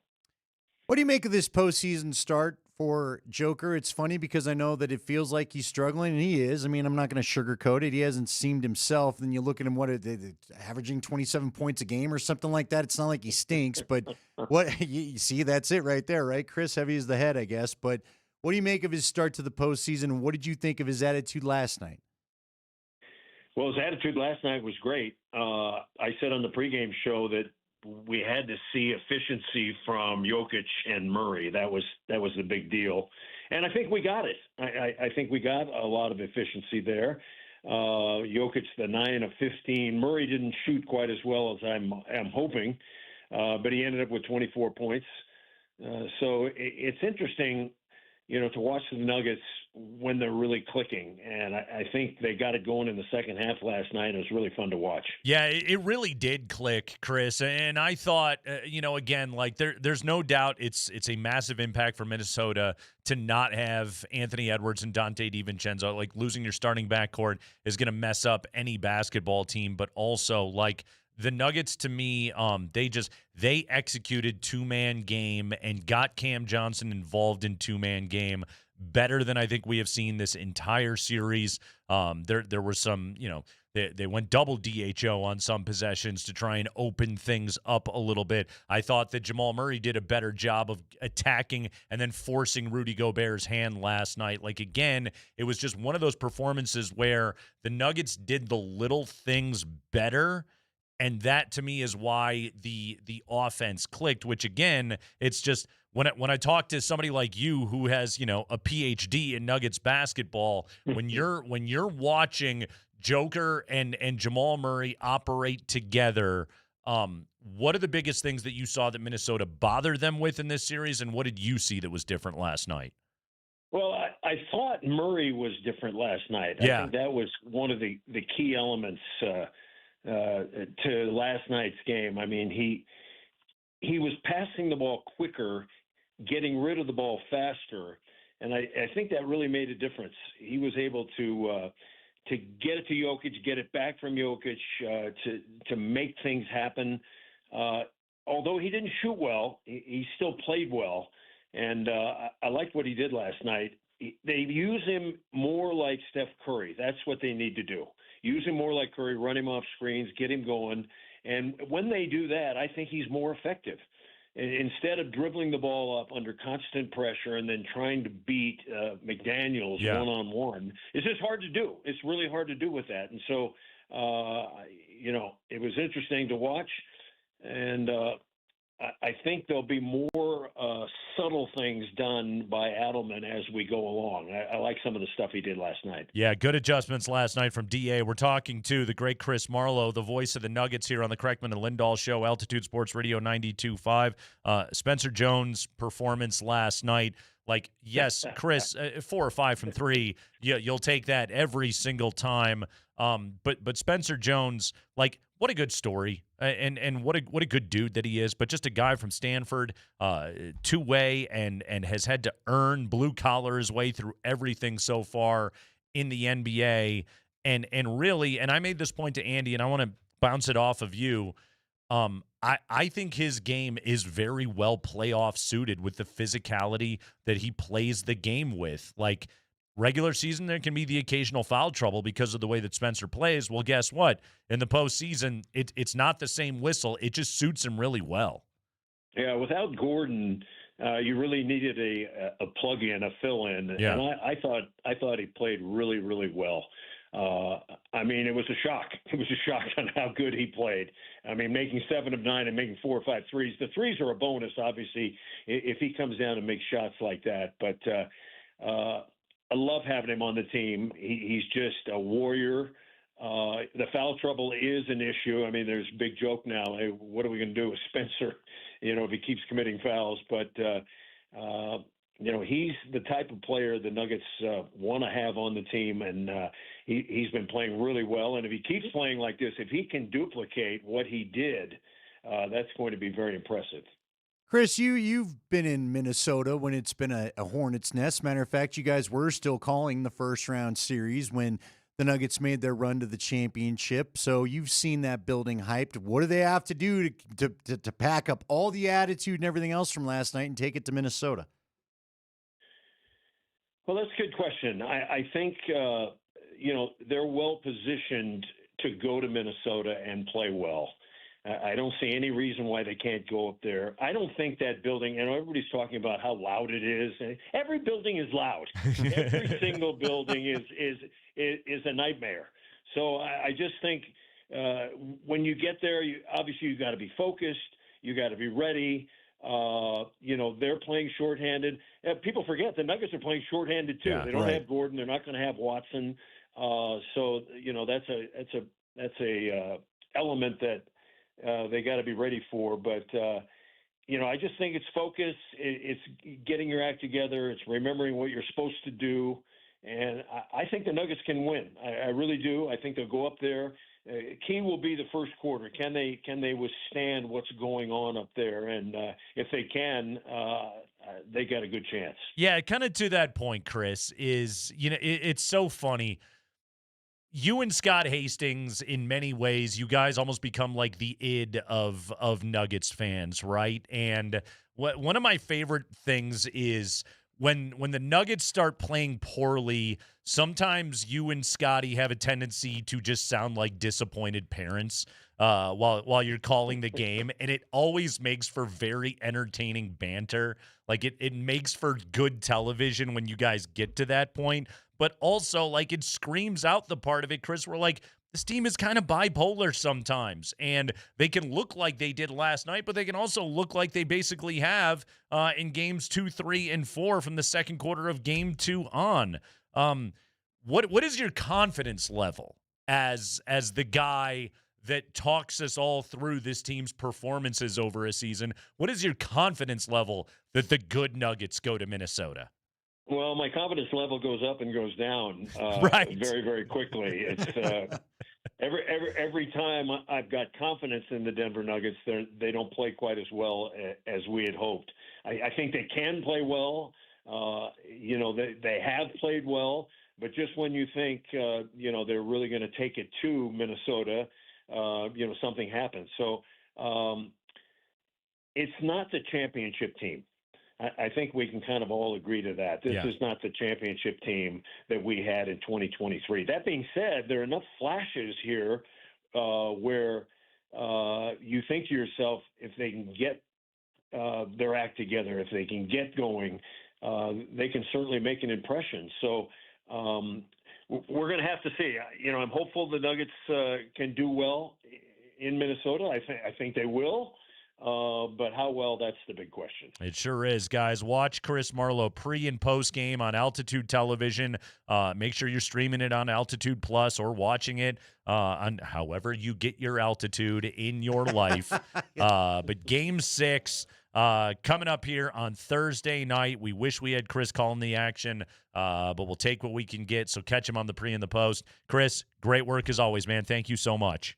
Hey, thanks a lot for having me on. All right, that's the great Chris Marlowe with us right there. Hey, 5 listeners are scoring a pair of tickets to Game 1 of Round 2 for the Avalanche during our special Avs Playoff Ticket Friday. That's right, coming up on Friday. But if you don't want to leave it to chance, lock in your seats right now for Round 2, which could start as early as this weekend or perhaps into next week, should the Wild and Stars go to 7. But go to coloradoavalanche.com/playoffs. Tickets on sale for every possible game. Don't miss the most anticipated series of the year.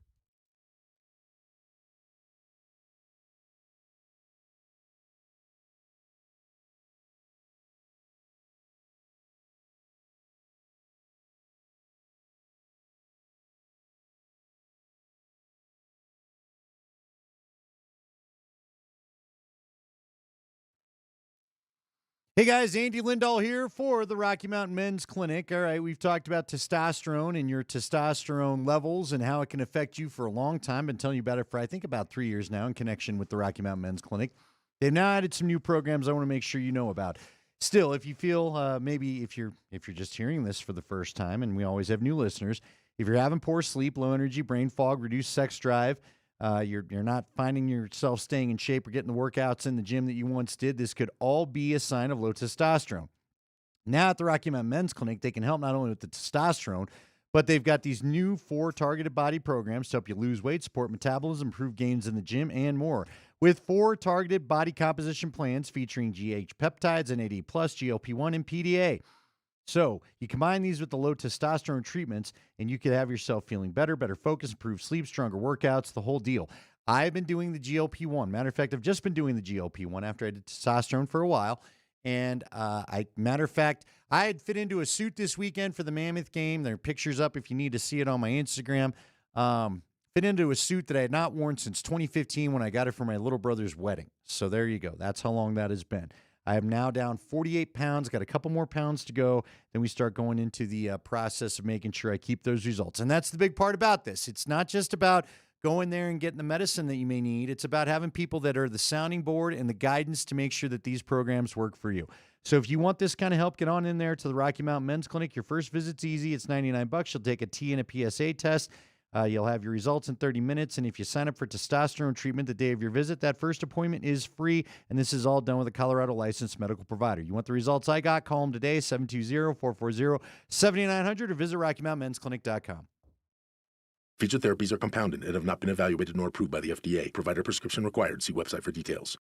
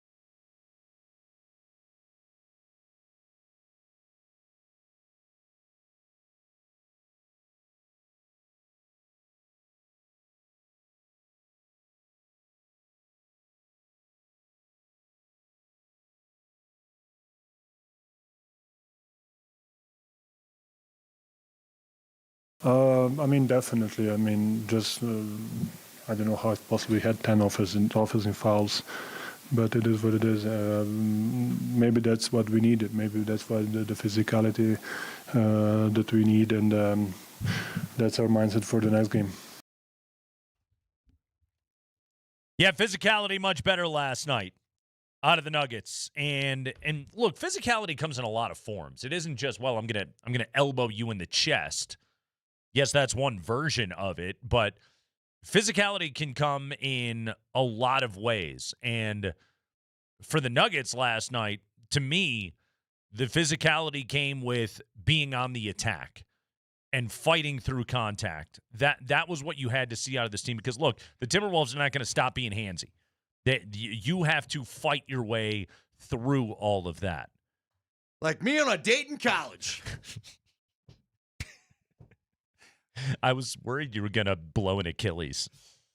Do you like that burst? I saw quick burst, baby. I saw you break into a jog. When you're only moving 200, it ain't so bad. Oh, I hope he's going to be okay.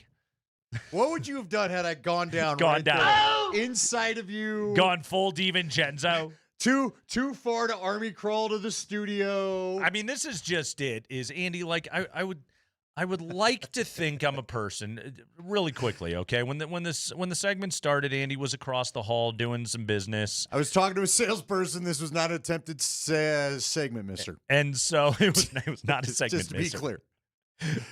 Anybody on Twitch, when I come from that angle, yes, there's no issues. Yes. Now, if I come all of a sudden north to south, you got issues. Yes. But it was not a segment, mister. Andy was doing some business, but he came out and in the hall through the windows here, he was able to see that we were on air. I saw your little red thing on. I was talking. I was like, no. And so, Andy, you broke into a jog to hustle in here. That might be the 50-year-old sprint. We don't know. I'm going to generously call it a jog. But I saw this, and this is just it. Had you gone down in a heap, had you gone down in a crumple in a non-contact injury, where it looked like I got sniped in the leg. Like, I would like to think I would quickly throw to break and walk out and check on you. But you wouldn't. But I know that I would sit here and do play-by-play of it. I know I would. And giggling. I know, like, I'd be like, look, I feel bad for him, but this is a radio opportunity. and here's what this is what gives me comfort is I know that Andy would want to do what's best for the show. Yeah. I'd wave at you. As we called an ambulance. We made this poor guy, he was a nice guy, but we had a buddy. We were going through Hell Week one time in Lax. And we had to run up the street. Like, we literally had to run up the hill. Yeah. And a guy, I don't even know what he did, but he went down. And we all kept running. And for some reason, he felt the need to yell, "Go on without me!" And we were all like, we were. Nobody stopped. You're near. You're close fine. enough to the school. You'll get back. This run sucks. We're going. That's a coach's problem. By the way. But I always remember the go on with, you know what I would do? You know, you'd see me mouth, "Go on without me," is what I would yell right there. Meanwhile, I would be laughing my ass off while Spring was hitting the Wilhelm scream over and over again. I'd have to get help. Who is that? If Sal was in his office, I'd need help. Casey probably wouldn't see it. If we saw you tear a ligament in real time, like that would be Mark Springer's. That's his Oscar moment right there. Mark Springer would go to work, and it would be glorious. That would be the CBA entry. Oh no. Speaking of segment missers, did you ever? And this was a couple of weeks ago, but did you see when the ump during the Tigers-Royals game had to leave twice to go miss a segment? Had a segment misser? He did. He had two of them. Had a batter misser? Yes. Did he miss a batter? Gosh, has that ever happened? I don't think I've ever heard of that happening.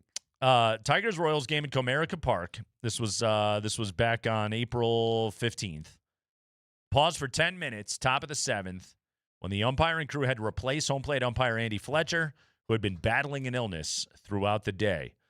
2 on and nobody out in the top of the 7th. Fletcher abruptly left the field. The umpiring crew halted the action while second base umpire Corey Blazer, it's Denver's own, by the way, went under the stands to change into his plate umpiring gear. There were 3 umpires for the rest of the game. Fletcher had left the field earlier in the game, too, between innings, causing a brief delay before he returned to the game for the top of the 3rd. Kind of like what just happened right there, although that was not a segment misser. After that delay, he was given water by a Tigers trainer between innings. Water wasn't good enough the second time, though, during a week when stomach bugs were making their way around Comerica's locker rooms. Yeah, water feels like the wrong. Hold on, fellas. Water probably is the problem, right? If it's heading south, not north. I mean, that's a terrible position to have to stand in, too, if you've got the southern end problem. If it's Montezuma's revenge water, yes. Well, otherwise, I do think you need to hydrate. I think that's a good idea. Yeah, but you need to know that everything's sort of passed through. You know what? Listen, I will not push back on your I was going to expertise say, in don't this you matter. dare question me and how to get through things like that. By the way, Derek writes in, sorry, I'm media. I can't get involved. I'm not going to go. Yeah. I'm not going to go full Hawk Harrelson and throw my headset off and hold on. You carried Steve. I got to go check on him. My partner. All of a sudden, it looks like what was that? Apocalypse Now. You're trying to carry me out. There's fog blowing through the studio area, or whatever that is. We can make it to the high five, man. You can do it. When we find out going downstairs, you take over, okay? Cover me. Full Hawk. All right. A brief delay. They had to announce to the park what was going on, didn't they?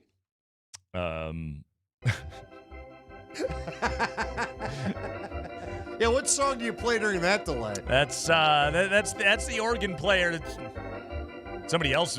How is this the first time we've heard of this? Organs were the other issue.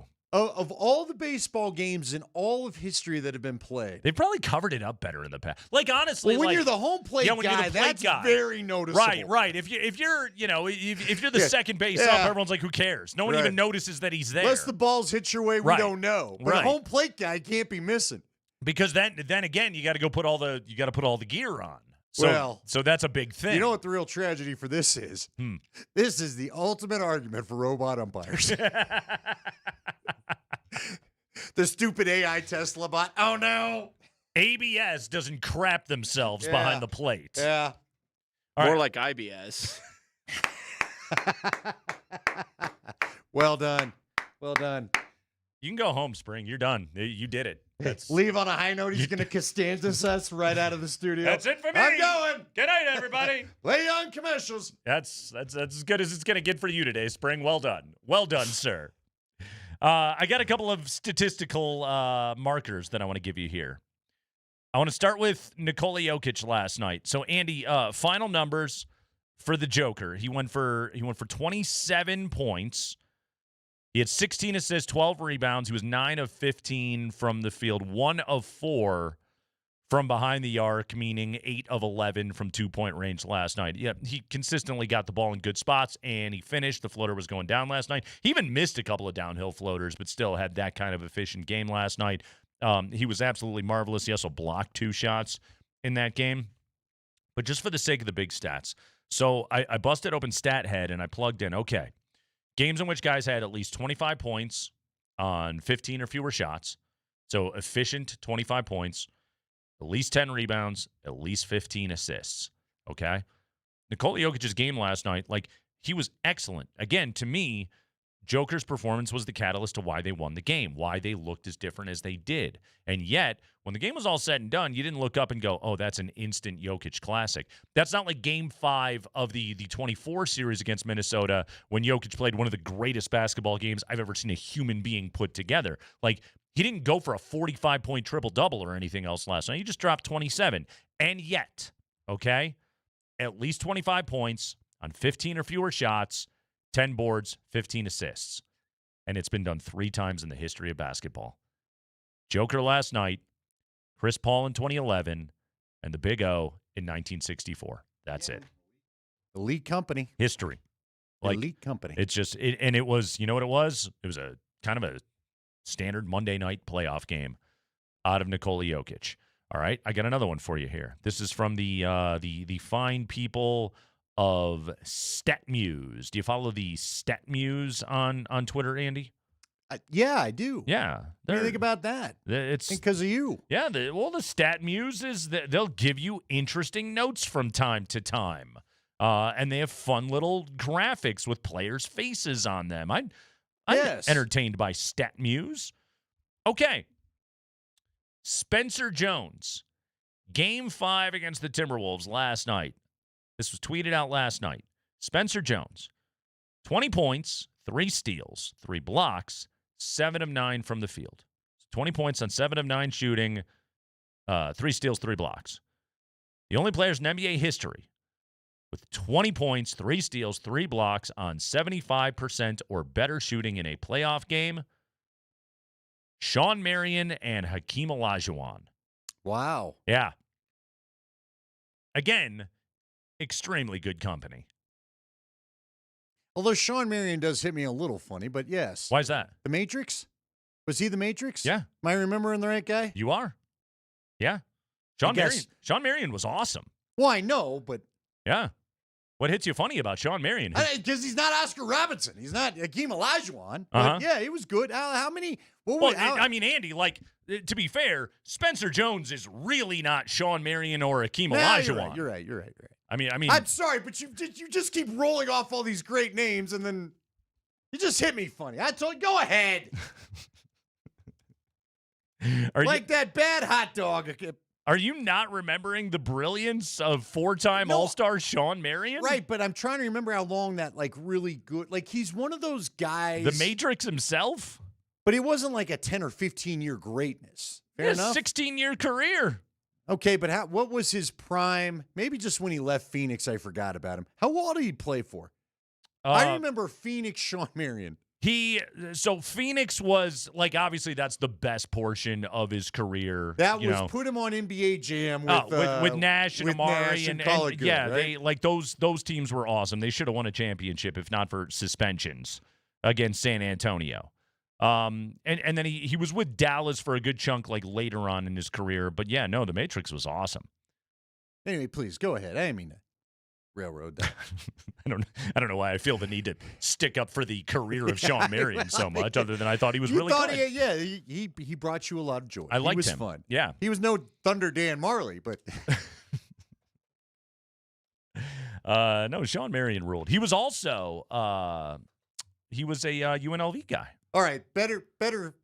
See, this is good. Uglier jumper, Sean Marion or Spencer Jones? Well, there you go. How's That's that? really the question. I was going to go better Phoenix trio of Marion, Nash, and Stoudemire versus Thunder Dan Marley, Kevin Johnson, and Charles Barkley. Who you taking in your Phoenix Suns history? Well, I guess I would have to take the earlier group, the Chuck, KJ, and Thunder Dan. Yeah, they went to some championship. They went to an NBA right? Finals, against the Bulls, right? Yeah, and they lost in 6. That was and Chuck won an MVP. So yeah, I guess I would have to take that group. Thunder Dan Marley was the most tan individual I'd ever seen, and I covered Mike Shanahan. Steve Nash did win 2 MVPs, but again, it was because of the leaving the bench during the brawl thing. And the Suns got screwed. Those teams were championship good. Those teams were really good. Is that history maybe one of the reasons why they left the Bulls or the Nuggets no suspensions the other fines, night? You think? I loved what Finch said yesterday before the game of just it was fine. The NBA has relaxed some of those rules. Basically you can leave the bench if you don't go charging into the middle of the melee throwing haymakers. And the NBA realized that, and they handled it well. Fine Nikola Jokic $50,000. He'll never miss that money. Julius Randle will never miss $35,000. Don't hand out suspensions because, yeah, to your point, historical precedents, you changed history with that ruling. With that suspension that you handed out, you changed legacies, you changed that is too friggin' drastic. And quite frankly, right now, this postseason is a big enough a battle of attrition. In terms of keeping guys on the floor, don't go adding to your own problems by handing out suspensions because things are getting physical. Yeah, could you imagine last night's game without Julius Randle and Nikola Jokic? Yeah. I can't either. It would have completely sucked. The peacock would not have been psyched. No, nobody would have been staying up late to watch that thing. Who would your guy Eagle been talking about? Oh my God! It just well, it would have been 35 minutes of Val, or actually, let's be honest, it would not have been. It would have been 17 minutes of Val because he fouled out. I'm not even sure it would have been that. Yeah, 10 minutes of Val. I love Val last night. That was a great Val game. It was. It really was. He was physical. He got buckets. We got Prime Cups coming up, in which we're going to play the highlights with Kaz and Scotty on the call last night. We're going to play those coming up at 5:20. And Andy, I was sure to dedicate a portion of it to Jonas Valanciunas because he came on the floor. He immediately turned the ball over 3 times. I mean, just immediately it was like, ooh, oh, ah. But then he started getting buckets. You know what I love the most about it? And again, a tip of the cap to Spicy David Adelman. I think we may have to have two. You know, there's Bizarro World Superman and Superman. Yeah.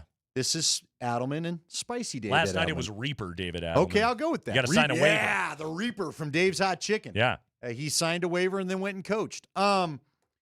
He left him in there. He let him he's like, all right, dude, you foul out, you foul out. Right. Because you know what I do think? Here's where I feel, listen, Val's slow feet at times makes this hard. Sure. But if you were to let him play more, he's another guy. Like Chris Marlowe was talking to us about how Cam Johnson's getting less shots than he ever got with the Brooklyn Nets. Yeah. Naturally, he's a better team. I think Val is used to being a starter. And I think he's trying to adjust to, I'm going to give 5 minutes duty. tops. Yeah. And I don't think he gets his game going. I think he needs to play a little bit and get a lather going. Yeah. Well, But again, when you're too slow, that's sometimes tough to do, and you can't pick up 3 fouls in 2 minutes. Last night, the lather was there. He got in McDaniel's face. He wouldn't get the ref the ball back. Although that was by accident. That was a funny moment. That was really. Hey, was it okay? Funnier moment. I should put a poll up. Yeah. Him not giving the ball back, or Joker handing the ball to the T-Wolves So player, good. and then immediately getting a jump ball. So And then I good. think even Joker felt bad about it, so Right. he just let him win the jump ball. So, like, and I was talking to Dan Tanner about this last night on In the Paint. Every year when, they send in, officials from the league to, points of emphasis, and they talk to the players before a season starts. And I don't remember who wrote it a couple of years ago, but it was like, that's like one of Nikola Jokic's favorite days of the year. Because then he just sits there and like, hey, what if I? What if I this? What about What if I this? that? Yeah. And that one last night, he didn't just invent that in the moment. Nikola Jokic thought of that years ago of just like, would this work? Like, would they reset the shot clock if I just handed the ball to somebody and then snatched it directly back from them? Did you see him kind of laughing with the ref as he went off the floor? Yeah. And then even the poor Minnesota player, you say, man, what the hell just happened? Right? Yeah. Now we're doing a jump ball. Yeah. That Minnesota player. The 19-year-old French He kid. was like, look, dude, you're giving me the ball to dribble it out fine. I'm Yeah. sure there's a part of him going, oh, you got a problem with a dunk, but now you're gonna force me into a jump ball, jerk. I think Jokic didn't even try for the I jump know. ball, which was his way of going like, my bad, dude. I'm sorry, bro. I shouldn't. Yeah. That'd have been funny in Might be. January. That ain't funny right now. Right, exactly.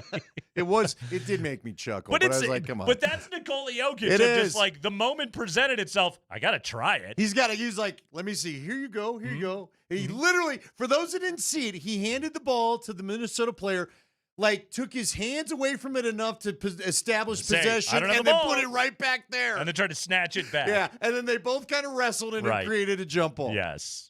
I Simply to prevent a possession at the end of the game for Minnesota. I'm sure the refs were just like, what are you doing? Yeah. He's like, oh, you're going to make me call that now?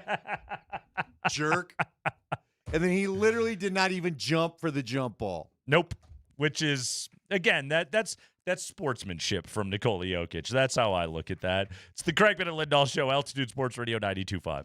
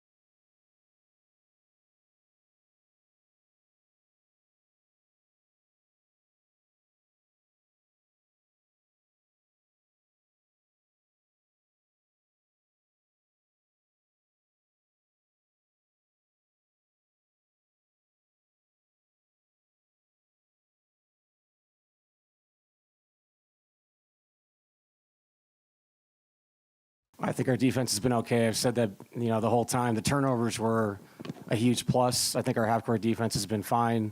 Our transition defense has to get better. It was pretty good tonight till the fourth quarter. That was DA last night. Yeah, defense was better. It was not good in the fourth quarter. And I don't know. Look, on the one hand, every game is a silo unto itself. And on the other hand, did Minnesota find something at the end of Game 5 that then will give them confidence going back into their building in Game 6 with their people? Haven't been able to cut it to 10, getting some sloppy Nuggets turnovers. I don't know, Andy. I cracked a joke last night on the Twitter during the game about there's nothing to be nervous about when the Nuggets are up by 19. Yeah. Why concern yourself with that? And then sure enough, the Timberwolves were able to cut it to 10, and Jokic had a terrible turnover underneath the bucket on an inbound of just like, dude, don't start being turnover Nicola again. Like that's we hopefully we wanted to leave that guy back in February, but we saw some of him in games 3 and 4. Like, don't go doing that stuff right now. Now the Nuggets, they squashed it, and they went on an 8-0 run, and it was just like, okay, ball game. Nicely done. I don't know, and I'll be really curious to see, like, does any of that carry over to now to a Game 6 situation? Yeah, I hear you, man. Isn't there just, though, a part of this where it is the unfortunate aftermath, if you're the Nuggets, where thanks to numerous occasions, including now 2 playoff games, they just don't think they're ever out of it. And look, you got to credit Minnesota. They just keep coming at you. They're a tenacious team. Yep. They're a tenacious team no matter who he puts in the game. And they play aggressive. And to your point, it's good they don't have any ball handlers. It helps. I'm not going to lie. I'm just going to put it out there. The only reason why I'm confident about this thing is you're missing 2 guards that handle the ball for you. Yep. If DiVincenzo and Ant were still playing in this thing, it'd be over. Yeah. This thing would have a whole different feel. Maybe the Nuggets still would have won last night. They might have. Simply being on their home floor. But I would love the feeling going into Game 6. Now, I think they don't have enough ball handlers, and I think they're going – again, we saw this with the Nuggets at a certain point where once bench players have to play regular roles, they're not necessarily in the same shape to do that either. Right. Like, look, I saw things in that game last night. I saw the Nuggets find themselves and course correct to the opponent that they're playing last night. I watched Minnesota really they struggled with ball handling, and they turned the ball over 25 times last night, but also when you didn't have Dante and Ant out there to then supplement the 2-man defense of Rudy and Jaden McDaniels, it was just not as effective last night. Now, again, I thought the Nuggets forced the issue on some of that and did a good job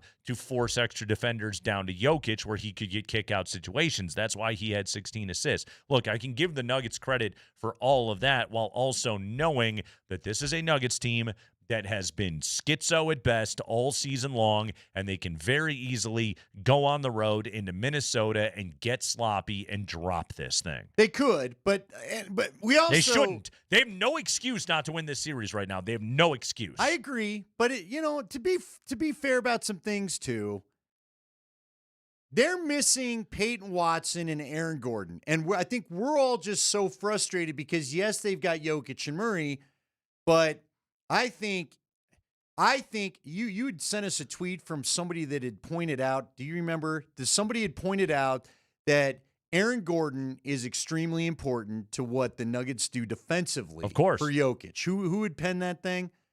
Do you remember sending that on the thread earlier? I'm sure I did, but I swear it was you. It doesn't matter. I don't think we've probably given enough airtime to the fact that because we're all just so frustrated that this is yet again what feels like what could be another end of a playoff run to Minnesota, that I think we're forgetting how important. And again, Peyton Watson may be gone for 2 months, but that's your primary guy. When Aaron Gordon went out originally back in January, Peyton Watson was the elixir for that. Yep. And now you got them both missing. And to your point, again, made a lot of good points there, Nate. Spencer Jones has probably not looked himself until last night. Yeah. And Spencer, when you take Spencer out of the mix, that's 3 bodies at that position that you would like to use. That's a lot. That's like the Broncos missing 3 tight ends. Okay? That's tough. Not a lot of teams have answers. So the Nuggets have been shorthanded too. Would that change anything the Broncos do offensively? No, that's a good point. Okay. That's a great point. Sorry. So maybe I should say the 3 running. Sorry, you backs. were How on a roll. about that? Continue. But look, man, they got to show up. They got to do all this stuff tomorrow, and they can't get sloppy like you said. This still should be their series because they do have more of their bigger guns than Minnesota has. A couple of notes here before the top of the hour. We'll hit the 5 biggest stories of the day from the postseason in the high 5 coming up at 5 o'clock. Rockies and Reds just underway. First of a 3-game set at Great American Ballpark in Cincinnati. Here's by the way, we're going to the bottom of the first, no score. Chase Burns struck out the side for the Reds in the top half of the first. Apropos of nothing, Andy, just a discovery that I made today. The Reds hitting coach, Spring, you're going to like this one, is Chris Valaika, older brother of Rockies legend Pat Valaika. Hell yeah. Really? Who gave us that drop on this show. Yes. Pat Valaika's older brother, former big leaguer Chris Valaika, is now the hitting coach for the Reds. That's all I got for you on that one. No, that's awesome. It is. It's a Thank good you note. for telling me that. Thank you, Spring. I knew you'd like that What one. did you call him? Patty Patty Barrels? Patty Yeah, Barrels. you guys had a nickname for Yeah, him. that was He's that- a Rocky. He is Rocky's legend. Rocky's legend. On Kreckman and Lindahl. Yeah, We need to start having Kreckman and K&L Lindahl legends. legends. Yes. Kind of like Bud Light's Real Men of Genius. Preston Wilson and Pat Valaika are the 2 They're a greatest couple of legends. Rockies ever in All our right, mind. we're going to need a ruling. Is Dan Fouts a legend on this show? I think so. I think Despite Thanks for his having me on, guys, and good one luck. appearance. Yes. He peaced out. He invented the term acquaintance of the show. You know, our 7-year anniversary is coming up. Yeah. We might need to make a list of legends. Okay. And honor them. We can. Should we do a week of celebration? There's no doubt about that. God, Dazio's on the I list. still don't think anybody hated getting interviewed by us more than that guy. He did not enjoy that. To be I still don't think that's all on us. What I think is funny is there's a lot of things that are our fault. I don't think that one was our fault. As we start to tell the stories that have been, yeah. Nate was going to go a lot harder than he did. I was bracing for some ugliness, and I was like, wait a minute, that brought that out. You had asked like just a really mundane question. Nate was going to say, how the hell do you, East Coast guy, know how to recruit this state or the West Coast period? You didn't even get there. We started the interview, and it was just like, this guy's tired. You laid off him. I did. Nate doesn't lay off people. I don't. Somehow he brought out the humanity of Nate Kreckman where he was like, I'm not going to go after you. No, I was nice Nate that day. Kreckman, who went after the commissioner of the National Hockey League, somehow let Steve Adazio open up his human side. And he still hated us. Nate told me before the interview, he goes, hey, man, I'm just going to let you know, he may not come on our show if I really get where I want to go. He literally said that to me. I was like, all right. Every now and then. I do sideline for CU. I don't care. Do what you need to do. Every now and then before an interview, I just have to look over at Andy and go, hey, just lay out for a few. Yeah. Let me just... Hey, buckle up. Nate's like, you may not get a question in. He may hang up. I have a point to make here for a minute, if you don't mind. And again, just to show everybody, we're not jerks about it, but there is a line of questioning where we're aware you may not like it. Yeah, that's all. That's all. And then sometimes it goes the other way, and we have a lot of fun. We do. The show does it all. What about who is the Heisman Trophy winner from Nebraska that we had fun with? Oh, Eric Crouch. Yeah. Oh, he was awesome. He was awesome, and we weren't sure he was going to love us at all. No, it turns out I think he enjoyed himself. We kept him for like 25 minutes. He was great. Yeah. Oh, Eric Crouch can come hang out anytime. Hey, man, we had so much fun with Charlie Coyle. His Boston accent came out. He sounded like a member of the town. Yeah, let's see if we make it to 7 years. We're trying. It's the Kreckman and Lindahl. I think we'll get there. 8's in question. 8, 9, all of them. Contract doesn't end till 7. We're okay at 7. It's the Kreckman and Lindahl show. We got the high 5 coming up next. 5 biggest stories coming out of Game 5 Nuggets and Timberwolves after this.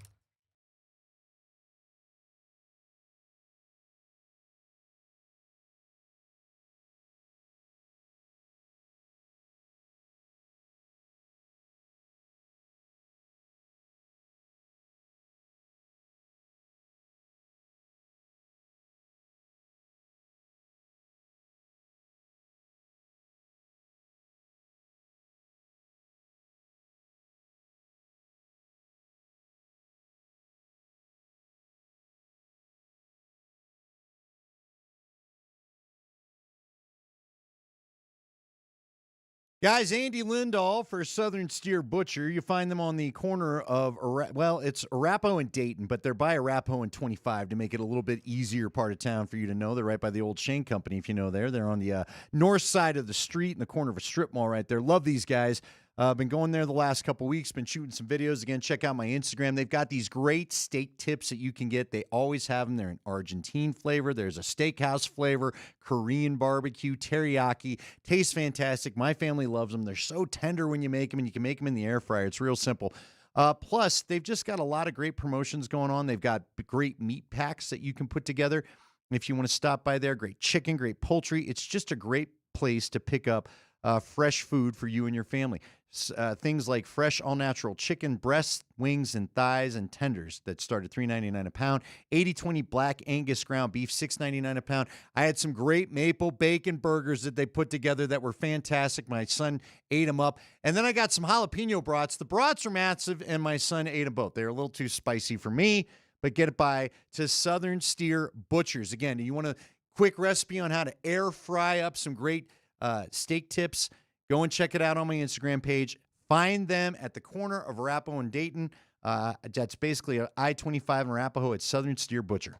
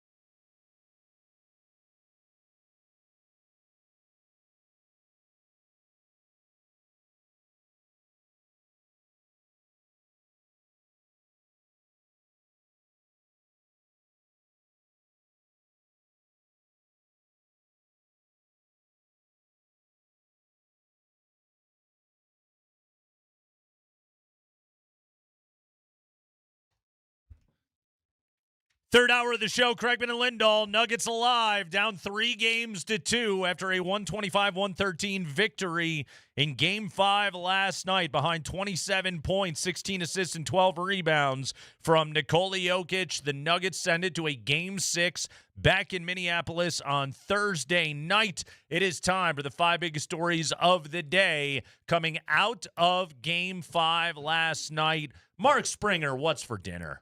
Celebrate $10 Tuesdays at Papa Murphy's on Tuesdays only. Get any large pizza for just $10. Order online now at papamurphys.com. David Adelman talking to the media after last night's win, and here's the first thing he was asked. Coach, that's your best offensive showing of the series so far. Offense doesn't matter. Go ahead. Yeah, I've never said that. Did you get the level of physicality you were looking for on offense tonight? It was better in the first 4 games.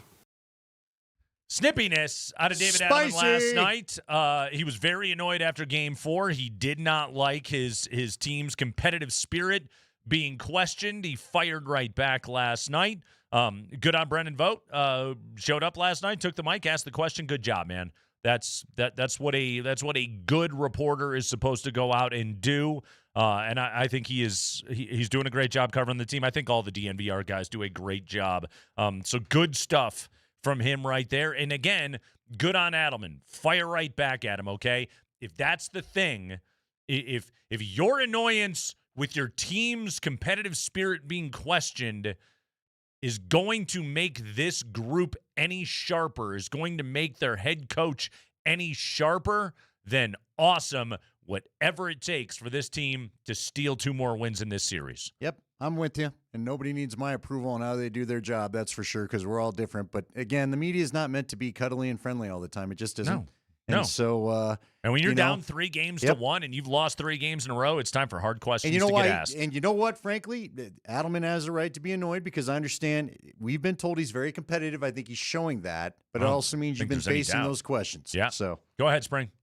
High five. All right, more from David Adelman last night. He was asked, could we see Aaron Gordon or even Peyton Watson play in Game 6? Here's David Adelman. Yeah, it's just I hate to be boring about the answer with this. I have no idea. It's frustrating, obviously, but I think we have to prepare like they're not going to. But then, if the updates get positive, then you can change your routine, so to speak, of how you prepare, because obviously it changes your game plan a lot, especially defensively. And not to mention, it changes your offense with 2 guys that can play point forward for you in a series that you need ball handling. And that's why I thought tonight, Tyus was Tyus. Nothing spectacular, just clean. Just played clean basketball. So, yeah, to your question, I have no idea. Aaron Gordon has missed 2 of the last 3 games now with calf tightness, and quite frankly, he had no business playing in Game 4. Yeah. All right? Shelve him. Shut him down. Yeah. You got to. And some of it, too, Andy, is like, I do think that we on the outside, and I'll talk about our show because this is the only one I do, okay, is we sat here all year long and said, you're not doing anything without a healthy Aaron Gordon. I think the Denver Nuggets thought that a lot of the season as well. And I do think there is a certain strength in going, these are the guys we're doing it with. Yep. I don't need anybody wondering about what their role is. You go to Spencer Jones and you say, you're my starting 4 in Game 6 and 7. Go win me a playoff series right now. This is the group. Get yourself mentally wherever you need to be. Yep. But I need the healthy bodies out there. Yep. Because, the Wolves, we saw it. They're just – everybody they put in there is tenacious and physical. Yep. It's how they play. It's how Finch has coached them up. And if you're not yourself, if you're on one leg, as it appears Gordon's been, unfortunately, you can't help, really. You just can't. He's got no leverage to do the things he wants to do with these guys. He can't jump. Right. That's his so whole then you game. Can't rebound. He's jumping. He can't rebound. He cannot go up and score. Again, I give AG all the credit in the world, man. He gutted in Game 4. And he made some shots. He made some tough shots, okay? I question Aaron Gordon's toughness not for 1 second. I admire the hell out of that guy. But at the same time, you're not effective enough. And when you're not a threat, you're not changing the floor spacing like we talked about because they're not worried about you. Not at all. So and you know what? Right now, Spencer Jones kicked down the door to the scouting report for Game 6 for the Timberwolves. You can't just leave him now. Well, guess what? That's more floor space. Go ahead, Spring. High five. Let's hear from the Timberwolves real quick. Let's hear from Jaden McDaniels. He talked after last night's game. He was booed a lot in Game 5 in Denver. Here's Jaden McDaniels on the hostile environment. Yeah, I love this environment. Everyone hates me. All the hate's coming towards me. I love it. I mean, I don't care. I feed into it, like I said earlier. It just brings the best out of me, and we just end up losing today, but we're gonna win the next one. We're gonna win the next one. That was Jaden McDaniels last night. Andy, he's a great pro wrestling heel. He is. He loves it, man. Well, but look, he's getting, and I'm not saying don't boo him. Boo away. Boo away. But it is the ultimate sign of respect. It's the ultimate the hero piece for the opposing player. Was it the Reggie Jackson? They don't boo nobodies. Yep. So yep, he knows that, and he's going to absolutely bring it when they go back there. He's had a great series. I think, quite honestly, I think Jaden McDaniels was already a respected player in the league. I think he changed his trajectory of his NBA career with what he has done here over the last couple of games. That said, he was a team worst, minus 25 in 27 minutes last night. He got 2 quick fouls. Also, guess what? That's the game plan again in Game 6. Go at him. Go at him quickly and force the officials into having to make a call. Okay? Jamal got him right away. Then he commits an offensive foul. Finch had to challenge it. Boom. Nope. You can't just run into Cam Johnson in the way that he did, and quickly he is on the bench, which was a huge factor in that game. The Nuggets have to continue to attack him because he is so important. He is vital to what they do now without Anthony Edwards and Dante DiVincenzo. But yeah, I love that he has been a catalyst to fire up the Nuggets, that he is a catalyst to fire up the fan base here, but also, like, that guy's he earned every bit of those boos in this series so far. He absolutely did. But to your point, you got to go after him, because if you're really making a point not to let there be any more ugliness in the series, he's in the middle of it. So call those fouls. Get that whistle. He had 5 fouls and 4 turnovers last night. Good. Do it to him again. Spring. High five. All right, Nikola Jokic was asked about Anthony Edwards last night. He's out. We think. Jokic isn't so sure. We think for the rest of the series. Nuggets are big road favorites in Game 6. Assuredly, it's in large part because there's no Ant from Minnesota. Here's Jokic on the Wolves being without their best player. Nikola, what's the difference with the Timberwolves without Anthony Edwards? I mean, he's definitely, I think, one of the most talented players in NBA. His impact is huge, but yeah, to be honest, I think he's going to play the next game. I don't know why, but that's my mindset, but they definitely miss, let's say, advantage on the court and the guy who is making advantage, but they have. I mean, their coaching staff is so good. They always make little actions, little advantages for the players who can make a big advantage, if that makes any sense. We need to think about it, about us and not about them. Oh. Well said, Joker. You really caught DMac by surprise with that answer. Okay, so Ayo Dosunmu still played really well last night. He scored 18 points on 7 of 14 shooting. He made 3 of 5 from behind the arc. Like, Ayo was very good, and he, because he's a very good player. The problem that Chris Finch runs into now is, Bones Highland goes up the pecking order. Terrence Shannon goes up the pecking order. Jalen Clark had to play last night. And clearly with Jalen Clark, it was just like, okay, just go in there and, just be a ball of muscle and go knock into Jamal Murray a whole lot, which that was what he did last night. And I thought he did that job well. By the way, I was excited that Joe Ingles got on the floor last night. Yeah. Yes. It's always good to see, hey, nothing face white guys. We game recognizing game, Joe Ingles. Good to see you out there. But the lack of depth right now and untested depth for Minnesota, Jokic talked about it. Like, he respects the hell out of Finch and Mike Inori. What is the answer that they find for their ball handling woes and lack of quality bench players without him? Because Mike Conley, Mike Conley's a wily vet, and he'll probably play better at home in Game 6, but Andy, he is 38, man. Yeah. He looks really 38. And you need to make him look that way again because you failed to do that, unfortunately, in Game 4. Yeah. Boy, Scotty said it. Let's just hope we're not lamenting Game 2 and what happened at the end there. Oh, because again, I will not stop lamenting Game 2. because if you'd have just gotten Game 2 and finished that darn thing off. Yeah, you can finish this thing. You could, yeah. Yeah, no. Well, not only that, you Andy, got Game 7 too to fall back on. Game 2 screwed the Nuggets completely. Absolutely. They shot themselves in the foot so badly by having lost that game. Like, I said after it, they're still going to win the series, but this is going to make it harder for them to win a championship. Now I'm still not even sure they're going to win the series. And finally, Spring. High five. Let's hear from Jonas Valanciunas. He brought some physicality off the bench for Denver last night. Had a little something for Jaden McDaniels. Here's Katie Wingy with Jonas Valanciunas after the game. Jonas, how did you try to inject physicality into this game from the moment you checked in?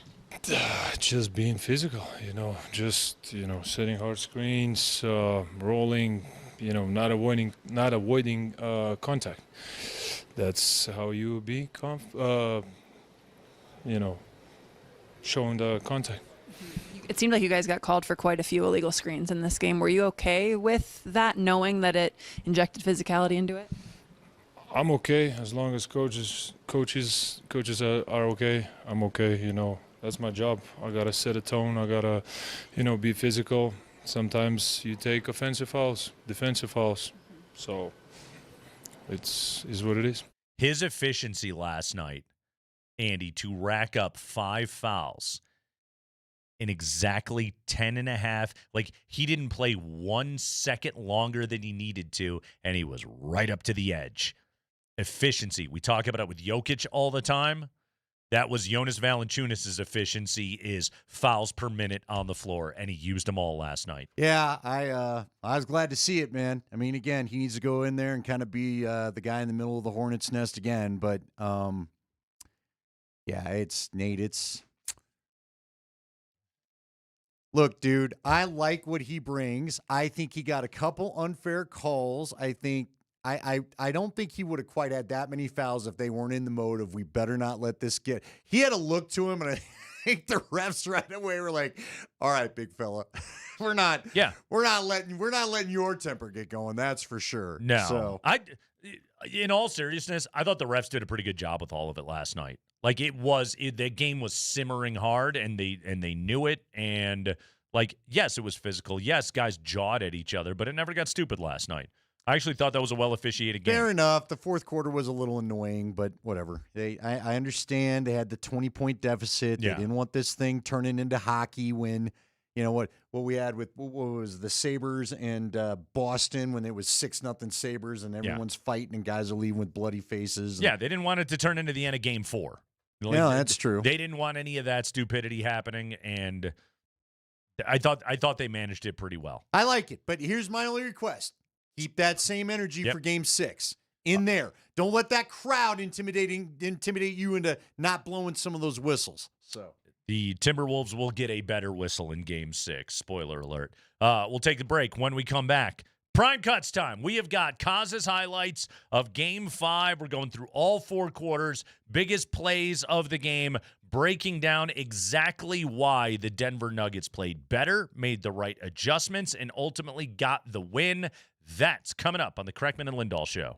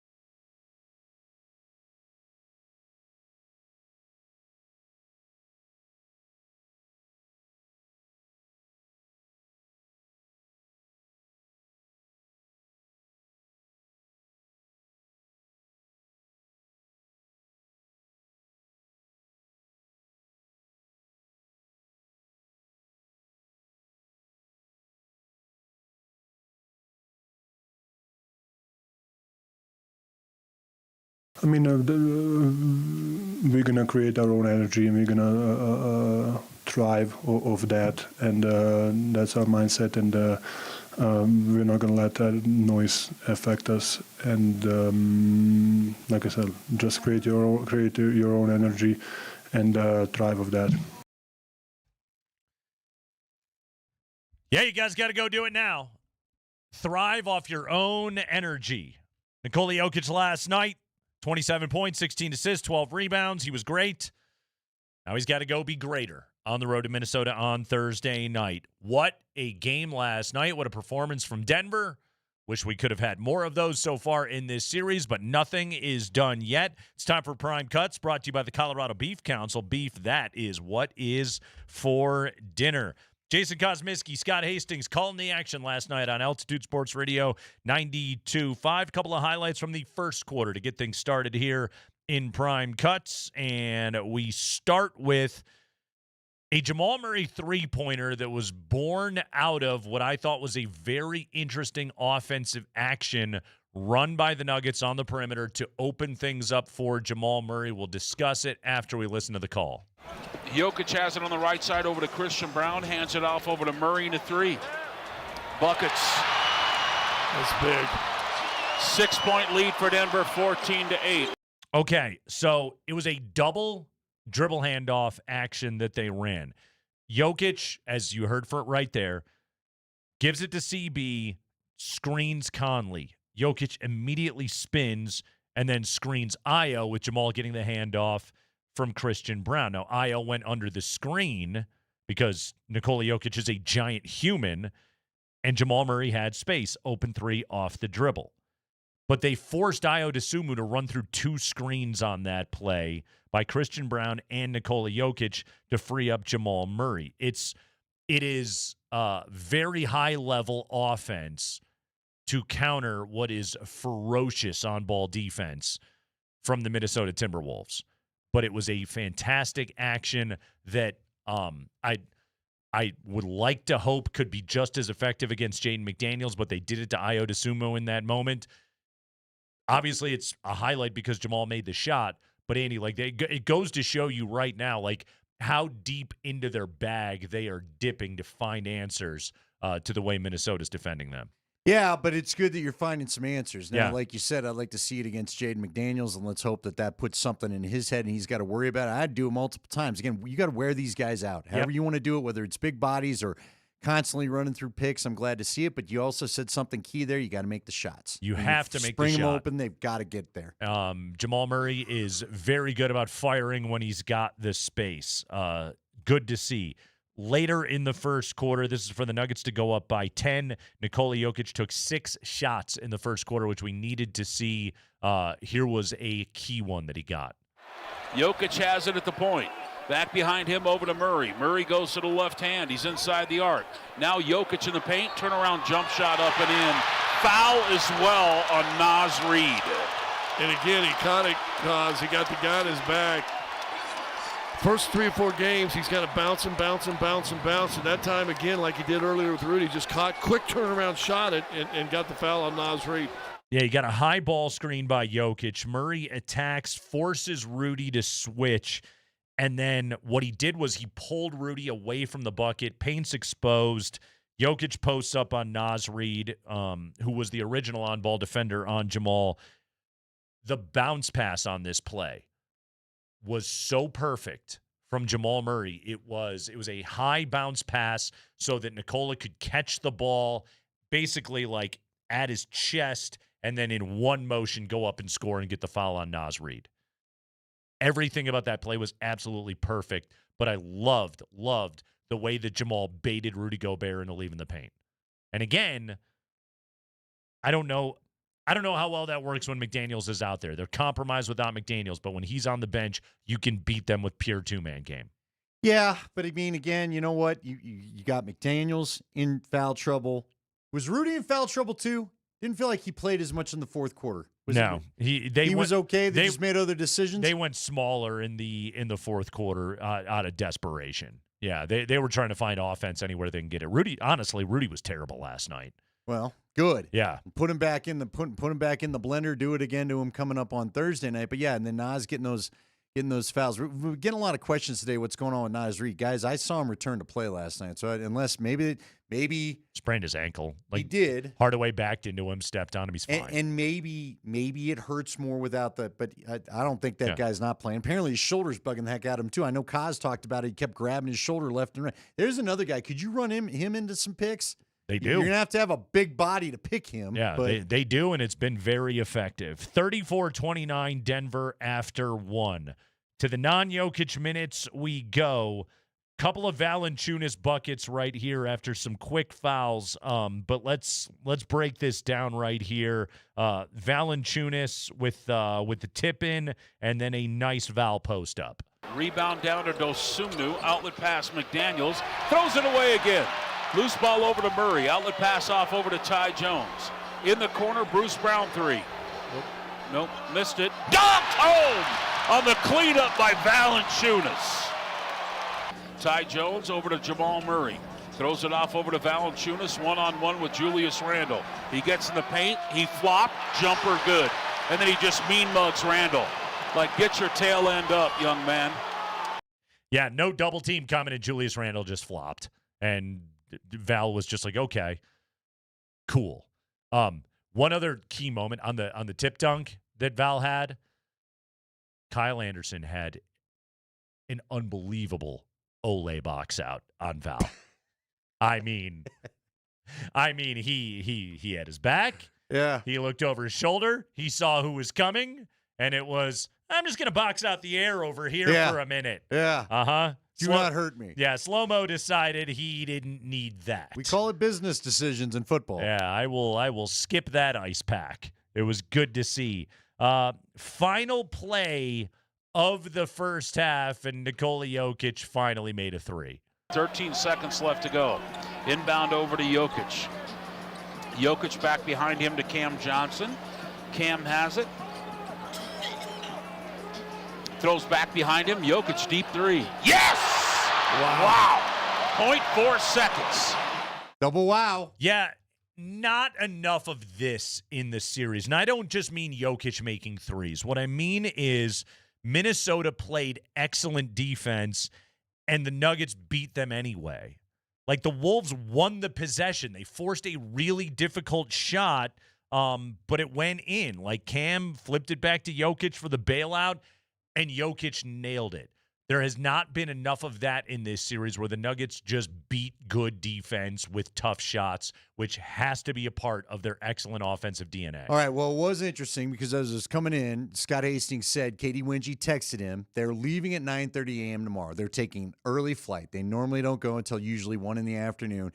Scott says he believes they are going to go to Target Center. They're going to get a practice, and these guys are going to get work on those rims so they can start hitting some shots. Good. Because to your point, all of this matters because they're hitting shots, right? Yeah. Which has been, Nicola's said it, Jamal's said it.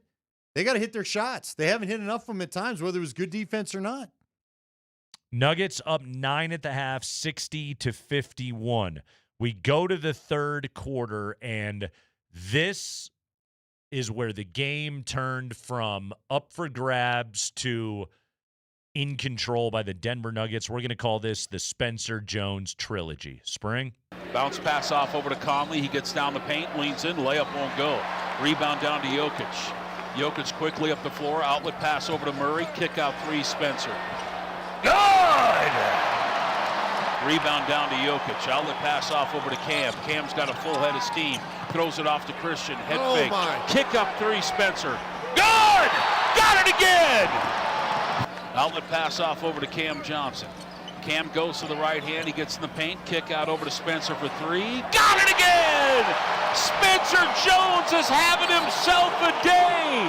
He's Denver's leading scorer with 18 points in the game, and Denver's on a 10-1 run. 9 points in 2 minutes and 10 seconds by Spencer Jones. Yeah, and that's when you thought, all right, welcome to the playoffs. That was exhale time right there. Really quickly, The second bucket, that was the wing three when Spencer was the trailer on the play and CB whipped it back out to him. Did you hear Scotty's anger on that play? Yes. The reluctance of Christian Brown at the rim actually paid off on that one. I took in a good quarter and a half of radio play-by-play last night. Scotty had quite a few of those verbal reactions during the play-by-play. Midway through the third, this is the portion of the game where it just started to turn into a party. Here is the Nikola Jokic lob to Jamal Murray. Jokic has it at the point over to Christian Brown. Hands it off over to Cam Johnson. Left side now Spencer. Now over to Jokic. Tips it back out over to Spencer. Back over to Jokic on the high left side. Hands it off over to Cam for three. That one's off the back of the rim. No good. Got his own rebound. Back over to Jokic. Alley-oop. Layup. Good! Jamal Murray.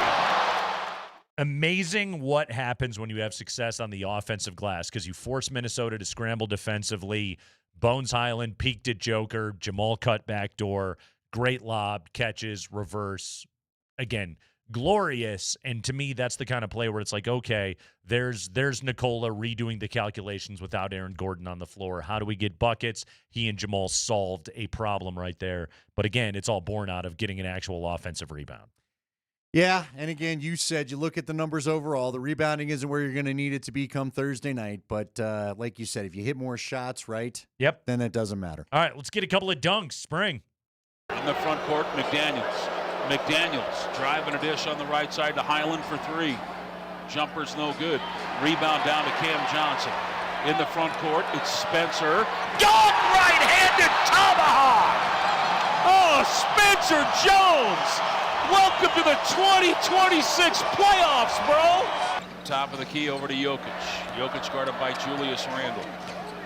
Hands it off over to Murray. Turns the corner. He's at the nail. Down low to Jokic. Stop! 2 hands for the big Serbian. Nuggets back in the lead by 19, 80-61.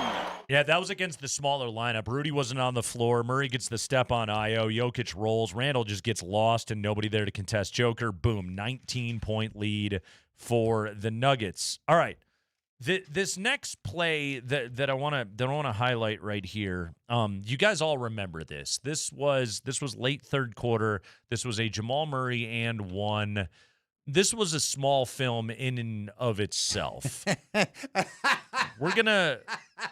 I heard this call. We are going to call this Jamal Murray versus Jamal Murray.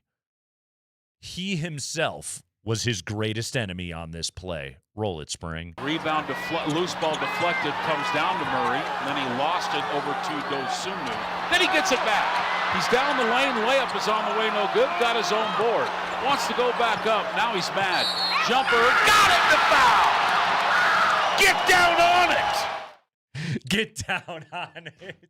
It's such a good call by Kaz. Okay, so Jamal first stumbles in the paint. Yep. Falls, throws it away. Yep. But Rudy can't corral it. Nope. So then Jamal grabs it, but he immediately stumbles backwards and falls into the baseline, and Io grabs the ball. It's Minnesota ball. The play is over. But Jokic pokes it away from Io, and then somehow Murray comes up with it again.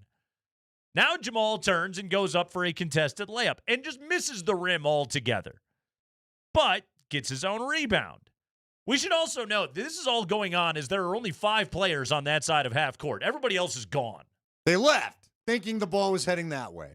Jamal goes hard dribble, sees Christian Brown in the corner, thinks about passing to him, but says, nah, I'm good, and then goes up, bucket, foul. The whole thing was just silly. Scotty, after that part where we cut it off, goes, that was the ugliest, prettiest minute of basketball I'd ever seen. He said that was like a book that was terrible for 10 chapters and finally redeems itself at the end. He never, this is where you give him credit. He never stopped on the play, man. Got the bucket. But good God, was it silly. The whole thing was just silly. Let's get a Cam Johnson coast-to-coast dunk to finish off the third quarter. High right side is Bones Highland. If you're a Minnesota fan, you're in panic mode. Gobert down the lane, throws it off over to Anderson, throws it away. Loose ball down to Cam Johnson, gets down the lane and threw that thing home with the right hand. McGee! 97-72 Denver. Let's football go. Yay! Nuggets outscored the Timberwolves 37-24 in the third quarter. They led it by 22 going to the fourth. Wolves cut it to 10, but here's an 8-0 run from the Nuggets to close this one out. High right side is Jamal Murray. Top of the key, throws it off over to Jokic, guarded by Naz Reid. Hands it off over to Cam Johnson. Cam's inside the arc, now in the paint. This pass deflected over to Christian Brown for three. That one's good. A rare bucket by Christian Brown. Big one. Nuggets lead it by 13, 114 to 101. There it is. One pass, drive. Oh, there's a turnover. Loose ball down to Murray. Down the lane. Dog right-handed. And now Jokic on the inbound. Throws it off over to Christian Brown. Brown guarded by Bones Highland. Left side now over to Murray. Murray guarded by McDaniels. Down low to Jokic. Spin move. Layup good. Foul on Naz Reid. Ball game, 8-0 run, 119 to 101 at that point. Nuggets would win at 125 to 113. That is how it sounded last night on Altitude Sports Radio 92.5.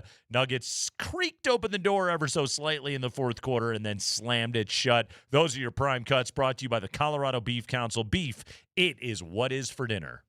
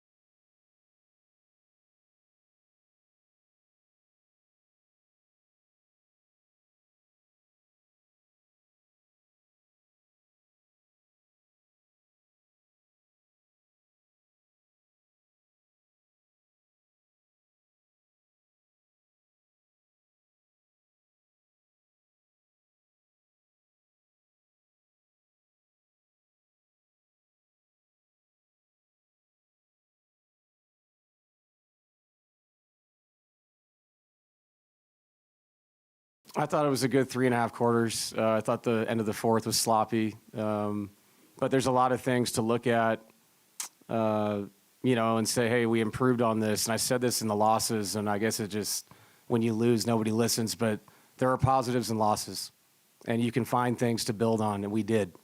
And the group, I thought they realized that there were some things that they could build on both ends.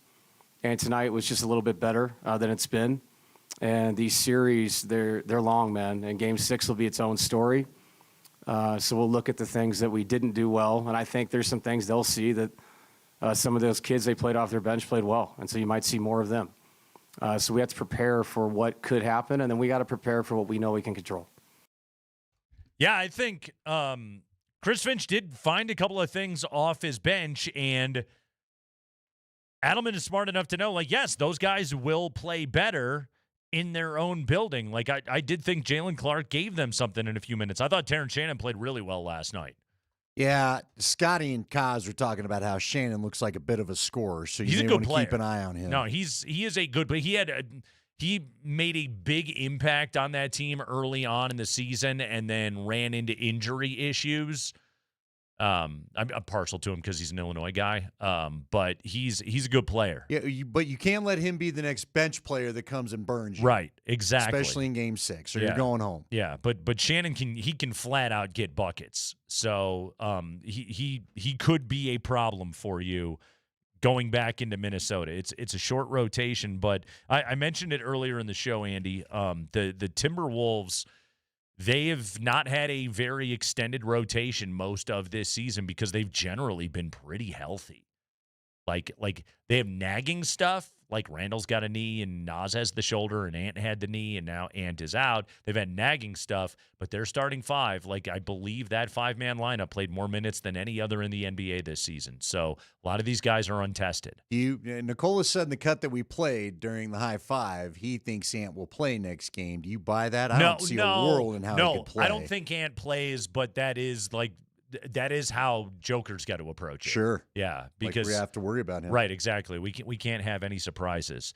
We have got a big viewing party coming up here for Game 6, guys. Thursday night, Altitude Sports Radio Playoff Viewing Party Tour lives to fight another day. It's going to be at Whiskey Row. We're giving away awesome prizes all night, including an autographed Jamal Murray jersey. We'll kick off the Blitz at 6 o'clock with Mark Bertinoli. And Andy Lindahl is going to be partying with Nuggets Nation all night. I'm not as well, If you guys want to do body shots off of Andy Lindahl, I've got a flatter stomach to do it. It's quite frankly. Is it attractive? Wouldn't go that far. It's a taut table. Sure. Sure. Taut. So this is my favorite line in the copy. Andy Lindahl will be partying with Nuggets Nation all night.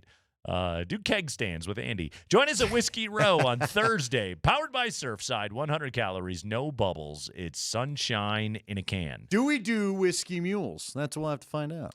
Game 5 is tonight between the Stars and the Wild at American Airlines Center in Dallas. The Wild and the Stars. The Stars. Who was it? Stars. Who's the Philly goalie? Carter Hart. Vladar. Yes. I was thinking, is that a Cuthbert name that Nate Dan liked? Vladar. Oh, that is a good name. Vladar.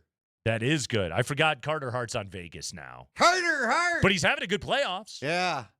Okay. Really quickly, though, I got a note from Dallas here. All right. One of the national NHL guys that I follow retweeted this. This is from Taylor Bird, who covers the Stars for NHL.com. Dallas is under a softball-sized hail warning. Oh, no. So not sure what to expect attendance-wise tonight.